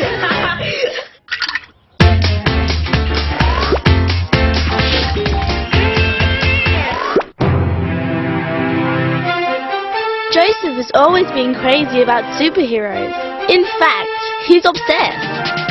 I think he sometimes thinks he is a superhero. I'll show him what a superhero looks like. Got him. I must admit, it really does look like I'm flying.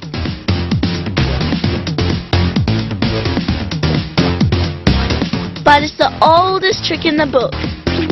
Just a simple mirror is all it takes. Just stand with one leg either side and slowly lift the foot in front of the mirror. The mirror image of one side of the body looks pretty similar to the other side, so the viewer is tricked into thinking both legs are in the air. I better give Mr. Superhero a turn. Oh no, now Joseph's in superhero heaven. He really thinks he can fly. You know, Jason, I had a suspicion that superhero stuff was all done with smoke and mirrors. Yep. Whizzing through the air at high speed is more difficult than it looks, as Angelique is finding out with her fancy frisbees. My first frisbee was okay, but I think it could do with more lift. I've seen real frisbees with holes in the middle. So if I draw a circle around a bowl and cut out the middle,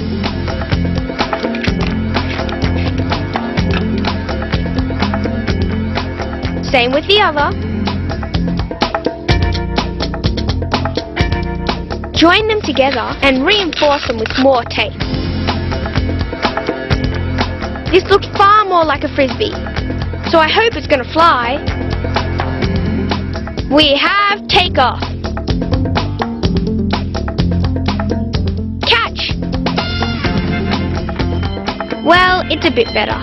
It gets a bit of height, but it doesn't seem to fly very flat and smooth. I'm sure I can make a better one. Don't give up, Angelique. Scientists are still using frisbee shapes to build that ultimate aircraft, the flying saucer. The circular wing shape is supposed to make for super smooth flight. But let's face it, a ride in a flying saucer is not everyone's cup of tea.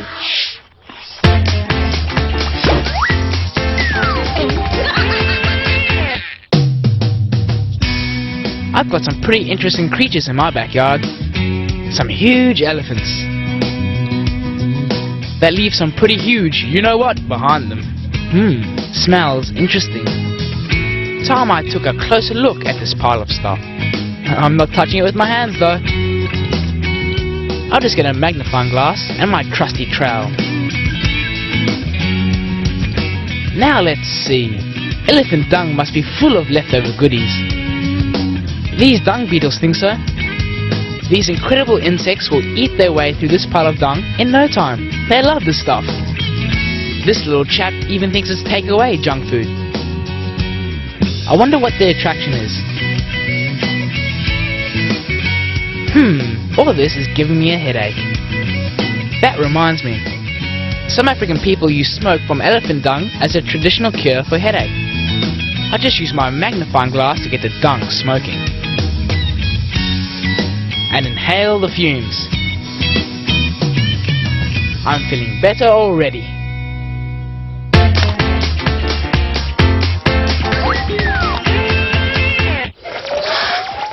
Poor old Blake. He's got all of those balloons to blow up before the party starts. And he's running out of puff. I think he needs help. Oh dear, he's completely breathless. Yep, he needs help. That method is so old school. We're gonna need an empty soft drink bottle, something to wipe up the mess, a funnel, a spoon, a bottle of vinegar, and some baking soda. Now I'll just half fill my soft drink bottle with vinegar. And with my funnel, tip a tablespoon of baking soda into a balloon.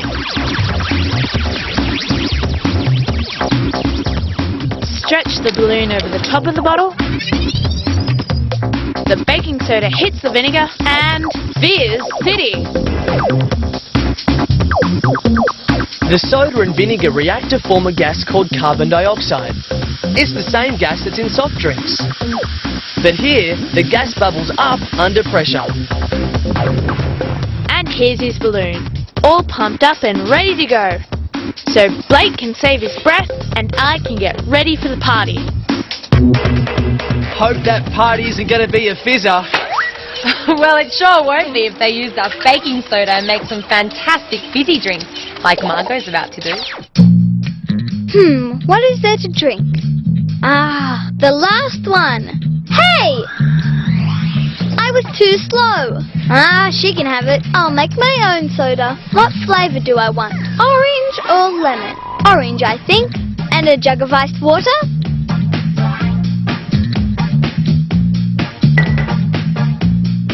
Glass, juicer, baking soda, and sugar. In goes the flavour. All natural, of course. None of the artificial stuff for me. Into the glass. Top it up with water. And now for the fizz. All that bubbling is the result of a chemical reaction between the acidic orange juice and the baking soda, which is a base. They react to produce carbon dioxide. This is what makes canned drinks fizzy, but in factories the carbon dioxide is added by pressure. It'll need a little sweetening. And it's done. Not bad at all. It sure tastes better than a drink that's out of a can. Whoa, that fizzy drink looks fantastic. It's amazing what can be done with simple ingredients and a bit of backyard know-how. And backyard know-how is exactly what Angelique's applying to the new design of her super duper frisbee. 2 frisbees made so far today. The solid paper plate one was pretty basic, but flew fairly well. I modified it with a hole in the middle. I got the lift I expected, but it didn't seem to fly smoothly over long distances. But now I've got an idea for a frisbee that should fly really well. I need 2 milk cartons, cut down the middle, on 2 sides next to each other. Then cut away a quarter of the carton, leaving this bit for a tab. Then trim off the ends, and you're left with a shape like this. Then do the same for the other carton. Fold the carton back together, then cut strips about the width of your thumb up to the fold, along the entire length of the carton. Do the same with the other one. Fold it into a triangle, staple the bottom together, then join up the 2 cartons with the tab sticking inside. Staple it so it holds together. And join the circles up, stapling the tabs. And there you have a milk carton frisbee. Cool! Let's see how this one works. Hey! Launch time! Catch it! Give it some spin. Yes! It works brilliantly! It's got the height, distance, and it doesn't wobble. When you throw a frisbee like this one, the shape is like a spinning wing. The spinning gives it stability, stopping the wobbling. And the wing shape gives it lift as it flies through the air. Wow! The faster we throw it, the more spin our frisbee gets, and the further it flies. Whoops! Maybe there's more work to do on accuracy.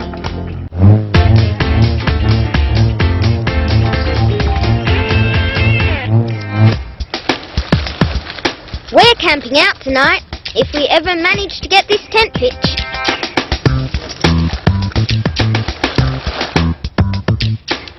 Perfect, we're done.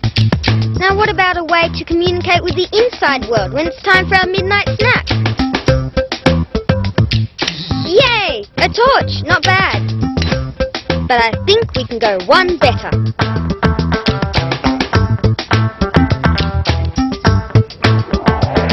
Come on, you two. Every brilliant scientist has loyal assistants.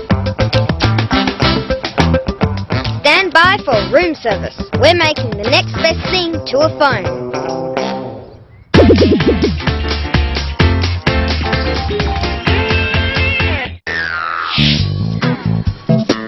Oh no, Sophie's stuck. She can't move her feet. The dreaded quicksand is sucking her in. It'll swallow her up. Just kidding. I saw quicksand in a movie once. It's real too. But how does it work? Let's try and make some. We'll need a bucket of sand, then a collection of rocks and shells. Now down to business. We'll need an empty plastic container. I'll get Soph to cut a hole in the bottom. Yep, that's about the right size. We'll put our shells and rocks in the container to stop our sand from falling straight out the hole. Now I'll tip in the sand, pat it down, and here's our little quicksand victim. She thinks this is solid sand, but it won't be soon, because the essential ingredient of quicksand is water. We'll stick the hose in the hole at the bottom. It'll be like an underground spring that never runs out. Now our quicksand is ready. Oh dear, our little girl is sinking. Quicksand is particles of sand supported by water rather than other sand particles, sort of like sand mud. A cushion of water keeps the grains of sand from bumping into each other. The sand isn't strong enough to bear the weight of anything resting on its surface, so things can disappear without a trace. Help, help! Rescue me! Ah! She's almost gone. That was quick. I suppose that's why they call it quicksand.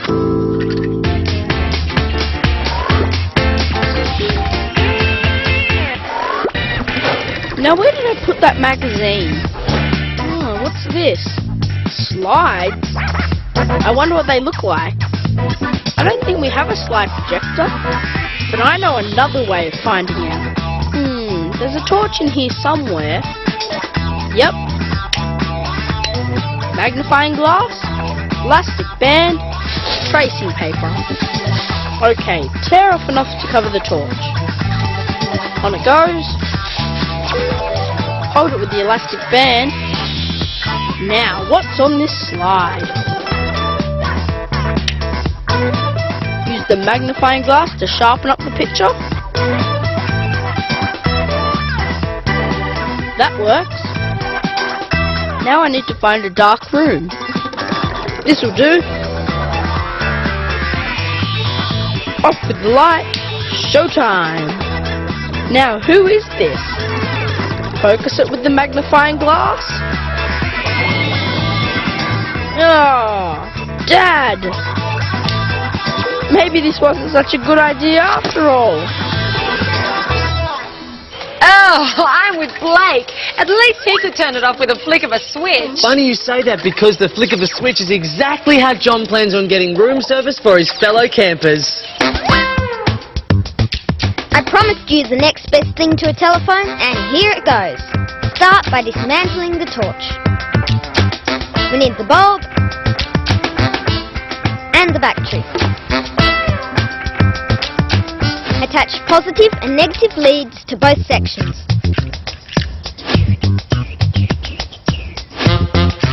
And with a continuous current running between the battery and the bulb, we can activate the light.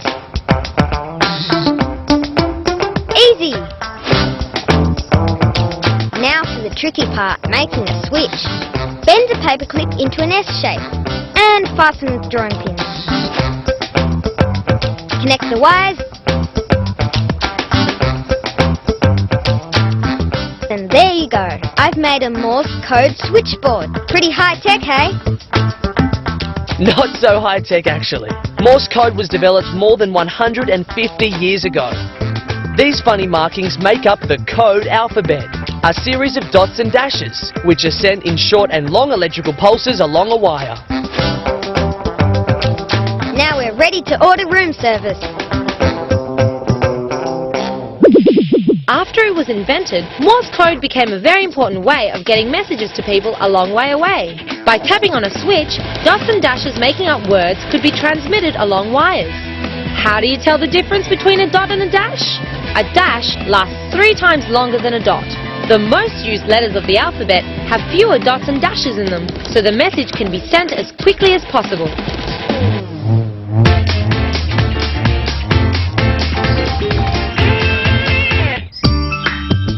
Angelique and I have made a really cool terrarium for our plants. But what's the use? It's so foggy inside, we can hardly see our plants. I wonder why. They say leaves give off water, but surely not that much. Maybe Angelique and I should find out. We'll get 2 different sized leaves from the same tree. So we'll need 2 jars and tip exactly the same amount of water into each jar. Markings on the side of the jar, that'll show us how much the water level changes. Now we put our leaves in, so their stems stick into the water. Now how to get the water to evaporate only from the leaves, not from the water in the jar? I know.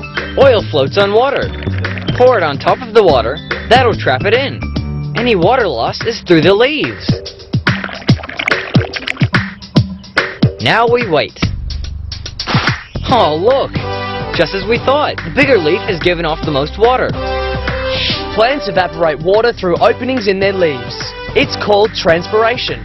Plants transpire about 99% of the water they absorb through their roots. The greater a plant's leaf area, the more water it loses. Now we know what to do with our terrarium. If we don't want it to look all foggy inside, we should only put small leaf plants in it.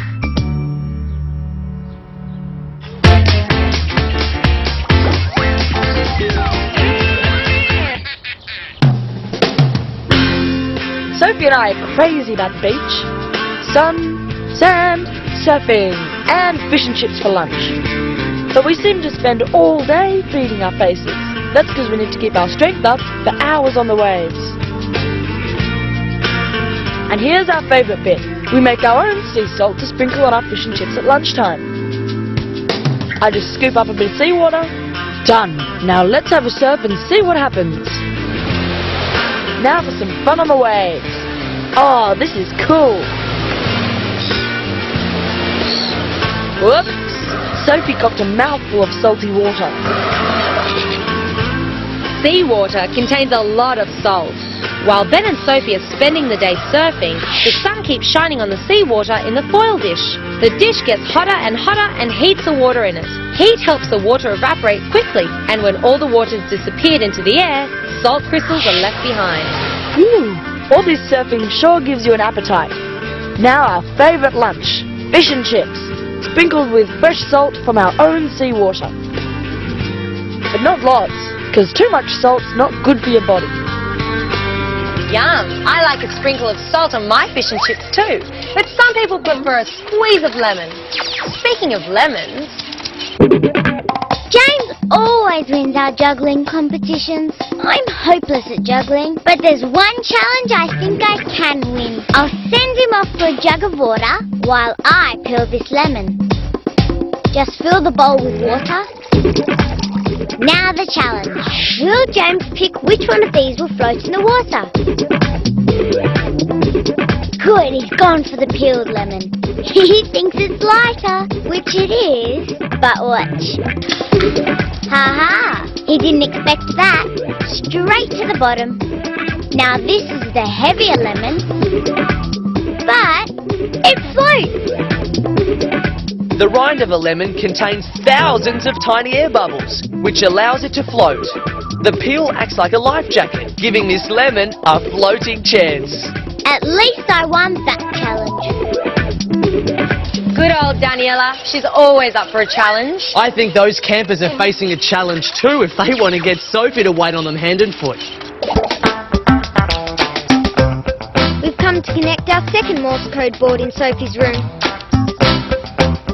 All she needs to do is to swat up on her Morse code alphabet. Now we're all set to communicate with Soph when we need supplies from inside. Happy studying, Soph.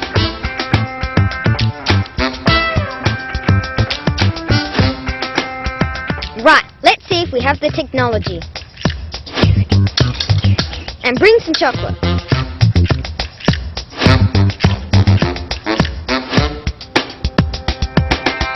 What's she doing? Why isn't she bringing us our chocolate? I've got an idea that'll keep her on the ball. This buzz will make her sit up and take notice when we need her. And more importantly, when we need chocolate. All I have to do is wire it into her room.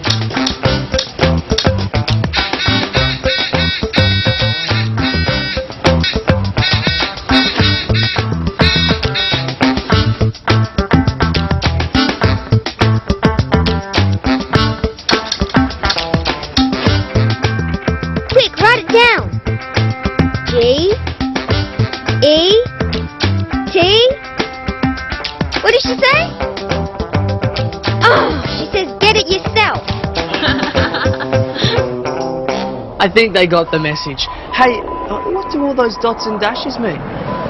We've got to dash.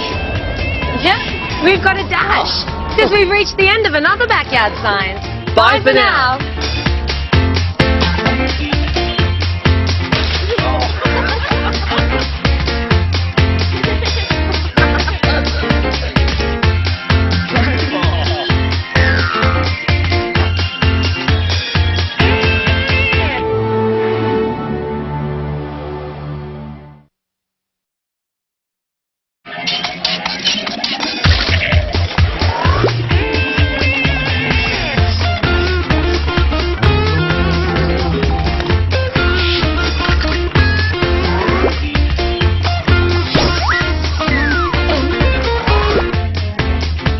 Coming up on Backyard Science, making tracks make sense. shedding some light on a bubble's true colours. And we head into the dark with our feline friends. Groovy! Old beads get a whole new look. Make your own mini greenhouse. And bizarre things that happen when bananas go bad. But first, have you ever rummaged around the cupboard and found some of your parents' old stuff? Like dumb hats and daggy clothes that are really out of date? Yes, but sometimes, just sometimes, you can turn that tragic junk into something really cool. Tyler and I have decided it's time Mum and Dad's old hippie stuff was put to better use. Groovy, man. Hey, we could make something really cool with these beads. Come with me. Okay, we're gonna make a kaleidoscope. We need 3 small mirrors, all the same size. We also need scissors, tape, a pencil, black card, some tracing paper and a torch. Oh no! This could take a while. 1, 2, 4.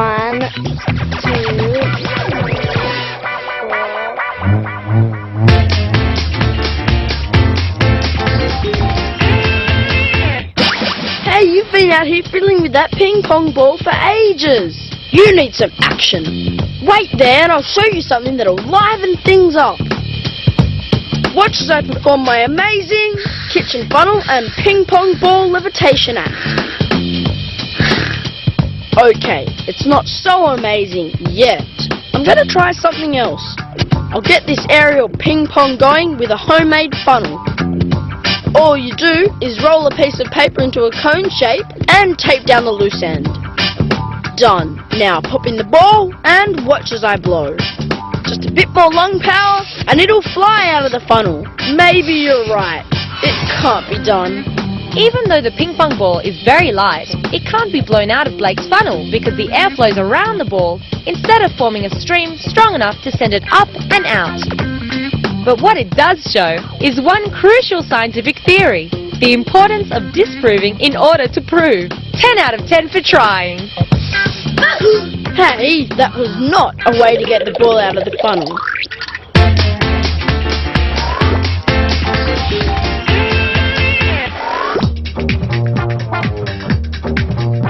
Bananas are the yummiest snacks. Haven't you got yours, Daniela? Oh, gross, that's one bad banana. It's probably been in your bag all week. Mine's been in the fridge. Here, I'll show you why food goes bad when it's not kept in the right way. We need a handful of bananas, some plastic bags, bicarbonate of soda, and some citric acid. Okay, now this is banana number 1. We'll leave it out here at room temperature. Banana number 2 goes back in the fridge. And into a plastic bag goes banana number 3. Seal it and place it next to banana number 1. Now for the tricky part. We need a glass of water, a tablespoon of citric acid, and the same amount of bicarbonate of soda. Wait till it stops bubbling, and then place the glass into the bag with banana number 4. Pop that alongside the others. Okay, we've stored our test bananas long enough. Let's see which ones are still okay to eat. Banana number 1 is looking just a bit too brown for my liking. Banana number 2 looks perfect. It hasn't gone brown at all.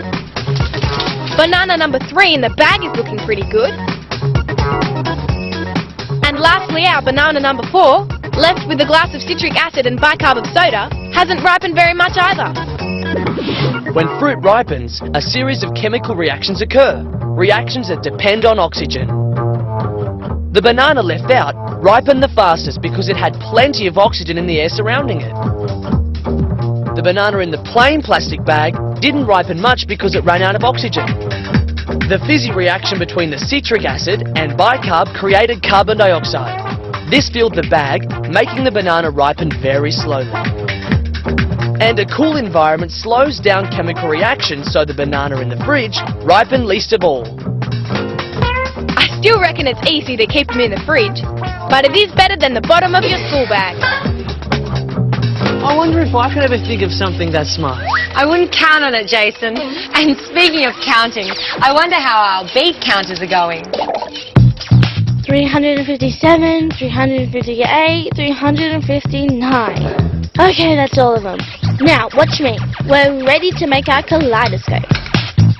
First, we'll tape the 3 mirrors together so they make a triangle shape.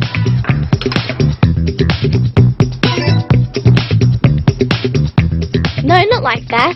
All the mirror sides should face inwards.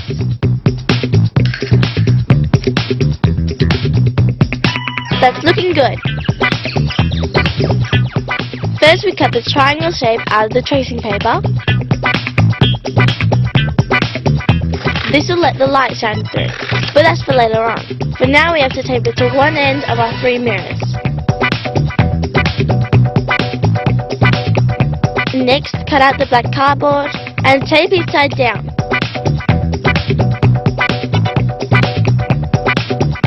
Now we take the pencil and carefully push a hole through the middle of our triangle-shaped card. Great! Now for the finishing touch. Let's grab some of those beads and drop them through the hole in the card.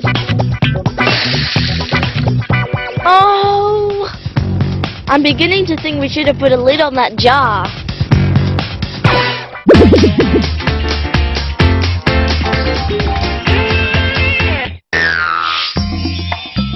Just wait till you see my garden, Ty. I've planted heaps of great veggies and flowers. Oh no! My plants aren't looking healthy at all. It must have been all that wind and cold weather. Young plants need to be protected from the elements, and I know just what to do. Come on, let's get started. We're going to build something that'll keep them nice and safe. We'll need 3 wooden poles, a paintbrush, some black paint, scissors, hooks, some wire, a piece of clear plastic, pegs, hammer and tacks. Okay, we've got everything. Oh, hang on, we forgot this. First, we need to paint the poles black. Our aim is to keep the plants warm, so the black colour will help attract heat. Oh, this is like watching paint dry. Hey, we are watching paint dry. Okay, now it's time to put it together. Start by screwing 1 hook to the top of each of the wooden poles. Thread the wire through the hooks and twist it together. Open the frame up and place it carefully around the plants. Now for the most important part. Fit the plastic over the frame. Take some soil and place it around the base. Now hammer the plastic down with the tacks. There, that's not going anywhere. Hey, it's a plant teepee. And now finally cut one side of the plastic so our teepee has a door. Okay, now for a housewarming gift. Young plants need more than just water to grow. Protection from the elements and warmth are very important. A structure used to keep plants sheltered is called a greenhouse. The plastic walls of the greenhouse trap the sun's heat, creating the perfect cozy weather conditions needed for growing healthy plants. Okay, let's close the door and lock it with pegs. Now grow big and strong, little guys. Now that's what I call a bit of backyard brilliance. Well, let's not hang about, Dana, because there's plenty more brilliant stuff to come. Like this. I've got a new trick I want to show the gang. They may roll their eyes now, but I know they'll love it. First I draw a rectangle onto this cardboard and cut it out. Next, fold it 3/4 of the way over, using the ruler to make the crease straight. Curl the long end around a thick pen so the card forms a curve. Tape the 2 ends together, poke a small hole in the top of the curve and one in the base. Now thread some cotton through the holes. Okay, prepare for takeoff. In the case of an aeroplane's wing, or Ben's string wing, the air moving over the top curve has to travel further and faster than the air underneath. This creates low air pressure over the top, so the higher pressure underneath lifts the wing upwards. I love my string wing. I could play with it for hours.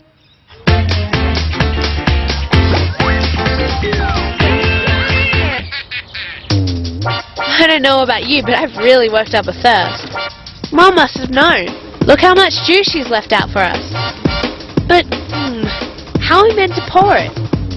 Wait there, I'm gonna get something that'll have us drinking in no time.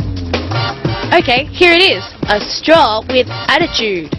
First, I place one end of the plastic tube into the juice and suck until it just reaches my lips. Now I cap the end with my thumb. Right, watch what happens when I let go. Ooh, that's not what I intended. Have faith, it will work. Hey, I know. I'll try it with a glass below the table. Cool, juice on tap. The tap Genevieve has created is called a siphon. When the air pressure that's built up in the tube is released, it draws the juice out of the bowl. As this happens, gravity takes hold, pulling the liquid down into the glass. Here's cheers. Now that was worth waiting for. Good one. I'm impressed. Yep, and I reckon Tyler and Sophie's beads and mirrors are going to be pretty impressive too. Wonder where they're up to. Okay, I think we're done. Now we'll feed those beads with a hole in the card. You don't look too impressed. I know why. We've got to shine the torch through the tracing paper. And there you have it, a genuine kaleidoscope. Aren't you glad that we chased all those beads now? It's great, isn't it? If you shake the kaleidoscope, you get all sorts of different patterns. Here, let me try it. Cool! Even more colourful than Mum and Dad's daggy old hippie gear. The light from the torch bounces between the 3 mirrors inside the kaleidoscope. This is what creates the maze of patterns you see when you look through a kaleidoscope.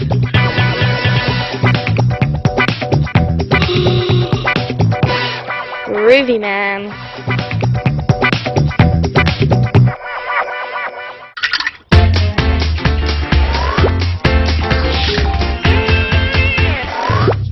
Priscilla and I are planning a surprise garden bed for Mum's birthday.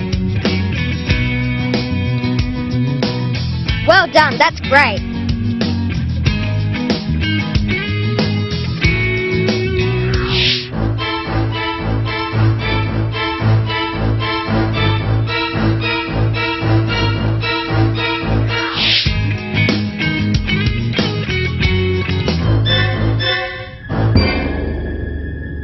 Oh no, my plants! It must have been the dogs. Time for a confession. One of you is seriously in the doghouse. Since no one is speaking up, we're going to have to find another way to solve this dirty little crime. Their mouths may not be able to talk, but their feet can. I've got it. Before we can play Sherlock Holmes, we have to set a trap. For this we need moist, smooth ground, so a good print will be left behind. We're going to solve this case by matching the prints to the offending paws.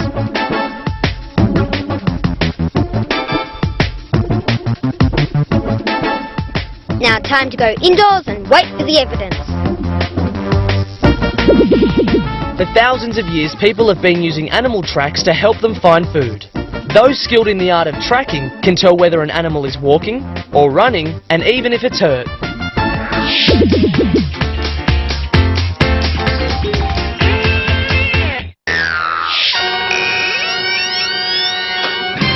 Here, puss, puss, puss, puss. Where are you? It's time for dinner. Oh no, the power's gone.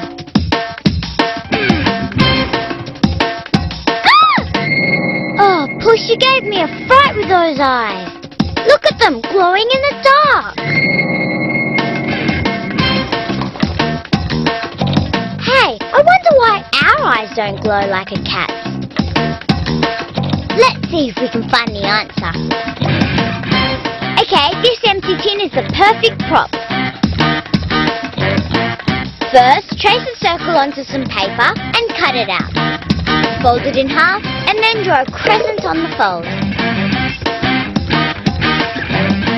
Cut that out and bingo! A cat's eye! Meow! Colour the paper black and stick it onto the can. Okay, time to shine some light on our cat's eye. And for this, we need to be in the dark.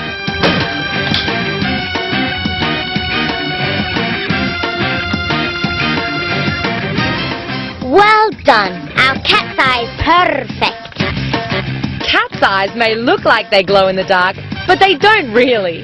The glow is caused by the reflection of external light. The back of a cat's eye has mirror-like cells that reflect light, just like the light reflected off the back of the empty can. Looks like the torch is going flat, which means for now, our cat's eye is all out of lives. Hey, that's my kind of pet. You don't have to walk it, feed it, or clean up after it. It's official, Jason. You're the laziest person I know. Now to a backyard science favourite, blowing bubbles. But this story has a lot more substance to it than meets the eye. I never get sick of blowing bubbles. Look at all those colours. They're so cool.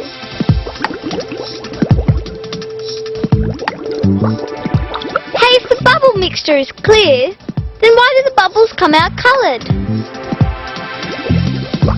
Let's look into this. Let's try and find out. Take a torch and using strong tape, attach a plastic lid to the light end. This will be a viewing platform for bubble blowing. Pour some of the mixture onto the lid. Now we need to be in the dark for this, trust me. Turn on the torch and using a straw, start blowing.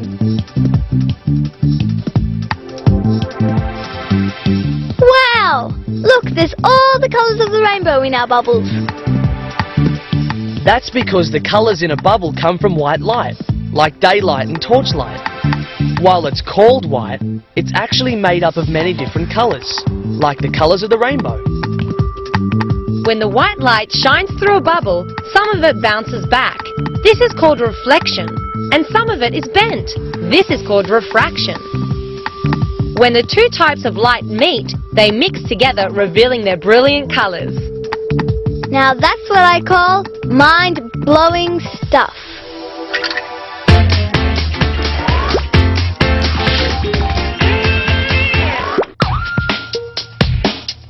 I've heard something really disgusting. To make bread rise, you need to put in tiny little cells of fungus called yeast. But I'm not exactly sure how it works. Hey, why don't we find out? For this, we need to go shopping. Okay, we need salt, sugar, corn flour, yeast, and milk.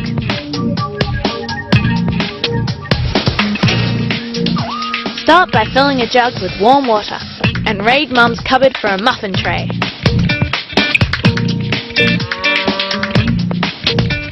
Now add yeast to the water and pour into the muffin holes. Now for the fun part. Add a different ingredient to each one. Milk, salt, plain flour, sugar, corn flour, and the last one is just plain yeast. This colour-coded list makes sure we know exactly what we've mixed with each one. Now into the sun so the yeast can do its thing.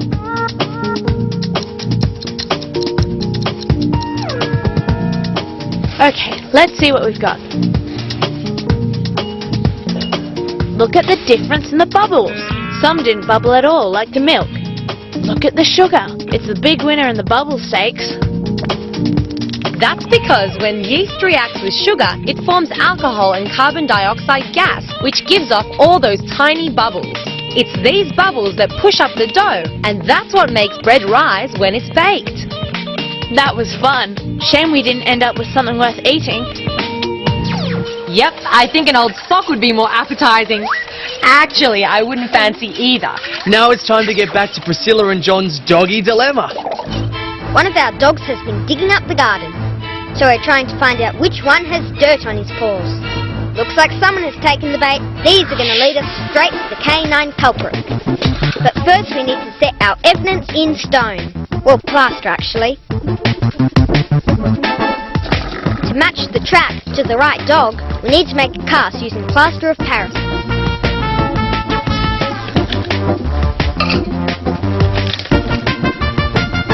Start by making something to frame the track, like these cardboard strips. Now for the tricky bit, combine 2 parts plaster of Paris with 1 part water. For a good cast, the mixture needs to be like thick cream. Time to pour on the plaster. Careful now, the tracks are delicate. In just 30 minutes, we'll have our hard and fast proof. Oh, and we should keep our prime suspects under close guard for now. Dogs, like people, make excellent detectives. A dog's nose is a very sensitive organ. They can be trained to sniff out anything, from banned products to illegal wildlife being smuggled into the country. And that makes them very good doggies indeed.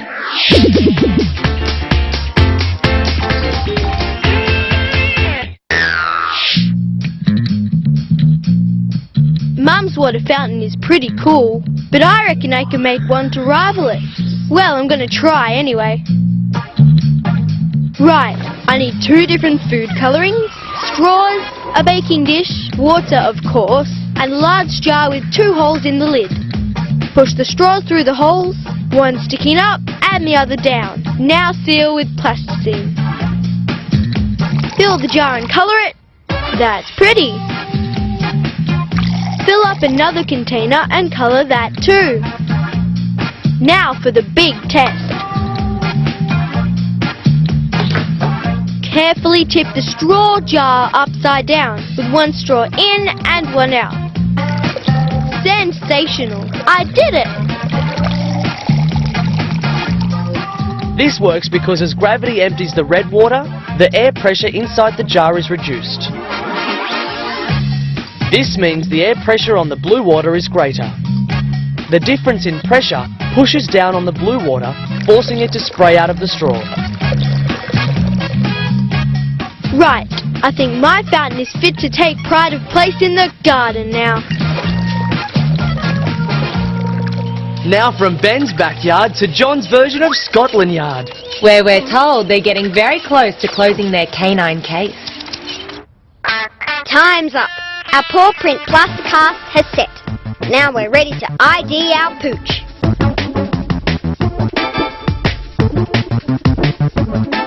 Carefully remove the frame and clean it up with a toothbrush. What we've got is the reverse of the print in the ground. So now we have to make a cast of our cast in order to complete this printout. To do this, we'll seal the surface with petroleum jelly and then pour over some more plaster.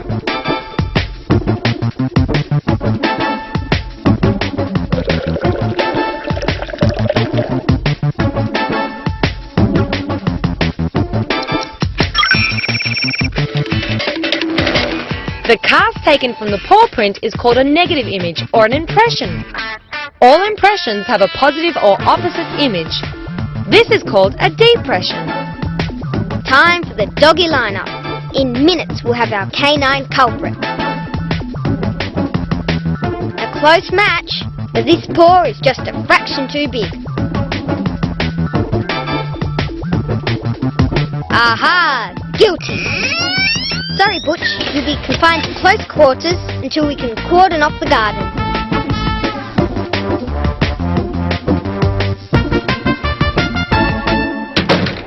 Oh, how good were those 2 pet detectives? It's amazing what a few muddy tracks can tell you.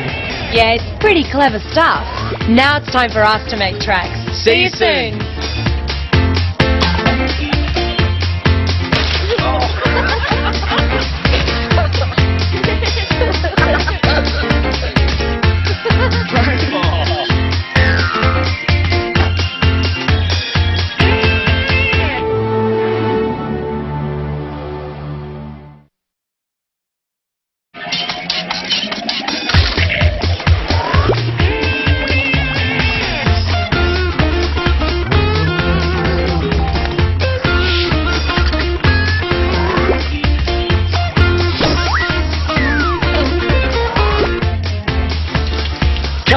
on Backyard Science. Predict the weather with a homemade barometer. Make a portable bug catcher and stand by for a centipede stampede. The Great Key Catastrophe. Lure it or lose it. Lost a birthday present? Make one that'll have your host diving for cover. And the world's coolest collection of table riding records. But first, sometimes the best games are the good old favourites. Like hide and seek, where getting lost is the name of the game. But sometimes, just when you least expect it, losing something can give the game of hide and seek a whole new meaning. I'll give her 30 seconds, then I'm coming. 1, 2, 3, 4, 5, 6, 7, 8, 9, 10. Hey!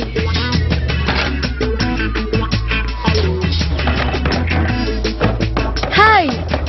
Open this door! Hey, that's not fair! She didn't count on me having a key, did she? Oh no! How am I going to get Priscilla now? I just can't reach it. Hang on a minute. I think I know how to get myself off the hook.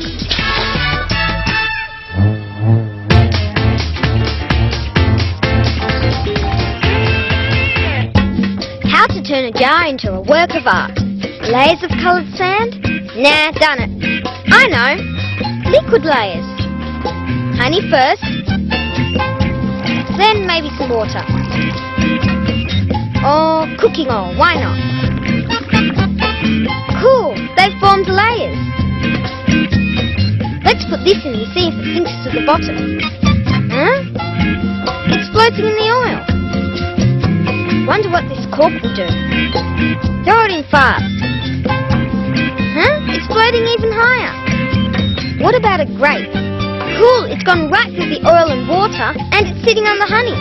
Water, honey and cooking oil each have different densities. The honey stays at the bottom of the jar because it's the densest liquid. The least dense, the cooking oil, stays on top of the jar. The water stays between them. The grape is denser than water and oil, so it sinks below them but floats on the honey. Because the honey is the densest thing in the jar. Oh no! Now someone's creating a whole new layer of grape juice over me!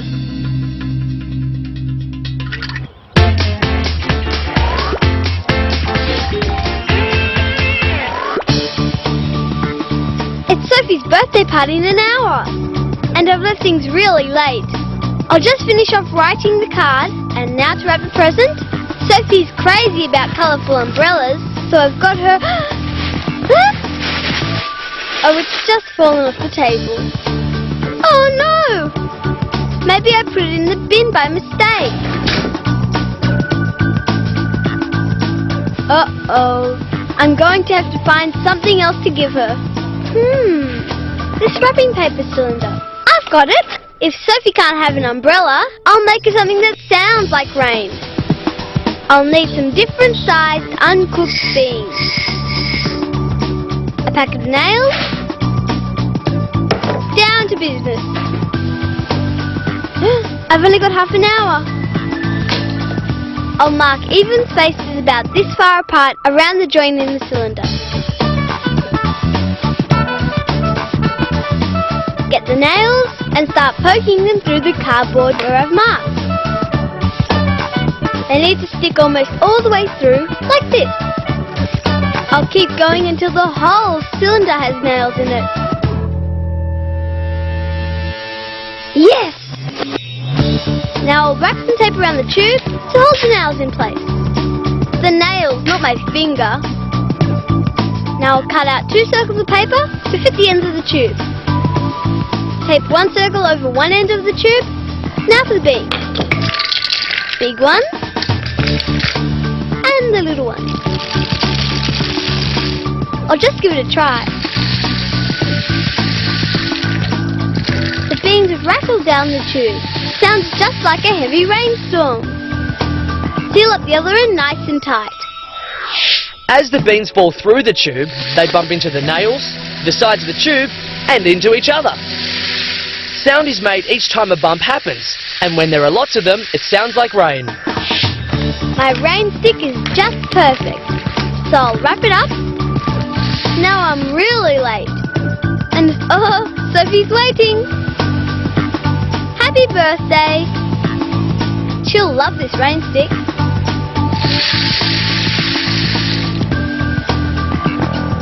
Oh, Sophie. It's not going to rain on your birthday cake. Silly. Fabulous rain stick, and I must say, full marks to Priscilla for coming up with a replacement present so fast. And I think her brother Lucas is about to come up with a clever way of getting his key back, by hook or by crook. My sister thinks she's so smart by locking me out of the house. But she's underestimated yours truly's brain power. I just need to hook the key.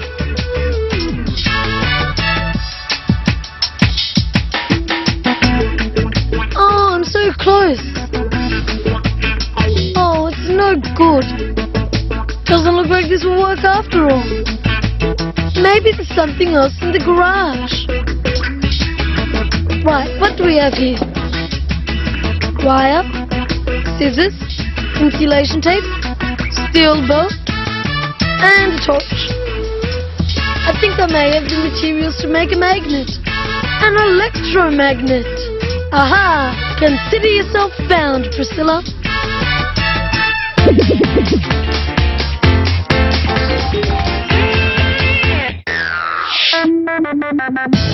What's this? It's from Mom. Your challenge, should you choose to accept it, is to make a balloon-powered vehicle using Dad's old records. Mom's always trying to get rid of Dad's old record collection. Nice try, Mom. But a balloon-powered vehicle sounds like fun.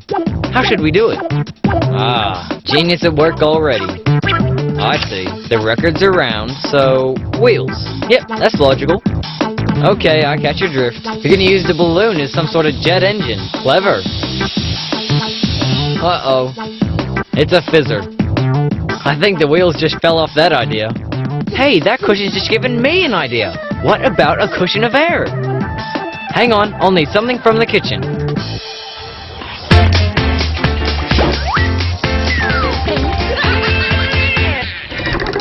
Just a short word with my assistant, and introducing the great Joseph, possessor of incredible mental powers. I have the power of telepathy. Don't believe me, huh? Okay, my skeptical friend. Looks like I'll just have to prove it. Now, while my back is turned, you will tell my assistant here a number between 1 and 10. And I will read her mind and tell you which number you chose. Okay, let's begin. Now let me see. A number is forming. Yes, it's becoming clearer. 4. Not convinced, eh? Well, let's go again. So little faith in one so young.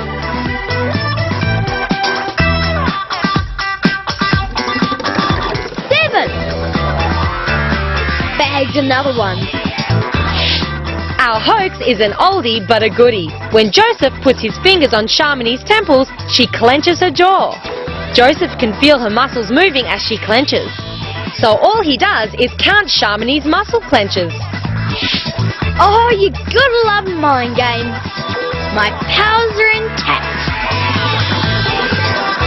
Cool. Hey, let me read your mind, Dana. No, there's nothing there. It's full of air. Oh, thanks very much, Jason. But that reminds me, I wonder how Tyler's going with his dad's records and that cushion of air.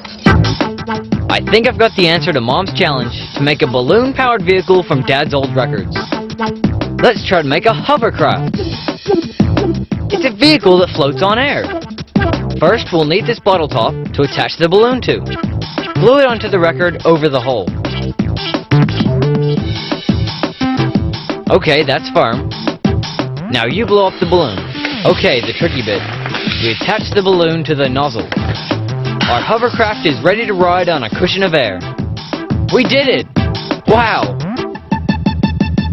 Tyler and Sophie's hovercraft works as high-pressure air from the balloon rushes out of the hole in the record.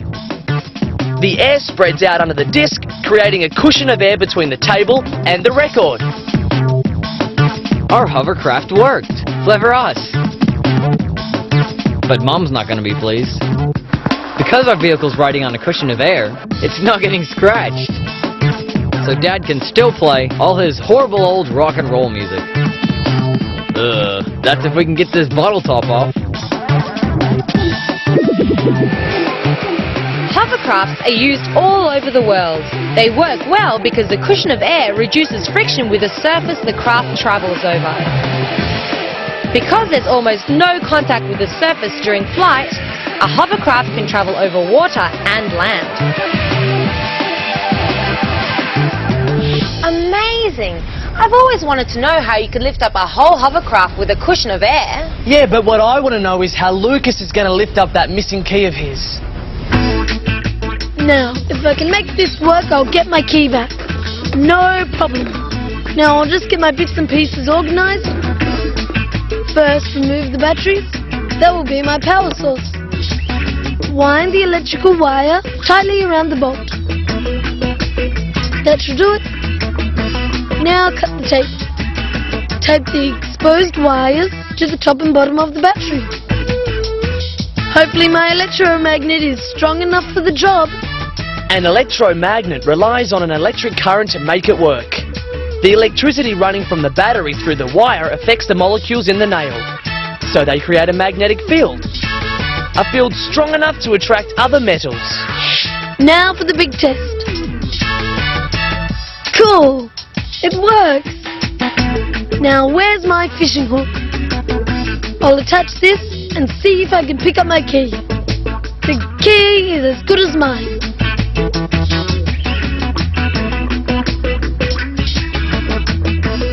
Nearly. Nearly.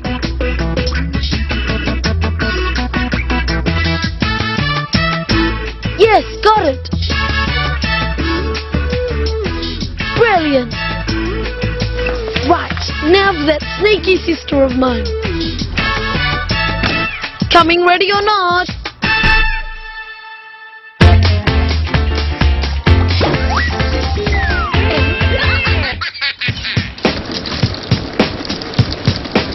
Typical. I invite Liam over to play soccer and it's raining again. That's the third time this week. I wish I could tell what the weather would do. Hey, I remember. Dad's old barometer. Liam, help me find it. Dad used to look at his barometer when he was planning a fishing trip. Now where is it? Oh, it's broken. Rats. Look, it can tell when the weather's going to be fair or stormy. It's just what we needed. How annoying. What can we do about it? Hey, stop bouncing, Liam. I'm thinking. The barometer shows how the air pressure changes from day to day. I wonder if we could make one. Your annoying bouncing has just given me a clue how to make a barometer.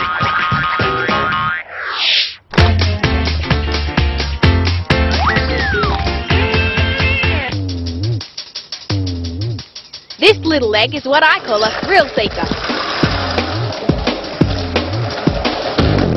Sensational. Okay, my next little adventurer. How will I send this egg on a thrill-seeking trip without touching it and without breaking? I know. Glass of water, foil plate, toilet roll, victim. And weapon of mass destruction. Plate on glass, toilet roll on top, and my brave little egg. There, all balanced. Now for a close encounter of a very different kind. Oh! Yes! Objects only move in the direction a force is applied to them. The broom hit the plate from the side. So, when the plate and toilet roll were shoved sideways, the egg was left up in the air, until the downwards force of gravity plopped it straight into the glass of water.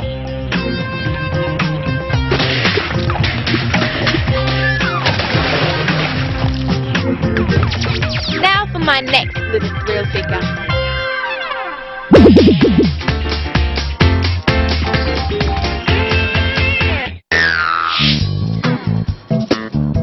This plant could do with some more sun. They say that north-facing places get the most light. But who knows where that is when you're surrounded by buildings? I'm going to need a compass. I don't have one lying around, so I'll just have to make one. All I need is a magnet, a ruler, some cotton thread, scissors, and something with a bit of weight in it.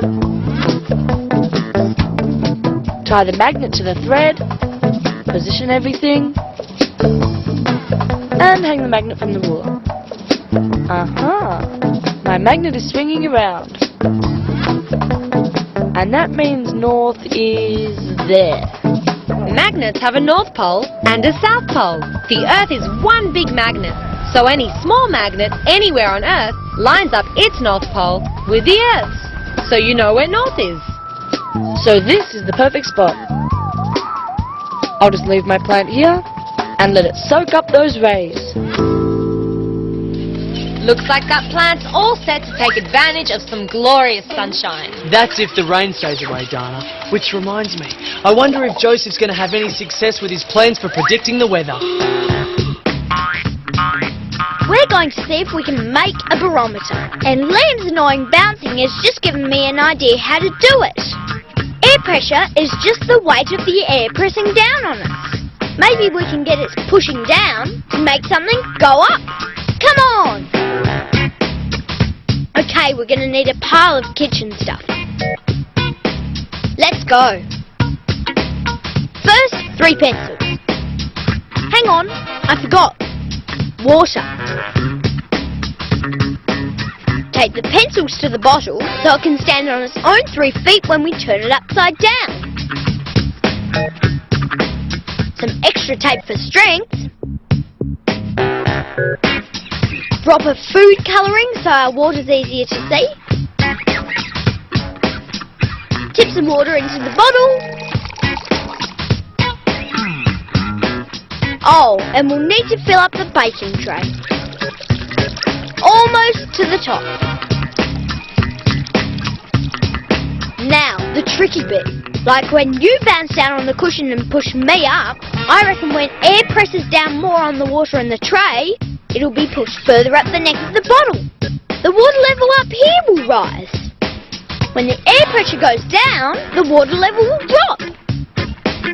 What's Liam up to? Oh, clever. A weather chart. When air pressure begins to rise again, the weather will probably fine up. When the air pressure drops, bad weather is usually on the way. It's not moving much, is it? We really need a barometer where we can see the changes more easily. Hey, I've just had a brilliant idea!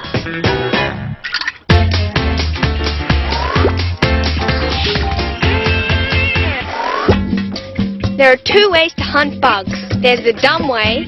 You go looking for them. Some of them you'd rather not bump into. You could collect them by hand. Careful not to get bitten. And some, you just have to get up to where they are. Whoops! Or you could make them come to you. Take an old light-coloured sheet and spread it on the ground. Now gently persuade the bugs to come out. Oh, look! A crawling hairbrush. Oh, look at the tiny spider hitching a ride on the snail. They're so easy to see on the sheet. But some are pretty quick to make a getaway, and the sheet's hard to move. So here's a quick way to make a portable bug catcher. Take 2 poles together, spread them out to make a V shape, lay them on the sheet, and cut the sheet to make 2 triangles. Fold in the edges, the other one, and take them down. Trim the ends, and a portable bug catcher. What have I caught this time? Ah, creepy crawlies. Hello, bug. Now we can see each other eye to eye. Now that's what I call an ingenious way of getting bugs to drop in for a visit. Well, as we say here in Backyard Science, what goes up must come down. But does it always work like that? Impossible. Can't happen. Not in my lifetime. Things never roll uphill. I just don't believe it. But this book says 2 funnels taped together will roll uphill. That's weird. Gravity pulls things down. See? Let me read that again. Okay. Put 2 broomsticks on a block at one end.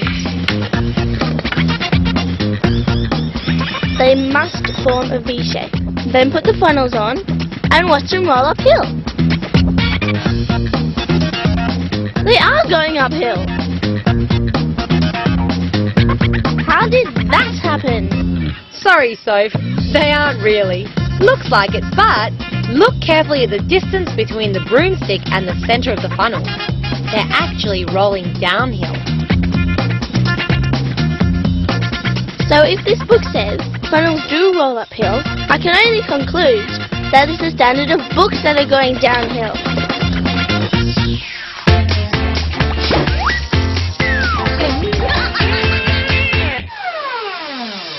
Ty has a secret admirer, and she's trying to keep it a secret. But I know what the trick is. She's drawing a picture of a special friend with lemon juice. You can't see it. The only way to see what's on the paper is to hold it over a lamp until the lemon juice becomes visible. The secret message trick works because the lamp's heat breaks down compounds in the lemon juice and they change colour. Oh, Ty's left a secret note on the table. I'm dying to find out who her admirer is. All I have to do is hold the paper up against the lamp. Oh, Ty's tricked me. She still managed to keep her admirer a secret. You can never be too careful with secrets, I say. Up there for thinking, Ty. Yep, and Joseph and Liam are also putting a fair bit of brain power into building a better barometer. Too hard to see the air pressure changes on this barometer. We're going to need something a bit smarter. We'll need another bottle and a balloon. Snip the end off and stretch it over the top of the bottle.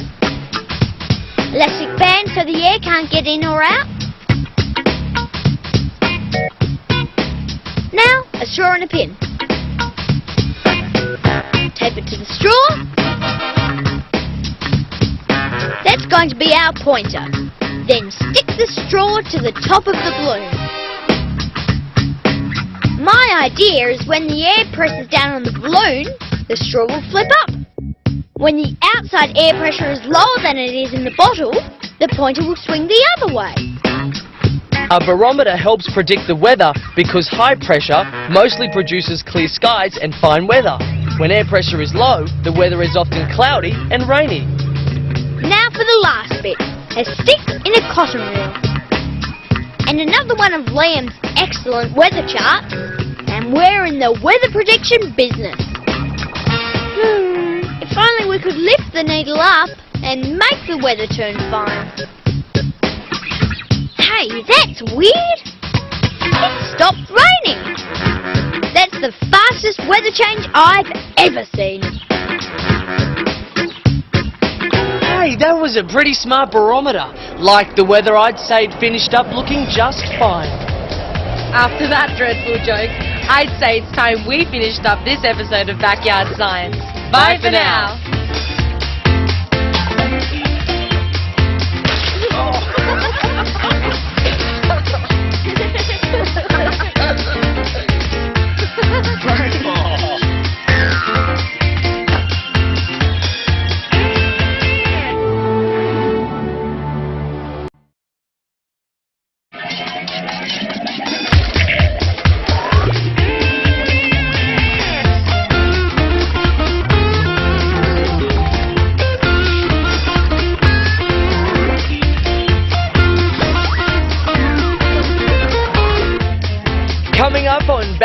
science, looking skyward in search of a starry solution. Cleaning up a big mess in a hurry. And a real blowout at the tabletop raceway. All wired up for a handy game that'll really test your skills.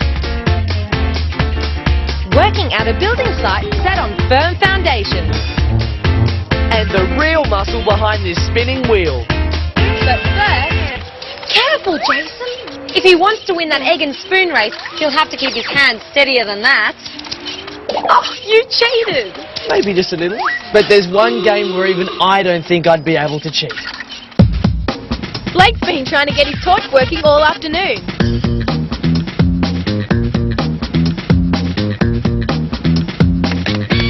Nah, that won't do it. He's tried everything, except this. I'm pretty sure all that's called for is a bit of spring cleaning. Right, I'll take the torch apart and blow any dust off the metal connectors. A good wipe will help too. All clean. Now try. 6. The circuit was dirty. It has to be complete or it won't work. It's only just his ego that's broken now. Here, I'll show him exactly what I mean. Right, now we need a battery, bulb, electrical clips, pliers, insulation tape and wire. All this stuff is going to add up to an amazing bright idea.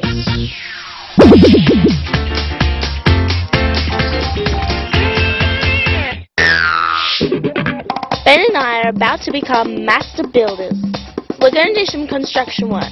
We're going to find out what makes buildings stand tall in soft ground. Right, we declare this site open. I'm starting with some clay, big balls of it. These will be our rocks. Okay, our rocky ground is finished. Now, instead of soil, we're going to use this wallpaper paste. Any excuse to mix up loads of disgusting goo. Here goes our slimy soil. Told her it was gross, but don't you love it? And it will do the job. Keep going, the more the better. Okay, now for a building. We're ready to see how it holds up the building materials. Well, water actually. Looks like we have our own leaning tower of plastic. That's no good. Any ideas? It needs something to help hold it down. I don't know how a bit of board will work, but we'll try it anyway.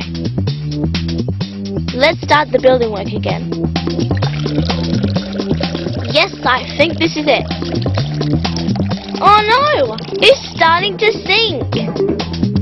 I know, we need something to support the board, to support our building. These wooden sticks might do the job. In they go, through our soil, and deep down into the rocks at the bottom of our building site.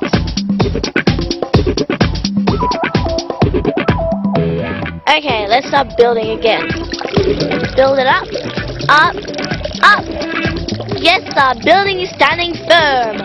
That's because it has been built using solid foundations, the key to keeping any construction anchored to the ground. One of the most famous buildings in the world is Italy's Leaning Tower of Pisa. This tilting tower was built with foundations too small to hold it upright. But over 800 years and some modern engineering work later, it's still standing. And I think life would be pretty straight without it. Hey, we could build a whole city now. Well, maybe not. It's amazing what ingenious gadgets you can make just by joining up a few bits and pieces in the right way. It is, but I'm wondering if Sophie and Blake's electrical circuit is ever going to join up. I'm about to spring an action charge challenge on Blake. But first I need to build a circuit, an electrical circuit. Now pull until it straightens out. That's it. Now I'll bend the wire into a sort of roller coaster track. The more bends, the better. Now I'm going to cut some more wire. and bend it around into a spyglass shape. Now we need to fix the wire to the board. The easiest way is to hammer in a couple of holes and stick the ends of the wire into them. Next I need to put my loop through one end of the wire so I can move it around the roller coaster. Now for that light bulb and battery. Okay, now use a clip to attach the loop to the light bulb. Then the light bulb to the battery, and the battery to one end of our wire roller coaster. Now watch. When the loop hits our roller coaster, the light is turned on, because the circuit is complete. Every single section is joined in a continuous way, giving the electricity from the battery an unbroken path to follow. From the loop to the light, to the battery to the roller coaster, all the way along our bend, and back to the loop again. So when the loop doesn't touch the roller coaster, the circuit is broken and the light goes off. Now that's done, I hope Blake's up for a challenge that calls for a clear head and a steady hand.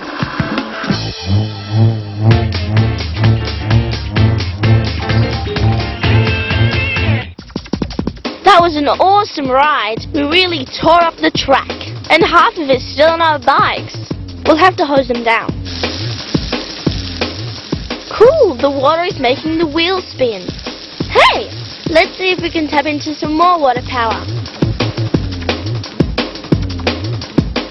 Okay, we're set. Cut the bottom of a plastic bottle, carefully cut out 4 of the feet to form a scoop and a flap.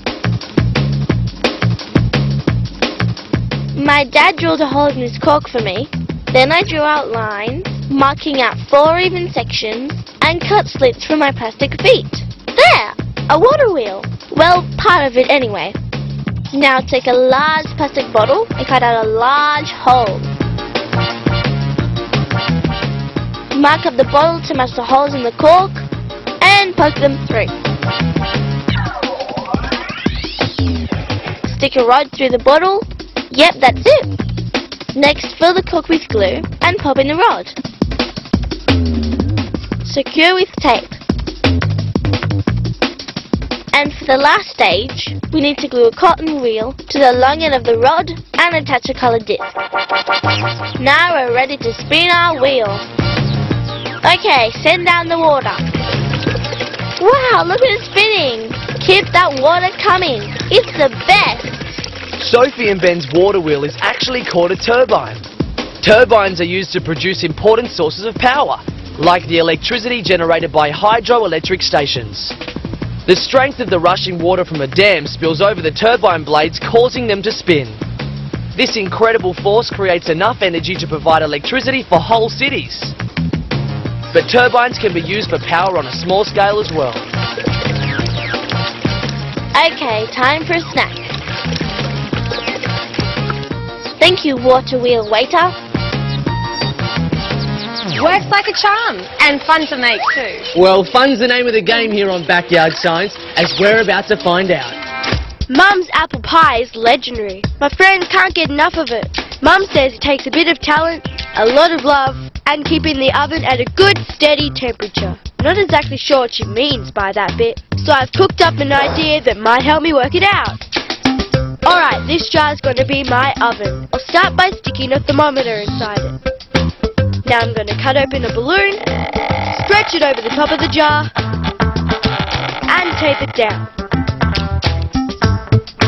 Next we need 2 pieces of wood, a short one with 2 holes, and a longer one with 1 hole. Screw the 2 pieces of wood together, then put another screw into the end hole. Using rubber bands, attach the long piece of wood down the side of the jar. There, that's it, nice and secure. This bulb is going to be my on and off switch. Wire it to a battery and to the screw at the other end of the wooden arm. Now I need something to activate my light bulb switch, and this spoon will do the trick. Place it upside down and tape one end of a wire over the handle and the other end to the battery. Okay, now time to turn on the heat. It looks fantastic, but will it work? Let's see what happens as the air in the jar heats up. Alright, it's 18 degrees in the jar now. Let's wait till it heats up to say 20 degrees. Look, the spoon is dropping, which means the temperature is rising. Right, 20 degrees, we're there. Move the arm down so it touches the screw and the bulb goes on. That's because the circuit is completed. By doing this, we're setting our oven to 20 degrees, the temperature it is now. It's been a few minutes, but now the spoon's dropping, breaking the circuit and turning off the bulb. That means it's too hot in our oven, so we'll switch off the lamp to cool it down. Okay, let's wait again. Look, the spoon is touching the screw. The light's gone back on. That means it's cooling down in our oven. Back on with the lamp so we can heat things up again. It's working! The temperature is staying at a steady 20 degrees. What Ben and the gang have made is their own thermostat, a device used in ovens to control the temperature. By switching the lamp on and off using cues from the light bulb, they can keep the temperature even.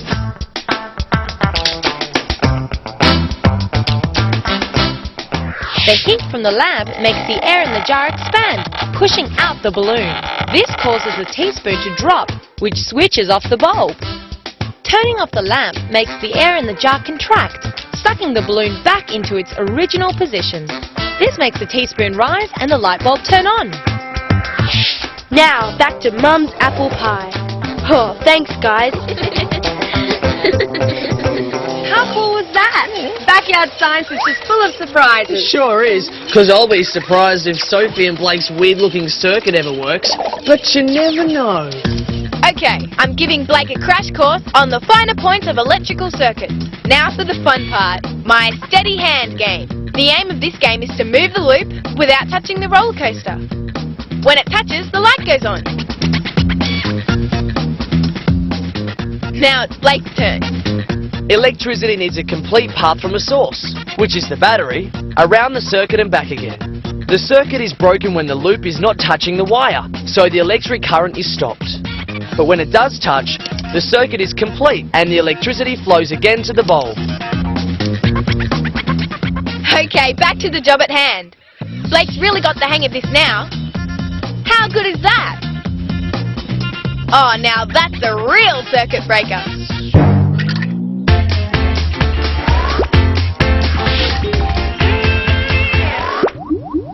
Oh, the day's just flown by.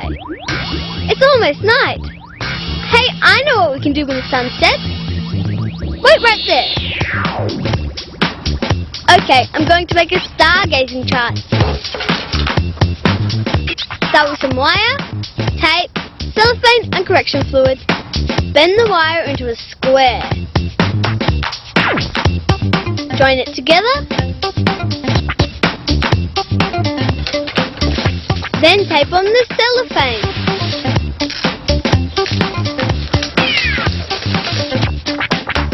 There, our window to the stars. Okay, we've done our bit. Now it's over to Mother Nature.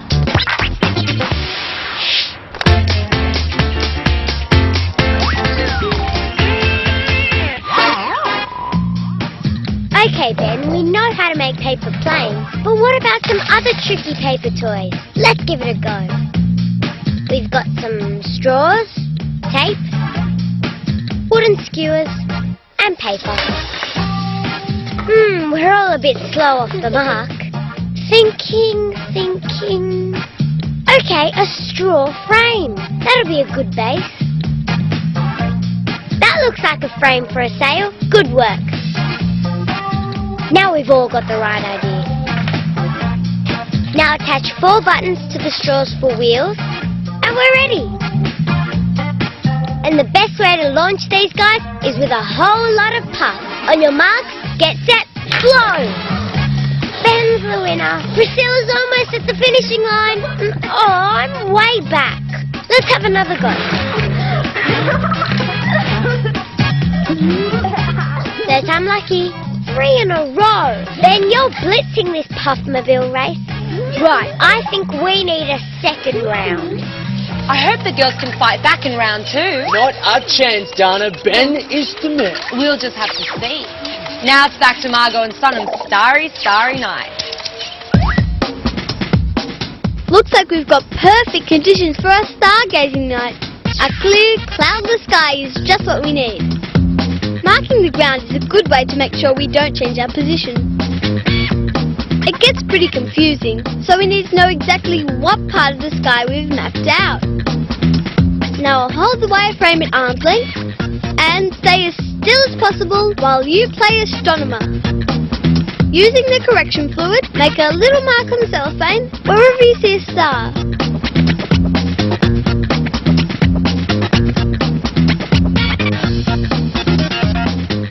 Okay, that'll do. Time to move inside and see what we've got.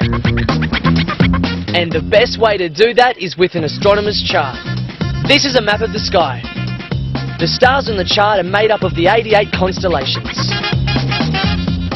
Constellations are groups of stars that were identified thousands of years ago.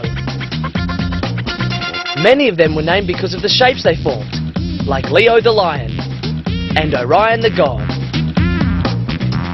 Hey, 3 stars in a row. That could be Orion's belt.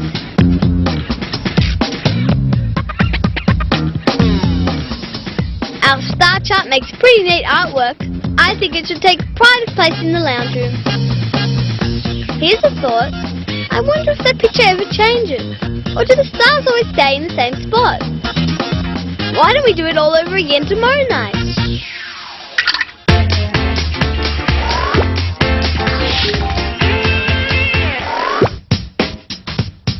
I love cooking. Today, chocolate cupcakes.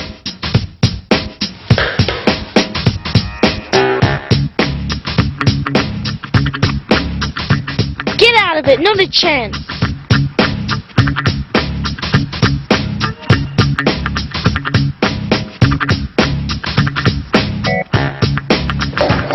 Oh no! This oil has gone everywhere.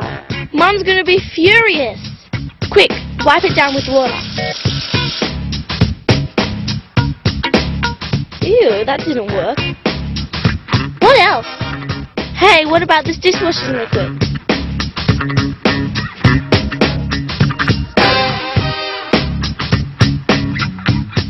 Hey, look, it works! I wonder why that is. I think I'm gonna find out.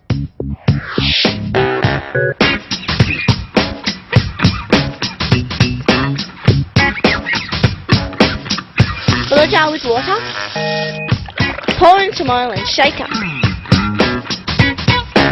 Look, they stay separated. Now what happens if I add dishwashing liquid? Hey, they're mixed together. We've seen that oil and water don't mix by themselves. That's why just water alone won't clean up the oil. But detergent mixes well with both water and oil. So it acts like a go-between, bringing the oil and the water together.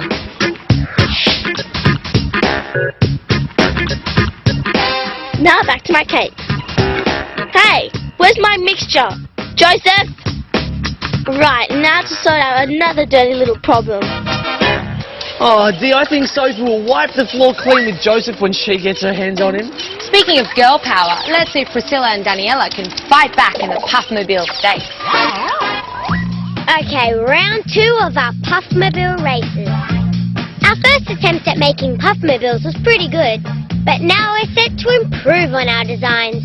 We've worked out a better plan for the wheels. If we insert skewers into the straws, then attach the buttons, they'll be able to spin around, just like the real thing. The best design will always gain the winning edge, and Priscilla is hoping to lead the way by reinforcing her sail with string. I'm going to do the same with the straw. Okay, we're set. We've got the speedy square rigger, the sleek sailing boat, and the cone racer. Ready, set, blow! These Puffmobiles rely on the basics of wind and design. Blowing creates moving air which pushes against an object, sending it forwards. And the wheels and the shape are essential in order to make the Puffmobile function effectively. Ben's just too good. We'll have to admit defeat again, Priscilla. Oh well, when all else fails, we can always cheat.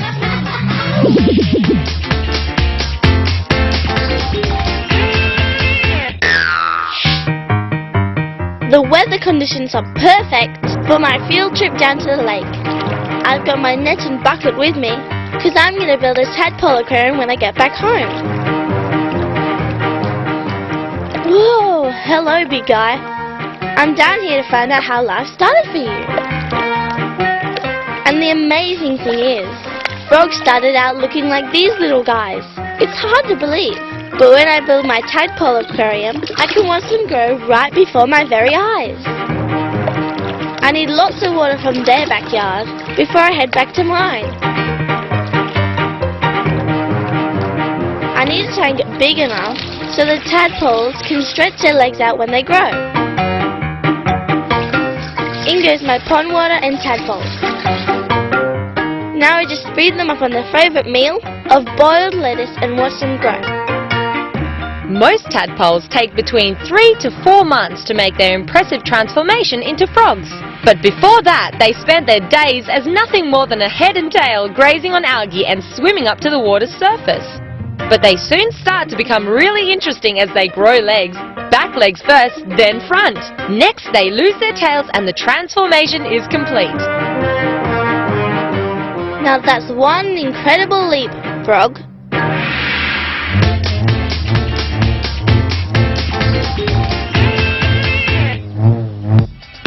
Let's hang out in the courtyard. Oh, sorry, I should have told you. That metal chair gets really hot when the sun beats down on it. Yeah, you're right, the wooden chair is cool. The plastic around the metal chair isn't one bit hot either. Unlike the metal, I'm gonna get a few things that might help us work this out. Bring out the hot water, please. Now be careful.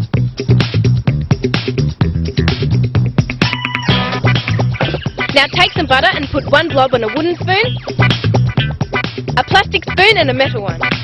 Now this sounds crazy, but take 3 peas and stick one to the handle of each spoon with the butter. Now carefully pour in the hot water. It's a pea and spoon race. We're going to see which one will slide down the spoon first as the butter begins to melt.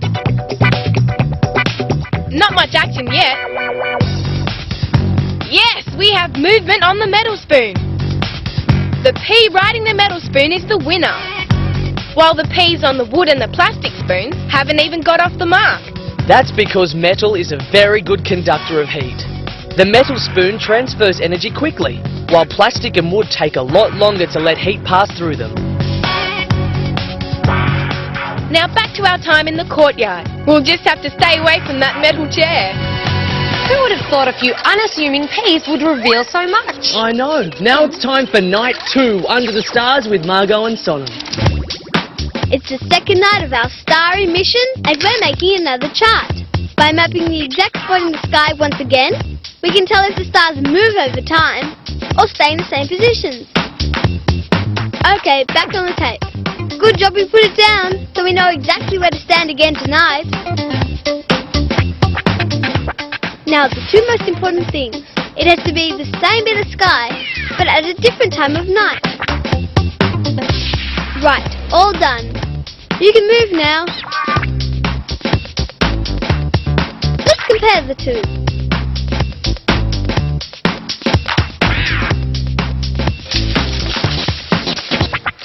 Wow, look at that! They have moved! Well, it really only looks that way. The movement of the stars we see has been caused because something else is moving. Any guesses what? Yep, it's the Earth, as it spins around once every 24 hours. So it's an optical illusion played out every night on an enormous stage. I guess our nights are going to be pretty dull now after all this star-studded action. Aha! Now that really is one ginormous optical illusion. It is, Jason, but sadly this isn't, because it's time for us to really disappear. See you next time.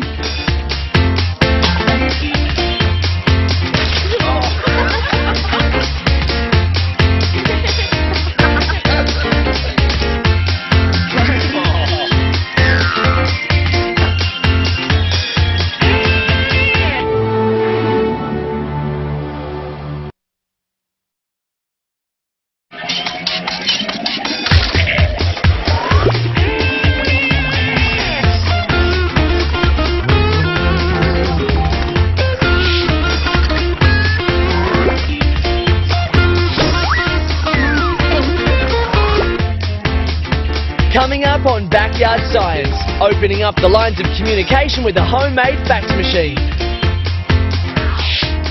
Blowing up balloons with a ball bearing and a bike pump. And how water can help you see things in a very different light.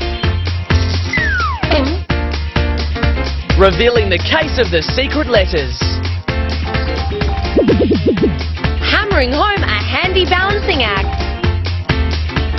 And harnessing some rev head power from magnets. But first up, a cunning crime's been committed down in Ben's neighbourhood. So they've called in a special agent with superpowers of deduction. Ooh, I'm on the edge of my seat, so let's not waste another minute.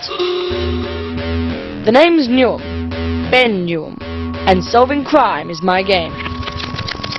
There's been a backyard kidnapping. I'm here to unravel the case of Pugsy, the missing guinea pig. Okay, calm down now. Where was Pugsy last seen? Taken from his hutch in broad daylight. We're dealing with hardcore criminals here. And my prime suspects, yes, the very people who reported this crime.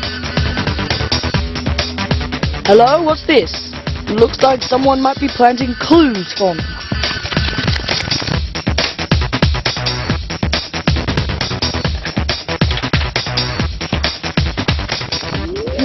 Feels a bit waxy. Aha! I do believe it's the old invisible candle trick. A quick once over with this crayon, and we're in business. Intriguing. According to my informant, our thief is a boy. I'll get to the bottom of this guinea pig caper if it's the last thing I do.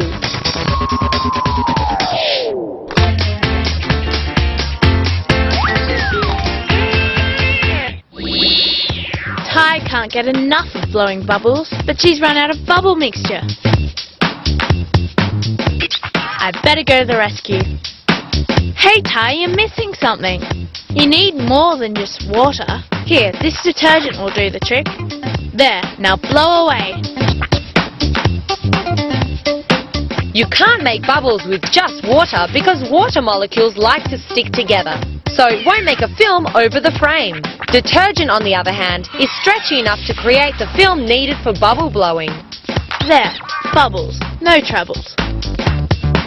But I know how to really blow up this scene. Want to see how? Right, monster bubbles, here we come. Pour some glycerine into the detergent. This will help strengthen the bubbles. Now take a tire that's been cut through the middle. This will be our big bubble dish. Pour in the bubble mixture.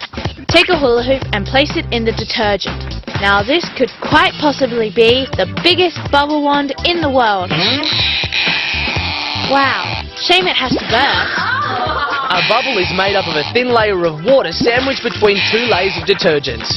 It can't last forever because the water eventually evaporates, causing the bubble to burst. Your turn. I bet you're busting to have a go, Ty. Now stand very still.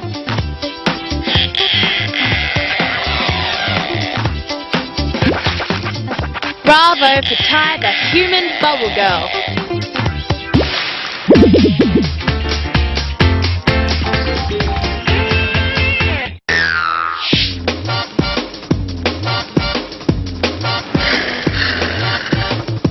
I know what you're thinking.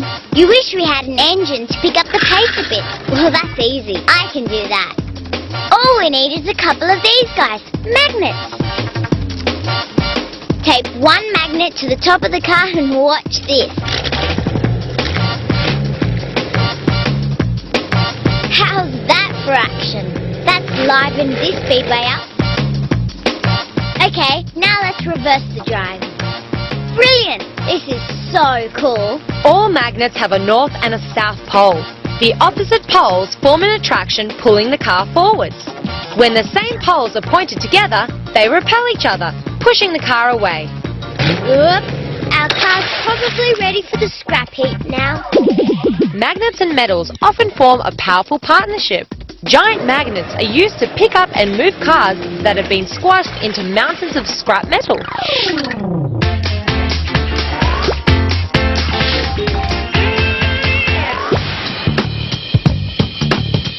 Blake should join a circus. He's really good at balancing acts.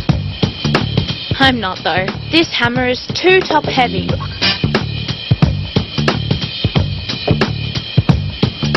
Here, if you're so good, then see if you can balance this on the end of a ruler. No, no way.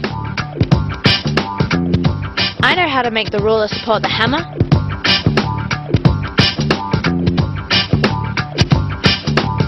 All you need to do is cut a piece of string and tie it into a loop.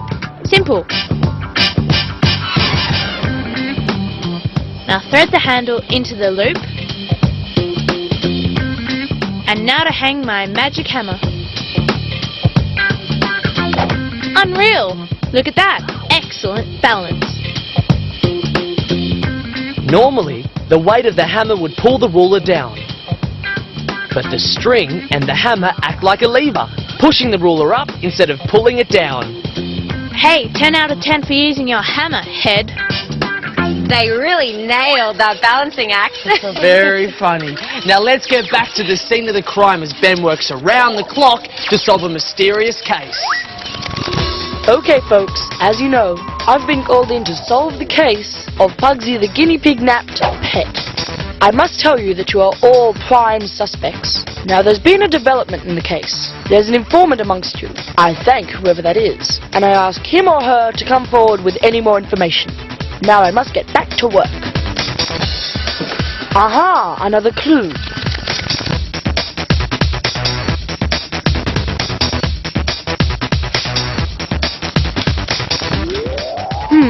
Interesting.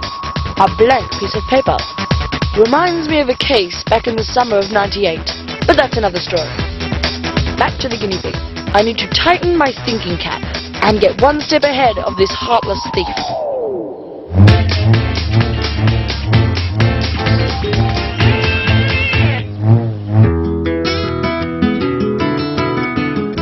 Hey Genevieve, watch this. And prepare to be amazed with my magic and mastery. Watch me pull a rabbit out of this hat.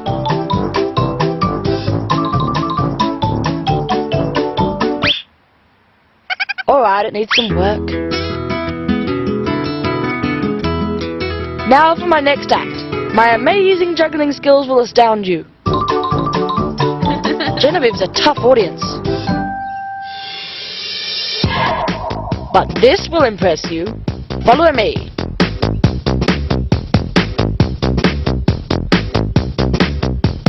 What if I said I could turn this one apple into 6 apples? I need 2 mirrors. Stand the mirrors opposite each other, put the apple between them, and prepare for the showstopper. Now move the mirrors a little until the apples grow. Yes, a showman always saves the best for last. Enough for an apple pie. When 2 mirrors are faced opposite each other, light is trapped between them. This light bounces in the middle of the mirrors, causing the original reflection of the apple to multiply. Sorry I can't share. Those other apples weren't real. I tell you, my juggling skills don't reflect well on me. Bad jokes, and you're a hard act to watch, Jason. Please don't give up your day job. Now time for a tale of power, magnetism, and deep attraction. Magnet walls are the coolest. You can have all sorts of fun with magnets. Here, I'll show you something else. We need to make lots of tiny bits of metal. This extra fine steel wool should do the trick. You pour some oil into a jar of water. This will help the metal float.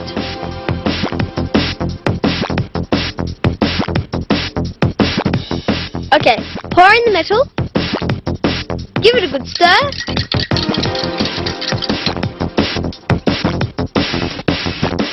Unreal! The magnet is pulling the metal into one big bunch.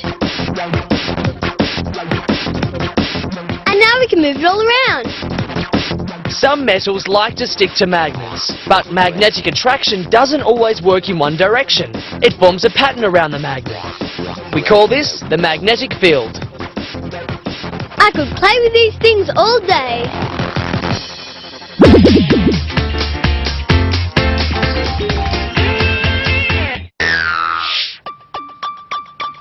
Hey, what's that on my book? No, it's not rain. It's definitely wet though. I'm baffled. Well, if it's not rain, it must have come from my mouth. It must have something to do with sucking on a lollipop. It did! I did do it! I've got this fun water squirter in my mouth. But how does it work? The squirting of saliva from our mouth is called gleeking. Two things need to occur for this to happen. Firstly, you need to stimulate the saliva glands by sucking something, and secondly, you need to curl your tongue and press down on it. The saliva glands under the tongue squirt when the muscles around them are compressed.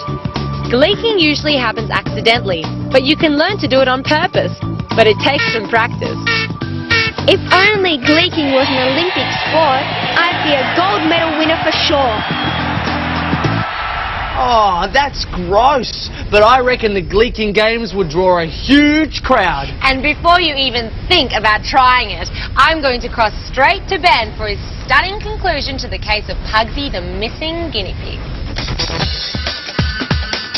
As you may have read, Pugsy the guinea pig has been snatched from his hutch. This paper could hold a clue. The old baking soda method. Very cunning. Just watch what happens when I paint the paper with a bit of grape juice. To make invisible ink, you need to mix equal parts of baking soda and water. A chemical reaction occurs when the acid in the juice meets the baking soda.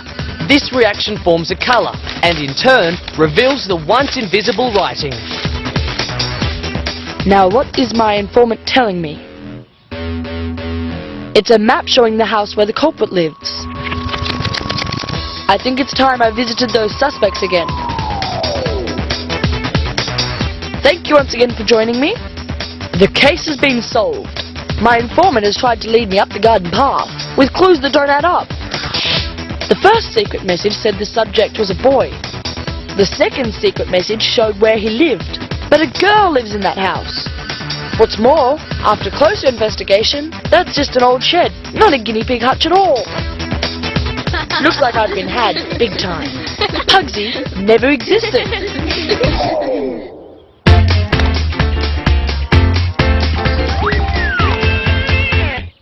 Base to Blake. Base to Blake. Come in, Blake. What's wrong with this thing? Can you hear me? No, nothing. Looks like the fun's over.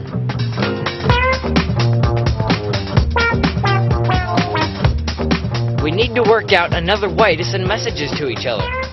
Wait there, I'm going back to HQ, where I think I can hatch a clever plan. I'm gonna need help for this. Right, we're going to make our own high-tech means of communication. We've got everything here from a bulb to a buzzer. Scissors to screwdriver. Okay, time to get our facts straight. Get it? We're making a fax machine.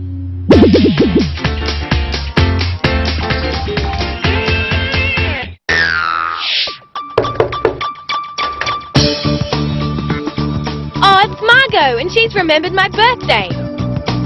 Thanks. These flowers didn't last long. What a shame. Hold your nose, the water really smells. There's got to be a way to make my birthday flowers last longer. Let's try to find it. We've got water, 5 vases, scissors, tape, vinegar, sugar, bleach, and my birthday flowers. Pour the same amount of water into the vases. If I cut the stems at an angle, it'll help the flowers draw up more water. And removing excess leaves will keep the water cleaner. Now to find the magic ingredient that will make my flowers last longer.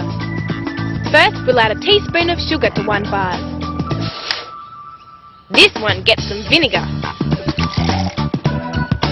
An aspirin tablet to the third vase.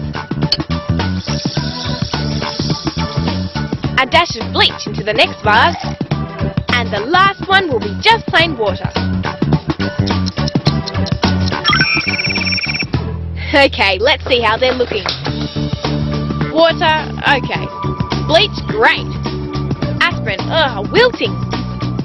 Vinegar, dying. And mean the sugar is still fresh. Sugar is food for the flour, so when it's added to the water, the flour lives longer. But flours also need clean water. Bleach kills the bacteria that harm the flour and cause that gross smell, while the aspirin and vinegar didn't give the flowers any food, so they died sooner. And what's good for our flowers has to be good for us.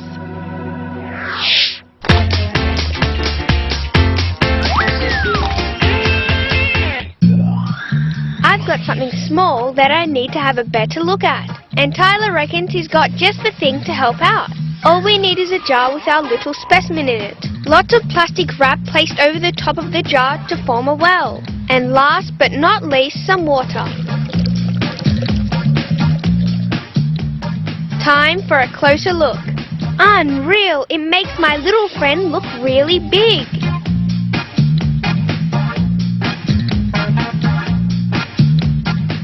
Water works like a natural magnifying glass. It magnifies because water bends the light shining through it, making the object underneath look bigger. Cool! Now all we need is a real frog to pop under our magnifying glass. Sometimes the simplest things are the most fun. True, but now it's time for a change of pace, as we sit back and receive some high-tech wizardry. Blake and I are working overtime on our fax machine.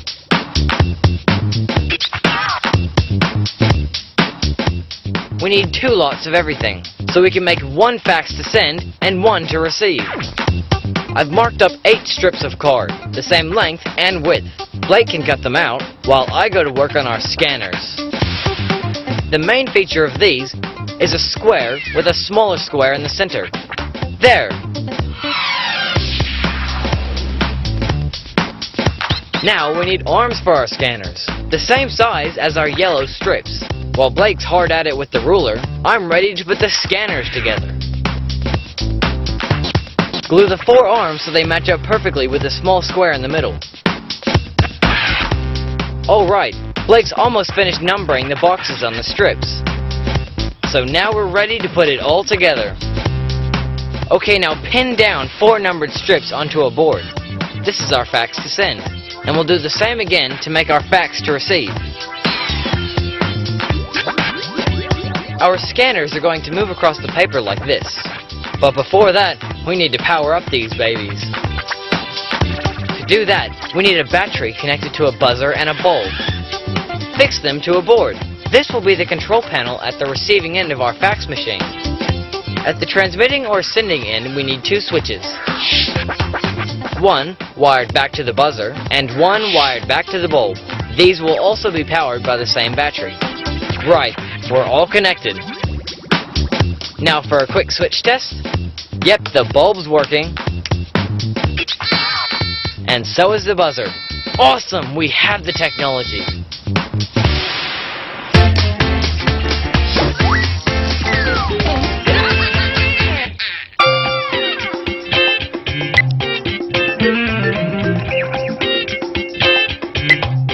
And Ben aren't going to be happy because I need my stopwatch back. So time's up for their game of 10-second speed chess. Wait a sec, I think I know exactly how to solve this little problem. Okay, this won't take much time at all. I'm going to make them their own stopwatch. All I have to do is tape a ruler to the table. Fill a lid with clay so that it becomes really heavy. Next, thread some string around a tack at the end of the ruler and fix the other end to the lid with some more clay. There, I've made a pendulum. I want every swing back and forth to take 1 second. Sonam will be timekeeper. 1, 2, 3... Nah, too slow. It should have swung 6 times. I'll just pull the lid up. That'll make the pendulum swing faster. Let's see now. 1, 2, 3, 4. Brilliant! Each swing back and forth timed out to 1 second. Pendulums have been used to keep clocks on time for hundreds of years. A pendulum swings at a constant rate. This means that once the swing has been set to take 1 second, every swing after that will also time out to 1 second. Right, I've tied the pendulum off, so now it's back to the game. All they have to do is count 10 swings a turn. Good luck! 1, 2, 3, 4. No, that's checkmate.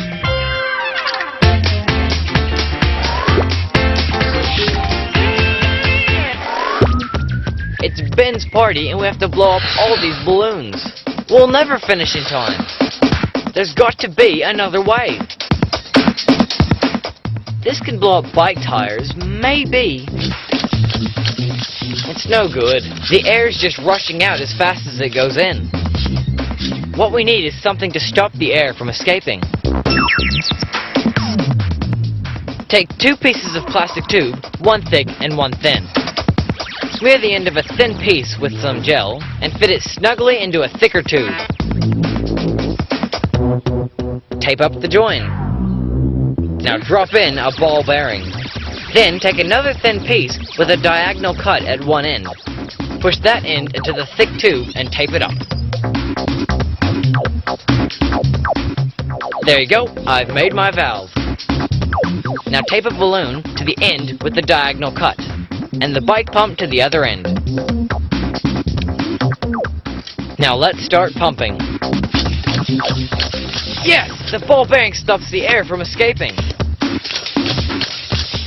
That's because the valve controls the flow of air. When air is pumped into the valve, the ball bearing is pushed up against the diagonal cut. But it only sits at the bottom of the cut, allowing air to flow over the top and into the balloon. When air from the balloon tries to escape, it pushes the ball bearing down onto the square cut, closing the valve completely. This traps the air and stops the balloon from deflating. Okay, now we can relax.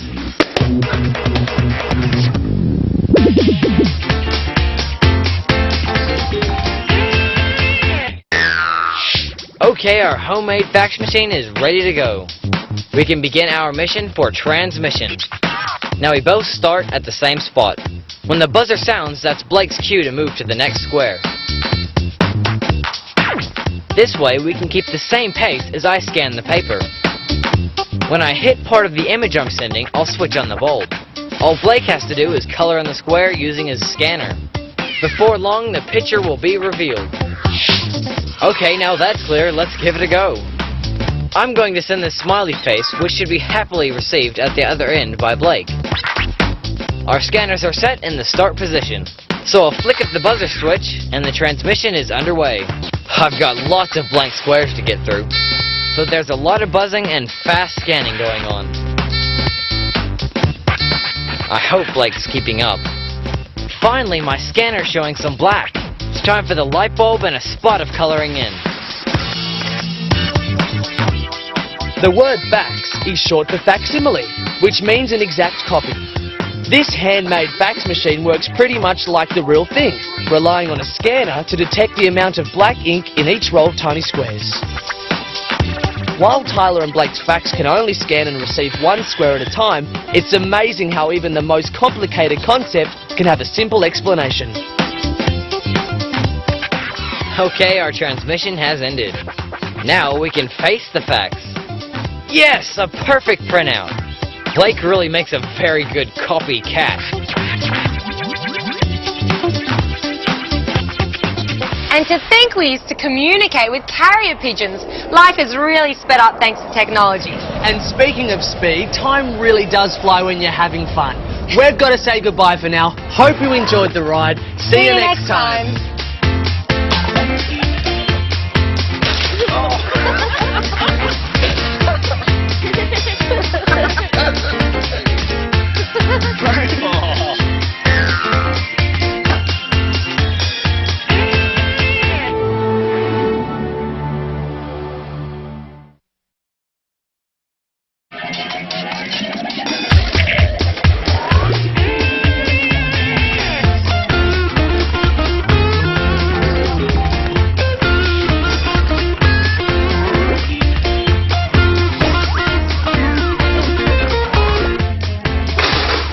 up on Backyard Science, finding out which side your toast is buttered on.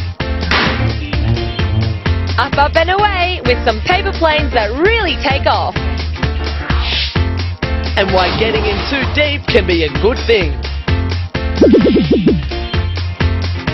How to build a leaning tower of pasta. How to fool your friends with a drinking straw that doesn't suck. And race time. Find out how gears can give your bicycle the winning edge. But first, we're going to do a little backyard science bird watching. All you need is some binoculars, a little bit of patience, and some birds. Yep, but if those birds don't show up, you just might need to get a bit creative.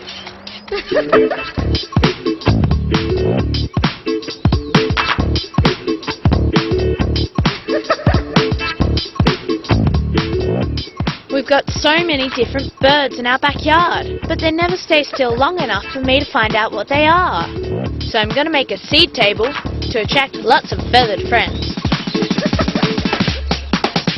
I'm going to build a little tower to rest my seed dish on, so they don't get scared away. I know it sounds crazy, but my idea is to use spaghetti for the structure and marshmallows to stick it all together. Perfect timing! I'm going to get Ben in on this little project. He can help me work out the best design for my spaghetti tower. Most tall buildings look like they're sort of square, but some are made from triangles. Okay, let's go.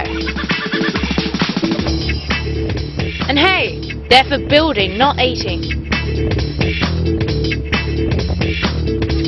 I'm going to try for a triangular tower, and Ben is going to try a square.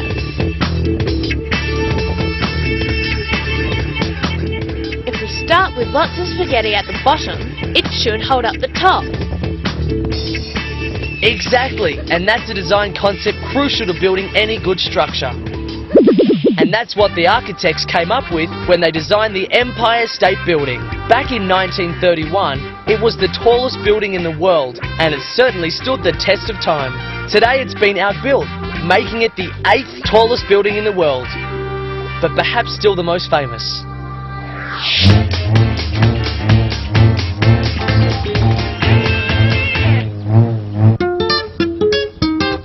Snack time for Liam, James and me. I think we need some food.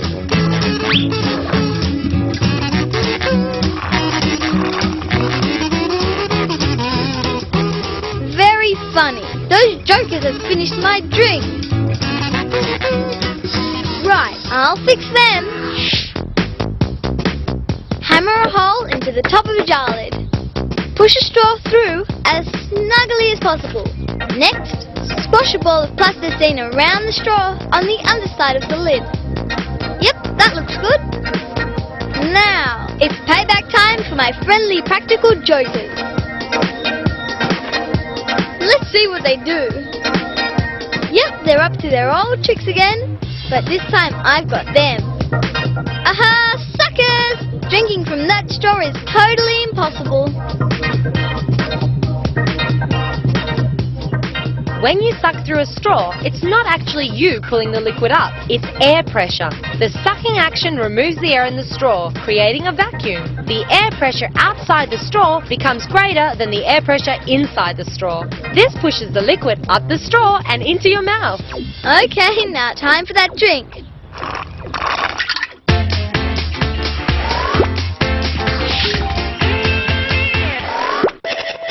The FA Cup final and Beckham is lining up the shot. He shoots, he wins! We might have won, but we'll both be losers if this storm catches us. It's close. You can tell how close by counting.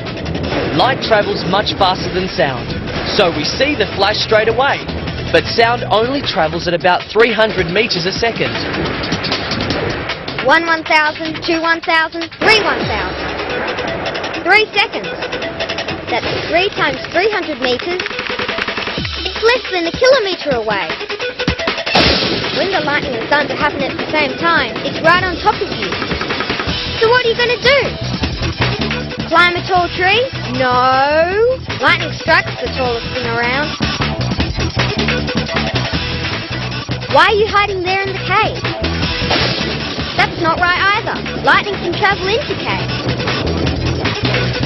Why is he hugging me? Don't get too close. Nope, not a good idea. Lightning can travel through bodies. Well, what can you do? The best thing to do in an open area is crouch down by yourself in the lowest spot you can find. That way something higher will get struck by lightning first. Lightning happens when the difference in the electric charges between the cloud and the ground reaches millions of volts. A lightning flash lasts for only a tiny fraction of a second. But in that time, the air is heated to about 3 times the temperature of the sun's surface. That makes the air expand for just an instant before it crashes back. That makes a sound wave that we hear as a huge clap of thunder.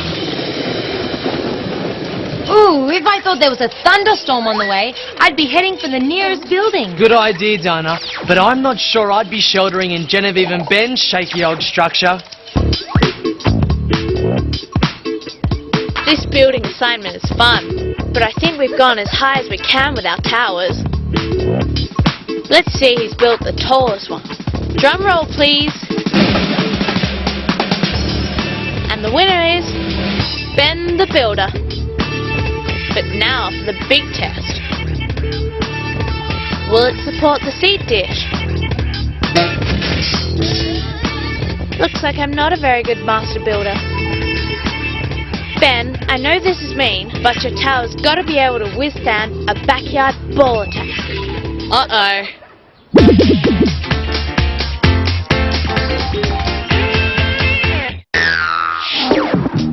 Get ready, set, racing!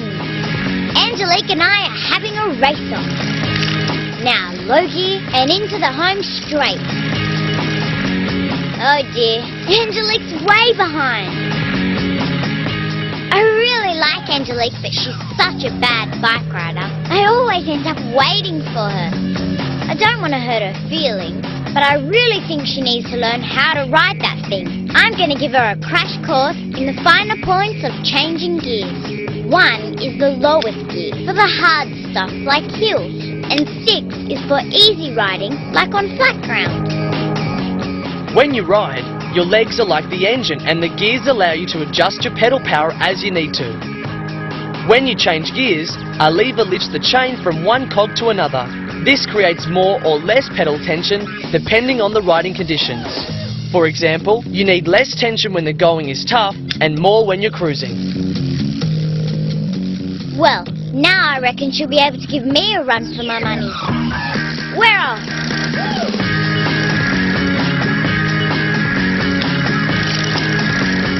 Uh-oh, she's using the gears. Wait for me, Angelique! Oh man, I've created a monster! Somehow I'm having trouble thinking of Angelique as a monster.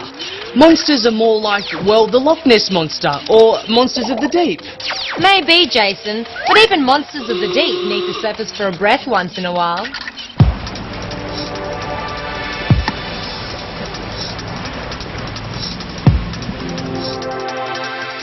When you've got a watery backyard and you live in a really cold part of the world, you see some amazing things in the water. Ice flows for one, but my favorite? Whales. There's one. Look, it's splattering. Must have swallowed a lungful of seawater. He doesn't know what I'm talking about. I'm sure he thinks that whale is coughing its lungs up, but I know it's not coughing. That's just its breath. I'll show him. No? I'll get a mirror. I know that whale sprang a geyser of water, not an incy-fincy cloud of fog. But that's just what we do, although on a smaller scale. Look, I'll show you. When the warm, moist air from our lungs hits the cold mirror, our breath condenses, meaning that it goes from a gas to a liquid. The whale's lungs are so big that when it breathes out, it lets go of a huge spout of water. I think it's having a whale of a time.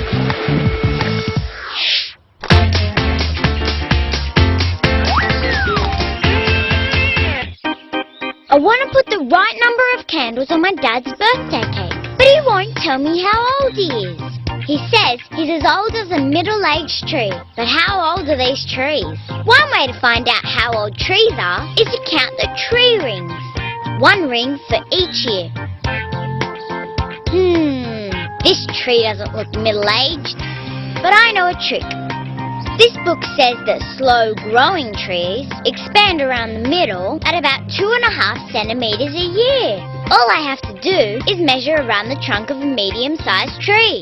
So, if I take the distance around the middle, divide it by the amount it expands each year, then I know how old it is. Palms and fast growers like conifers and eucalypts don't follow Daniella's rule, but it's perfect for trees that grow at a medium rate, such as oaks and elms. I've got it! If Dad's as old as this tree, tape measure, note the distance around the tree, 64 centimetres, divided by 2.5 centimetres a year, equals 25.6 years old. I'm sure my dad's older than that. Maybe I should have measured his middle-age spread instead of the trees. Get that tape measure away from me, Jason. I'm keeping my age a secret. Well, around my middle, I'm growing. Maybe I've been eating too much pasta.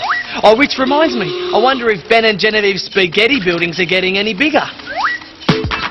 Okay, now it's time to get really serious about our spaghetti towers. Ben's square structure was pretty strong, but I'm going to improve my triangular tower.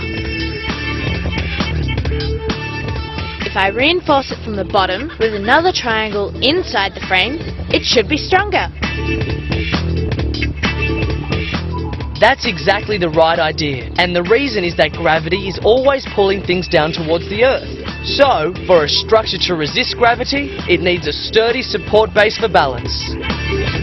Time to get set up for a spot of bird watching now.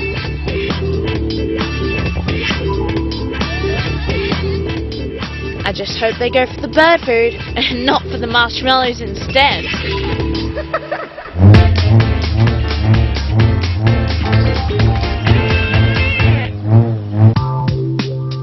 Bonus! Sunday morning, no school and lots of food to eat. Not funny. Oh, great. Fluff stuck to the butter side of my toast. It's just my luck that it didn't land butter side up. Or is there more to it than just luck? Let's see. Again, it fell with the butter side down. I'm going to find out why. Okay, I've got a piece of cardboard with 2 columns drawn out. One for butter up and one for butter down. This way I can keep track of all my landings. Right, that's 1 for butter up. 1 for down. It's even for now.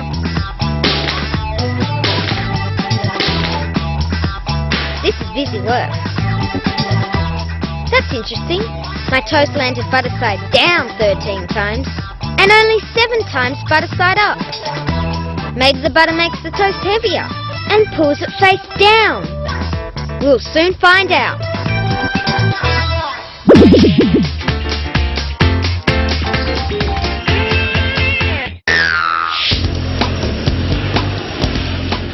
I'm going to be a pilot when I grow up. But for now, I'll just have to make the planes I fly. Okay, with a few clever folds, my plane will be ready for takeoff. This paperclip will help keep it steady.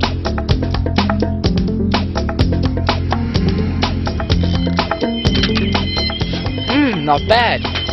But Chani thinks she can do better. What's she doing with those scissors?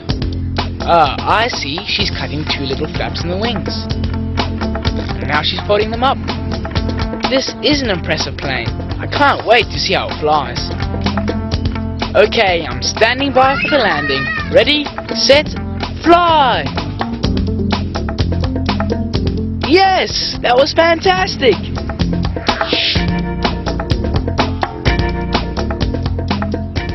All planes have flaps on their wings, just like the ones Shani cut out on her paper plane.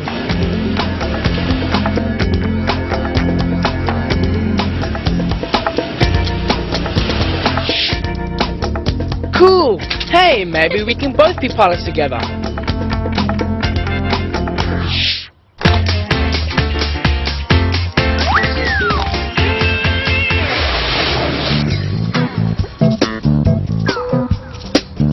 Bombing is the best, but we always have to make sure that we're doing it in the deep end. Great idea. Priscilla is really good at diving for the ring. I actually find it hard sometimes, especially when the ring falls in the deepest end of the pool. Nope, can't get it. No, can't get down there. I know, these flippers will help. Yes, it's mine. What's wrong with my ears? They're popping. Oh, where's Priscilla going? Better find out what she's up to. What's she doing with that? She says it's a pressure bottle. Now she's filling it up with water. Can't see how that will be interesting. Wow, cool. The bottle has got 3 holes in it and the water's shooting out like a fountain. And look, the water spout at the bottom has the most force. That's because the water at the bottom is under the highest pressure from the weight of the water pushing down above it. As the water runs out, the spurts get smaller because there is less pressure. So the deeper you swim, the more water pressure there is. That's why Lucas found it hard to push his weight down to the bottom. And it's also why his ears were hurting. The deeper you go, the more pressure there is on these sensitive organs. Now that really has relieved the pressure. Those guys always come through with the goods when they're under pressure. Nice stuff. Now it's time to get back to the kitchen and see how John's falling toast is faring. Right, more toast. I'm going to get to the bottom of this toast landing butter side down if it's the last thing I do. Now what if I only pretend to have butter on it and put a star where the butter would go? This way I can find out whether it really is the butter's fault or something else altogether. Right, I'm off again.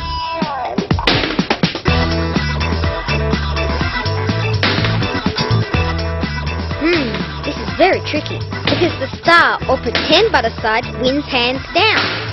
That's 12 stars down and only 6 up. So even without the butter, the toast still lands the same way again. That means it's got nothing to do with the butter on the toast. Maybe the answer is up higher.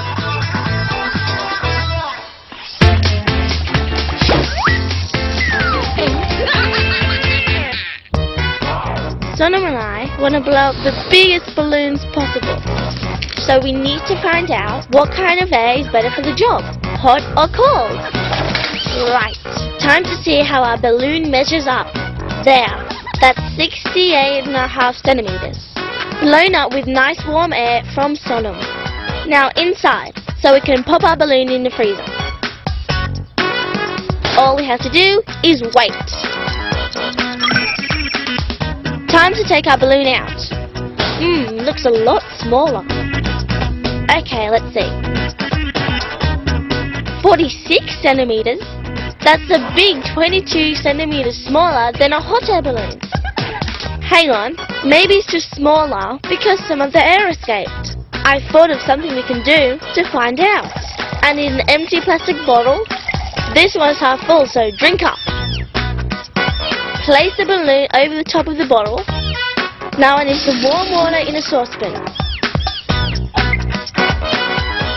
Okay, I'm back. Drum roll! As I place the bottle in the warm water. Brilliant! The balloon is starting to blow up.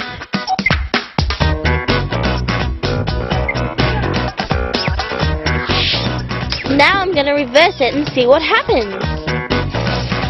I'll fill the bottle up with warm water and let it heat up. While that's happening, I'll grab some cold water. There, that should be warm enough. Fit another balloon on and we're set. Okay, now if I place the warm bottle in the cold water, what will happen to the balloon? Drum roll, please. Awesome! the balloon has been pulled in and has been blown up. Heat causes things like air to expand and cold causes things to contract. So when the bottle was placed in the hot water, the air inside it expanded or took up more room. This made the air push out of the bottle, blowing up the balloon. When the warm bottle was placed in the cold water, the air inside it contracted or took up less room. This meant air from the outside was drawn into the bottle, pulling the balloon with it and blowing it up. Now that's really blown me away. Careful, Jason. You could take off with all your hot air. Moving right along. Time now for a story that'll really grow on you. It's amazing how good I am at mazes. In fact, I am so good I can turn this bean seed into a maze. You'll need a cardboard box, some extra bits of cardboard, paper towels, scissors, tape, a plastic jug and cup. Cut a large hole into the top of the box. This will allow the light in. Cut a window in 2 pieces of card that are the same thickness and length as the box.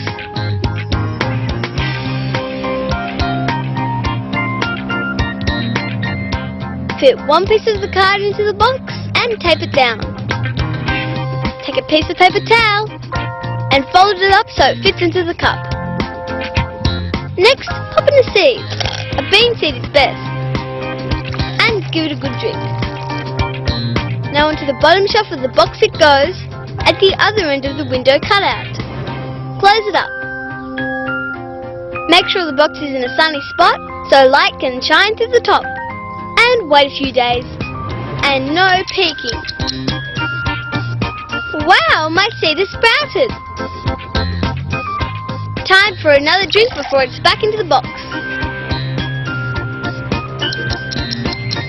After a few more days, the bean sprout has grown enough to turn its first corner into my plant maze. Now it's time for my sprout to climb up to the next level.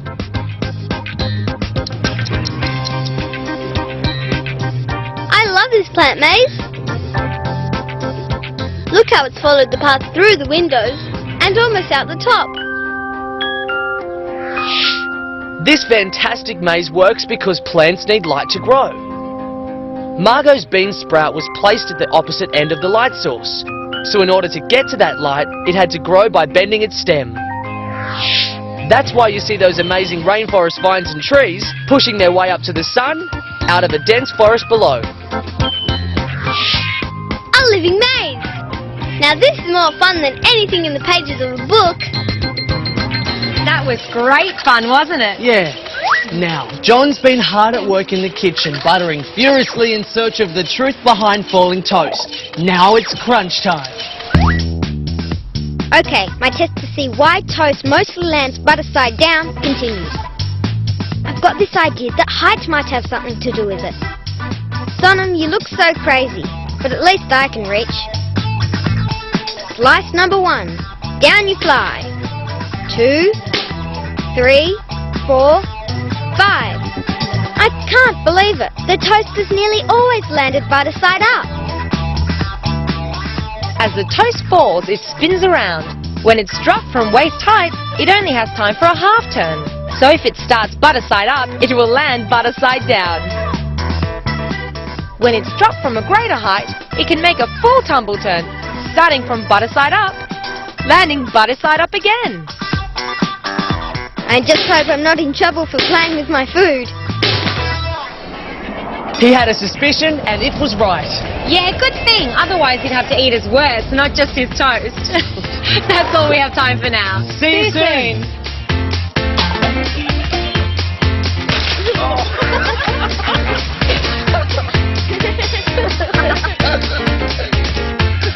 Dragon Ball.